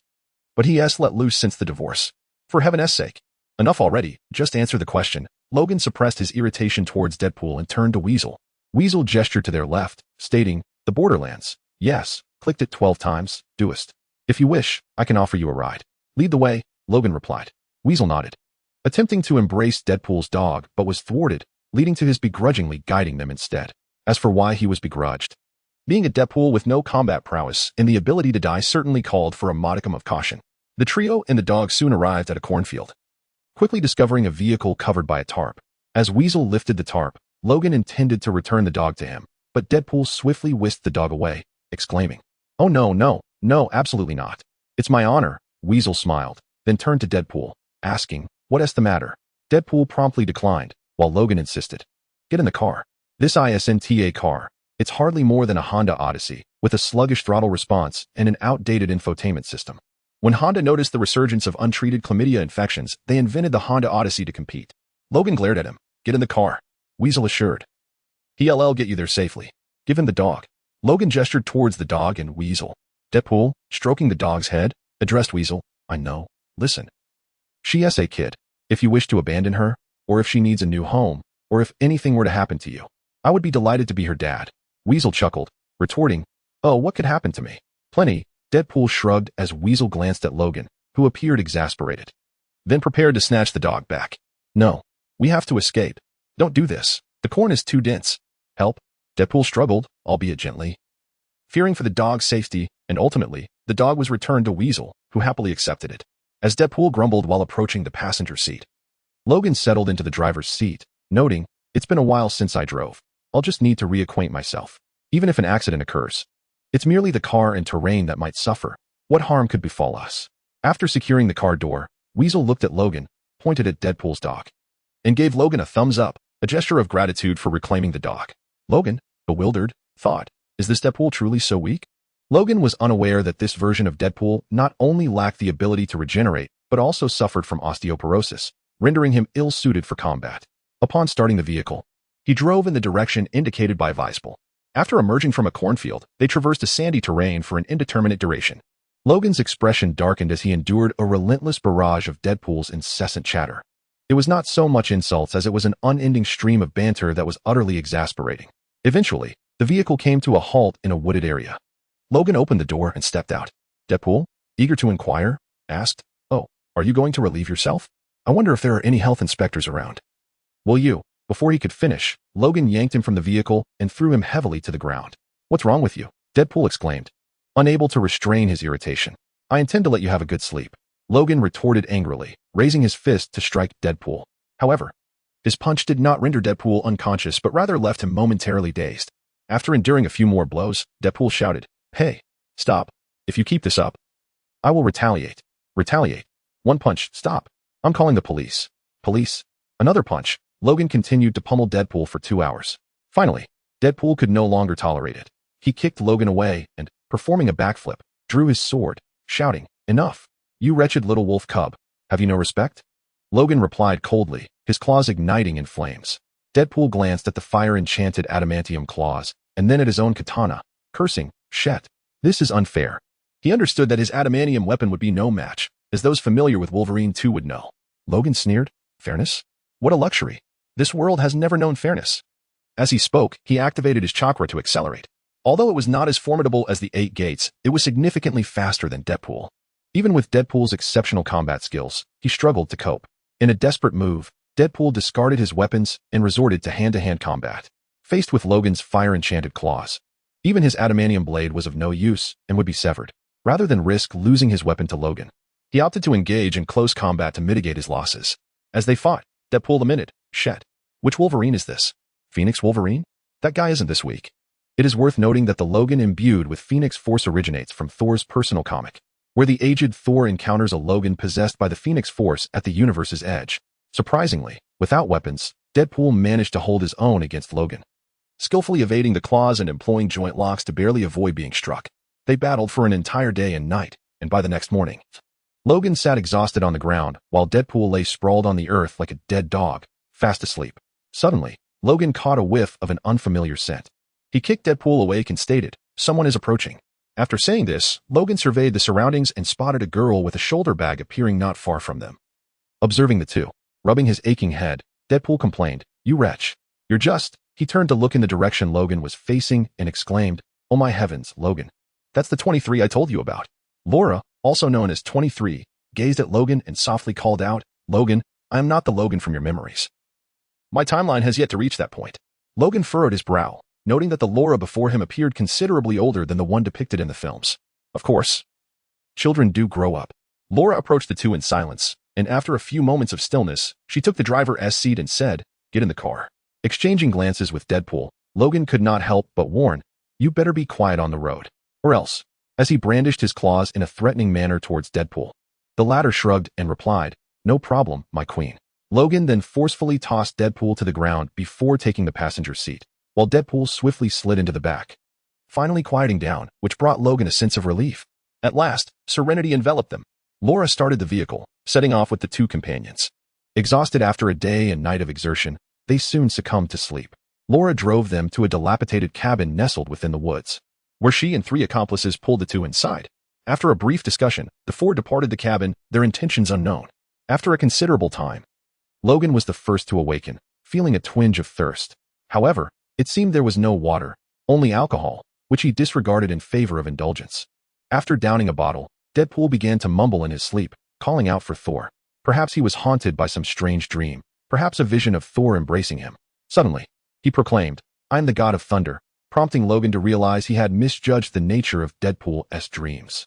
Uncertain of the peculiar imagery haunting his friend, Deadpool cried out for Thor and abruptly sat upright, fully awake. Surveying his surroundings, he turned to Logan and inquired, "Where are we?" "I'm not sure, but she will provide answers upon her return," Logan replied. "Oh, we were taken by 23. We fell asleep in the car," Deadpool exclaimed, tapping his head in realization. At that moment, noises echoed from outside. Aware that they were in 23's territory, Deadpool refrained from making any sudden movements. Soon, a woman entered, followed by Blade and a different version of Kingpin, one that closely resembled his comic book counterpart. Blade approached the other side of the room, retrieving a knife to fasten to his belt. Deadpool stepped forward, addressing the newcomers. "All right, let us see who we have here. You must be someone else. Splendid." He turned to the first woman who entered, continuing, "A little hint. Your name is Erica." The woman affirmed, "Yes, I am Erica." "Erica, indeed," Deadpool responded, then shifted his gaze to Blade, saying, "And you? I never expected to see you here, but you are retired now." He chuckled at his own jest. Blade, looking perplexed, questioned, "Retired? Retired?" "Absolutely," Deadpool asserted, continuing, "I've been in the void. I don't wish to be blacklisted here as well." Blade pointed directly at Deadpool, stating, "I don't like you." Unfazed, Deadpool then turned to Kingpin, exclaiming, "Who is this succulent plant? A reminder of my shortcomings? You look like a superhero version of Hawkeye." Kingpin chuckled softly, responding, "My name is Remy LeBeau, but you may call me Kingpin." Deadpool remarked, "It has been a while since I last saw. Could you repeat that for me?" "They call me the Card King." The Card King replied, "Are you certain you are not genuine? I sincerely wish they would act accordingly, yet the outcome suggests otherwise. They are the same." As the Card King spoke, he furrowed his brow and glanced at Logan, who was drinking. "You know, Wolverine has never graced us with his presence. Yet I can tell you this, inquiring is a fundamental courtesy before you finish my drink. Remy LeBeau, I recognize another version of you." Logan shook his drink, while the Card King looked on in confusion. Logan continued, "I once encountered a parallel version of you, and we were barely friends. I do not have an inebriated Wolverine as a companion." The Card King frowned at Logan, who took another sip and said, "Pleased to meet you all. You may refer to me as Logan, though Wolverine is also acceptable. Call me as you wish." "Well, now that we are acquainted, look, we have traveled quite a distance. How did you know there are 4 of us?" Emily inquired. "Could it be 5? Is one of them Magneto?" Deadpool interjected excitedly, leaning back and exclaiming, "God bless.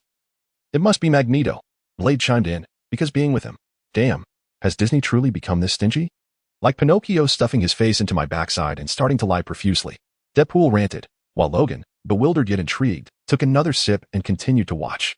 Suddenly, the Card King burst into a stream of French. Deadpool looked at him and said, "I don't understand a word."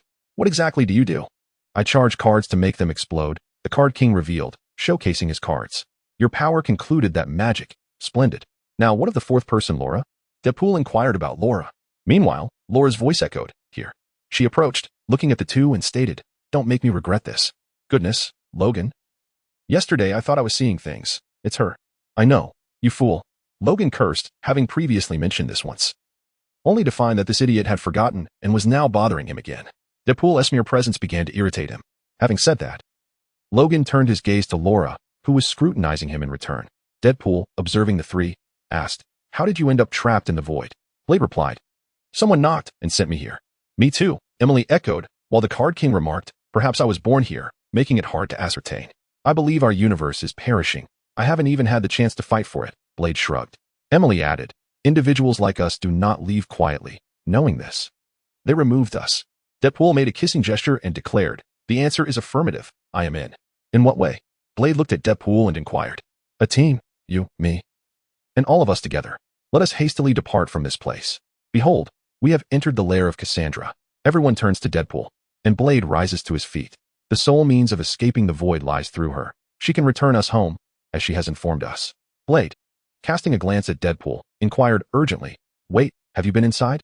Are you still alive? Nonsense. No one has ever achieved such a feat. Emily expressed her disbelief. While Kingpin interjected, every time one of us has confronted her, they have met their demise. Punisher, Quicksilver, Daredevil. Daredevil, I am truly sorry, Deadpool said, bowing his head in mourning. Kingpin sighed and continued, even that dear little angel, John Stone, went missing just 2 days ago. The group sighed collectively, and Deadpool remarked, ah, such sorrow. I believe that wherever this Johnny may be, he is thriving. He then shifted the topic. Look, strength lies in numbers, does it not? Together, we can bring Cassandra to her knees and compel her to release us from the void. I understand the meaning of self-doubt. Logan, listening to the discourse, chuckled and continued to drink, believing that someone would eventually devise a solution. After all, if it were not his specialty, he preferred to refrain from meddling. Chapter 37. An unfinished conclusion. In the midst of their discussion, Deadpool suddenly exclaimed, if we can thwart her psychic powers, we could lend you a hand. I know Magneto has perished, but I would hazard a guess that his helmet lies around her waist. How did Cassandra manage to kill them? Blade interjected, and Deadpool could not help but exclaim in frustration. Emily, hands on her hips, stated, she knows that wearing the helmet is the only way to shield anyone from her powers. The only sturdy helmet belongs to Red Tank, but he works for Cassandra. Deadpool nodded. The helmet of Red Tank, indeed. We do not know if it will come off. I must retrieve it. Kingpin remarked, while Deadpool added, I apologize, my dear. How could this possibly be gentle? Who is your dialect coach? I feel we have overlooked a critical exposition here. Emily paced back and forth, declaring, I have had enough of this nonsense. Turning to Blade, let us face reality. Turning to Kingpin, our world has forgotten us. No one understands us, Kingpin said. Emily retorted, we were once heroes. Kingpin continued, we saved or aspired to save lives. Emily then turned to Blade, perhaps these two represent an opportunity to be remembered in the manner we deserve. Seeing the prospect of teaming up, Deadpool cheered, while Blade stated, then let us take action. Yes, yes, Deadpool exclaimed excitedly. Then pointed at Emily, let this one conspire. This is what I mean, slow motion, poignant music, everyone collaborating. Who knows if you are alive or dead, in such matters? Who is prepared? I was born ready, Blade replied, sheathing his sword. I am unfamiliar with my father, yet I am certain I fired a shot, prepared from his chickens. The King of Cards remarked, as Deadpool continued, Jesus Christ, what a spectacle. Indeed, he is quite nonchalant, yet he knows everything about my mother. I aimed there and asked, what is it, doctor? Unable to contain his laughter, Deadpool added, Johnny wants to love you. What would 23 be? I am Laura, she replied, visibly displeased with Deadpool's address, and turned to the others, saying, let us go. Deadpool echoed her words, while Blade interjected, so, let us kick it. Logan raised a bottle of wine, saying, then let us be prepared. Let us make it a grand affair. The group nodded and began to gather their belongings, climbing into their vehicles. Where do I sit? Logan inquired, gazing at the already packed Honda Odyssey, somewhat exasperated. Deadpool suggested, you could run over. You must be faster than this vehicle.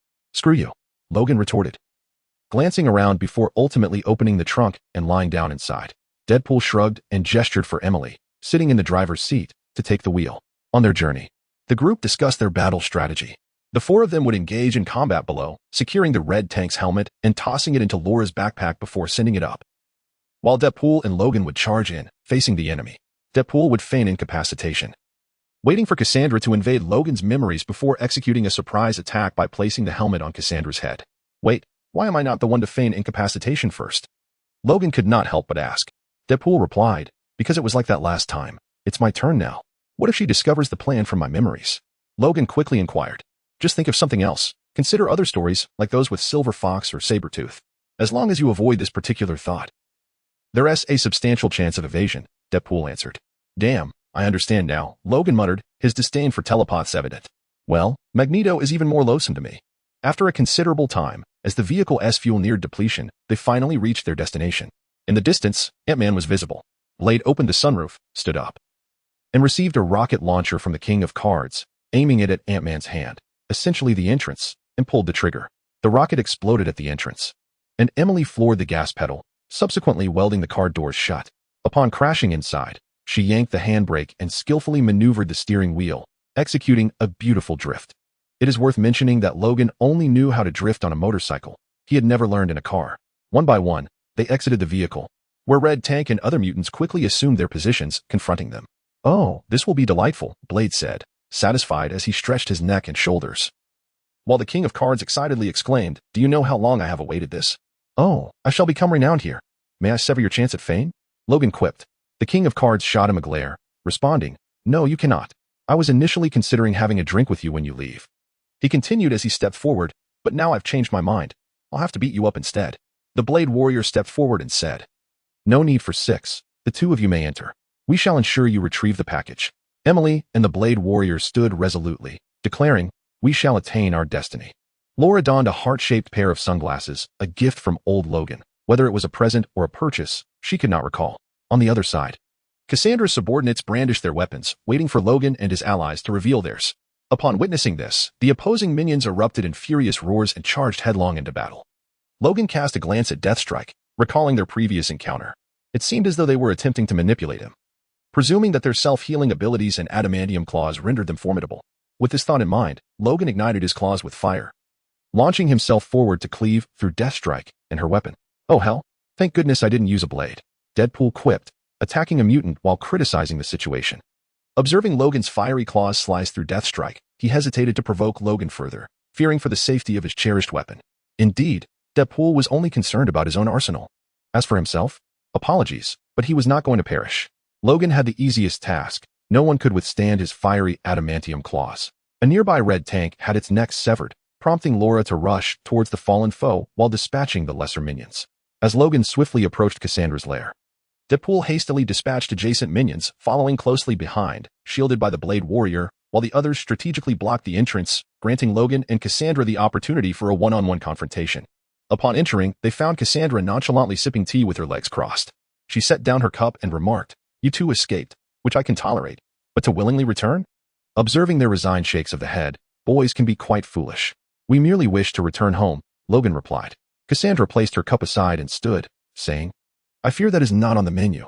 It is death or enslavement, and of course, a carriage.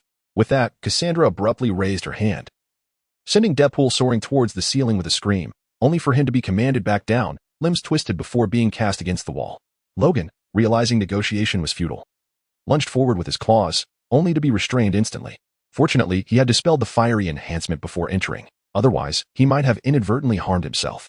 Once Logan was subdued, Cassandra approached him with a smile, saying, ultimately, I am delighted to offer others a chance to speak.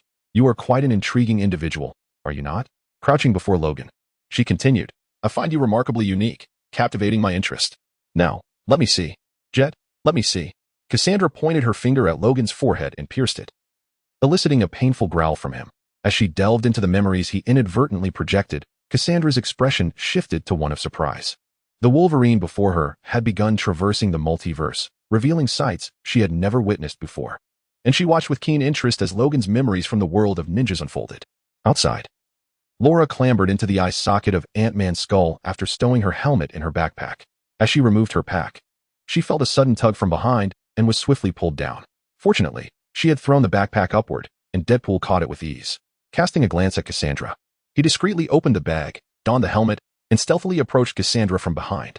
Engrossed in Logan's fantastical journey, Cassandra remained oblivious to his actions, primarily due to the helmet's influence.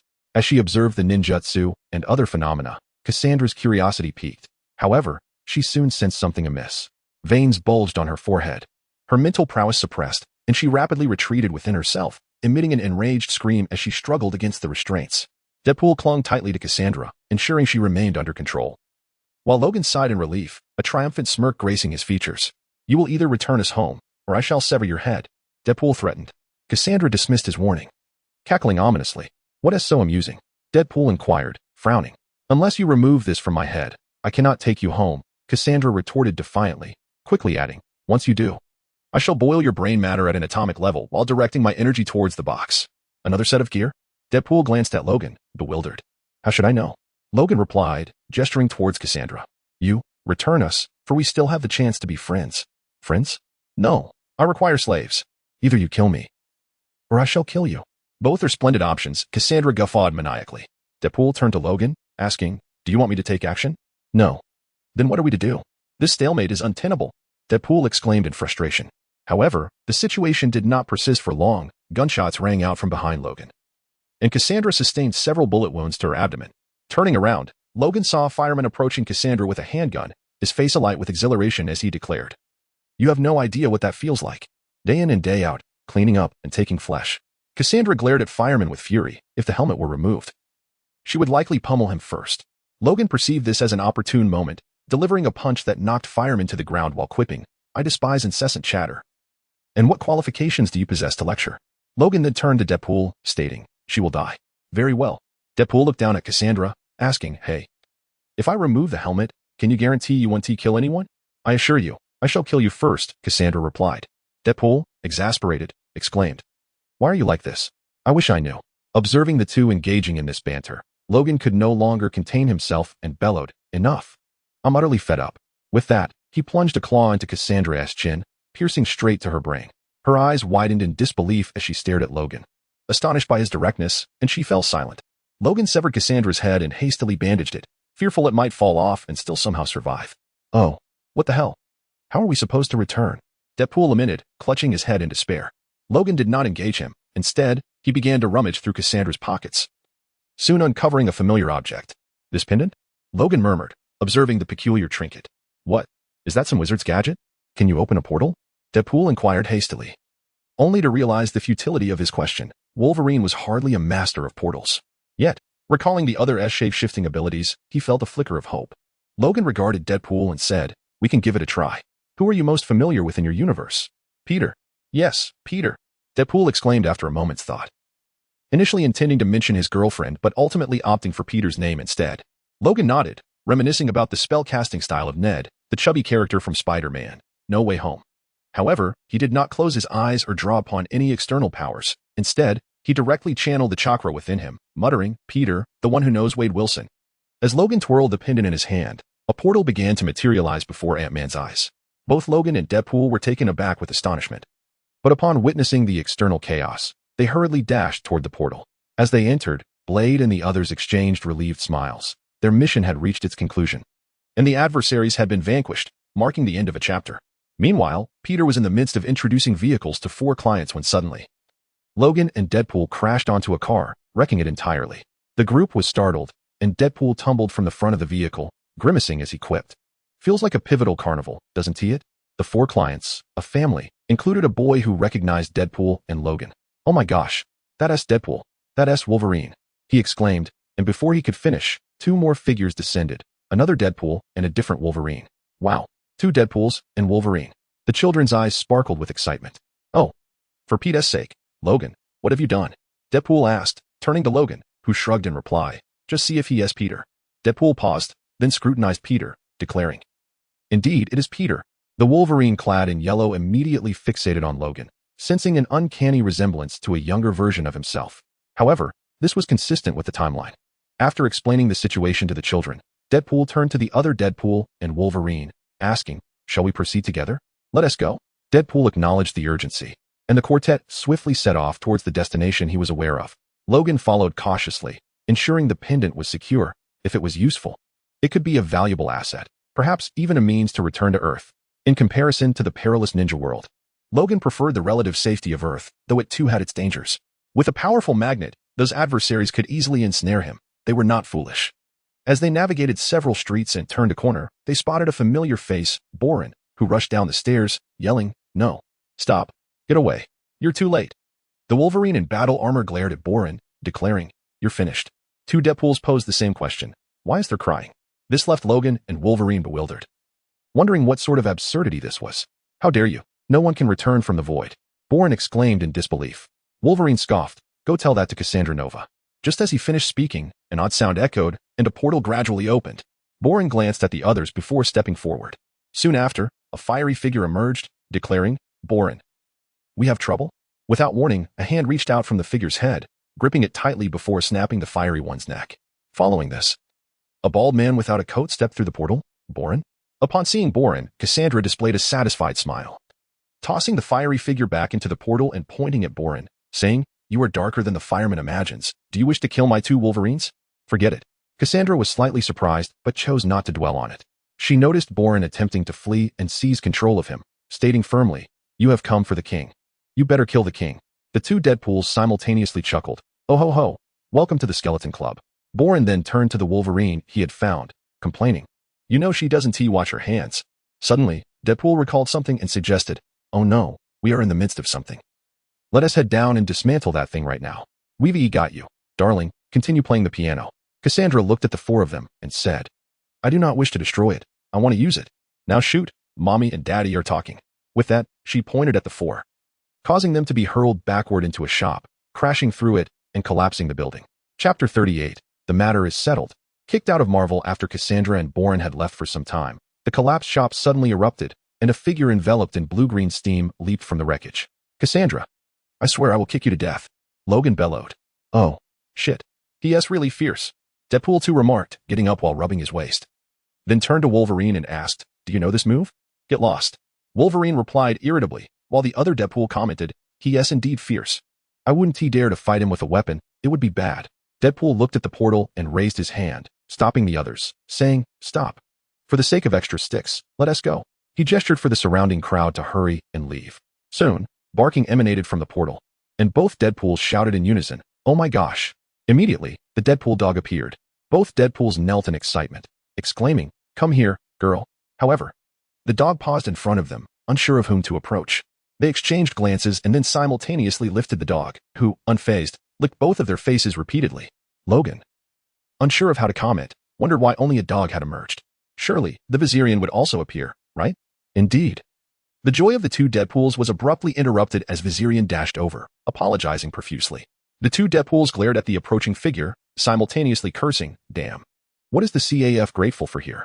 Trembling, they greeted, "Dear Marie Evans." Visorpool found himself somewhat bewildered, confronted by two Wolverines and two Deadpools. How peculiar. However, he did not dwell on it. Instead, he glanced at the dog and cheerfully exclaimed, "Come here, girl. Hey, let us not belittle the autonomy of this creature. She may choose whether I am her father or he is." The two Deadpools, pointing at one another, soon erupted into a quarrel. "I am the father." "Fine. You're the father. I'm the mother." "Rock, paper, scissors." "Excellent. I'm the mother, father." Deadpool lost to Deadpool 2, thus assuming the role of the mother. Visorpool chuckled. "Ah, this is truly amusing. I can lightly tap the fourth wall," he said, glancing to the right with a feigned smile. The two Deadpools simultaneously pointed at each other, questioning, "What is this? You thought I would act this way? Both of you, be silent," Wolverine scolded. While Logan turned his gaze towards the portal, remarking, "A multitude of Deadpools has arrived, and they don't seem friendly." Upon finishing his sentence, they all looked towards the portal, from which a female Deadpool emerged, followed by an array of various Deadpools. Visorpool remarked, "Were you unaware that there are many Deadpools over there?" Deadpool retorted, "This is dreadful." "Indeed, quite dreadful," Deadpool 2 echoed. Wolverine commented, "I suspect they are not amicable." "Didn't I just say they were unfriendly?" Logan added, "Oh dear, I sincerely apologize, children. The mission is concluded. The cause of death is 100. Eliminate the thirsty Deadpools. They may be foolish, but they can fight. As for me, I wish to partake, yet my bone density is low, and I must protect this face of mine." Visorpool smiled at the Deadpools across from him. "Perfect." Deadpool 2 kissed the dog and handed it to Deadpool, stepping forward and proclaiming, "All right, look. The original Deadpool is here." Deadpool interjected, "I am the original. Our struggle is not with you." The childish Deadpool interrupted Deadpool 2, "Hey, when we need your opinion, I'll extract Wolverine's chicken from your mouth." Visorpool hastily introduced, "This is Katie Pool. She is the most uncouth." Deadpool 2 raised his hands in exasperation. Can we just wrap this up? Oh, we have only just begun, the female Deadpool replied. No, no, no. The whole multiverse affair is not favorable. It's merely yet another missed opportunity. The Wizard of Oz was the first to create the multiverse. They excelled at it. The LGBTQ community knows this. Yet we do not heed it. Let us forge ahead, Deadpool 2 continued, as Deadpool behind him nodded in agreement, unable to resist kissing the dog again. Logan could no longer contain himself, distancing himself slightly while asserting, I don't know him. Visorpole patted his chest and declared, I believe it has performed admirably since Endgame. The female Deadpool queried, what are you talking about? The multiverse has ended. Sandy ruins it every time, the cowboy Deadpool interjected. Deadpool 2 pointed at them. Did you not know? If we do not disembark, the subway will not stop, and we shall all perish. The landlady does not wish to be disturbed. The cowboy Deadpool remarked. A peculiar skull-headed figure adorned with an odd helmet inquired, do you wish to go to the subway? What must you endure? In a moment of chaos, the female Deadpool, with weapon raised, declared, while Deadpool 2 exchanged glances with Deadpool, who swiftly took cover with the dog. Meanwhile, Deadpool 2 seized Weasel, feigning evasion, but in reality, using him as a shield. After Weasel had absorbed several bullets, he was finally dragged behind cover. With a peculiar grin, Weasel remarked, I think I've been hit. Oh, damn it, you did that on purpose. Wolverine retorted, to which Deadpool 2 vehemently exclaimed, I did no such thing. Turning to Weasel, listen, my dear, how long will it take for you to regenerate? Weasel appeared utterly bewildered. Regenerate? A stunned silence enveloped the group. The dog's eyes widened, and Wolverine couldn't help but curse. You're truly the perfect idiot created by God, aren't you? I concur, Logan added dryly. Well, Weasel coughed up blood. The two Deadpools glared at Wolverine, exclaiming, how dare you say that, you heartless bastard? How was I to know he wouldn't regenerate? I'm not a shaman. With that, Deadpool 2 pointed toward a nearby donut cart, proclaiming, look, a donut cart. It's practically a hospital. They sell portable triage equipment. Wolverine firmly countered, they do not. Undeterred, Deadpool 2 continued, I will take you to safety. Wolverine persisted with his sarcasm. He isn't. Deep breath. Deadpool 2 asserted, gripping Weasel and using him as a shield, pulling him into the center of the street as a torrent of gunfire rained down upon them. With only a few bullets striking Deadpool 2. Hey, Weasel exclaimed, perplexed, why have we stopped? I just need to catch my breath. What's wrong with your legs? Why are you frozen in place? Because I'm paralyzed, Weasel replied. Deadpool 2 insisted, we all have our issues. Listen to me, you will survive. Internally, look at me. You fool. They locked eyes for a moment, and Deadpool 2 continued, you will survive, say it. I will survive, Weasel declared, hope glimmering in his eyes, while Logan, exasperated, turned away, clearly unimpressed. After a lengthy pause, Weasel's voice abruptly ceased. Upon glancing back, he was horrified to discover that he had been shot in the head, with crimson splatters adorning Deadpool 2's visage. In a panic, Deadpool 2 hastily dragged him toward the donut cart. Deadpool shoved the dog into Wolverine's arms before sprinting after them, sustaining several gunshot wounds along the way. Wolverine, visibly annoyed, lifted the dog and called out to the skeletal Deadpool across the way, cease fire. Cute little puppy. Upon seeing the shooting halt, Wolverine exchanged a knowing glance with Logan, and they both rose simultaneously to cross over, under the watchful eyes of the Deadpool Brigade. Wolverine observed the two Deadpools fervently attempting to perform CPR, his expression one of disdain. After a few futile attempts, they stopped, each wielding a golden Desert Eagle, boasting, the only thing I can remember is his gilded .50 caliber Desert Eagle. Logan's lips twitched in amusement, inwardly reflecting, goodness, it was all for the weapon. Couldn't they craft their own? Or is someone else's more enticing? Are you ready? Two Deadpools gazed at the Wolverine they had summoned. Logan shrugged and remarked, there's no need for you both. I can handle these Deadpools alone. You want to take on 100 young ones? Wolverine inquired, stroking his dog's head. Logan retorted, I'm not sure if it's 100, but definitely enough. Wolverine looked at Logan and said, I sense you might be younger or perhaps more skilled than I. But I possess absolute strength. With that, Logan stepped out alone to face a large group of Deadpools. Deadpool 2 turned to his companion and stated, you go help. We'll split up, Wolverine and Deadpool, each taking our own path. Very well, hand me the gun, Deadpool exclaimed, snatching the golden eagle from his counterpart. Deadpool 2 reached out, but eventually lowered his hand, saying, you'll return it after the fight. No problem, Deadpool replied, inwardly shouting that it was impossible. Seeing the opposition ready, the Deadpool army charged without further ado. Before Deadpool could fire, Logan unleashed 6 razor-sharp wind blades with his claws, slicing through an entire row of Deadpools, leaving only the particularly obnoxious child Deadpool. What was his name again? It was just mentioned by Weasel. Oh, sheesh. That was too quick, Deadpool exclaimed, astonished. The other group was equally taken aback. This unfamiliar Wolverine was indeed extraordinary. Shut up and prepare to incapacitate them. Unlike Weasel, they can regenerate, Logan commanded, then leaped towards a newly regenerated samurai Deadpool, swiftly decapitating him and tossing the head aside. Observing Logan as he relentlessly dispatched the Deadpool army, Deadpool felt he could sit back and watch. However, he noticed a baby version of Deadpool and approached, intending to engage in conversation, albeit the baby's gibberish was incomprehensible. Nonetheless, that did not deter him from speaking. Moments later, Peter's voice echoed from behind. You fool, get up. Both turned, as did the severed heads on the ground, to see a Deadpool riding a bicycle approach. After dismounting, he discarded the bicycle and helmet, then approached Deadpool, declaring, This Deadpool is mine. Deadpool's expression was one of utter surprise. Oh no. The other Deadpools shared his astonishment, and the child Deadpool recognized Peter, pointing and exclaiming, My goodness. That is Peter. With that, the entire Deadpool army erupted in celebration, chanting Peter's name.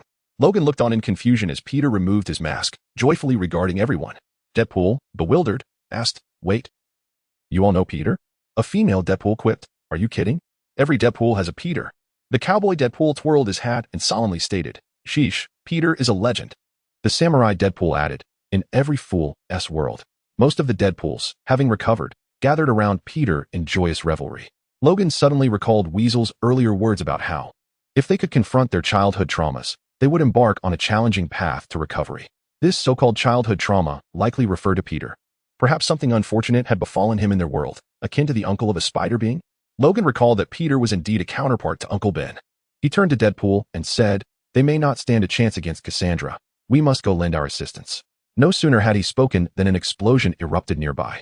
Logan and Deadpool exchanged a glance and hastened towards the commotion. Upon arriving, they found a group confronting Bolin. No, I know nothing, Bolin protested. Regarding an unauthorized time stream, perhaps you should inquire with Cassandra Nova, as I am certain she is securely locked away in the void. But no, she is here. Probing my mind, the administrator inquired, How does she know of this place? You had no involvement? Bolin replied, Yes, I tried to stop her. But it was far from sufficient. My men, my friends, I warned them, yet they would be utterly annihilated if they ventured forth. But they went anyway, like heroes. Seeing Bolin attempt to distance himself from the situation, Logan prepared to speak, though someone interjected before he could. Bolin continued his monologue as Logan waited for him to finish. However, before he could conclude, the voice of Deadpool 2 rang out. He had a little girl. Upon hearing this, Bolin couldn't help but curse. And everyone turned to see Deadpool 2 and Wolverine, bare-chested and wearing a mask, approach side by side. Bolin's face was one of disbelief. He never expected these two to be alive. Deadpool 2 quipped, Now, here's your new anchor, Peter, we did splendidly. No one paid heed to Deadpool 2's words, as the crowd was captivated by Wolverine's physique. Logan glanced at himself, noting that his muscles were more defined and stronger, a testament to his rigorous training. Though obscured by his tattered and filthy blue shirt, compounded by days without bathing, a female staff member stared at Wolverine's abs, exclaiming, Quite impressive. Deadpool 2 quickly interjected, All right. Keep your greasy head away, you pompous harlot, as he handed Wolverine a shirt. Deadpool 2 looked at Logan and Deadpool, asking, Did you handle those matters? Everyone followed his gaze, and the administrator gasped, exclaiming, What on earth is happening here? Bolin, utterly perplexed, regarded the two and asked, I don't understand. How are you both still alive? Deadpool 2 responded, You're right. One of us was supposed to die, but you put Deadpool and Wolverine together? Let them hold hands while listening to Madonna? Indestructible. Bastard. Deadpool affirmed this. The administrator turned to the soldiers beside her, stating, Let us take these two variants of Deadpool and Wolverine back to the void. Upon hearing this, the soldiers prepared to act, but Deadpool 2 quickly interjected, Wait, what? At that moment, Peter burst in from above, declaring, No, in fact, he belongs here just as much as I do. Peter looked bewilderedly at the two versions of Deadpool, who were nearly identical. Logan contemplated the unfamiliarity of the portal, realizing that he and this Deadpool likely did not belong to this parallel universe. However, he believed he could return since the chakra consumed by the suspended restraint was not excessively taxing. Rather, it was significant, yet Logan's remarkable regenerative abilities allowed him to replenish it. Unbeknownst to Logan, the mages experienced minimal consumption when using the suspended restraint, as their strength was derived from the Vishandi, whose energy was undeniably superior in quality and quantity, far surpassing that of thousands of the original beings. Logan spoke, Neither of us belongs here. We will depart and return to our own world. The administrator regarded Logan with a glance before turning to Peter and inquiring, And you are? Peter replied, Peter Parker. But you may call me Peter. I trust you will. Following this exchange, a silence enveloped the group, until Brolin, beside them, exclaimed in frustration. What is happening? The administrator, having grasped the situation, turned to Brolin and stated, you are undergoing judgment for unauthorized temporal disruption and abduction. I am merely performing the task you lack the courage to undertake. Brolin shouted in rebuttal, but to no avail. The administrator ignored him, tapping her tablet a few times, prompting the soldiers to escort Brolin away. Addressing everyone, the administrator expressed, I appreciate your presence, gentlemen. Turning to Deadpool 2, you have brought an Omega-level mutant into this timeline. A trivial feat, Deadpool 2 shrugged in response. The administrator then regarded the two Wolverines and Deadpool, asserting, you should not be present in this timeline. No need to mention it, Deadpool 2 remarked, yet the administrator dismissed him, focusing on Peter instead. You, in that suit, look splendid. Thank you, Peter replied modestly. As the administrator glanced at her tablet, she noted the timeline was stabilizing, seemingly unaffected by the presence of these three individuals. She smiled at Deadpool 2 and said, I wish to show you something significant. Deadpool 2 whispered to Wolverine. The scout leader Kevin used to say that too. The administrator chose not to retort and presented her tablet to the group, stating, do you see? Your universe is being reborn, regardless of your actions here. You have not only saved your world but also spared your timeline from annihilation. With a cheerful nod, she added, I shall take a well-deserved rest. Turning to Wolverine, it seems your work is just beginning. The administrator looked at Logan and remarked, it appears you shall adhere to the rules. Just as she was about to turn away, Deadpool 2 called out, wait. Without assistance, we could not have escaped from the void, some forgotten souls. Can you find a way to bring them home? The administrator pondered for a moment before nodding, let me see what I can do. Deadpool 2 quickly added, I promised my friend I would rectify some issues in his timeline. What do you think? Alter the past? The administrator inquired. Deadpool 2 tilted his head. I'm not sure. He did help me save the world. The administrator cast a glance at Wolverine, stating, his past has made him a murderer.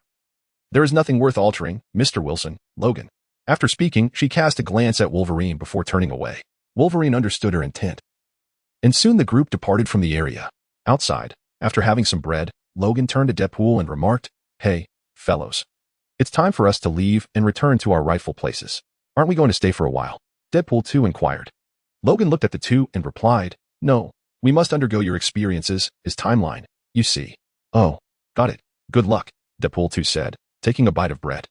Meanwhile, Logan began to draw circles, muttering about this Deadpool-s Peter. In no time, a portal opened once more, and he and Deadpool stepped through simultaneously. Upon entering the portal, Wolverine and Deadpool 2 failed to notice a shadowy figure following them inside. Logan suddenly felt a crushing blow to his back, causing him to faint, while Deadpool transformed into a strange energy, bursting forth to merge with the external Deadpool 2.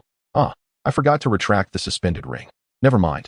Let us just correct the timeline, the indistinct figure murmured as it vanished along with the portal. Chapter 39. Return upon awakening, Logan rubbed the back of his head, muttering, could it be that Deadpool's dog kicked me? I must skin him alive. He unsheathed his claws, searching for Deadpool's presence, but was met with desolation and ruins that felt eerily familiar. Is this Lulan? Damn, did Deadpool ambush me and flee? No, it should lead to Deadpool's timeline. Retracting his claws, Logan surveyed his surroundings, which seemed unchanged since his departure. After careful contemplation, he resolved to return to the earth he inhabited before crossing over. Logan gestured and began to draw circles, but an overwhelming surge of chakra drained from him, far exceeding his capacity for recovery.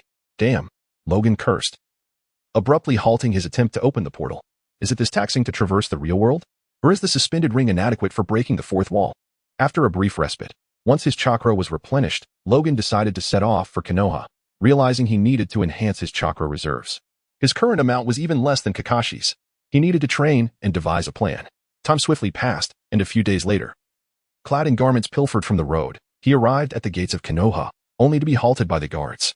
Logan paused, pondering. Could it be that this isn't the previous ninja world, but rather the normal one? Who are you, and what business do you have in Konoha? Steel asked, glaring at Logan. Lowering his robe, Logan pointed to himself and said, Steel, Kamizuki Izanami. It's me, Logan. Logan, the old man. Impossible, Steel exclaimed, momentarily taken aback, before angrily pointing at Logan and shouting, if you claim to be the old man's son, I might believe it. Just look at yourself. Logan was momentarily at a loss for words, quickly recalling his previous appearance in Konoha as an old man, with long, white hair and beard, quite different from his current self. Damn, I completely forgot about that. I neglected to groom myself. He lamented. Logan's expression darkened, and he bellowed at Steel, I am Logan. How could you not recognize me after such a short time apart? A familiar voice echoed from behind, and the group turned to see Kai accompanied by Niji, Tintin, and Lee, emerging from the shadows. Kai, you've grown. Logan exclaimed, a hint of disbelief in his voice. Had he really been away long enough for them to have matured? What sorcery was this? Upon glancing at Lee and Niji, they appeared to be freshly graduated genin. Had 6 decades truly passed in Konoha? Are you truly Uncle Logan? Kai asked, his eyes wide with astonishment as he gazed at the youthful visage of Logan, reminiscent of the first time they had met a decade ago, when Logan had been quite robust, assisting around the village. Lee, aware of Logan's past, noted, he is indeed Uncle Logan. After all, he was my mentor. Shingetsu, somewhat bewildered, pondered how one could seemingly regress in age, or rather, become ever younger. However, considering Logan's origins outside of Konoha, perhaps it was due to a bloodline limit or some other extraordinary cause. Observing Kai's incredulity, Logan swiftly opened the 6 gates and inquired, Kai, after such a long separation, I trust your training has not faltered? Recognizing the 8 gates technique and the myriad of reasons supporting his identity, Kai embraced Logan, shouting with joy, it's wonderful. Uncle Logan, you have returned. I feared you would never come back after returning to your hometown. Niji and Tintin turned away, feigning ignorance of the reunion, while he joined the embrace, equally emotional, exclaiming, it's fantastic. Uncle Kai's uncle has come back. My grandfather has returned. What joy. Witnessing the scene, the surrounding villagers distanced themselves, indicating their unfamiliarity with the trio. To celebrate, Uncle Logan, Lee, let us run 1,000 laps around Konoha. Let us ignite our youthful spirits. Kai exclaimed, releasing the 2 and rallying with fervor. Lee was the first to agree, and after a moment's hesitation, Logan joined in, and the 3 took off, prompting disdainful looks from the townsfolk. Niji called out, Kai-sensei, you're in charge of task submissions. Kai's voice floated back from a distance, Niji. Tintin, rolling her eyes, turned to Niji and said, Niji, we should inform Lord Hokage. If Kai-sensei doesn't complete his 1,000 laps, he won't stop. Niji nodded in agreement and, after confirming with the gatekeepers, headed towards the village. As dusk approached, Logan breathed heavily, while Kai and Lee collapsed in exhaustion. Lee, recovering his stamina faster than Kai, looked at Logan with admiration and remarked, as expected of Uncle Logan, your endurance remains unchanged. He gave a thumbs up in appreciation. Lee's eyes sparkled as he declared, I will strive to learn from both Kai-sensei and Grandpa Logan. Indeed, Lee. Remember to pace yourself. Overexertion can yield diminished returns in training, Logan advised with a smile. Yes, Grandpa Logan, Lee shouted back in response. After Kai had rested, Logan bid farewell to him, citing the need to return and tidy up the old homestead. Before Kai could respond, Logan swiftly vanished from sight. Upon reaching the place etched in his memory, he discovered it had already been claimed by someone else. Damn, Logan exclaimed, promptly knocking on the door. Shortly after, a middle-aged man opened it, gazing at Logan with curiosity. Who are you? What brings you here? Young man, this is my home. What is going on? He inquired, bewildered. Nonsense, Logan retorted, only to receive a definitive shut door in response. Infuriated, Logan's temper flared, but before he could vent his frustration, an umbu appeared behind him. Logan, Lord Hokage requests your presence, the umbu stated. Logan furrowed his brow and replied, understood. With that, he followed the umbu to the Hokage's office. Upon arriving at the door of the Hokage's office, Logan knocked, and an aged voice, that of Sarutobi Hiruzen, beckoned him to enter. Inside, Logan beheld the legendary 4 of Konoha for the first time. Damn, I might be under the scrutiny of that old dog Danzo, he thought. Though it could prove troublesome, he dismissed his concerns. While he could not open a portal to the real world, he could still create gates to any location within the ninja realm or elsewhere. Logan, is that you? Sarutobi Hiruzen exclaimed, taken aback by Logan's youthful appearance. As if the reports had understated his transformation. The wrinkles had vanished, and his hair had darkened. Hiruzen, it has been quite a while, Logan remarked, then inquired. We can catch up later, but what happened to my home? Hiruzen paused for a moment before replying. Due to your prolonged absence, your estate was sold and taken over. I will provide you with the funds from the sale tomorrow. Since you have returned, you should stay with Naruto for the time being. That boy has missed you. He has grown into a competent genin. Logan nodded, feeling a twinge of anger at having his home occupied. However, he recognized that after such a long absence, it was foreseeable that someone would purchase it. Receiving compensation was a small consolation, especially since his ranch and apothecary were likely still profitable.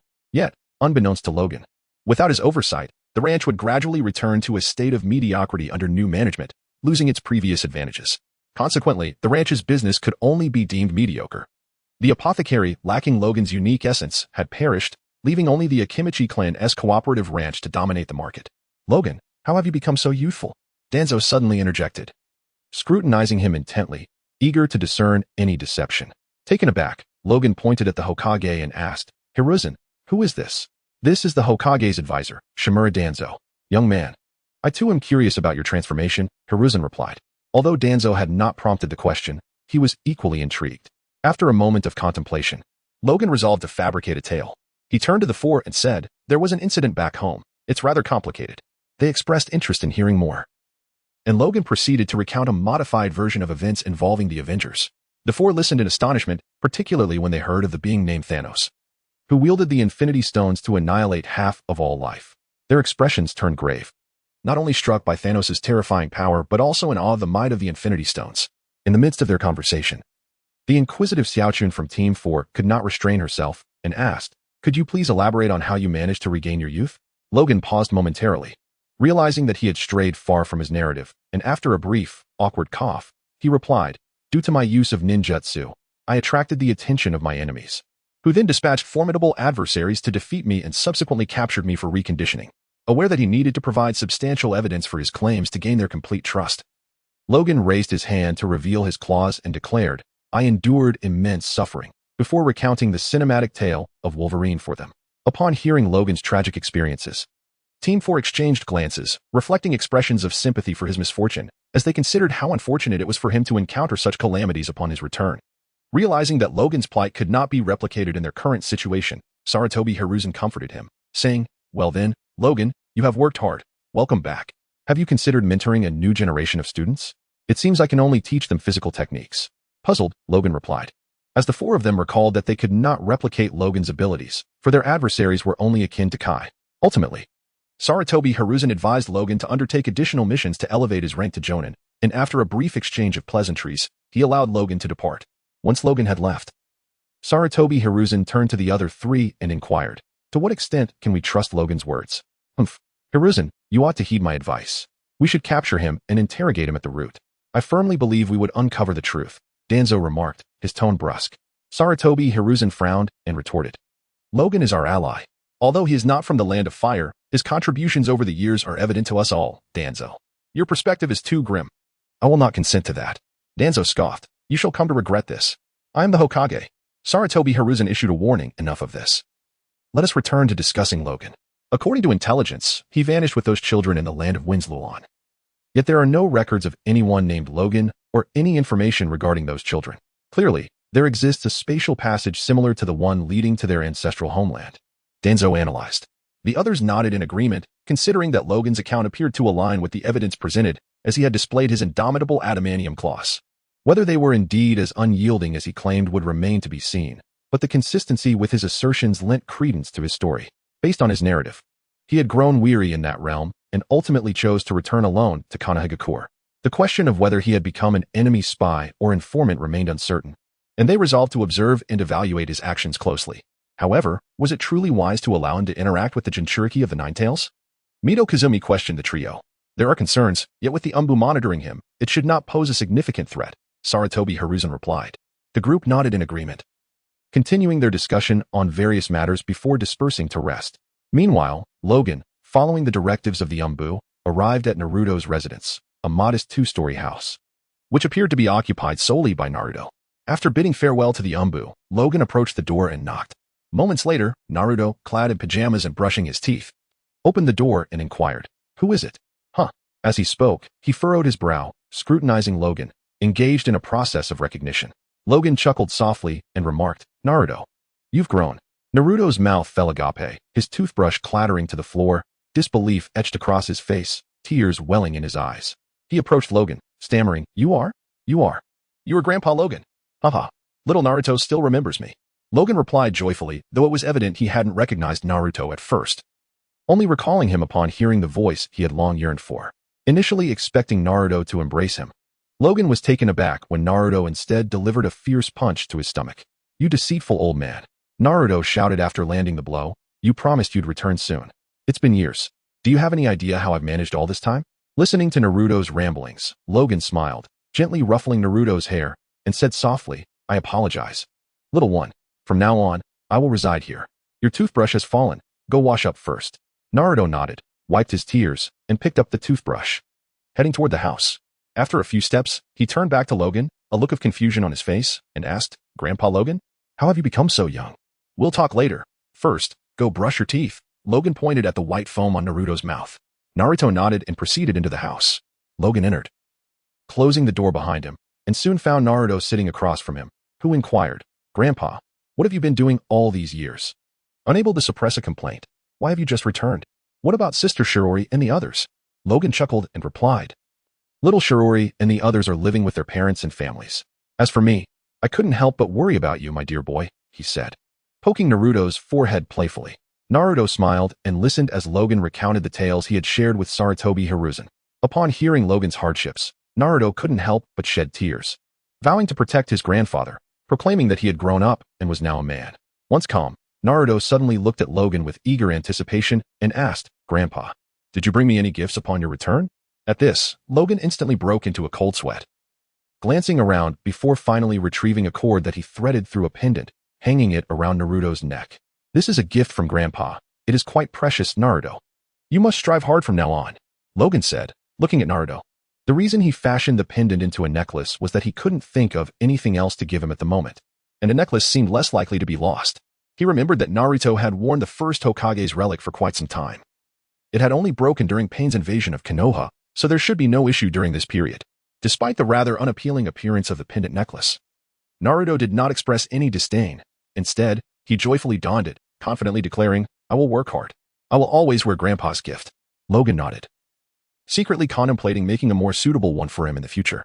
The grandfather and grandson engaged in pleasant conversation for a while before retiring for the night, with Naruto heading to his bedroom while Logan settled on the sofa, planning to prepare a room for himself the next day so he wouldn't have to sleep on the couch anymore. The following day, Logan not only received monetary compensation but was also summoned by Sarutobi Hisashi to the stage, where he was proclaimed a hero for thwarting Thanos in his distant homeland. Hisashi recounted Logan's tale from the previous night in its entirety, leaving Logan so mortified that he wished to burrow into the ground. To bolster the authenticity of the narrative, Logan showcased his adamantium claws and remarkable regenerative abilities. He found himself perplexed by Hisashi's motivations for this public display.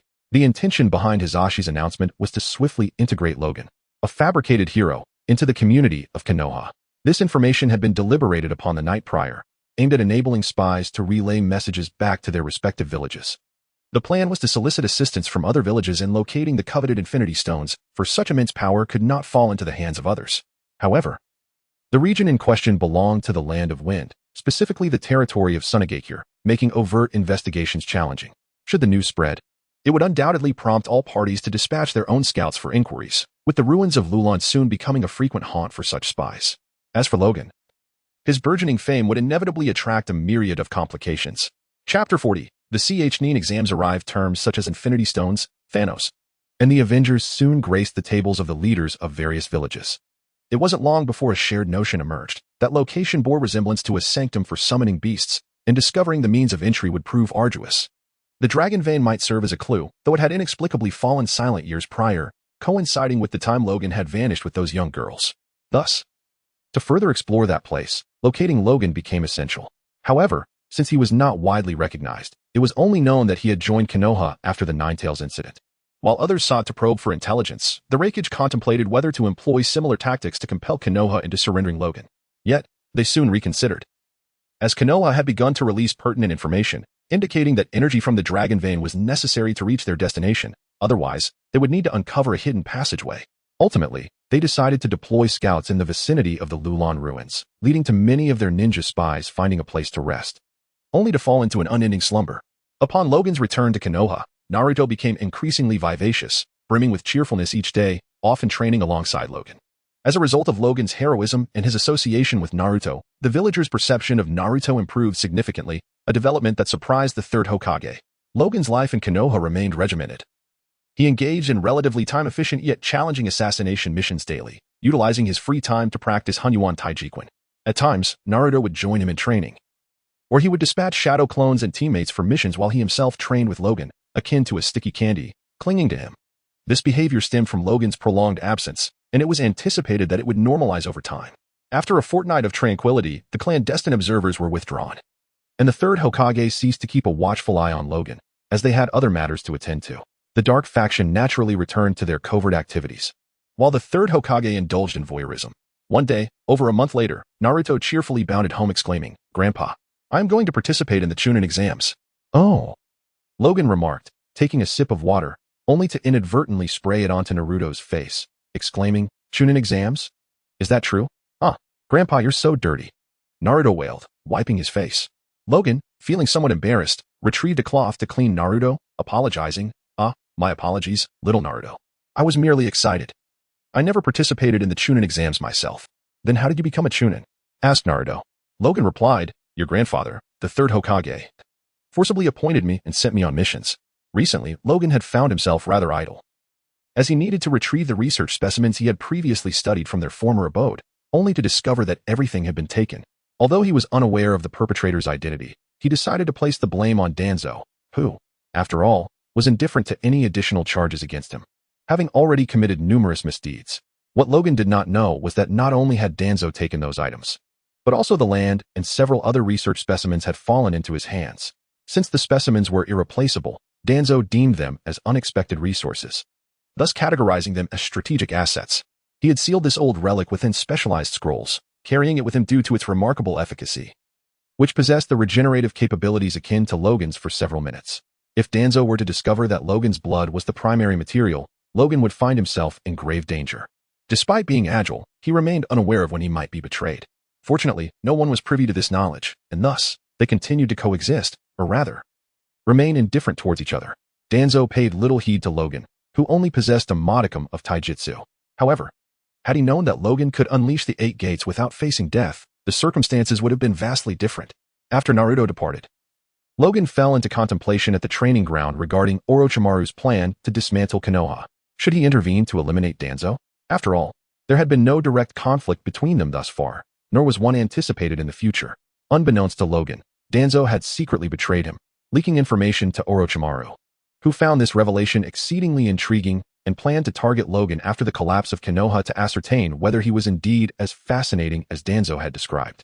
Amused, Logan ultimately dismissed the matter from his mind, for Orochimaru remained unaware of his true self.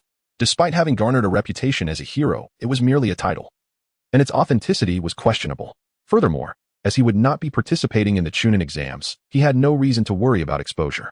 That was a concern for the youth. His role was limited to dispatching any summoned beasts during invasions and occasionally undertaking village patrol duties. The day before the examination, having just completed a task, Logan was halted by Hiruzen Sarutobi. "Logan, my brother, wait a moment." Sarutobi Hiruzen called out to Logan, who paused for a moment before turning to face him and inquired, "What's the matter, old friend?" Sarutobi Hiruzen, generally favorable towards Logan, smiled and replied, "Just take some time to rest. Tomorrow, during the Chunin exams, you and Marino Ibiki will serve as proctors. Please keep a close watch on the candidates. Ibiki will provide you with further details." Damn it, Logan cursed internally, as he had no desire to approach the examination site. However, his expression remained unchanged as he nodded and said, "All right, I shall take it easy tomorrow and observe how our Leaf Village's new generation performs." Sarutobi Hiruzen nodded cheerfully, and after exchanging a few pleasantries, Logan departed. Hiruzen, meanwhile, discreetly peered into his crystal ball to indulge in some private interests. As he walked along the path, Logan noticed an influx of visitors from other villages in the village square. Not spotting anyone he particularly cared about, he decided to head to Ichiraku Ramen for a bite. The atmosphere at Ichiraku Ramen was as lively as ever. Upon entering, Logan called out, "Ichiraku, a large serving of seafood tonkatsu ramen, please." "Ah, Uncle Logan, you've returned. It's been ages. I truly envy how youthful you've become." Ichiraku greeted him with a cheerful demeanor. Meanwhile, noticing Logan, exclaimed, "Uncle Logan, long time no see. You're back." "Yes, it's been a while. You don't need to prepare my order first. Please attend to others as they arrive," Logan replied. "Got it." Acknowledged and promptly served a bowl of ramen to a neighboring table occupied by a sand ninja, who appeared momentarily taken aback. It was Kankuro. "Whereas Tamari?" "Oh well. It doesn't matter. It's none of my concern," thought Logan, remaining calm as he observed the newcomers from other villages. He recalled that among the 5 great shinobi countries, only the Leaf Village thrived, along with the Land of Lightning. What was the name of their village again? Never mind, it escapes me. I only remember and the cat. What was the name of the Jinchuriki of the Two Tails? Logan's thoughts drifted into the ether, and he suddenly realized that aside from a few notable figures in his capacity as Hokage, he had forgotten much of the rest. Getting old, forgetting things, he mused, shaking his head as his bowl of ramen arrived. He picked up his chopsticks and began to eat. As he savored his meal, he muttered, "By the way, how long until the exam?" 3 days from now. "You're a proctor too?" asked a bespectacled Leaf Chunin sitting across from him. "No, I'm not a candidate. I've merely been enlisted by Lord Hokage as a proctor for the first round, Logan retorted.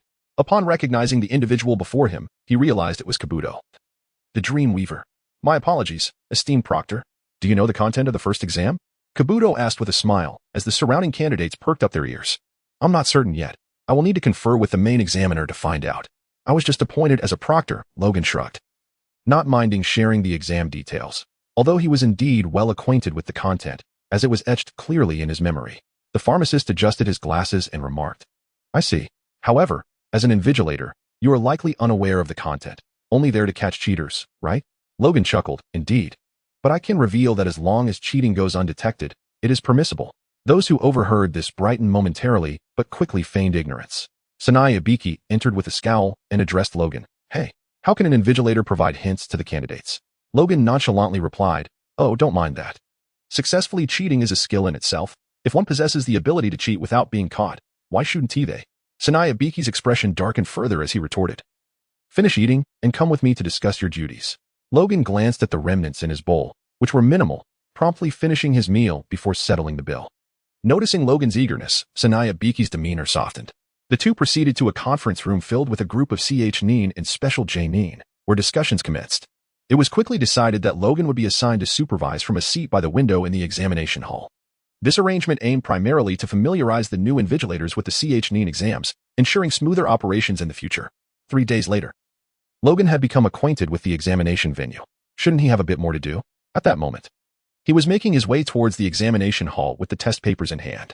Observing Sanai Ibiki and the others outside, Logan sighed, realizing he lacked the body flicker technique, thus having to walk in, which diminished his prestige. Just a few steps away, the group of invigilators led by Sanai Ibiki vanished in an instant. As Logan entered, he heard Sanai Ibiki declare, this is a valuable opportunity. Let me clarify, without the invigilator's permission, no one is allowed to engage in combat. Even with permission, any actions that could endanger the opponent's life are strictly forbidden. Those who defy my orders, foolish pigs, will be immediately disqualified. Do you understand? The candidates pondered for a moment, and the sound ninja standing before the pharmacist chuckled. This exam seems quite straightforward. Sanai Ibiki, with a stoic expression, addressed the candidates. Now, we shall commence the first round of the CH Neen selection exam. Please submit your application forms. Also, take this number tag, he raised a white card, and take your seats in order according to your numbers. I will then distribute the written examination papers. After this, Sanai Ibiki glanced at Logan, who divided the test papers into several portions and handed them to the other invigilators. Logan then turned his attention to Naruto, who was already shouting loudly, clearly overwhelmed by the written exam. After collecting the application forms and distributing the number tags, Logan settled into a seat at the back, ready to fulfill his role as an invigilator. Once all candidates were seated, Sanai Ibiki explained the rules and announced the start of the examination. The candidates promptly began writing, with the top students immediately putting pen to paper, while those less academically inclined contemplated their strategies for cheating. Logan observed Naruto, who was clutching his head in confusion and had yet to write a single word. It was evident that he was struggling with the material. Logan recalled that in the original story, Naruto had submitted a blank paper, earning a score of 0 for his audacity. Logan was not particularly focused, embodying the essence of idleness, yet there were always fools who disrupted his leisure. The imbecile seated before him, a local simpleton, audaciously resorted to cheating. Logan glanced at the offender's name and took note, deducting 2 points. After a mere 10 minutes, this individual had the audacity to cheat 7 times. Had Logan not been too disinterested to engage, he would have already been eliminated. However, he had recorded 4 infractions, needing only 1 more to take action. Yet, his patience wore thin. This person was simply inept. With a casual flick, Logan hurled a shuriken across the table, startling the cheat, who leaped to his feet, cursing, "What are you doing?" 5 times, Logan retorted, though in truth, it was 8. "You are disqualified." This individual was not the first to be eliminated, as the abundance of candidates from the Hidden Leaf Village led to several being dismissed in succession. The local participants left with a sense of compliance, while the outsiders stirred up a ruckus, only to be subdued and depart reluctantly, faces etched with discontent. As for Logan, he managed to apprehend 1 more candidate but did not pursue a second. His ninjutsu was limited to his own bone techniques, which were not overly complex but suited exclusively to his claws. Presently, he had barely grasped a transformation technique. As the examination drew to a close, it culminated in a resounding cheer from Naruto. Upon announcing the remaining candidates who had passed, bewilderment swept through the crowd. Sakura was the first to rise, exclaiming, "Wait a moment, what just happened? How can some be suddenly qualified? What was the 10th question?" Sanaya Biki let out a triumphant laugh and explained. Such a question never existed. If we must define it, the choice made earlier was the actual 10th question. Wait, Temari shouted, fixing a piercing gaze on Sanaya Biki. What about the previous 9 questions? Were they entirely pointless? Maintaining a relaxed posture with his hands in his pockets, Sanaya Biki looked up at the ceiling and replied. They were not entirely without purpose. The first 9 questions served to fulfill the examination's objective, glancing at the candidates, which was to assess each of your intelligence-gathering capabilities. Upon hearing this, Temari calmed down, while Sanaya Biki continued his explanation, and Logan stifled a yawn, still listening. When Sanaya Biki revealed the scar on his forehead, Logan nearly burst into laughter. The injury was more severe than Deadpool's, yet he would not bear lasting scars, despite the pain endured. Once Sanaya Biki's speech concluded, a window was suddenly shattered, and a circular object flew into the room, unfurling into a fabric that was swiftly pinned to the ceiling with a shuriken. It was not the time for celebration. Now, the true examiner, Mitarashi Anko, made her entrance. Now is not the moment for joy, Anko declared, patting the fabric behind her. I am Mitarashi Anko, the proctor for the second exam. After her introduction, Anko fixed her gaze on the candidates and commanded, now, let us proceed to the next stage. Follow me. With her left fist resting on her hip and her right hand raised high, Logan found the gesture somewhat awkward, as the others looked on in confusion. Sanaya Biki emerged from behind, casting a stern glare at Anko, remarking, observe the atmosphere. As the red bean opened its eyes, its face visibly flushed. A testament to its rather embarrassing past. Logan lamented the absence of a camera, for at this moment, the red bean truly appeared fiery, stirring a sense of excitement within him. Upon noticing the number of students, the red bean, wearing an expression of displeasure, remarked to Sena Ibiki, 78 participants, Ibiki. And there are still 26 teams remaining. This first exam has been far too lenient. Sena Ibiki chuckled, responding, this year, there are many exceptional candidates. With a resigned sigh, the red bean confidently declared to the others, very well, in the second exam, I expect you to eliminate at least half. The moment these words left his mouth, a palpable tension enveloped the others. With a mischievous grin, the red bean addressed everyone, how exhilarating. We shall discuss the details tomorrow. For now, inquire about the location and time of assembly with your Jonin teachers. That will be all. You are dismissed. With that, the red bean vanished using the body flicker technique. While the other proctors organized the students' departure, leaving only Sena Ibiki to collect the papers. Logan couldn't help but jest, you just said to follow you. And now it's all about asking the teachers tomorrow, how absurd. Later that evening, at Naruto's home, Naruto lay exhausted on the sofa, lamenting to Logan, who was preparing dinner, Grandpa, is it really alright for me to submit a blank paper? Logan reassured him, it's fine, as long as you pass the final question, the rest is inconsequential. Honestly, you scared me. I thought I might hold everyone back. Naruto expressed, still shaken. Logan retorted, I must say, you should at least try to learn a bit more. I am trying. Naruto protested. Trying my foot. You're always daydreaming about Sakura. Ah, I am not. After dinner, Naruto pestered Logan about the content of the next day's exam. Although Logan was aware, he had not been briefed. So he simply stated that he was not a proctor for the second exam, and thus had no knowledge of it. Humph. Useless Grandpa. You know nothing. Naruto pouted. You little rascal. Today, I shall teach you a lesson. Logan exclaimed angrily, grabbing a nearby clothes hanger and charging at him. Naruto shouted for mercy and ran about. And the remainder of the evening was spent in their playful banter, culminating in Naruto receiving a well-deserved reprimand. Chapter 41. The eve of the Konoha collapse plan and the days that followed, Logan primarily occupied himself with patrols. The second and third exams swiftly passed without incident on his end. It was only natural. Patrolling the streets rarely led to any occurrences, unlike the exam arena. Besides, he was not concerned about Naruto facing any trouble. The fourth exam was scheduled to take place a month later, just as depicted in the original narrative. Logan continued his tranquil existence, and for reasons unbeknownst to him, his chakra had significantly increased since arriving at the Hokage. It felt as though he possessed a greater volume than Kakashi, a phenomenon he dubbed 12 Kakashis. Despite his attempts to comprehend the reason behind his consistently low chakra levels, he struggled to elevate it. While he never seemed to exhaust his chakra, the insufficient quantity prevented him from utilizing high-consumption jutsu.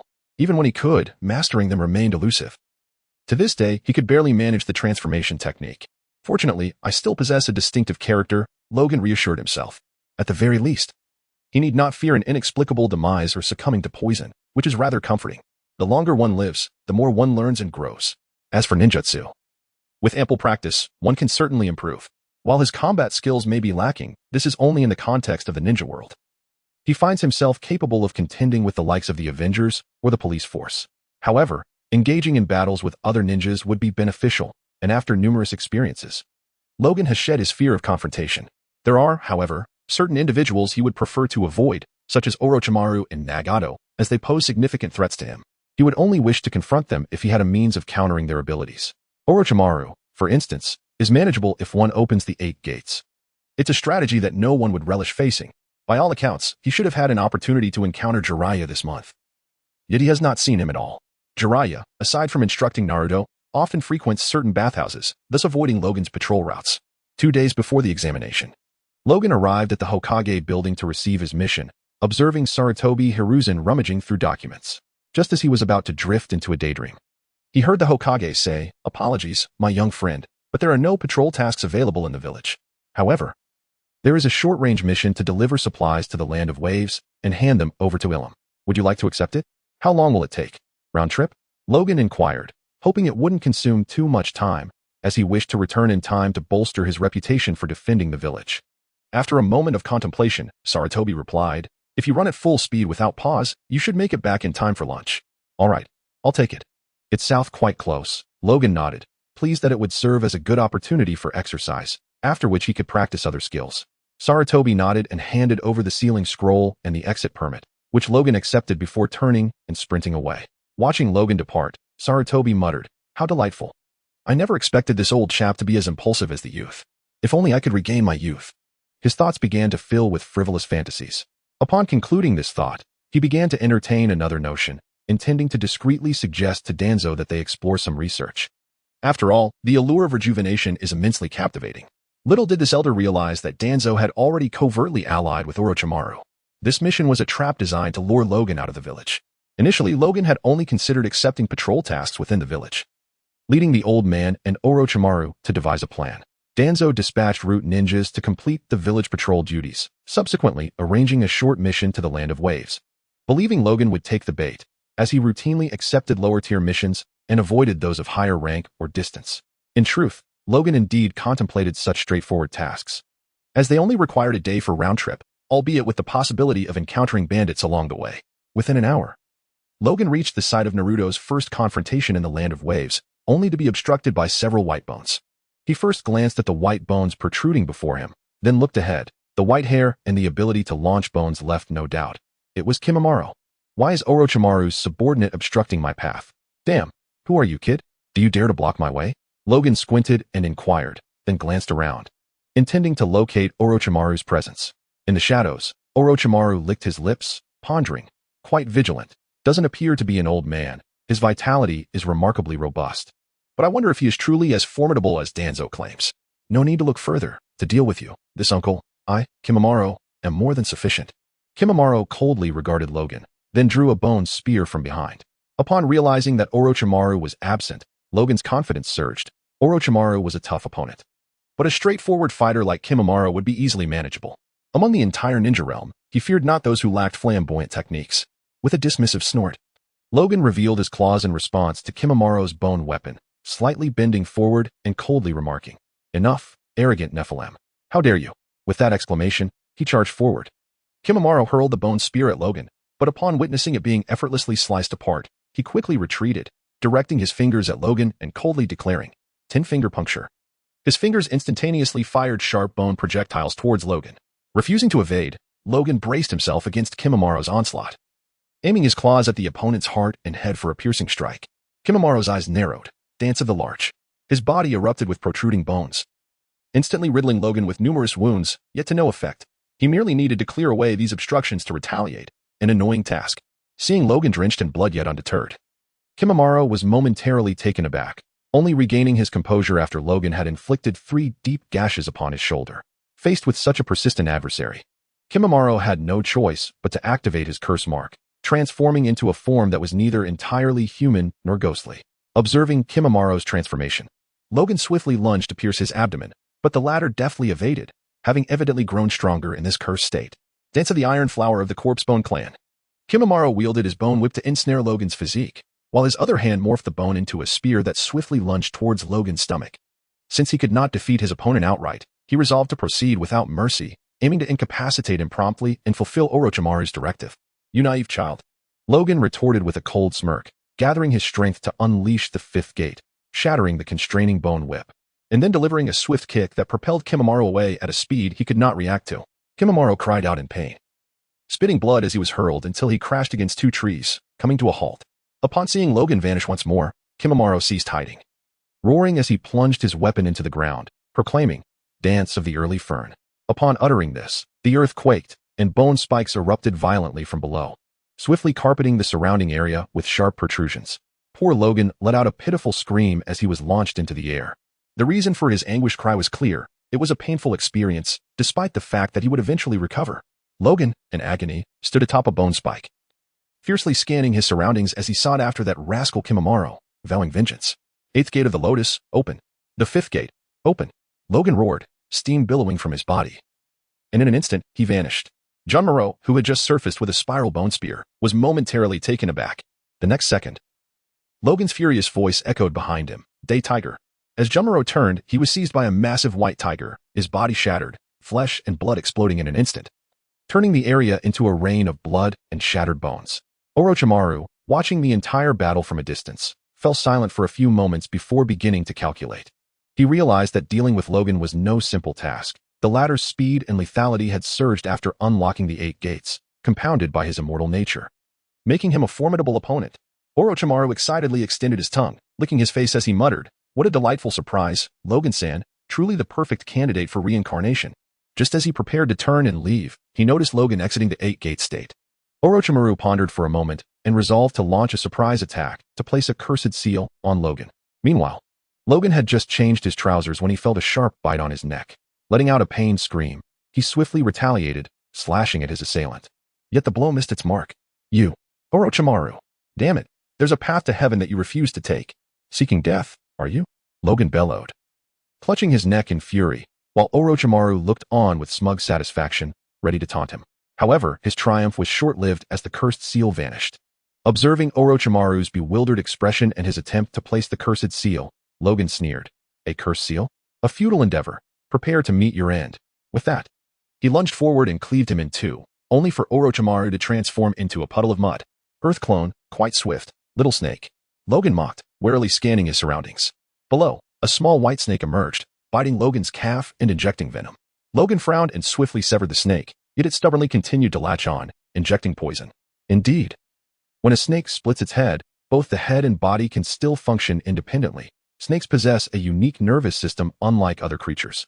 Logan yanked the snake's head off, only to feel a sharp jab in his back, a brief sting that faded quickly.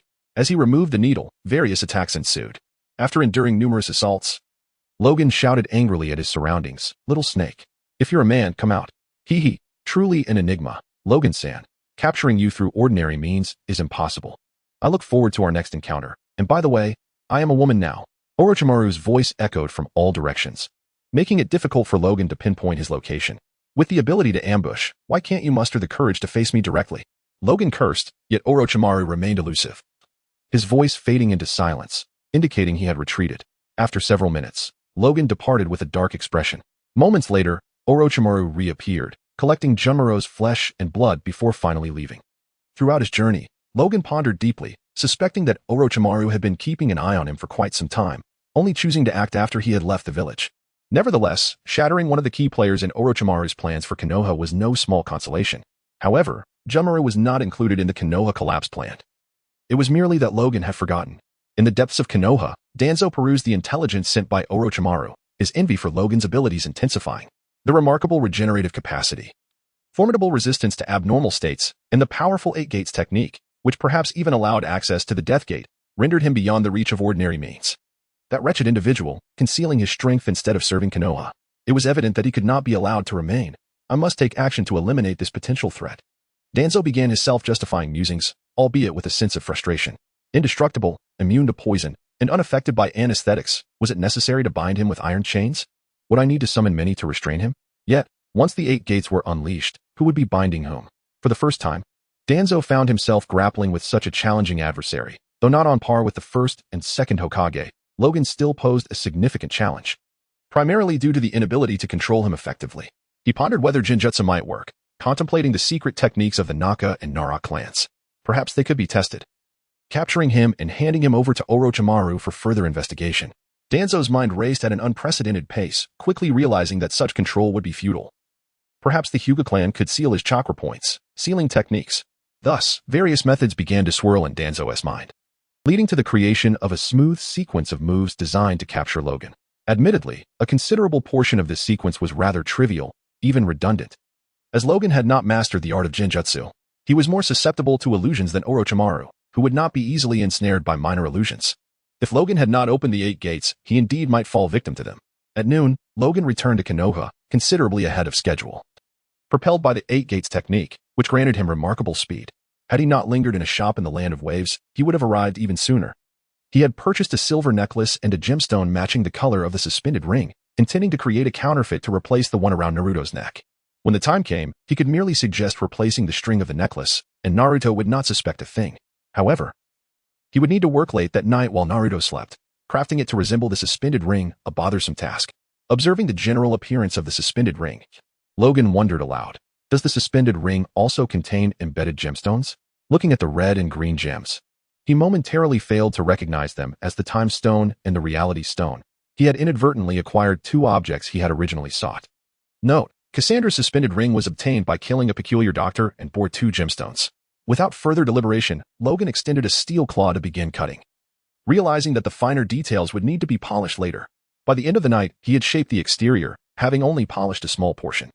On the day of the 4th examination, Logan finally carved a hole into the suspended ring. His task for the day was to patrol outside the village. And as he circled the vicinity of the village walls, he noted that Orochimaru had yet to appear, indicating that the Konoha collapse plan had not yet commenced. During his 3rd lap of patrol, an explosion suddenly erupted from the opposite side of the wall, corresponding with the emergence of the 4 purple flames formation at the examination site. Has it begun? Ha ha ha. Roar, youth, Logan exclaimed, brandishing his claws as he charged toward the summoned beast, the giant serpent. However, he barely took a few steps before encountering a squad of sand shinobi, accelerating his form. Sparks crackled around his claws. Lightning release. Lightning claw. It was noted that this lightning claw, after extensive practice, indeed possessed an effect akin to stimulating cellular activity for enhanced speed. The opposing Ch-Nin were caught off guard, their heads severed before they could react. The foolish J-Nin, unaware of Logan's prowess, attempted to block with a kunai, only to be cleaved along with his weapon. Impressive. A single strike, exclaimed a patrolling Konoha Ch-Nin in astonishment. Regaining composure, he shouted, "Hey, why are you attacking the Sand Shinobi? He's one of our village's idiots. The war has begun. The Sand and Sound Shinobi have invaded Konoha." Logan cursed, then dashed toward the rampaging summoned beast, the giant serpent that was wreaking havoc on Konoha's outskirts. The patrolling ninja hesitated momentarily before snapping back to reality, hastily sounding the alarm, fireworks, while scolding Logan, "Fool, can't even signal properly." As the Sand and Sound Shinobi launched a simultaneous assault, many villagers were caught off guard, resulting in numerous casualties. Along the way, Logan managed to save several individuals, and a number of self-proclaimed strong ninjas joined him in sprinting toward the walls, their target being the colossal serpent. Before long, Logan led a group of people to the serpent, where numerous ninjas were already engaged in battle, including several Sand Shinobi. "Attack!" Logan bellowed, his claws raised as he charged, cutting down everything in his path. Witnessing Logan's ferocity significantly boosted the morale of the Konoha forces. Oblivious to others, Logan cleaved through any obstacles, heading straight for the serpent. 3 heads, 3 strikes? Perhaps. Upon closing the distance, Logan abruptly halted and swung his claws at the serpent's heads. Wind release. Tornado claw. Although it was intended to be 3 strikes, Logan unleashed a flurry of claw swipes, continuously releasing wind blades that sliced the serpent into numerous pieces in an instant. "Ah. It seems my presence here is unnecessary." A familiar figure appeared. Logan smiled at the newcomer, Jiraiya. "I am but the little brother of the Third Hokage. If you address me that way, you might find yourself on the receiving end of a beating from him. By the way, hurry to the third side. Orochimaru is there as well." Jiraiya paused momentarily, then nodded seriously. "Understood. You hold the fort against the invaders here. I will check on the old man." Logan nodded and called out to the others. "Everyone, form groups of 3 to support others, while some should protect the civilians and students." After eliminating the enemies within the village, Logan planned to head toward the main battlefield, uncertain if the events would unfold as in the original story, where the Third Hokage met his demise. It would be ideal if Orochimaru were to perish alongside him. After all, that scoundrel had sought to manipulate him. Chapter 42. A foot in the grave, burying Orochimaru. Yet still not killed. Upon arriving at the examination venue, the area around the building had transformed into a sea of trees. At this moment, Orochimaru had shed his facade, transforming into the visage of a woman with a broad forehead, quite unappealing. Observing the helpless crowd and the ongoing battle, Logan pondered the situation. Since it had not yet escalated to the point of Sarutobi Hiruzen using the dead demon-consuming seal, he resolved to attempt to infiltrate and confront Orochimaru. Where, he wondered, was Jiraiya? At that moment, Jiraiya had been summoned by the Third Hokage to assist elsewhere, rendering him unable to join. Sarutobi-sensei, I'm here to help, Logan declared as he charged toward their direction, only to collide headfirst into the four purple flames formation. The surrounding Umbu and those within were left utterly bewildered. What on earth is happening?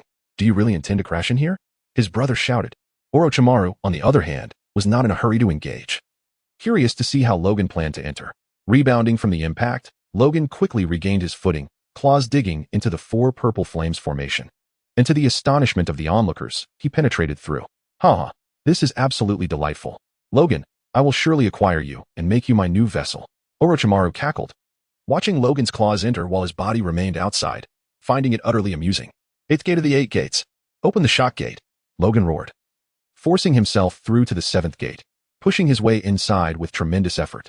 His flesh and blood began to disintegrate, but in the shocked gazes of those present, he managed to squeeze through, albeit severely injured and stripped of his clothing.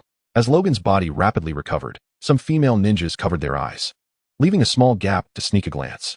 A robust man, indeed. Spring has arrived, they murmured. Orochimaru, you underestimate me, Logan panted, taking a moment to catch his breath.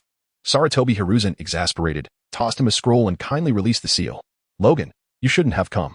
Put on some clothes, will you? Some female ninjas expressed their disappointment but continued to observe the battle, which, aside from this location, had stabilized in other areas, including Garas. Brother, take him down, Logan exclaimed eagerly, feeling confident in facing this version of the first and second Hokage. Although he realized that in a real fight, he would have to wait until Orochimaru exhausted his chakra, for he lacked sealing techniques or the Rinnegan. Suddenly, Sarutobi Hiruzen attempted to halt Logan's reckless advance. But it was too late. Logan, empowered by the 7th gate, moved with blinding speed. Illusion technique, dark walking. Senju Tobirama swiftly cast a jutsu, plunging Logan into darkness. Nevertheless, he continued his charge, leaping into the air in a flying kick stance, yet he remained ensnared within the illusion, effectively kicking nothing but wood. Upon landing, Logan was met with a water blade that sliced through his abdomen, followed by a barrage of punches and kicks. This was the consequence of his failure to escape.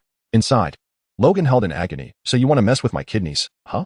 Sarutobi Hiruzen, unable to bear it any longer, struck Logan away with his staff, shouting, Logan, follow my commands. Hey. Sarutobi Hiruzen nearly lost his composure as Logan recklessly charged forward once more. Water release, water dragon bullet technique.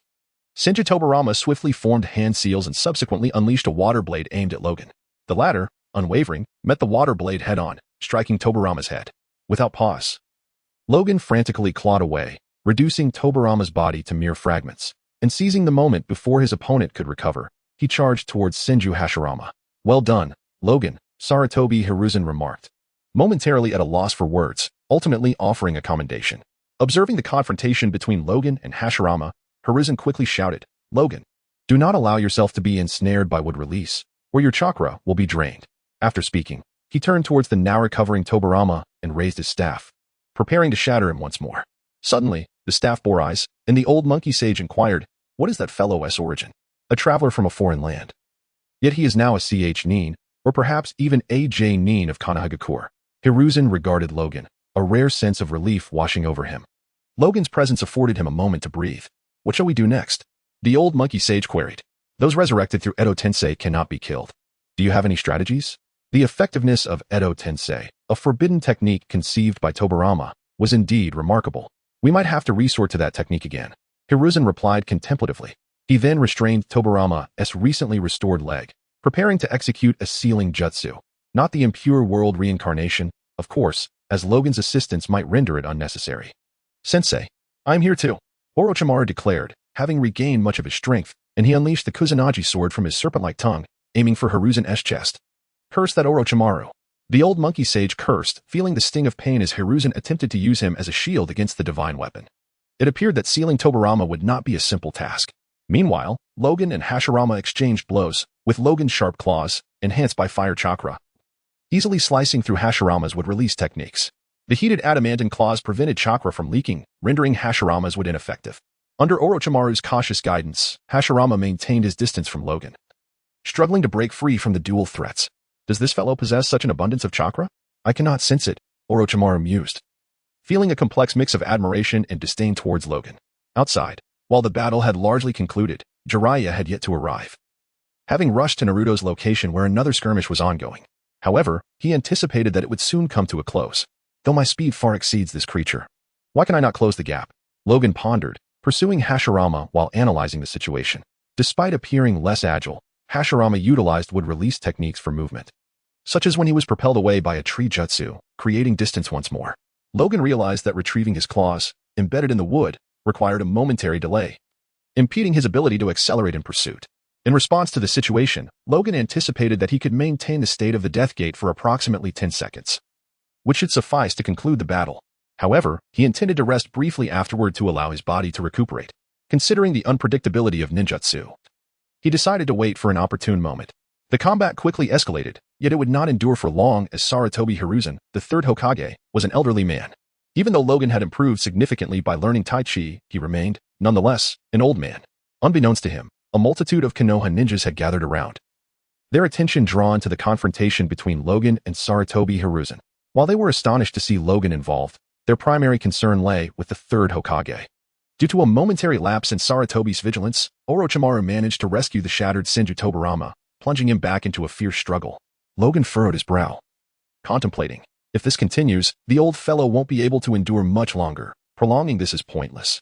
With that thought, Logan seized the opportunity when Senju Hashirama leaped to evade his attack and swiftly dashed towards Sarutobi Hiruzen, delivering a decisive kick that severed Senju Tobirama in two before retreating a short distance with Sarutobi Hiruzen in tow. Brother, I'm about to unleash something fierce, so be prepared to seal the first and second Hokage, Logan declared hastily, then took a few strides towards Orochimaru, pressing his thumb against his heart. His chakra began to surge, transforming from blue steam to a vibrant red. Logan, uncle, you. Guy couldn't contain his tears, unaware that Logan's activation of the 8 gates would not result in his demise. He was now capable of opening the 7th gate indefinitely. Logan glanced at Guy, then at himself. As he had anticipated, this state could not last long. Guy, do not despair, just watch closely, Logan proclaimed. This time, he intended to utilize the evening elephant, which allowed for multiple strikes rather than a single kick. As the 3rd second of the Death Gate commenced, Logan appeared 10 meters to the left of Senju Hashirama, throwing a punch while bellowing, "First step!" In the next instant, he materialized beside the newly recovered Senju Tobirama, delivering a second punch. Second step. What? Orochimaru's eyes widened in disbelief. The speed was so astonishing that he could hardly perceive it. Without a trace, the two brothers found themselves immobilized, and behind them, the sound of the 3rd step echoed, rendering Orochimaru incapable of movement. Is this air? Orochimaru's voice wavered as he acutely sensed the internal damage to his organs. Observing that the 3 adversaries were now ensnared, Logan turned his attention to the 4 purple flames formation. After a moment of contemplation, he launched his attack. 3rd step. He struck with a punch, and the already battered rooftop was torn apart by the air cannon, exploding upon collision with the fiery barrier created by the formation. Not destroyed. Then, 4th step. Logan momentarily hesitated before rapidly executing his final blow. Sarutobi Hiruzen, taken aback, hurriedly interjected, "Stop, Logan." However, before he could finish, Logan's fist had already impacted the fiery barrier. With Logan's tremendous strike, the 4 purple flames formation collapsed instantaneously, and the resulting shockwave disrupted the trajectory of the earlier air cannons. The shattered Senju brothers began to slowly recover as Orochimaru lay motionless on the ground, resembling a puddle of soft clay. As Logan lay on the ground, his body charred and skin cracked, Kai rushed to his side, having witnessed Logan's use of the dead door. Sarutobi Hiruzen cast a glance at Logan before turning his attention to the Senju brothers and Orochimaru, realizing that time was of the essence. He swiftly approached the Senju brothers and began the sealing process with a scroll in hand. "Forgive me, Lord First, Sensei," he uttered. As the two seemed to regain their senses and replied, "Monkey, we have caused you trouble." Upon completing the seal, Sarutobi let out a sigh of relief and turned toward Orochimaru, who had now transformed into a mere skin. Sarutobi sighed again, already aware of the inevitable outcome. Once the 4 purple flames formation was breached, Orochimaru would escape, presenting a significant challenge. In the shadows, the little white snake that was Orochimaru fixated on Logan, exclaiming in excitement, "Incredible! He is not dead and is recovering at an astonishing speed. Such a perfect vessel. Once I occupy it, I will seize the Uchiha Sharingan. With the characteristics of his body, I need not worry about losing control, granting me ample time for research." Hee. Logan, we shall meet again very soon. With that, the little white snake vanished. Once Sarutobi had completed his tasks, he hobbled over to Logan, who had regained much of his strength. He found himself at a loss for words, having thought Logan would perish after using the dead door. Is this it? You truly excel at the 8 gates. I'm relieved you're fine. How about you take on the role of Hokage? Sarutobi jested, startling those around him. With Kai's support, Logan stood up and smiled, saying, That won't do. If I become Hokage, there will only be one Hokage in Konoha, me. I might as well be immortal, saving everyone the trouble of finding a successor. Sarutobi chuckled. Seeing you still have the energy to joke brings me comfort. Indeed. They both shared a hearty laugh. Kai wiped away his tears and asked Uncle Logan, Are you really all right? I'm fine, Kai. I can stand on my own now, Logan replied, swaying slightly before regaining his full strength. However, after opening the dead door, he found that his upper garments had burned away. Sarutobi immediately issued commands to finalize their preparations, knowing that much work lay ahead. Especially with Orochimaru's alliance with the Sand Shinobi, a situation that could easily escalate into the Fourth Great Ninja War. Meanwhile, Jiraiya returned with Naruto and the others. Relieved to hear that the elder was safe, he knew he had to properly thank Logan, that young rascal. In the aftermath of the battle, rumors of Logan's immortality spread through espionage channels, along with tales of his formidable fighting prowess in the 8 gates, further solidifying his reputation in the ninja world. The remaining 3 of the 7 ninja swordsmen trembled in fear, while Haiden joyfully exclaimed, Could it be that this esteemed individual is my comrade? Indeed. It seems I have a fellow devotee of the evil god. There exists an opportunity to have him join Shao and form a team. Jiaodu? An immortal being. Moreover, he is not a follower of the evil deity, so he can perish elsewhere. Jiaodu, I shall exchange your head with that of another. Following the conclusion of the Chunin exams, the first day witnessed a solemn ceremony held by the entire village to honor the fallen heroes. Although it was somewhat diminished compared to the original narrative, given that the 3rd Hokage had perished in the original tale, here he remained alive under Logan's intervention. On the following day, within the Hokage's office, the most powerful and influential figures of Konoha gathered. Oh, but Danzo was absent. Logan was quite eager to observe that particular individual, especially the lamentable Danzo, and he wondered whether the door would endure the inevitable force. Door, it is rare to have someone express concern for me. Damn it. That old thief Danzo. The theme of this meeting revolved around the retirement of Hiruzen Sarutobi. Although he survived the battle, his injuries rendered him incapable of continuing as Hokage, thus necessitating the selection of a new leader. In a manner reminiscent of the original narrative, Jiraiya expressed his disinterest in the role and ultimately proposed Tsunade to take the position, simultaneously volunteering to accompany Naruto in search of her, under the pretext of training. However, an unforeseen turn of events transpired as Logan inexplicably became the acting Hokage. He would remain in this capacity until Tsunade returned to assume the role of the 5th Hokage. Wait, Hiruzen, are you trying to ensnare me again? Logan exclaimed, his eyes wide in disbelief as he stared at Hiruzen Sarutobi. Koharu and Hamura will assist you. I no longer possess the energy for this, but with you here, I feel significantly more at ease, Hiruzen chuckled, albeit with a hint of mischief. As he sought to ensnare Logan further, the intention behind appointing him as acting Hokage was to familiarize Logan with the duties, thereby preparing him to serve as Tsunade's advisor once she assumed office. As for Danzo, he was to remain diligently at his post as the leader of Root. As these old geezers ought to meddle less. What? You say Logan is also an old geezer? Do you see it in him? Thus, the world of Logan, albeit injured, came to fruition. Chapter 43, Acting Hokage, a brief routine on the 3rd day of his tenure as acting Hokage. Logan gazed upon the 3 elderly faces from Konoha's elite, nearly nauseated by their presence. Yet, he had no choice but to endure, requiring their assistance. However, as time progressed, their willingness to help diminished, as they discovered that Logan had mastered the handling of Hokage affairs. Logan, overwhelmed with emotion, pondered how he had come to acquire such skills. There exists a phrase that may not be suitable to utter. That rascal Hiruzen, just the other chapter claimed he lacked the energy. Yet he almost permanently occupied the Hokage office, assisting Logan.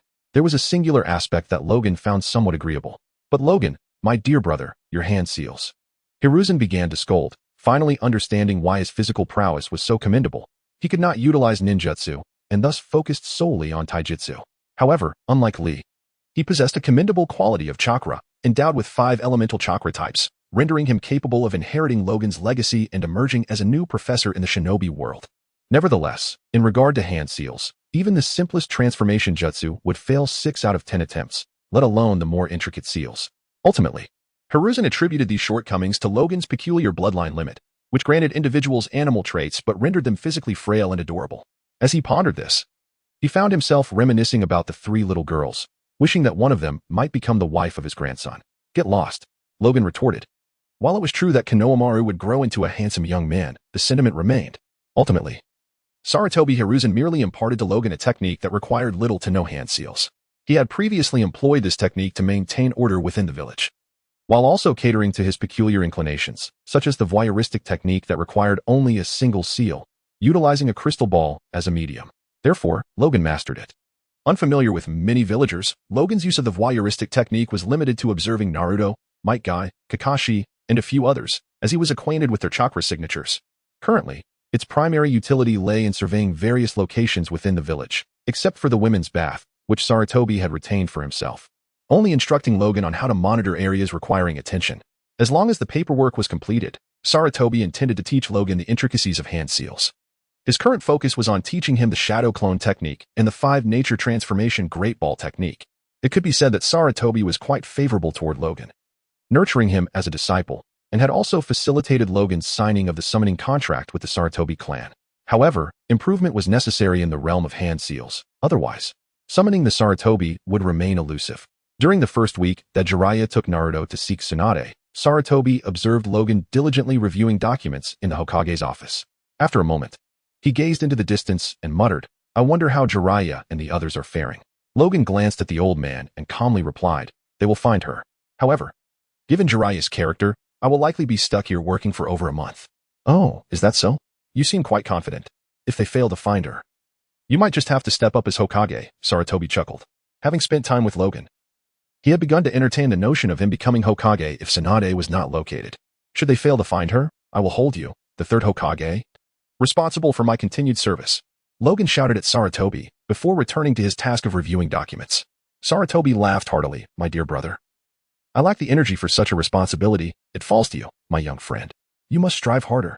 Through my observations these past few days, I have noted that your bloodline limit has not hindered your ability to perform hand seals. Rather, it is your hands that lack agility." Setting aside his work, Logan turned to the third Hokage. "Your previous battles were undoubtedly reliant on those indomitable claws, a long-standing habit, suddenly requiring you to perform hand seals. It is natural for you to struggle with adaptation. Your previous speed in forming seals was not only slow but also prone to interruptions in chakra flow. While you have improved significantly, the primary issue lies in the erratic flow of your chakra. In summary, practice is essential. Your potential is considerable," Sarutobi declared, feeling somewhat vexed. Logan abandoned his tasks and began practicing the Hunyuan Taiji fist right there in the office. Sarutobi chuckled, having grown accustomed to this behavior when Logan was agitated. He either practiced Tai Chi or went for a run. Without further comment, Sarutobi joined in, and thus, an elderly man and a middle-aged man engaged in a unique display of martial arts. Though had Logan been in disguise, they would have appeared as two old men. The expression on Danzo's face was one of displeasure, for he believed that the position of acting Hokage should rightfully belong to him. How could that good-for-nothing Orochimaru fail to eliminate the old man, Sarutobi Hiruzen? As he grumbled, he leaned on his cane and departed from route. Upon arriving at the Hokage office, he did not bother to knock. He simply swung the door open. Inside, he was met with the sight of two individuals engaged in Tai Chi, which instantly raised his blood pressure. "Hiruzen, Logan, instead of contributing to the village, you were here practicing Tai Chi in the office? Are you still the Hokage?" he exclaimed, pointing at Sarutobi Hiruzen. "And you, are you still the acting Hokage?" He directed his ire at Logan. The two paused and returned to their respective seats. Logan turned to Danzo and said, "Hokage's assistant. First and foremost, Sarutobi-sensei has already retired. Secondly, who decreed that the Hokage or the acting Hokage cannot take a moment's respite? Would you handle matters better without a break? Why don't you try working continuously without rest?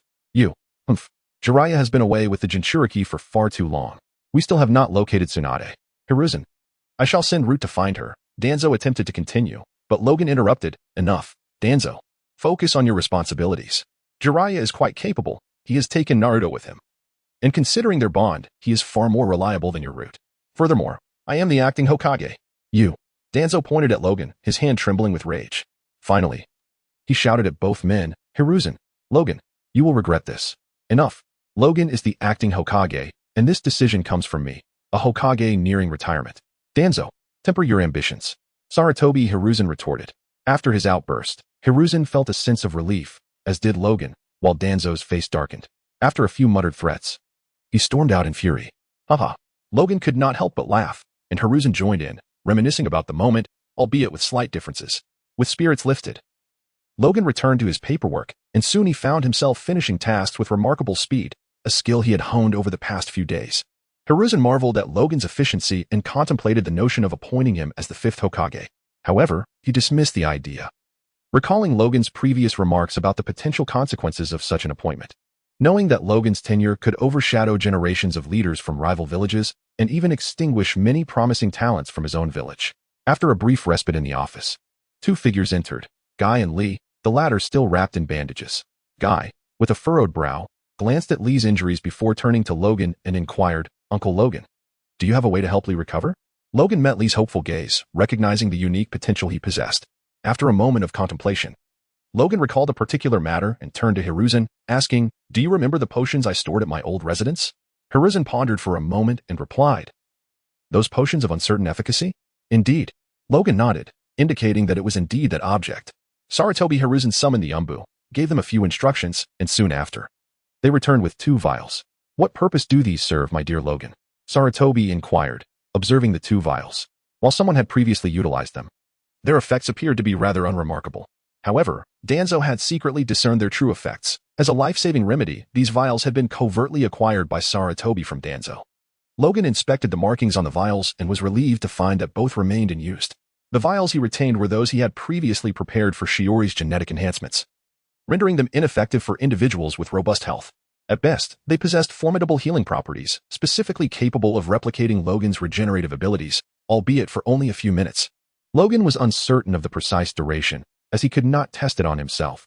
The length of time may also correlate with the severity of the injury. Nevertheless, a test subject injected with 1/3 of the serum experienced an hour of restorative effects. Logan instructed the Umbu to procure a syringe, simultaneously explaining to the group, "This substance can replicate my bloodline limit." "What?" the group exclaimed in astonishment, incredulous at the potency of such an item. "What about the other vials? Why do they lack this effect?" Sarutobi inquired with a furrowed brow. "The remaining vials are intended to enhance the constitution of those with frail bodies. They are of little use to the physically healthy, although they possess some healing properties. Primarily, they are designed for Shiori," Logan clarified, prompting Sarutobi to display an expression of realization. It was no wonder those individuals experienced no remarkable effects. Injections would likely yield little benefit as well. "Logan, can you replicate another's bloodline limit?" Sarutobi asked. "Not others. I can only replicate my own because I possess an understanding of myself. Moreover, it is not permanent. It is time-limited and can serve as a consumable for life-saving or desperate situations," Logan continued. Upon hearing that it was temporary, Sarutobi's interest waned somewhat. "These substances must be quite challenging to produce, correct?" Sarutobi queried. For Logan, it was not particularly difficult. However, he did not wish for such items to proliferate. He nodded and replied, "Indeed, I created this through a stroke of fortune." At that moment, the Umbu returned with the syringe Logan requested, submitting it before departing. Extracting 1/3 from the vial, Logan beckoned to Xiaoli, who eagerly approached and extended his hand. Logan nodded in satisfaction, pleased with Xiaoli's promptness, and proceeded to administer the injection. As he withdrew the needle, Kai remarked, "Uncle Logan, the effects are swift." Logan smiled, and just as he finished speaking, Xiaoli gazed in disbelief at his hand. The faint pain that had lingered began to dissipate, and within mere seconds, he felt an unprecedented vitality, unbeknownst to him. All of his previous hidden injuries had fully healed. Observing Xiaoli move as if he were an ordinary person, Kai was overwhelmed with emotion, shedding tears of joy as he exclaimed, "That's wonderful, Lee." In that moment, the two embraced, weeping with elation. Though it was somewhat awkward, Sarutobi nodded appreciatively, increasingly valuing Logan. In certain respects, he surpassed even Orochimaru. However, that is not the case. He merely possesses an advantage in materials, namely Logan's own blood, along with the costly adamantium of Wolverine. After expressing their gratitude, Kai and Xiaoli invited Logan to join them for training. Logan declined, stating he had work to attend to. He preferred not to engage in strenuous training, as he found it more beneficial to practice Tai Chi instead. While he would partake in some training, if coerced by Kai to exert himself, it would be of significant intensity, although he could endure it, nonetheless. He deemed it a waste of time. Once the two departed, Logan engaged in a discussion about ninjutsu with Sarutobi Asuma. The latter diligently supervised Logan's hand seals and continuously assisted him in refining his unique ninjutsu. Although Sarutobi could not learn these techniques himself, his knowledge proved invaluable to Logan. As the days passed, with Sarutobi's guidance, Logan mastered the summoning technique, the body flicker technique, and shadow clone technique, while also learning to utilize sealing scrolls, thus resembling a true ninja. Moreover, his bone manipulation technique made significant strides, reaching a level where it would not harm him. Additionally, Logan's Tai Chi practice also showed promising progress. He developed a new technique, Tai Chi Orb, which involved continuously channeling chakra to deconstruct an opponent's ninjutsu and compress it into a sphere, akin to a tailed beast ball. Though its formation was slow due to Logan's limited chakra reserve. However, he had become far more stable, ensuring that he would not inadvertently detonate himself when executing the technique. Sarutobi believed that if Logan possessed the chakra of a tailed beast, this technique could be considered an alternate version of the tailed beast ball. Now liberated, Logan utilized his shadow clones primarily for handling tasks, while he engaged in conversations with the third Hokage. In contrast to Naruto, his shadow clones lacked the eccentricities that often led to disputes. They functioned more like tools. Sarutobi was quite pleased with Logan's talent. Although his hand-sealing skills left much to be desired, his unique ninjutsu compensated greatly, particularly due to his innovative mindset that frequently led to the creation of techniques others could not replicate, such as launching wind blades or lightning from his claws. In essence, he did not need to expel chakra using his mouth like others.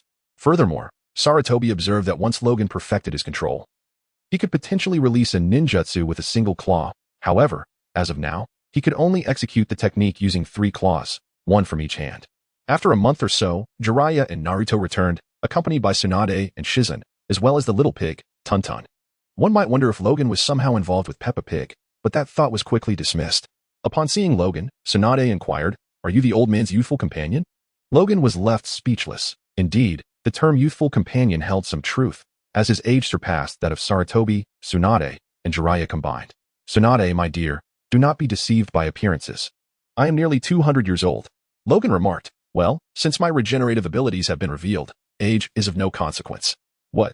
Several individuals were taken aback, as they were unaware that one could live for such an extended period. "Ah, Logan, my dear brother, or rather, my old brother.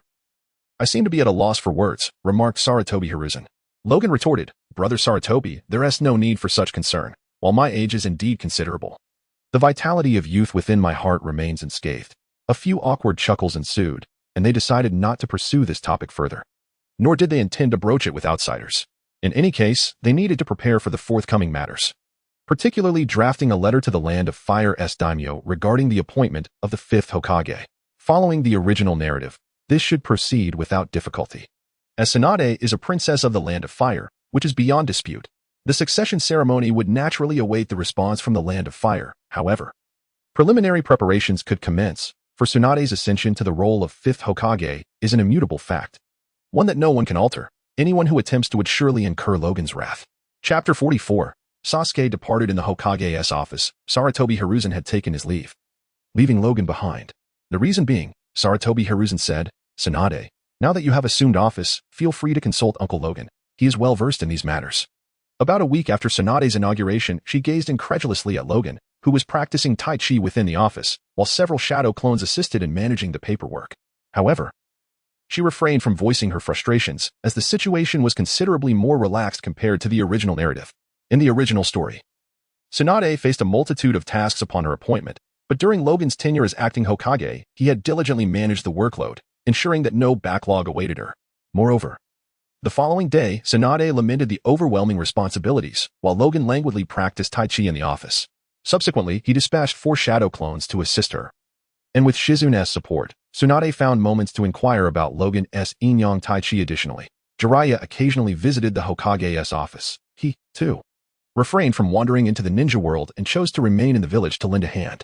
Thus, at times, the office was filled with the presence of the third Hokage, the fifth Hokage, Jiraiya, Logan, and Shizen, all engaged in Tai Chi. Of course, not all was without merit. Logan had acquired 2 ninjutsu techniques, one being Sage Arts and the other, the Chakra Scalpel. Under guidance, his chakra control had improved considerably. At this juncture, Logan had further refined the 5 nature transformation techniques, all based on the Steel Claw ninjutsu. The execution of these techniques would neither harm him nor pose a threat to others. While the range may be limited, their cutting prowess was formidable. Furthermore, he had garnered numerous insights into previously unmanageable ninjutsu. With diligent research and effort, he would undoubtedly become a fearsome entity in the ninja world, excluding certain individuals, of course. Perhaps a certain Otsutsuki would take a liking to him, swiftly reeling in chakra with a fishing hook, only to do so yet again.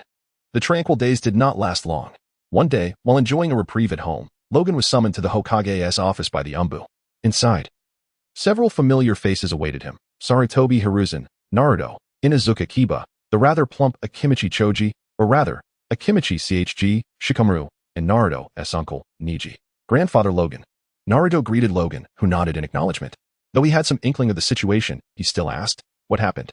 "Sasuke has defected," Tsunade replied, while Naruto shouted, "Sasuke would never betray us. They must have taken him hostage." Tsunade shot Naruto a disapproving glance and continued, "I want you to lead a team to retrieve Sasuke. It's a temporary assembly. Is that acceptable? We currently have limited manpower, so I'd like you to take the lead. Additional support will arrive shortly." Tsunade shrugged. Logan nodded. Though he was displeased that his vacation had been interrupted, he agreed, "Understood, but you owe me a vacation next time." "What difference does it make whether you have a vacation or not? You're just sitting around in the office, old man," he exclaimed. "How can you forget who managed your affairs at 70? And have you considered who carved out your drinking time? All right. If you're going to fuss over every little thing, it's no wonder you're still single."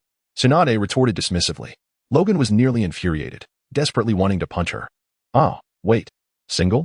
That's nonsense. My wife is expecting, just not in the same world. But then again, can she even be called my wife?" Subsequently, Tsunade provided Logan and the others with some leads gathered by the Umbu, urging them to set off. "Can't we find Kakashi or Guy?" Logan asked in disbelief. Tsunade raised an eyebrow, recognizing his reluctance to engage, and said directly, "The other Jonin are occupied. You're the only one with nothing to do. They're handling A-rank missions. And when you become a Jonin, you can take on A-rank missions. For now, you'll be assigned tasks suitable for your Chunin status." "What? Didn't Sarutobi already promote me to Jonin?" Logan quickly questioned. Tsunade replied, "You haven't completed enough missions, so you were reverted. I'll promote you again once your mission count is adequate." "Damn it," Logan started, but Tsunade interrupted, "I know you're powerful. So hurry up and help me by being promoted to Elite Jonin." Her tone grew increasingly irritated. In truth, Tsunade aimed to encourage him to take on more missions and not slack off, hence her reprimanding tone. "Fine. I'll go prepare my things and meet at the village entrance," Logan declared, ceasing his outburst and addressing the 5 others. With that, he walked away, appearing like a disgruntled child, which made Tsunade chuckle. After the 5 left, Sarutobi Hiruzen couldn't help but comment, "Logan is just like that. If you don't give him something to do, he'll act like an old man. That stubborn old man. There's a mountain of issues he needs to address." The only reason Logan got his vacation approved was because there were many inconvenient matters he shouldn't see. Tsunade scolded, harboring a great deal of frustration towards Sarutobi. He chuckled awkwardly, attempting to defend himself, but ultimately faced her wrath and was chased out. She had no desire for the old man's assistance. If he hadn't practiced Tai Chi so much, he'd be on the brink of collapse by now. How could he spend his days like a retiree? On the other side, Logan returned home shortly after, donned a pouch of ninja tools and a standard Chunin vest before setting off. He carried no kunai, no shuriken. His sealing scroll was filled only with seasonings and a modest supply of food, sufficient for a day's journey given the brevity of his trip.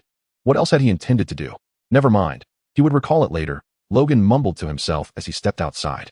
No sooner had Logan departed than Naruto arrived home. In contrast to Logan, he merely gathered a few soldier pills, kunai, and shuriken, and that was all. Shortly after Logan's departure, 5 little ninjas arrived, and Sakura, tearful, joined them as well. Ultimately, she and Naruto reaffirmed their enduring pact to bring Sasuke back. After Logan set off with the 5, a root ninja swiftly vanished from the shadows. At the root headquarters, Danzo received the news. Sneering as he spoke, "Convey the message to Orochimaru. I have accomplished the task he assigned me." "Yes, Lord Danzo," replied the root ninja, disappearing in an instant. Leaning on his cane, Danzo gazed at the ceiling and muttered, "Logan, you shall pay for this. My position as Hokage's advisor is not easily maintained." Ever since Logan usurped Danzo's position, schemes had been afoot. However, Logan, a mere lazy ninja, had been reluctant to undertake missions, preferring to linger within the village. Opportunities for him to strike were scarce, until Orochimaru devised a new plan, coupled with enticing conditions that caught his interest. Consequently, Logan reduced the frequency of missions for the route, leaving other Jonin and Chunin in the Hidden Leaf village overwhelmed with work, ultimately forcing Tsunade to compel Logan into taking on this task. This granted Danzo ample opportunity to maneuver. Meanwhile, Kiba and his canine companion led the way, guided by scent, with Logan and his companions trailing behind. Logan, however, did not require Kiba's keen nose. He could detect Sasuke's familiar scent himself, albeit accompanied by 5 unfamiliar aromas. This perplexed him. Shouldn't it just be the sound for? Whose scent was this additional one? It wasn't Orochimaru or Kabuto. It was an unfamiliar presence. Could it be the elusive Black Zetsu? Perhaps. Before long, they stumbled upon the Sound Force trail, and upon spotting the 5th individual, Logan suddenly realized it was indeed Kabuto. Yet, that couldn't be right. He recognized Kabuto's scent. Although not intimately familiar, he had encountered the Master of Dreams before. Logan found himself puzzled. He recalled that Kabuto had been consuming food at the time, so the scent had not been clear. Presumably, the absence of those food aromas made it difficult for him to discern. In truth, Logan had only caught the scent of the food back then. He gestured for his companions to conceal themselves, waiting for the opportune moment to strike. However, they failed to notice the spider lurking behind, or rather, the technique of Ginkaku. Just as they had hidden themselves, the spider erupted, throwing them directly into view of Kabuto and his companions. The five displayed disdainful smiles. They had long since detected Logan and his group. Logan was the first to rise. Injuries meant little to him. Taking advantage of the moment when his adversaries were incapacitated on the ground, Shikamaru employed his shadow imitation technique to ensnare all five individuals. Just as they regained their footing, a sudden whooshing sound sliced through the air. Logan swiftly positioned himself behind Shikamaru and retaliated against the oncoming shuriken with a fierce attack. Wind release. Air claw. 3 razor-sharp wind blades shot forth in tandem with the sweeping motion of his claws. However, Shikamaru was still taken aback, and in that fleeting moment, the shadow imitation technique was dispelled. Opposite him, Jirobo swiftly formed hand seals and pressed his palms against the ground. Earth release. Rock barrier. Logan yanked the shuriken embedded in his abdomen, clenched his fist, and roared. Counterfeit superhuman fist combo. Aura, aura, aura. Before the rocky barrier could fully materialize, Logan obliterated it. This old fool. Jirobo cursed, astonished by the unexpected ferocity. Meanwhile, Kabuto remained notably composed, addressing the four. You all take Lord Orochimaru's vessel and flee. I will hold him off. Humph. Just you? You think you were tougher than Kimimaro, who I dispatched with a kick? Logan retorted with a scoff. Ignoring the verbal exchange between the two, the Sound Ninja Quartet seized the wooden container and made their escape, while Logan signaled for Naruto and the others to pursue. Naruto had no time to question Kabuto's betrayal of Konoha. He merely glanced at Logan before giving chase. So what strategy does a medical ninja intend to employ against me?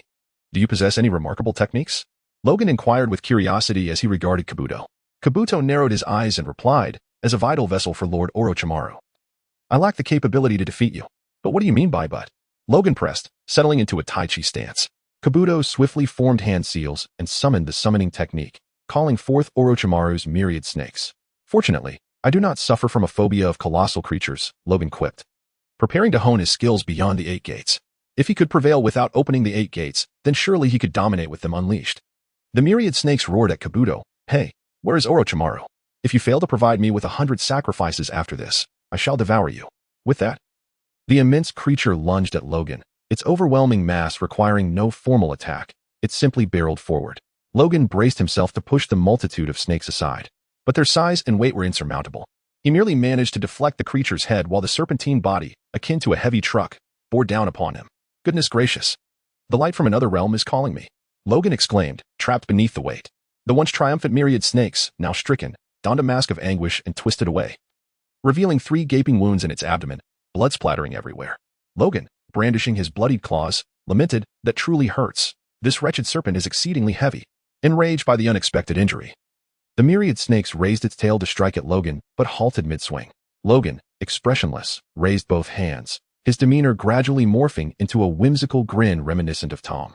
Unable to restrain himself, he called out, Come here. Strike me. What's wrong? Are you unable? Need some Pepto-Bismol? Oh, Pepto-Bismol 1T help. How about some cough syrup? Observing the nonsensical Logan, Wanchi was infuriated, contemplating an attack, yet wary of Logan's razor-sharp claws.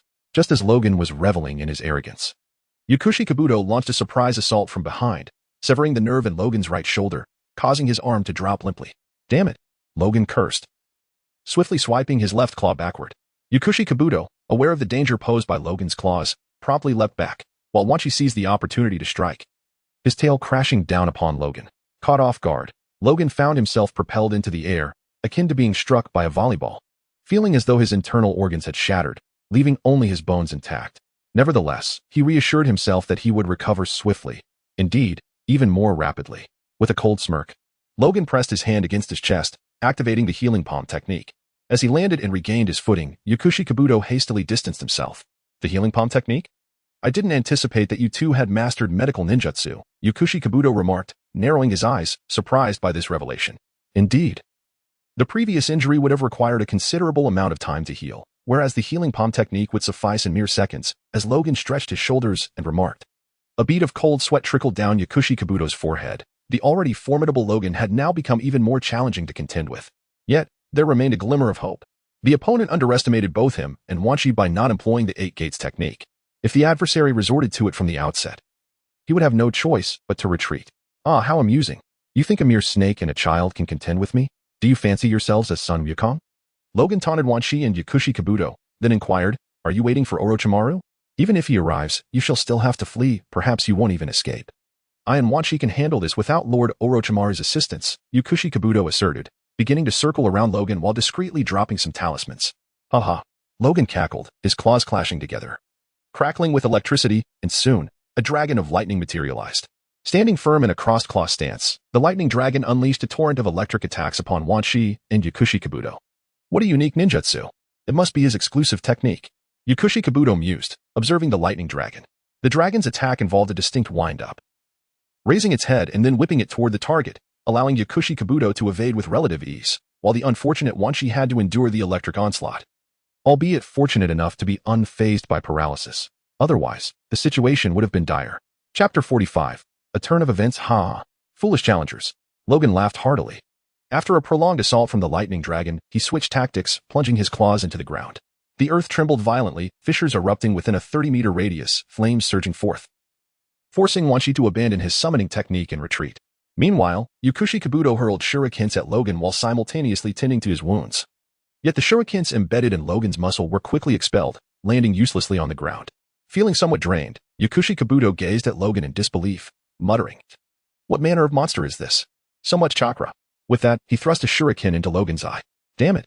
Logan roared, hastily removing the 1,000 books that had pierced his eyes and discarding them, then began to heal himself with palm technique. In no time, his eyes were restored. Had it been someone else's palm technique, recovery would have been impossible. Once an eye was ruined, it was irrevocably damaged. Yakushi Kabuto was rendered speechless. Although he was already aware that the opponent's eyes could be healed, the speed of recovery was astonishing. As he darted about, Logan slowly formed hand seals. Halfway through, Yakushi Kabuto discerned the technique he intended to use. Shadow Clone Technique. Logan shouted, summoning 4 shadow clones that charged towards Yakushi Kabuto. Despite not perceiving any effective counter from Yakushi Kabuto, Logan felt unconcerned. His primary focus lay in the surroundings, wary of Orochimaru's potential ambush. The latter's sneak attacks were on an entirely different level, demanding his full attention. As for Yakushi Kabuto, he was merely a plaything to be toyed with until the latter was drained of chakra. Logan had an inexhaustible supply. Clone 1 exclaimed, "Oh dear. Who claimed they could contend with me? Who is it that is being chased all over the place?" Clone 2 taunted, "Little brat, keep running. I shall accompany you until the end of days." Ignoring the mockery from Logan's shadow clones, Yakushi Kabuto continued to hurl 1,000 books. Although one of the shadow clones suddenly vanished, Logan paused, momentarily stunned, then comprehended the situation. The clone had intended to reveal its adamantium claws, but was eliminated due to sustaining damage. Damn, worthless clone. Logan cursed. Indeed, a clone that could not utilize its claws was utterly useless. While it had served well for menial tasks like document editing, it proved inept in combat where even a claw would have sufficed. Yakushi Kabuto was momentarily bewildered by this turn of events, yet he remained focused on throwing 1,000 books, targeting Logan's vital points. After a few agonized cries, Logan accelerated towards him. "Do you dare strike me fatally? Die!"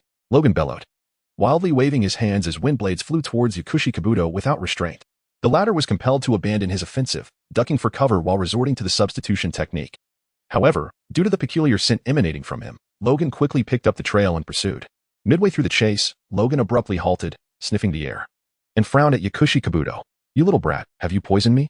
"Indeed, your poison is of no consequence to me," Yakushi Kabuto replied, covering his mouth and nose with a strange cloth. Logan chuckled coldly. While his opponent needed to shield himself, he did not, merely finding the odor unpleasant and instinctively wanting to block his nose. He lowered his hand and continued the pursuit, declaring, "Such despicable tactics will not affect me." "Not necessarily," Yakushi Kabuto sneered. Just as Logan's claws pierced his abdomen, a plume of smoke erupted from him. "Substitution technique? What is this?" Logan exclaimed. As he discerned the object he had slashed through, an intensely sour odor overwhelmed him, causing him to collapse to the ground, utterly incapacitated by the foul stench. Before losing consciousness, Logan's mind screamed in panic, "Oh no, no, I refuse to become Orochimaru's test subject." As Yakushi Kabuto approached, he even donned a gas mask. With a sigh of relief, the task was accomplished. It was imperative to return swiftly to Orochimaru, who was remarkably heavy. The old man certainly weighed a lot. Kabuto remarked as he laid Logan on a cloth, subsequently sealing him to prevent any premature awakening, before hastening towards Orochimaru's secret lair. Upon arriving at the clandestine facility, Orochimaru eyed the unconscious Logan and flicked his tongue, playfully licking Logan's face. He then addressed Kabuto, saying, "Well done, Kabuto. I did not anticipate the subsequent plans would remain unused, yet I am astonished by the profound impact that entity had. Upon reincarnation, I must make significant modifications. It is an honor to assist Lord Orochimaru. Please allow me to prepare for your reincarnation." Kabuto replied, gazing at Orochimaru, satisfied with Kabuto as his assistant. Orochimaru consented to his involvement. "This body is nearing its limits. Today, I shall utilize Logan's body for reincarnation." After half an hour, Orochimaru, feeling a tingle of unease, observed Logan. For the first time, he found himself in a challenging predicament. The cursed seal refused to embed, and any modification seemed futile as Logan reverted to his original state. Moreover, Logan's adamant and skeleton proved impervious to any attempts at inscription. Ultimately, it seemed he would have to select an unfortunate soul for reincarnation first, while he planned to save Logan for future experimentation, when he could devise a method to utilize him as a reincarnation material. Time was on Orochimaru's side. Meanwhile, on Naruto's side, the storyline unfolded with little deviation from its original course, save for Sasuke, who faced dire straits, nearly overwhelmed by Gaara and his companions. However, Kabuto arrived just in time to whisk him away. Naruto, seated at the Valley of the End, was comforted by his friends, while Gaara joined in to console him, much to the bewilderment of Kankuro and Temari. Naturally, the news of Logan's absence weighed heavily on Naruto's heart, plunging him into sorrow and anguish for a time. Over a month later, at Orochimaru's new research facility, the primary subject of interest was none other than Logan.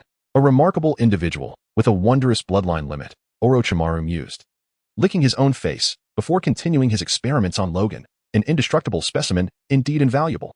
Previous endeavors had yielded multiple failures, including attempts to inscribe a cursed seal on Logan, to utilize his adamantium bones for weaponry, and to dissect his skull. All efforts proved futile.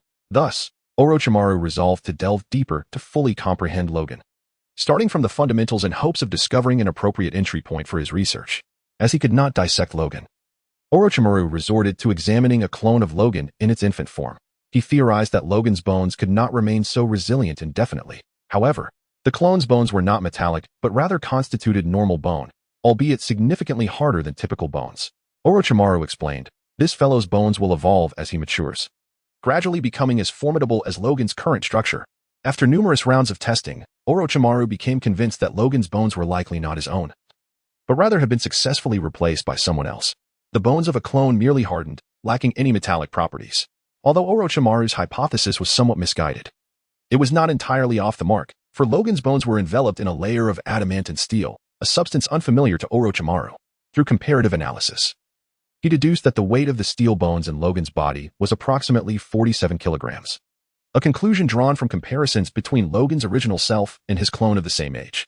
Furthermore, it became evident that Logan's cells were distinct from those of all individuals in the ninja world. While the cells of a typical ninja number around 130 trillion, Logan's cells totaled only 33 trillion, a disparity of nearly fourfold. This difference contributed to his chakra capacity reaching its limit, quantified at just over 1 card. However, Logan's cells possessed remarkable regenerative abilities, which he termed Logan cells, endowing him with an inexhaustible supply of chakra. His chakra recovery rate rivaled, if not exceeded, that of his physical recovery. Should Logan possess chakra equivalent to that of a tailed beast while maintaining this recovery ratio, even the god of ninjas, Hashirama, would find himself unable to compete. After further investigation over the course of 5 months, Orochimaru concluded that Logan's regenerative capabilities were even more formidable than initially believed. By comparing the clone with the original, he ultimately determined that the steel bones in Logan's body partially inhibited his recovery abilities, resulting in a delay of 1 to 2 seconds in regeneration speed. If Orochimaru intended to use Logan as a vessel for his reincarnation, he would need to find a way to mitigate this hindrance. Frustrated, he lamented, "Damn it, this only increases my difficulty and workload." In the 5th month of research, Orochimaru observed the instruments before him, frowning as he remarked, "Has he already adapted to these medications? Their efficacy seems to have diminished." Bound and restrained, Logan slowly opened his eyes.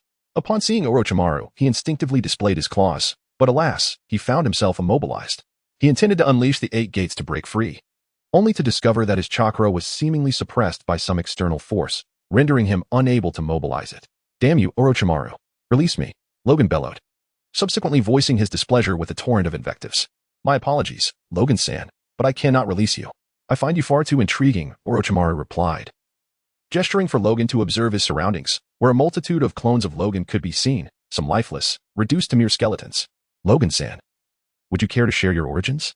You are certainly not from the ninja world, Orochimaru inquired with a smile as Logan continued to struggle against his restraints, which were firmly secured, with pressure points manipulated by specialized devices, leaving him with no opportunity to escape.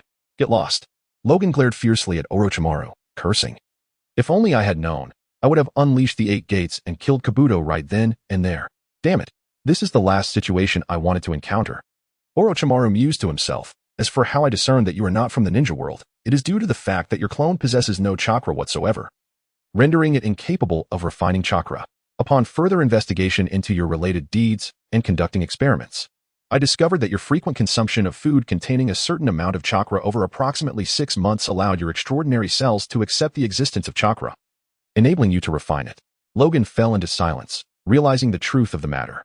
Had he attempted to refine chakra from the outset, he would have likely achieved nothing, ultimately abandoning the path of a ninja and never encountering the 8 gates of shock. Suddenly, Logan's gaze fell upon a tree that bore his head and arms. He opened his mouth and, unable to restrain himself, remarked, "Have you used my clone for experiments on would release?" Indeed, it was a failure. Resulting in a tree with a head and arms but devoid of consciousness, Orochimaru chuckled. He then inquired, "Your clone differs significantly from you, and I am unable to ascertain the precise reason. It may pertain to the quality of your chakra. Yours is of a higher caliber than anyone else's, undoubtedly enhancing your jutsu's potency. However, your hand seals are woefully inadequate. How dare you, Orochimaru? If you possess the ability to bind me, why not have the courage to release me for a fair duel?" Logan retorted, his body writhing in futile struggle. "Your strength is considerable, which is why I specially crafted a support structure from precious chakra metal to restrain you, sealing a portion of your power system and your chakra, ensuring you can never escape from here. Moreover, I regret to inform you that those high doses of medication will no longer be effective. The coming pain will be quite intense," Orochimaru declared, his long tongue involuntarily licking his own face. At that moment, 3 clone Logans entered, each grasping different individuals who were clearly experimental subjects. The 3 clones glanced at their original but chose to ignore him, obediently awaiting Orochimaru's command. "These 3 are my most perfect creations, though they cannot match your strength. However, whereas you have specialized skills, they are more well-rounded. Even I must tread carefully around their combination ninjutsu. Without a swift resolution or more formidable allies, these 3 would be a nightmare for any strong adversary," Orochimaru remarked. Observing the trio, Logan smirked. Why not send them to challenge the 4th Hokage in Inoki? Orochimaru fell into silence at once. The Hokage, if these 3 clones could utilize the 8 gates, they might stand a chance. Otherwise, they would be easily overwhelmed. As for Inoki, a mere flight into the sky would render a dust release user ineffective. However, this predicament was unique to the clone Logans, and Orochimaru's desire for the adamant metal on Logan's body intensified. Despite his eagerness, he found himself utterly powerless against it. He could not even create an opening, let alone attempt to sever it with the Kusanagi sword, a laughable endeavor, for he had already broken one before. The more challenging you become, the more exhilarated I am. Once I reincarnate using your body, I shall attain perfection. Orochimaru gazed at Logan with palpable excitement, to which Logan responded with a look of utter disbelief. He then inquired, "How about using my clone as material for reincarnation?" Orochimaru chuckled. "That has already been considered. However, the most perfect specimen remains you, for their bones are not akin to yours." With that, he commenced preparations for yet another round of experimentation, utilizing an indestructible subject, truly splendid. Chapter 46. Logan. Orochimaru's secret laboratory. Each day, Logan's anguished screams echoed through the chamber, followed by vehement curses directed at Orochimaru. Within these walls, Logan endured the torments of starvation, drowning, and electrocution, all manifestations of Orochimaru's twisted imagination. Yet, perhaps these were not true deaths, for shortly thereafter, Logan would revive and hurl fresh insults at his tormentor. Of course, Logan's daily suffering was confined to half the day. For the other half, Orochimaru mysteriously vanished, rumored to be attending to Sasuke. 3 years later, Orochimaru had utterly relinquished hope of reincarnating Logan, discovering that it was entirely unfeasible. However, other clones met the criteria for reincarnation, achieved by inscribing cursed seals upon their bones and subsequently embedding them with steel to hinder regeneration. This method proved ineffective for Logan, as the presence of adamantium posed an insurmountable obstacle, one that no technique within the ninja world could dismantle. Throughout these 3 years, Orochimaru's experiments inadvertently bestowed several benefits upon Logan, though he remained oblivious to them due to his inability to assess his own condition. Firstly, Orochimaru had augmented Logan's cellular count to an astounding 130 trillion, significantly enhancing his chakra to a level equivalent to 50 cards, approximately half of Naruto's chakra. Despite this vast reservoir of chakra, his recovery speed remained constant, much to Orochimaru's mixed satisfaction. Secondly, through experimentation, Logan's physical resilience had increased dramatically. Even 1,000 kunai struggled to inflict harm upon him. Thirdly, Logan's blood emerged as an exceptional tonic, capable of enhancing others' vitality and longevity, albeit with limitations. Nonetheless, Orochimaru valued most the restorative effects on chakra. A mere 100 milliliters of Logan's blood could swiftly replenish chakra from depletion to full capacity. Fourthly, unbeknownst to Orochimaru, the nature of the adamantium within Logan had transformed, becoming an integral part of him. His bones, save for the marrow, were now composed entirely of adamantium, which had also acquired a regeneration rate equivalent to that of Logan's flesh and blood. Determined not to squander such a remarkable experimental subject, Orochimaru ultimately resolved to fashion Logan into a humanoid weapon, simultaneously implanting Hashirama's cells for the final experiment. If they were to transform into trees, so be it. After all, he possessed a clone of Logan as well. Orochimaru, you bastard. What are you scheming now?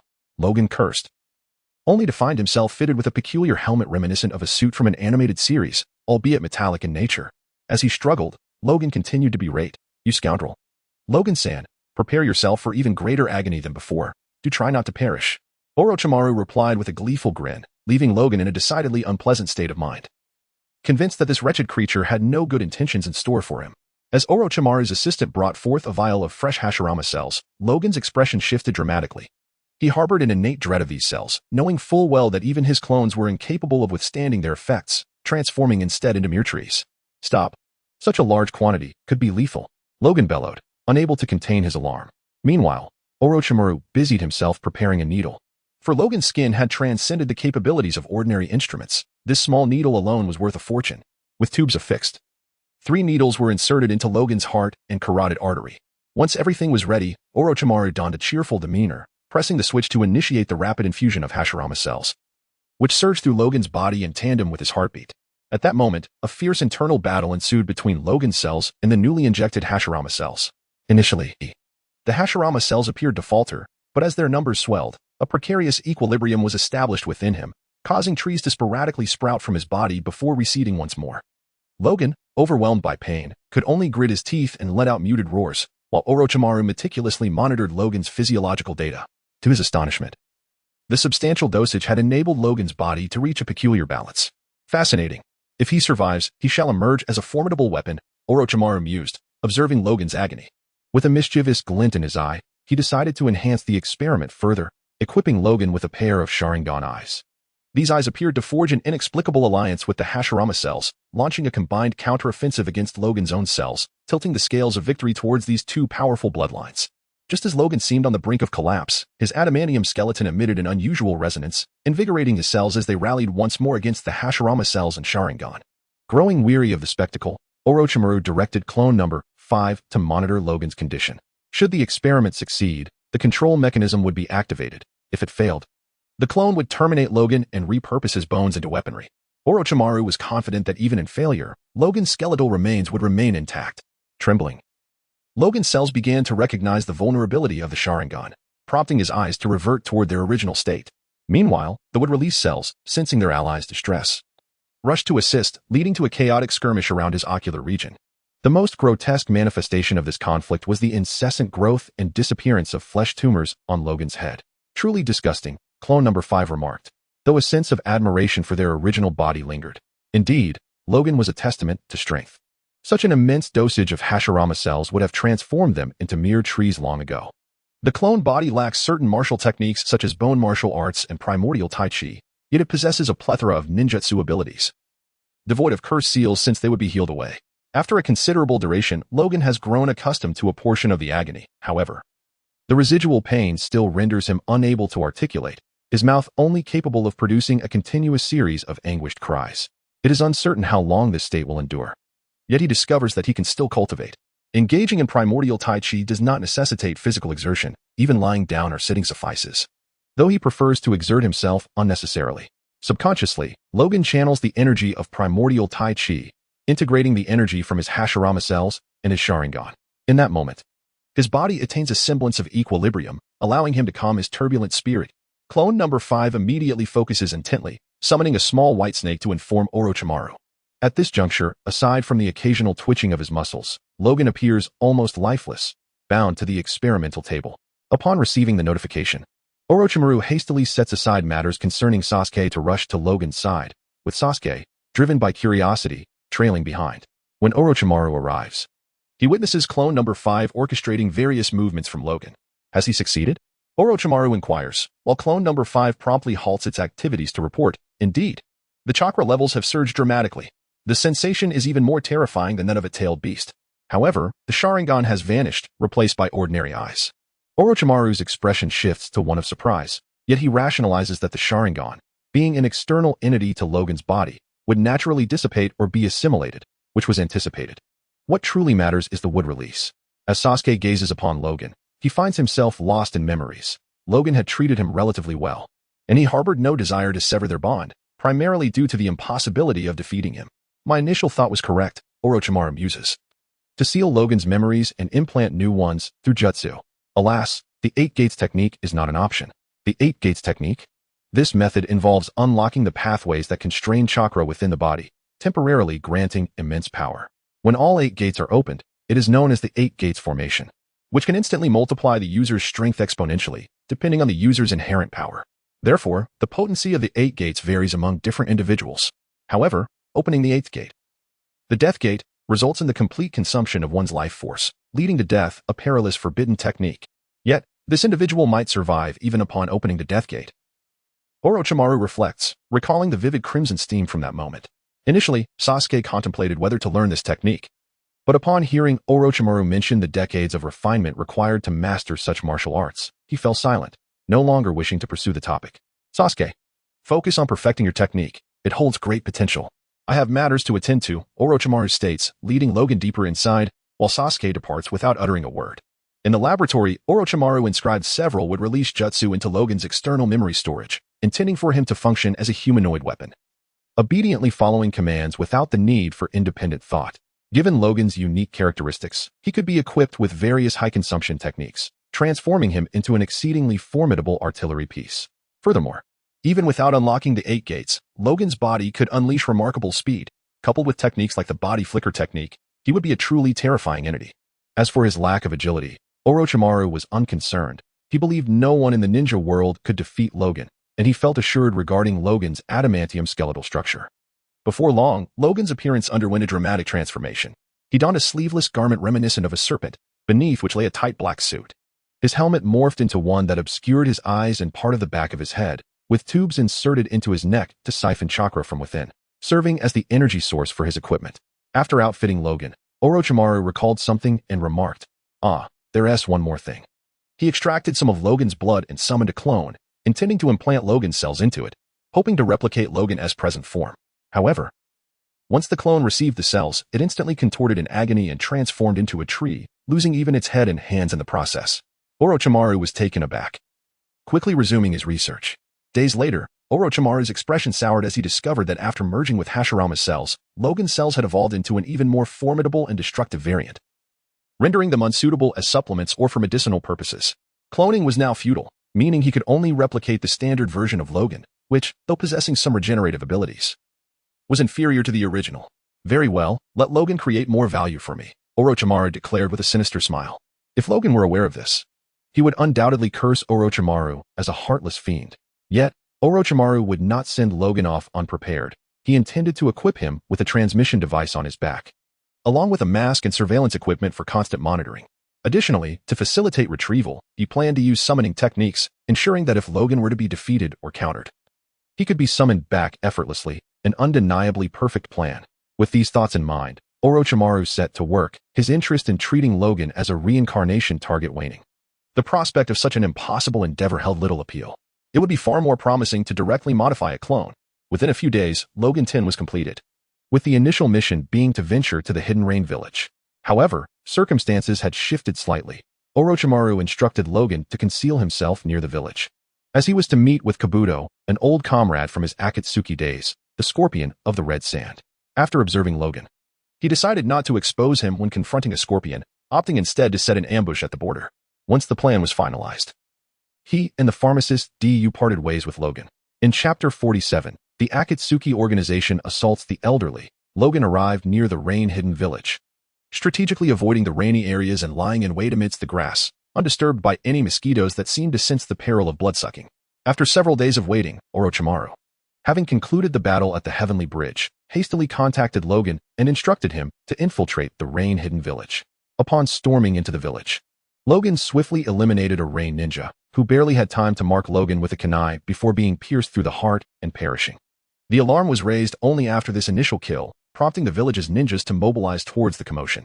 High up in a tree nearby, Nagato sensed an immense chakra emanating from within Logan, far surpassing that of the tailed beast. Who could it be? An invader? A passerby? Or has the Akatsuki been discovered? Nagato pondered aloud, prompting Conan to inquire about his findings. Nothing definitive, but the overwhelming chakra, akin to that of a beast, has already claimed many lives. We must engage. He replied. I will assist, Conan declared, to which Nagato did not oppose but cautioned. Do not approach him directly. Attack from a distance. Nodding in agreement, Conan unfurled her paper wings and soared into the sky. At that moment, aside from Nagato and Conan, only Deidara, Itachi Uchiha, and Kisame were present in the organization. While the immortal duo was still outside reveling, it was likely that Haydn would be quite fond of Logan, given his penchant for collecting hearts. Conan was the first to arrive at the battlefield, coinciding with the cessation of rain. Upon seeing the angelic figure, everyone greeted her with reverence. She addressed the others, instructing, Step back. He is beyond your capacity to handle. With that, she launched an explosive tag and flew outward, aiming to draw the battle away from the village. Orochimaru remained unconcerned, directing Logan to pursue the enemy. Meanwhile, Kisame and Itachi, alerted by the commotion, rushed towards the village's outskirts. Paper ninjutsu, paper shuriken. Conan formed hand seals, causing sheets of paper to morph into shuriken that flew towards Logan. However, these shuriken merely grazed Logan, leaving only faint marks before vanishing. His defense is formidable, Conan assessed, realizing that both her explosive tags and paper shuriken were ineffective against Logan. Orochimaru, licking his lips, lifted the restrictions on Logan's use of ninjutsu. Is flying truly impressive? Witness my weapon bring you down. Receiving the command, Logan began forming hand seals. In response, Conan distanced herself, and when Logan unleashed his ninjutsu, her expression shifted to one of astonishment. From Logan's form emerged wooden clones, totaling 20. This was Wood Release, the Wood Release of the God of Ninjas, which was the source of Conan's surprise. Before her, the 20 wooden clones demonstrated their prowess, the most striking being the Wood Release, Wood Dragon technique. As a colossal wooden dragon surged forth, carrying the wooden clones directly towards her. Spalasi, this is the power of the First Hokage. It appears that the Edo Tensei technique has considerable room for enhancement. Orochimaru licked his lips and remarked, while Kabuto, standing by, was equally entranced. Outside the rain village, Conan found herself unable to retaliate, weary from evading a barrage of attacks. Logan showed no signs of pausing, relentlessly assaulting her with chakra-consuming jutsu, while his opponent's chakra seemed inexhaustible, leaving her disoriented. Suddenly, Uchiha Itachi appeared before Logan, employing Jinjutsu, but Logan's visor-like helmet effectively blocked the Sharingan's illusion. However, Itachi had anticipated this. Receive this. Kisame swung his sword, Samahata, with tremendous force, striking Logan's side. If he were coherent, he would undoubtedly exclaim, "You despicable kidney attacker." After sending Logan flying, a portion of the wood clones surged toward the two adversaries. Hey, isn't that the wood release of the first Hokage from Konoha? Kisame remarked, eyeing the wooden dragon, while Itachi furrowed his brow and replied, Indeed, this must be Orochimaru's handiwork. Ah, how well you know me in a 1-against-7 scenario. Orochimaru's sinister voice echoed from Logan's location. So it's you, treacherous serpent. Kisame chuckled. In that moment, all combatants halted, engaging in a classic pause for dialogue typical of Japanese anime. This time, I have prepared my ultimate masterpiece, weapons, the bloodline limits from my organization. A 1-against-7 Sharingan, and the leader's Rinnegan. I am determined to prevail. Orochimaru's nefarious voice resounded once more. Humph. You may attempt it, Itachi retorted, regarding Orochimaru with disdain, considering him a mere defeated foe. Kisame released Samahata, grinning as he said, What exquisite chakra. I shall ensure that Samahata thoroughly teaches you, Orochimaru. You traitor. You dare to show your face again, and today, you shall not reclaim your toys. Conan, with a stern expression, noted the sky filled with numerous white insects that erupted amidst the swarm of wood clones. Art is an explosion. Deidara's jubilant voice rang from above. As the dust settled, a multitude of wooden structures enveloped the clones, a manifestation of the wood release, wood pillar wall. Amaterasu. Itachi heightened his vigilance against the wood release, decisively unleashing flames to incinerate the wood.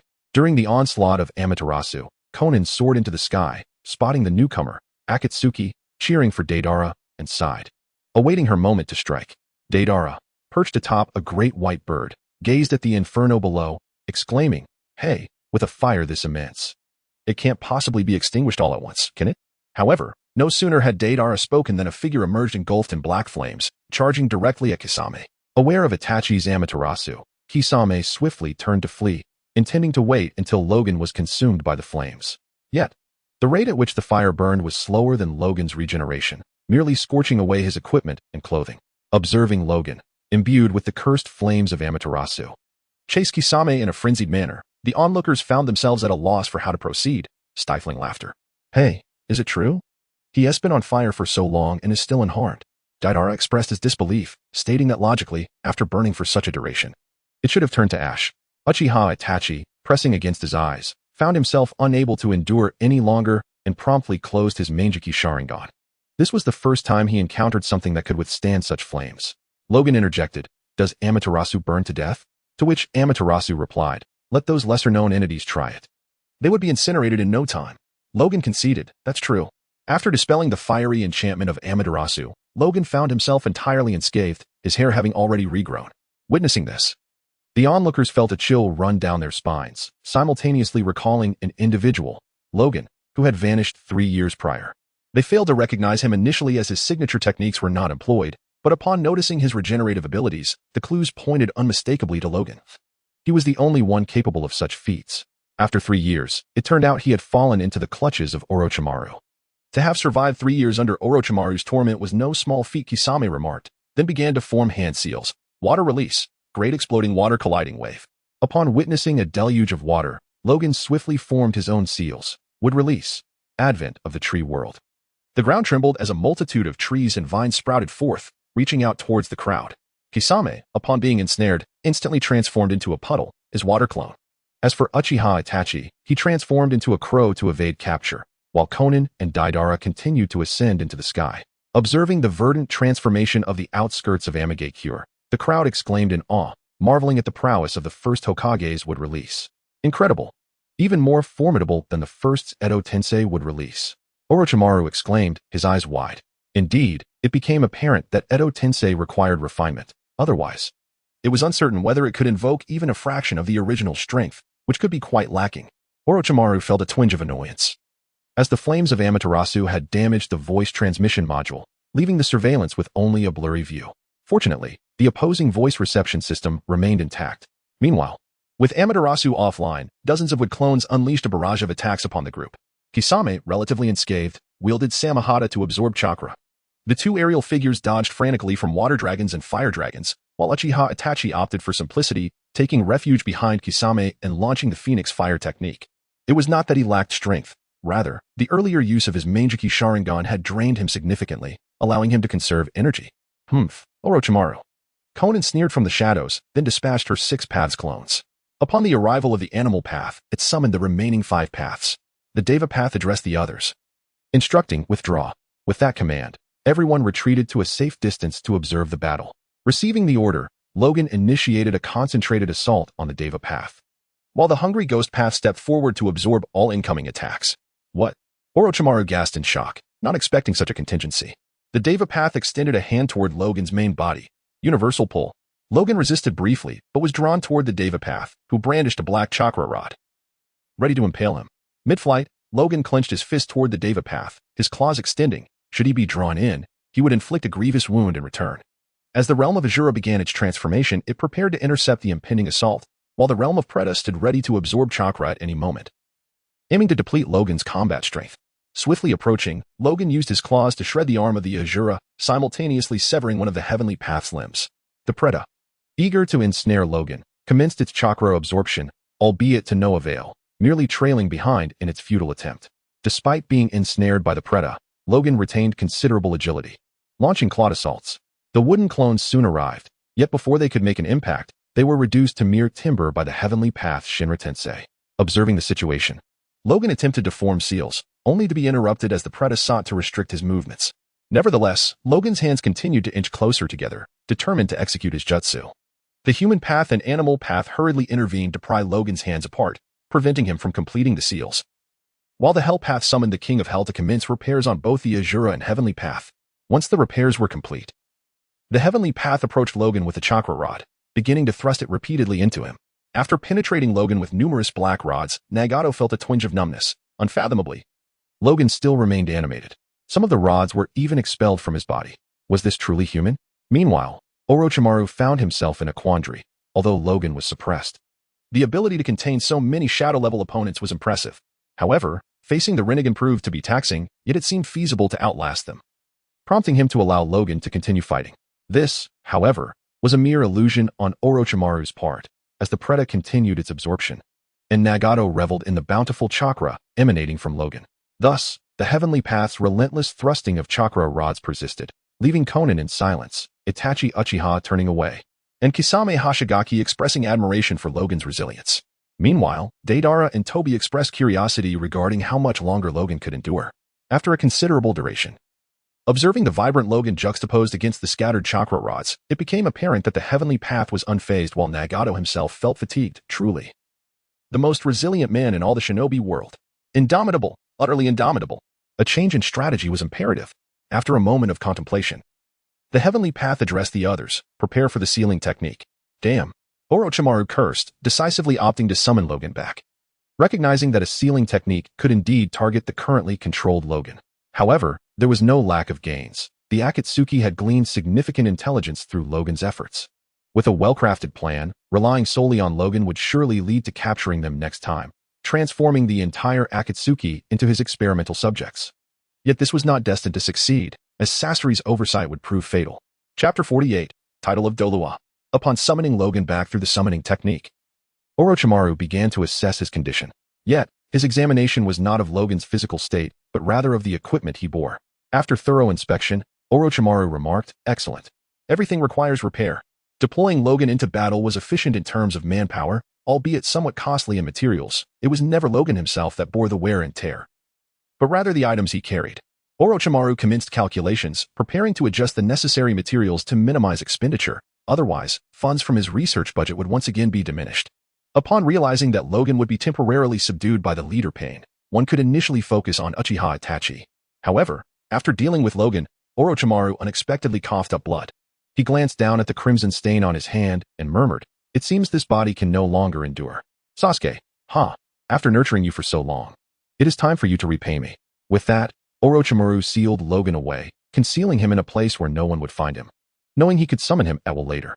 Yet, this sealing resulted in Logan being imprisoned for an extended period until the time of the summoning technique arrived. Orochimaru pressed his hand to the ground, directly summoning the vessel containing Logan. "Logan, my dear brother?" The reanimated Tobirama stared in astonishment at the figure before him, unable to fathom that the missing Logan had fallen into Orochimaru's hands. "Brother, his chakra feels remarkably similar to yours, and equally immense," remarked Tobirama, his expression revealing surprise. Orochimaru, licking his lips with satisfaction, declared, "Indeed, Logan is the only one who has perfectly merged with the First Hokage's cells and evolved, making him someone who cannot be killed by any means." Upon hearing this, Sasuke wore a complex expression and said to Orochimaru, "Release him. I believe it would be better to allow him to act freely."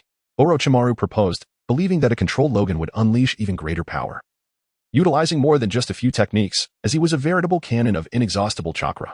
Sasuke shook his head, seriousness etched on his face, and insisted, "Free him. Let Logan be free." "Understood." Orochimaru nodded, then began to dismantle the devices restraining Logan. Tobirama furrowed his brow and suggested, "Then let us proceed to the battlefield and stop Madara." "Indeed, we cannot allow him to err further," Tobirama agreed. Sasuke nodded, and except for Orochimaru, Yugo, Suigetsu, and Karen, the others headed toward the battlefield. After Orochimaru removed the various devices from Logan, he murmured, "Is this the technique to seal Logan's memories?" "I recall it to be so." Orochimaru formed hand seals, ultimately calling out the release command, causing Logan to collapse to the ground. As Logan regained his memories, he did not acquire the techniques related to its release or those Orochimaru had imparted. Thus, while his body had strengthened and his chakra increased, there were no significant changes. Suddenly, Logan's eyes flew open, and he was immediately assaulted by the nauseating scent of Orochimaru. He unsheathed his claws, sprang to his feet, and roared at Orochimaru, "You wretched dog, die!" Eighth gate, the opening of the wonder. He unleashed the seventh gate, illustrating the depth of his fury. Orochimaru had long been prepared, anticipating that Logan would attack him upon awakening. Logan's fist shattered Orochimaru's vessel as he began searching for the whereabouts of his former master. Understanding Logan well, Orochimaru had transformed into a small white snake, not only devoid of scent, but also capable of concealing his chakra. This was a precaution against the day when Logan, due to uncontrollable factors, might escape his grasp and seek vengeance, for Orochimaru still hoped to borrow another 500 years from the heavens, perhaps even achieve immortality. Logan, I have released you, yet this is not the time for us to engage in conflict. Could we not postpone our vendetta until after this matter is resolved? The voice of Orochimaru echoed from all directions. You wretched mutt, do you think I cannot reach you like this? Watch as I raise this place to the ground. Logan roared, utterly disregarding Orochimaru's words. Given the circumstances, Orochimaru was already aware that he could not escape but could devise a way to lure Logan toward the battlefield. As Logan prepared to obliterate the area with Day Tiger, he soon sensed an anomaly behind him. A white figure swiftly darted outside, prompting him to bellow, "Do not run. Stand your ground." He then charged after it, leaving several individuals behind, drenched in cold sweat, paralyzed with fear, knowing that even the slightest movement could spell their doom. Upon exiting, he beheld an unusual white serpent bearing Orochimaru's head. Logan was certain that this was the fiend himself. "Stop right there," Logan shouted furiously, unleashing Day Tiger towards Orochimaru. Fortunately, Orochimaru was quick to evade, or he would have been reduced to a mere paste. The Eight Gates technique is indeed formidable. It is particularly well suited for someone as reckless as Logan, Orochimaru mused. Had he not switched to the body of White Zetsu, he would undoubtedly have been slain by now. The body of White Zetsu proved to be quite advantageous. As Logan pursued the fleeing Orochimaru, his rage boiled over, and he yelled, "Orochimaru, you have the audacity to torment me, yet you lack the courage to stand still and face my attack? Do you truly believe I cannot catch you?" As he spoke, he raised his thumb, a gesture that nearly sent Orochimaru into a panic. He barely managed to evade the attack, however, should the Death Gate be opened. There would be no escape from that technique. At that moment, a tailed beast bombsword from afar, crashing down upon Logan, who was left bewildered and pinned to the ground as the explosion erupted. Orochimaru, without hesitation, seized the opportunity to flee, narrowly escaping the blast. Meanwhile, Logan lay in the crater, dazed and contemplating his identity, location, and purpose. "Damn it, Orochimaru," he yelled as he rose, directing his ire towards Orochimaru. "I cannot shoulder this blame," Orochimaru retorted. Having been severely injured, Logan took over a minute to recover, ultimately reopening the surprise gate. Indeed, the explosion had forced it to close. Logan then sensed a change within himself, a transformation following the fusion of Hashirama's cells, significantly enhancing his physical strength and recovery capabilities. With the surprise gate activated, Logan continued in pursuit of Orochimaru's fleeing form. Before long, he spotted a rising crimson barrier, which appeared to be the Four Red Suns formation. After pondering for a moment, Logan muttered to himself, "Could it be the fourth battle? Am I now a tidal Doloa?" He disregarded Orochimaru, hastening towards the location of the Four Red Suns formation. Upon nearing it, he witnessed the immense tintails within, confirming that this was indeed the fourth battle. By heavens, being thrust into the fourth battle title is quite unprecedented. Even worse than Li. One might say that this iteration of Shao Li suffers even more than his original counterpart. However, the current Shao Li has significantly improved from the original. In a bid for swiftness, Logan executed an urgent halt and, with a fierce roar, proclaimed, "Death Gate, open." His body emanated crimson steam as he assumed a starting position. The steam coalesced into a magnificent dragon's head. With a thunderous shout, Logan surged towards the diminutive tintails at an astonishing pace. Despite advancing at supersonic speed, he traversed the battlefield for over 10 minutes, a feat that would have overwhelmed Kai. Logan mused, reflecting on the unexpected advantages gleaned from Orochimaru's research. In his previous state, opening the Death Gate would have rendered him incapacitated for a moment before resuming battle. Now, however, he could activate the Death Gate and rush towards Kai without any apparent consequence. On the battlefield, Naruto was the first to sense Logan's presence, his eyes brimming with tears of joy. Meanwhile, the reanimated Minato quickly roused the stunned Naruto, tapping his head gently. "Naruto, why are you distracted? Grandfather is here," Naruto exclaimed, wiping his tears. Minato, momentarily bewildered, pondered the implications. His father had perished many years ago. Could Orochimaru's nefarious techniques have resurrected him? Yet, his father had never been a ninja. Upon his arrival at the battlefield, Logan's iconic roar reverberated through the air. Seeing Logan, both Shao Li and Kai were filled with exhilaration. Whether it was the Logan with the Death Gate or the man himself, he was a source of immense pride for them. The reanimated Minato swiftly opened a portal for Logan, who then charged forward, his red dragon head racing into the fray. Logan's speed was so tremendous that he miscalculated his trajectory. He intended to kick Tintails in the head, but his foot connected with what could be described as its chest, unleashing a colossal shockwave accompanied by Ten Tails' roar. Has Ten Tails been toppled? How formidable! Shikamaru exclaimed, astonished that 3 years apart had not diminished Logan's strength. Of course, Ten Tails had merely been momentarily knocked down by Logan's powerful flying kick. Its demise was far from imminent, for it could only be sealed away. Just as Logan had struck the beast, he was swept away by Ten Tails' appendages, landing with a thud and rolling several times before coming to a halt. Damn. It feels as if my insides have shattered. Logan cursed as he rose. Logan, are you all right? Naruto rushed to his side. While the awkwardly reanimated Minato contemplated whether he should address Logan as father, it was a rather embarrassing thought. After assessing Logan's condition and finding it satisfactory, Naruto introduced him to Minato. Dad, this is Grandpa Logan, who has taken great care of me, much like the third Hokage. Minato, in his natural demeanor, felt a twinge of embarrassment and replied, Thank you for looking after Naruto while we were away. A cacophony of question marks seemed to materialize above the heads of those surrounding them. The revelation was staggering. Was Logan truly the father of the Fourth Hokage? The primary confusion lay with outsiders, while the villagers simply covered their faces in disbelief. Logan, feeling a few dark lines cross his forehead, thought to himself that he wasn't entirely prepared for this unexpected familial title. However, given the public declaration, he conceded, gently patting the back of his head. After all, Naruto is my grandson. It is only natural to care for him. Logan surveyed his surroundings, pondering how only Uchiha Madara remained. At that moment, Kakashi and Obito were engaged in a fierce battle within Kamui. Madara, noticing the cracks on the Ten Tails, was taken aback by Logan's strike, which had inflicted unprecedented damage upon it. It is worth noting that the Ten Tails had never sustained such harm until now. Madara suddenly erupted into laughter, expressing his intrigue toward Logan, the Crimson Steam, to unleash such formidable power. In terms of taijutsu, I, Uchiha Madara, deem you the strongest. Hashirama observed Logan and remarked, this gentleman truly resembles me, particularly in terms of chakra. Lord First Hokage, Logan is already over 200 years old, Sarutobi Hiruzen interjected. What? Tobirama was astonished, but soon noticed an inconsistency. He turned to Hiruzen and inquired, Monkey, why do you refer to him as little brother? What is the meaning of this? Hiruzen then briefly explained Logan's arrival in Konoha, leading to a collective moment of enlightenment among the bystanders. Meanwhile, Logan realized that the Ten Tails had regained its strength and concluded that he was ill-equipped to handle it, but he felt capable of confronting Uchiha Madara. He turned to Naruto and declared, Naruto, you all focus on the Ten Tails while I deal with Uchiha Madara. That old man, Madara, is exceptionally powerful. Should we not first address the Ten Tails? Hashirama suggested, now referring to Logan as old man upon learning of his age. Tobirama stepped forward, marking Logan with the Flying Thunder God seal before saying, Brother, you all tackle the Ten Tails. I will join Logan in confronting Uchiha Madara. Tobirama sought to outsmart Madara, believing that if Logan could divert Madara's attention, they would have an advantage. Very well, it is settled. By the way, once this is over, help me capture Orochimaru. Logan stated, and in the next moment, he leaped into the air, charging toward Uchiha Madara. Interesting. Do you wish to dance as well?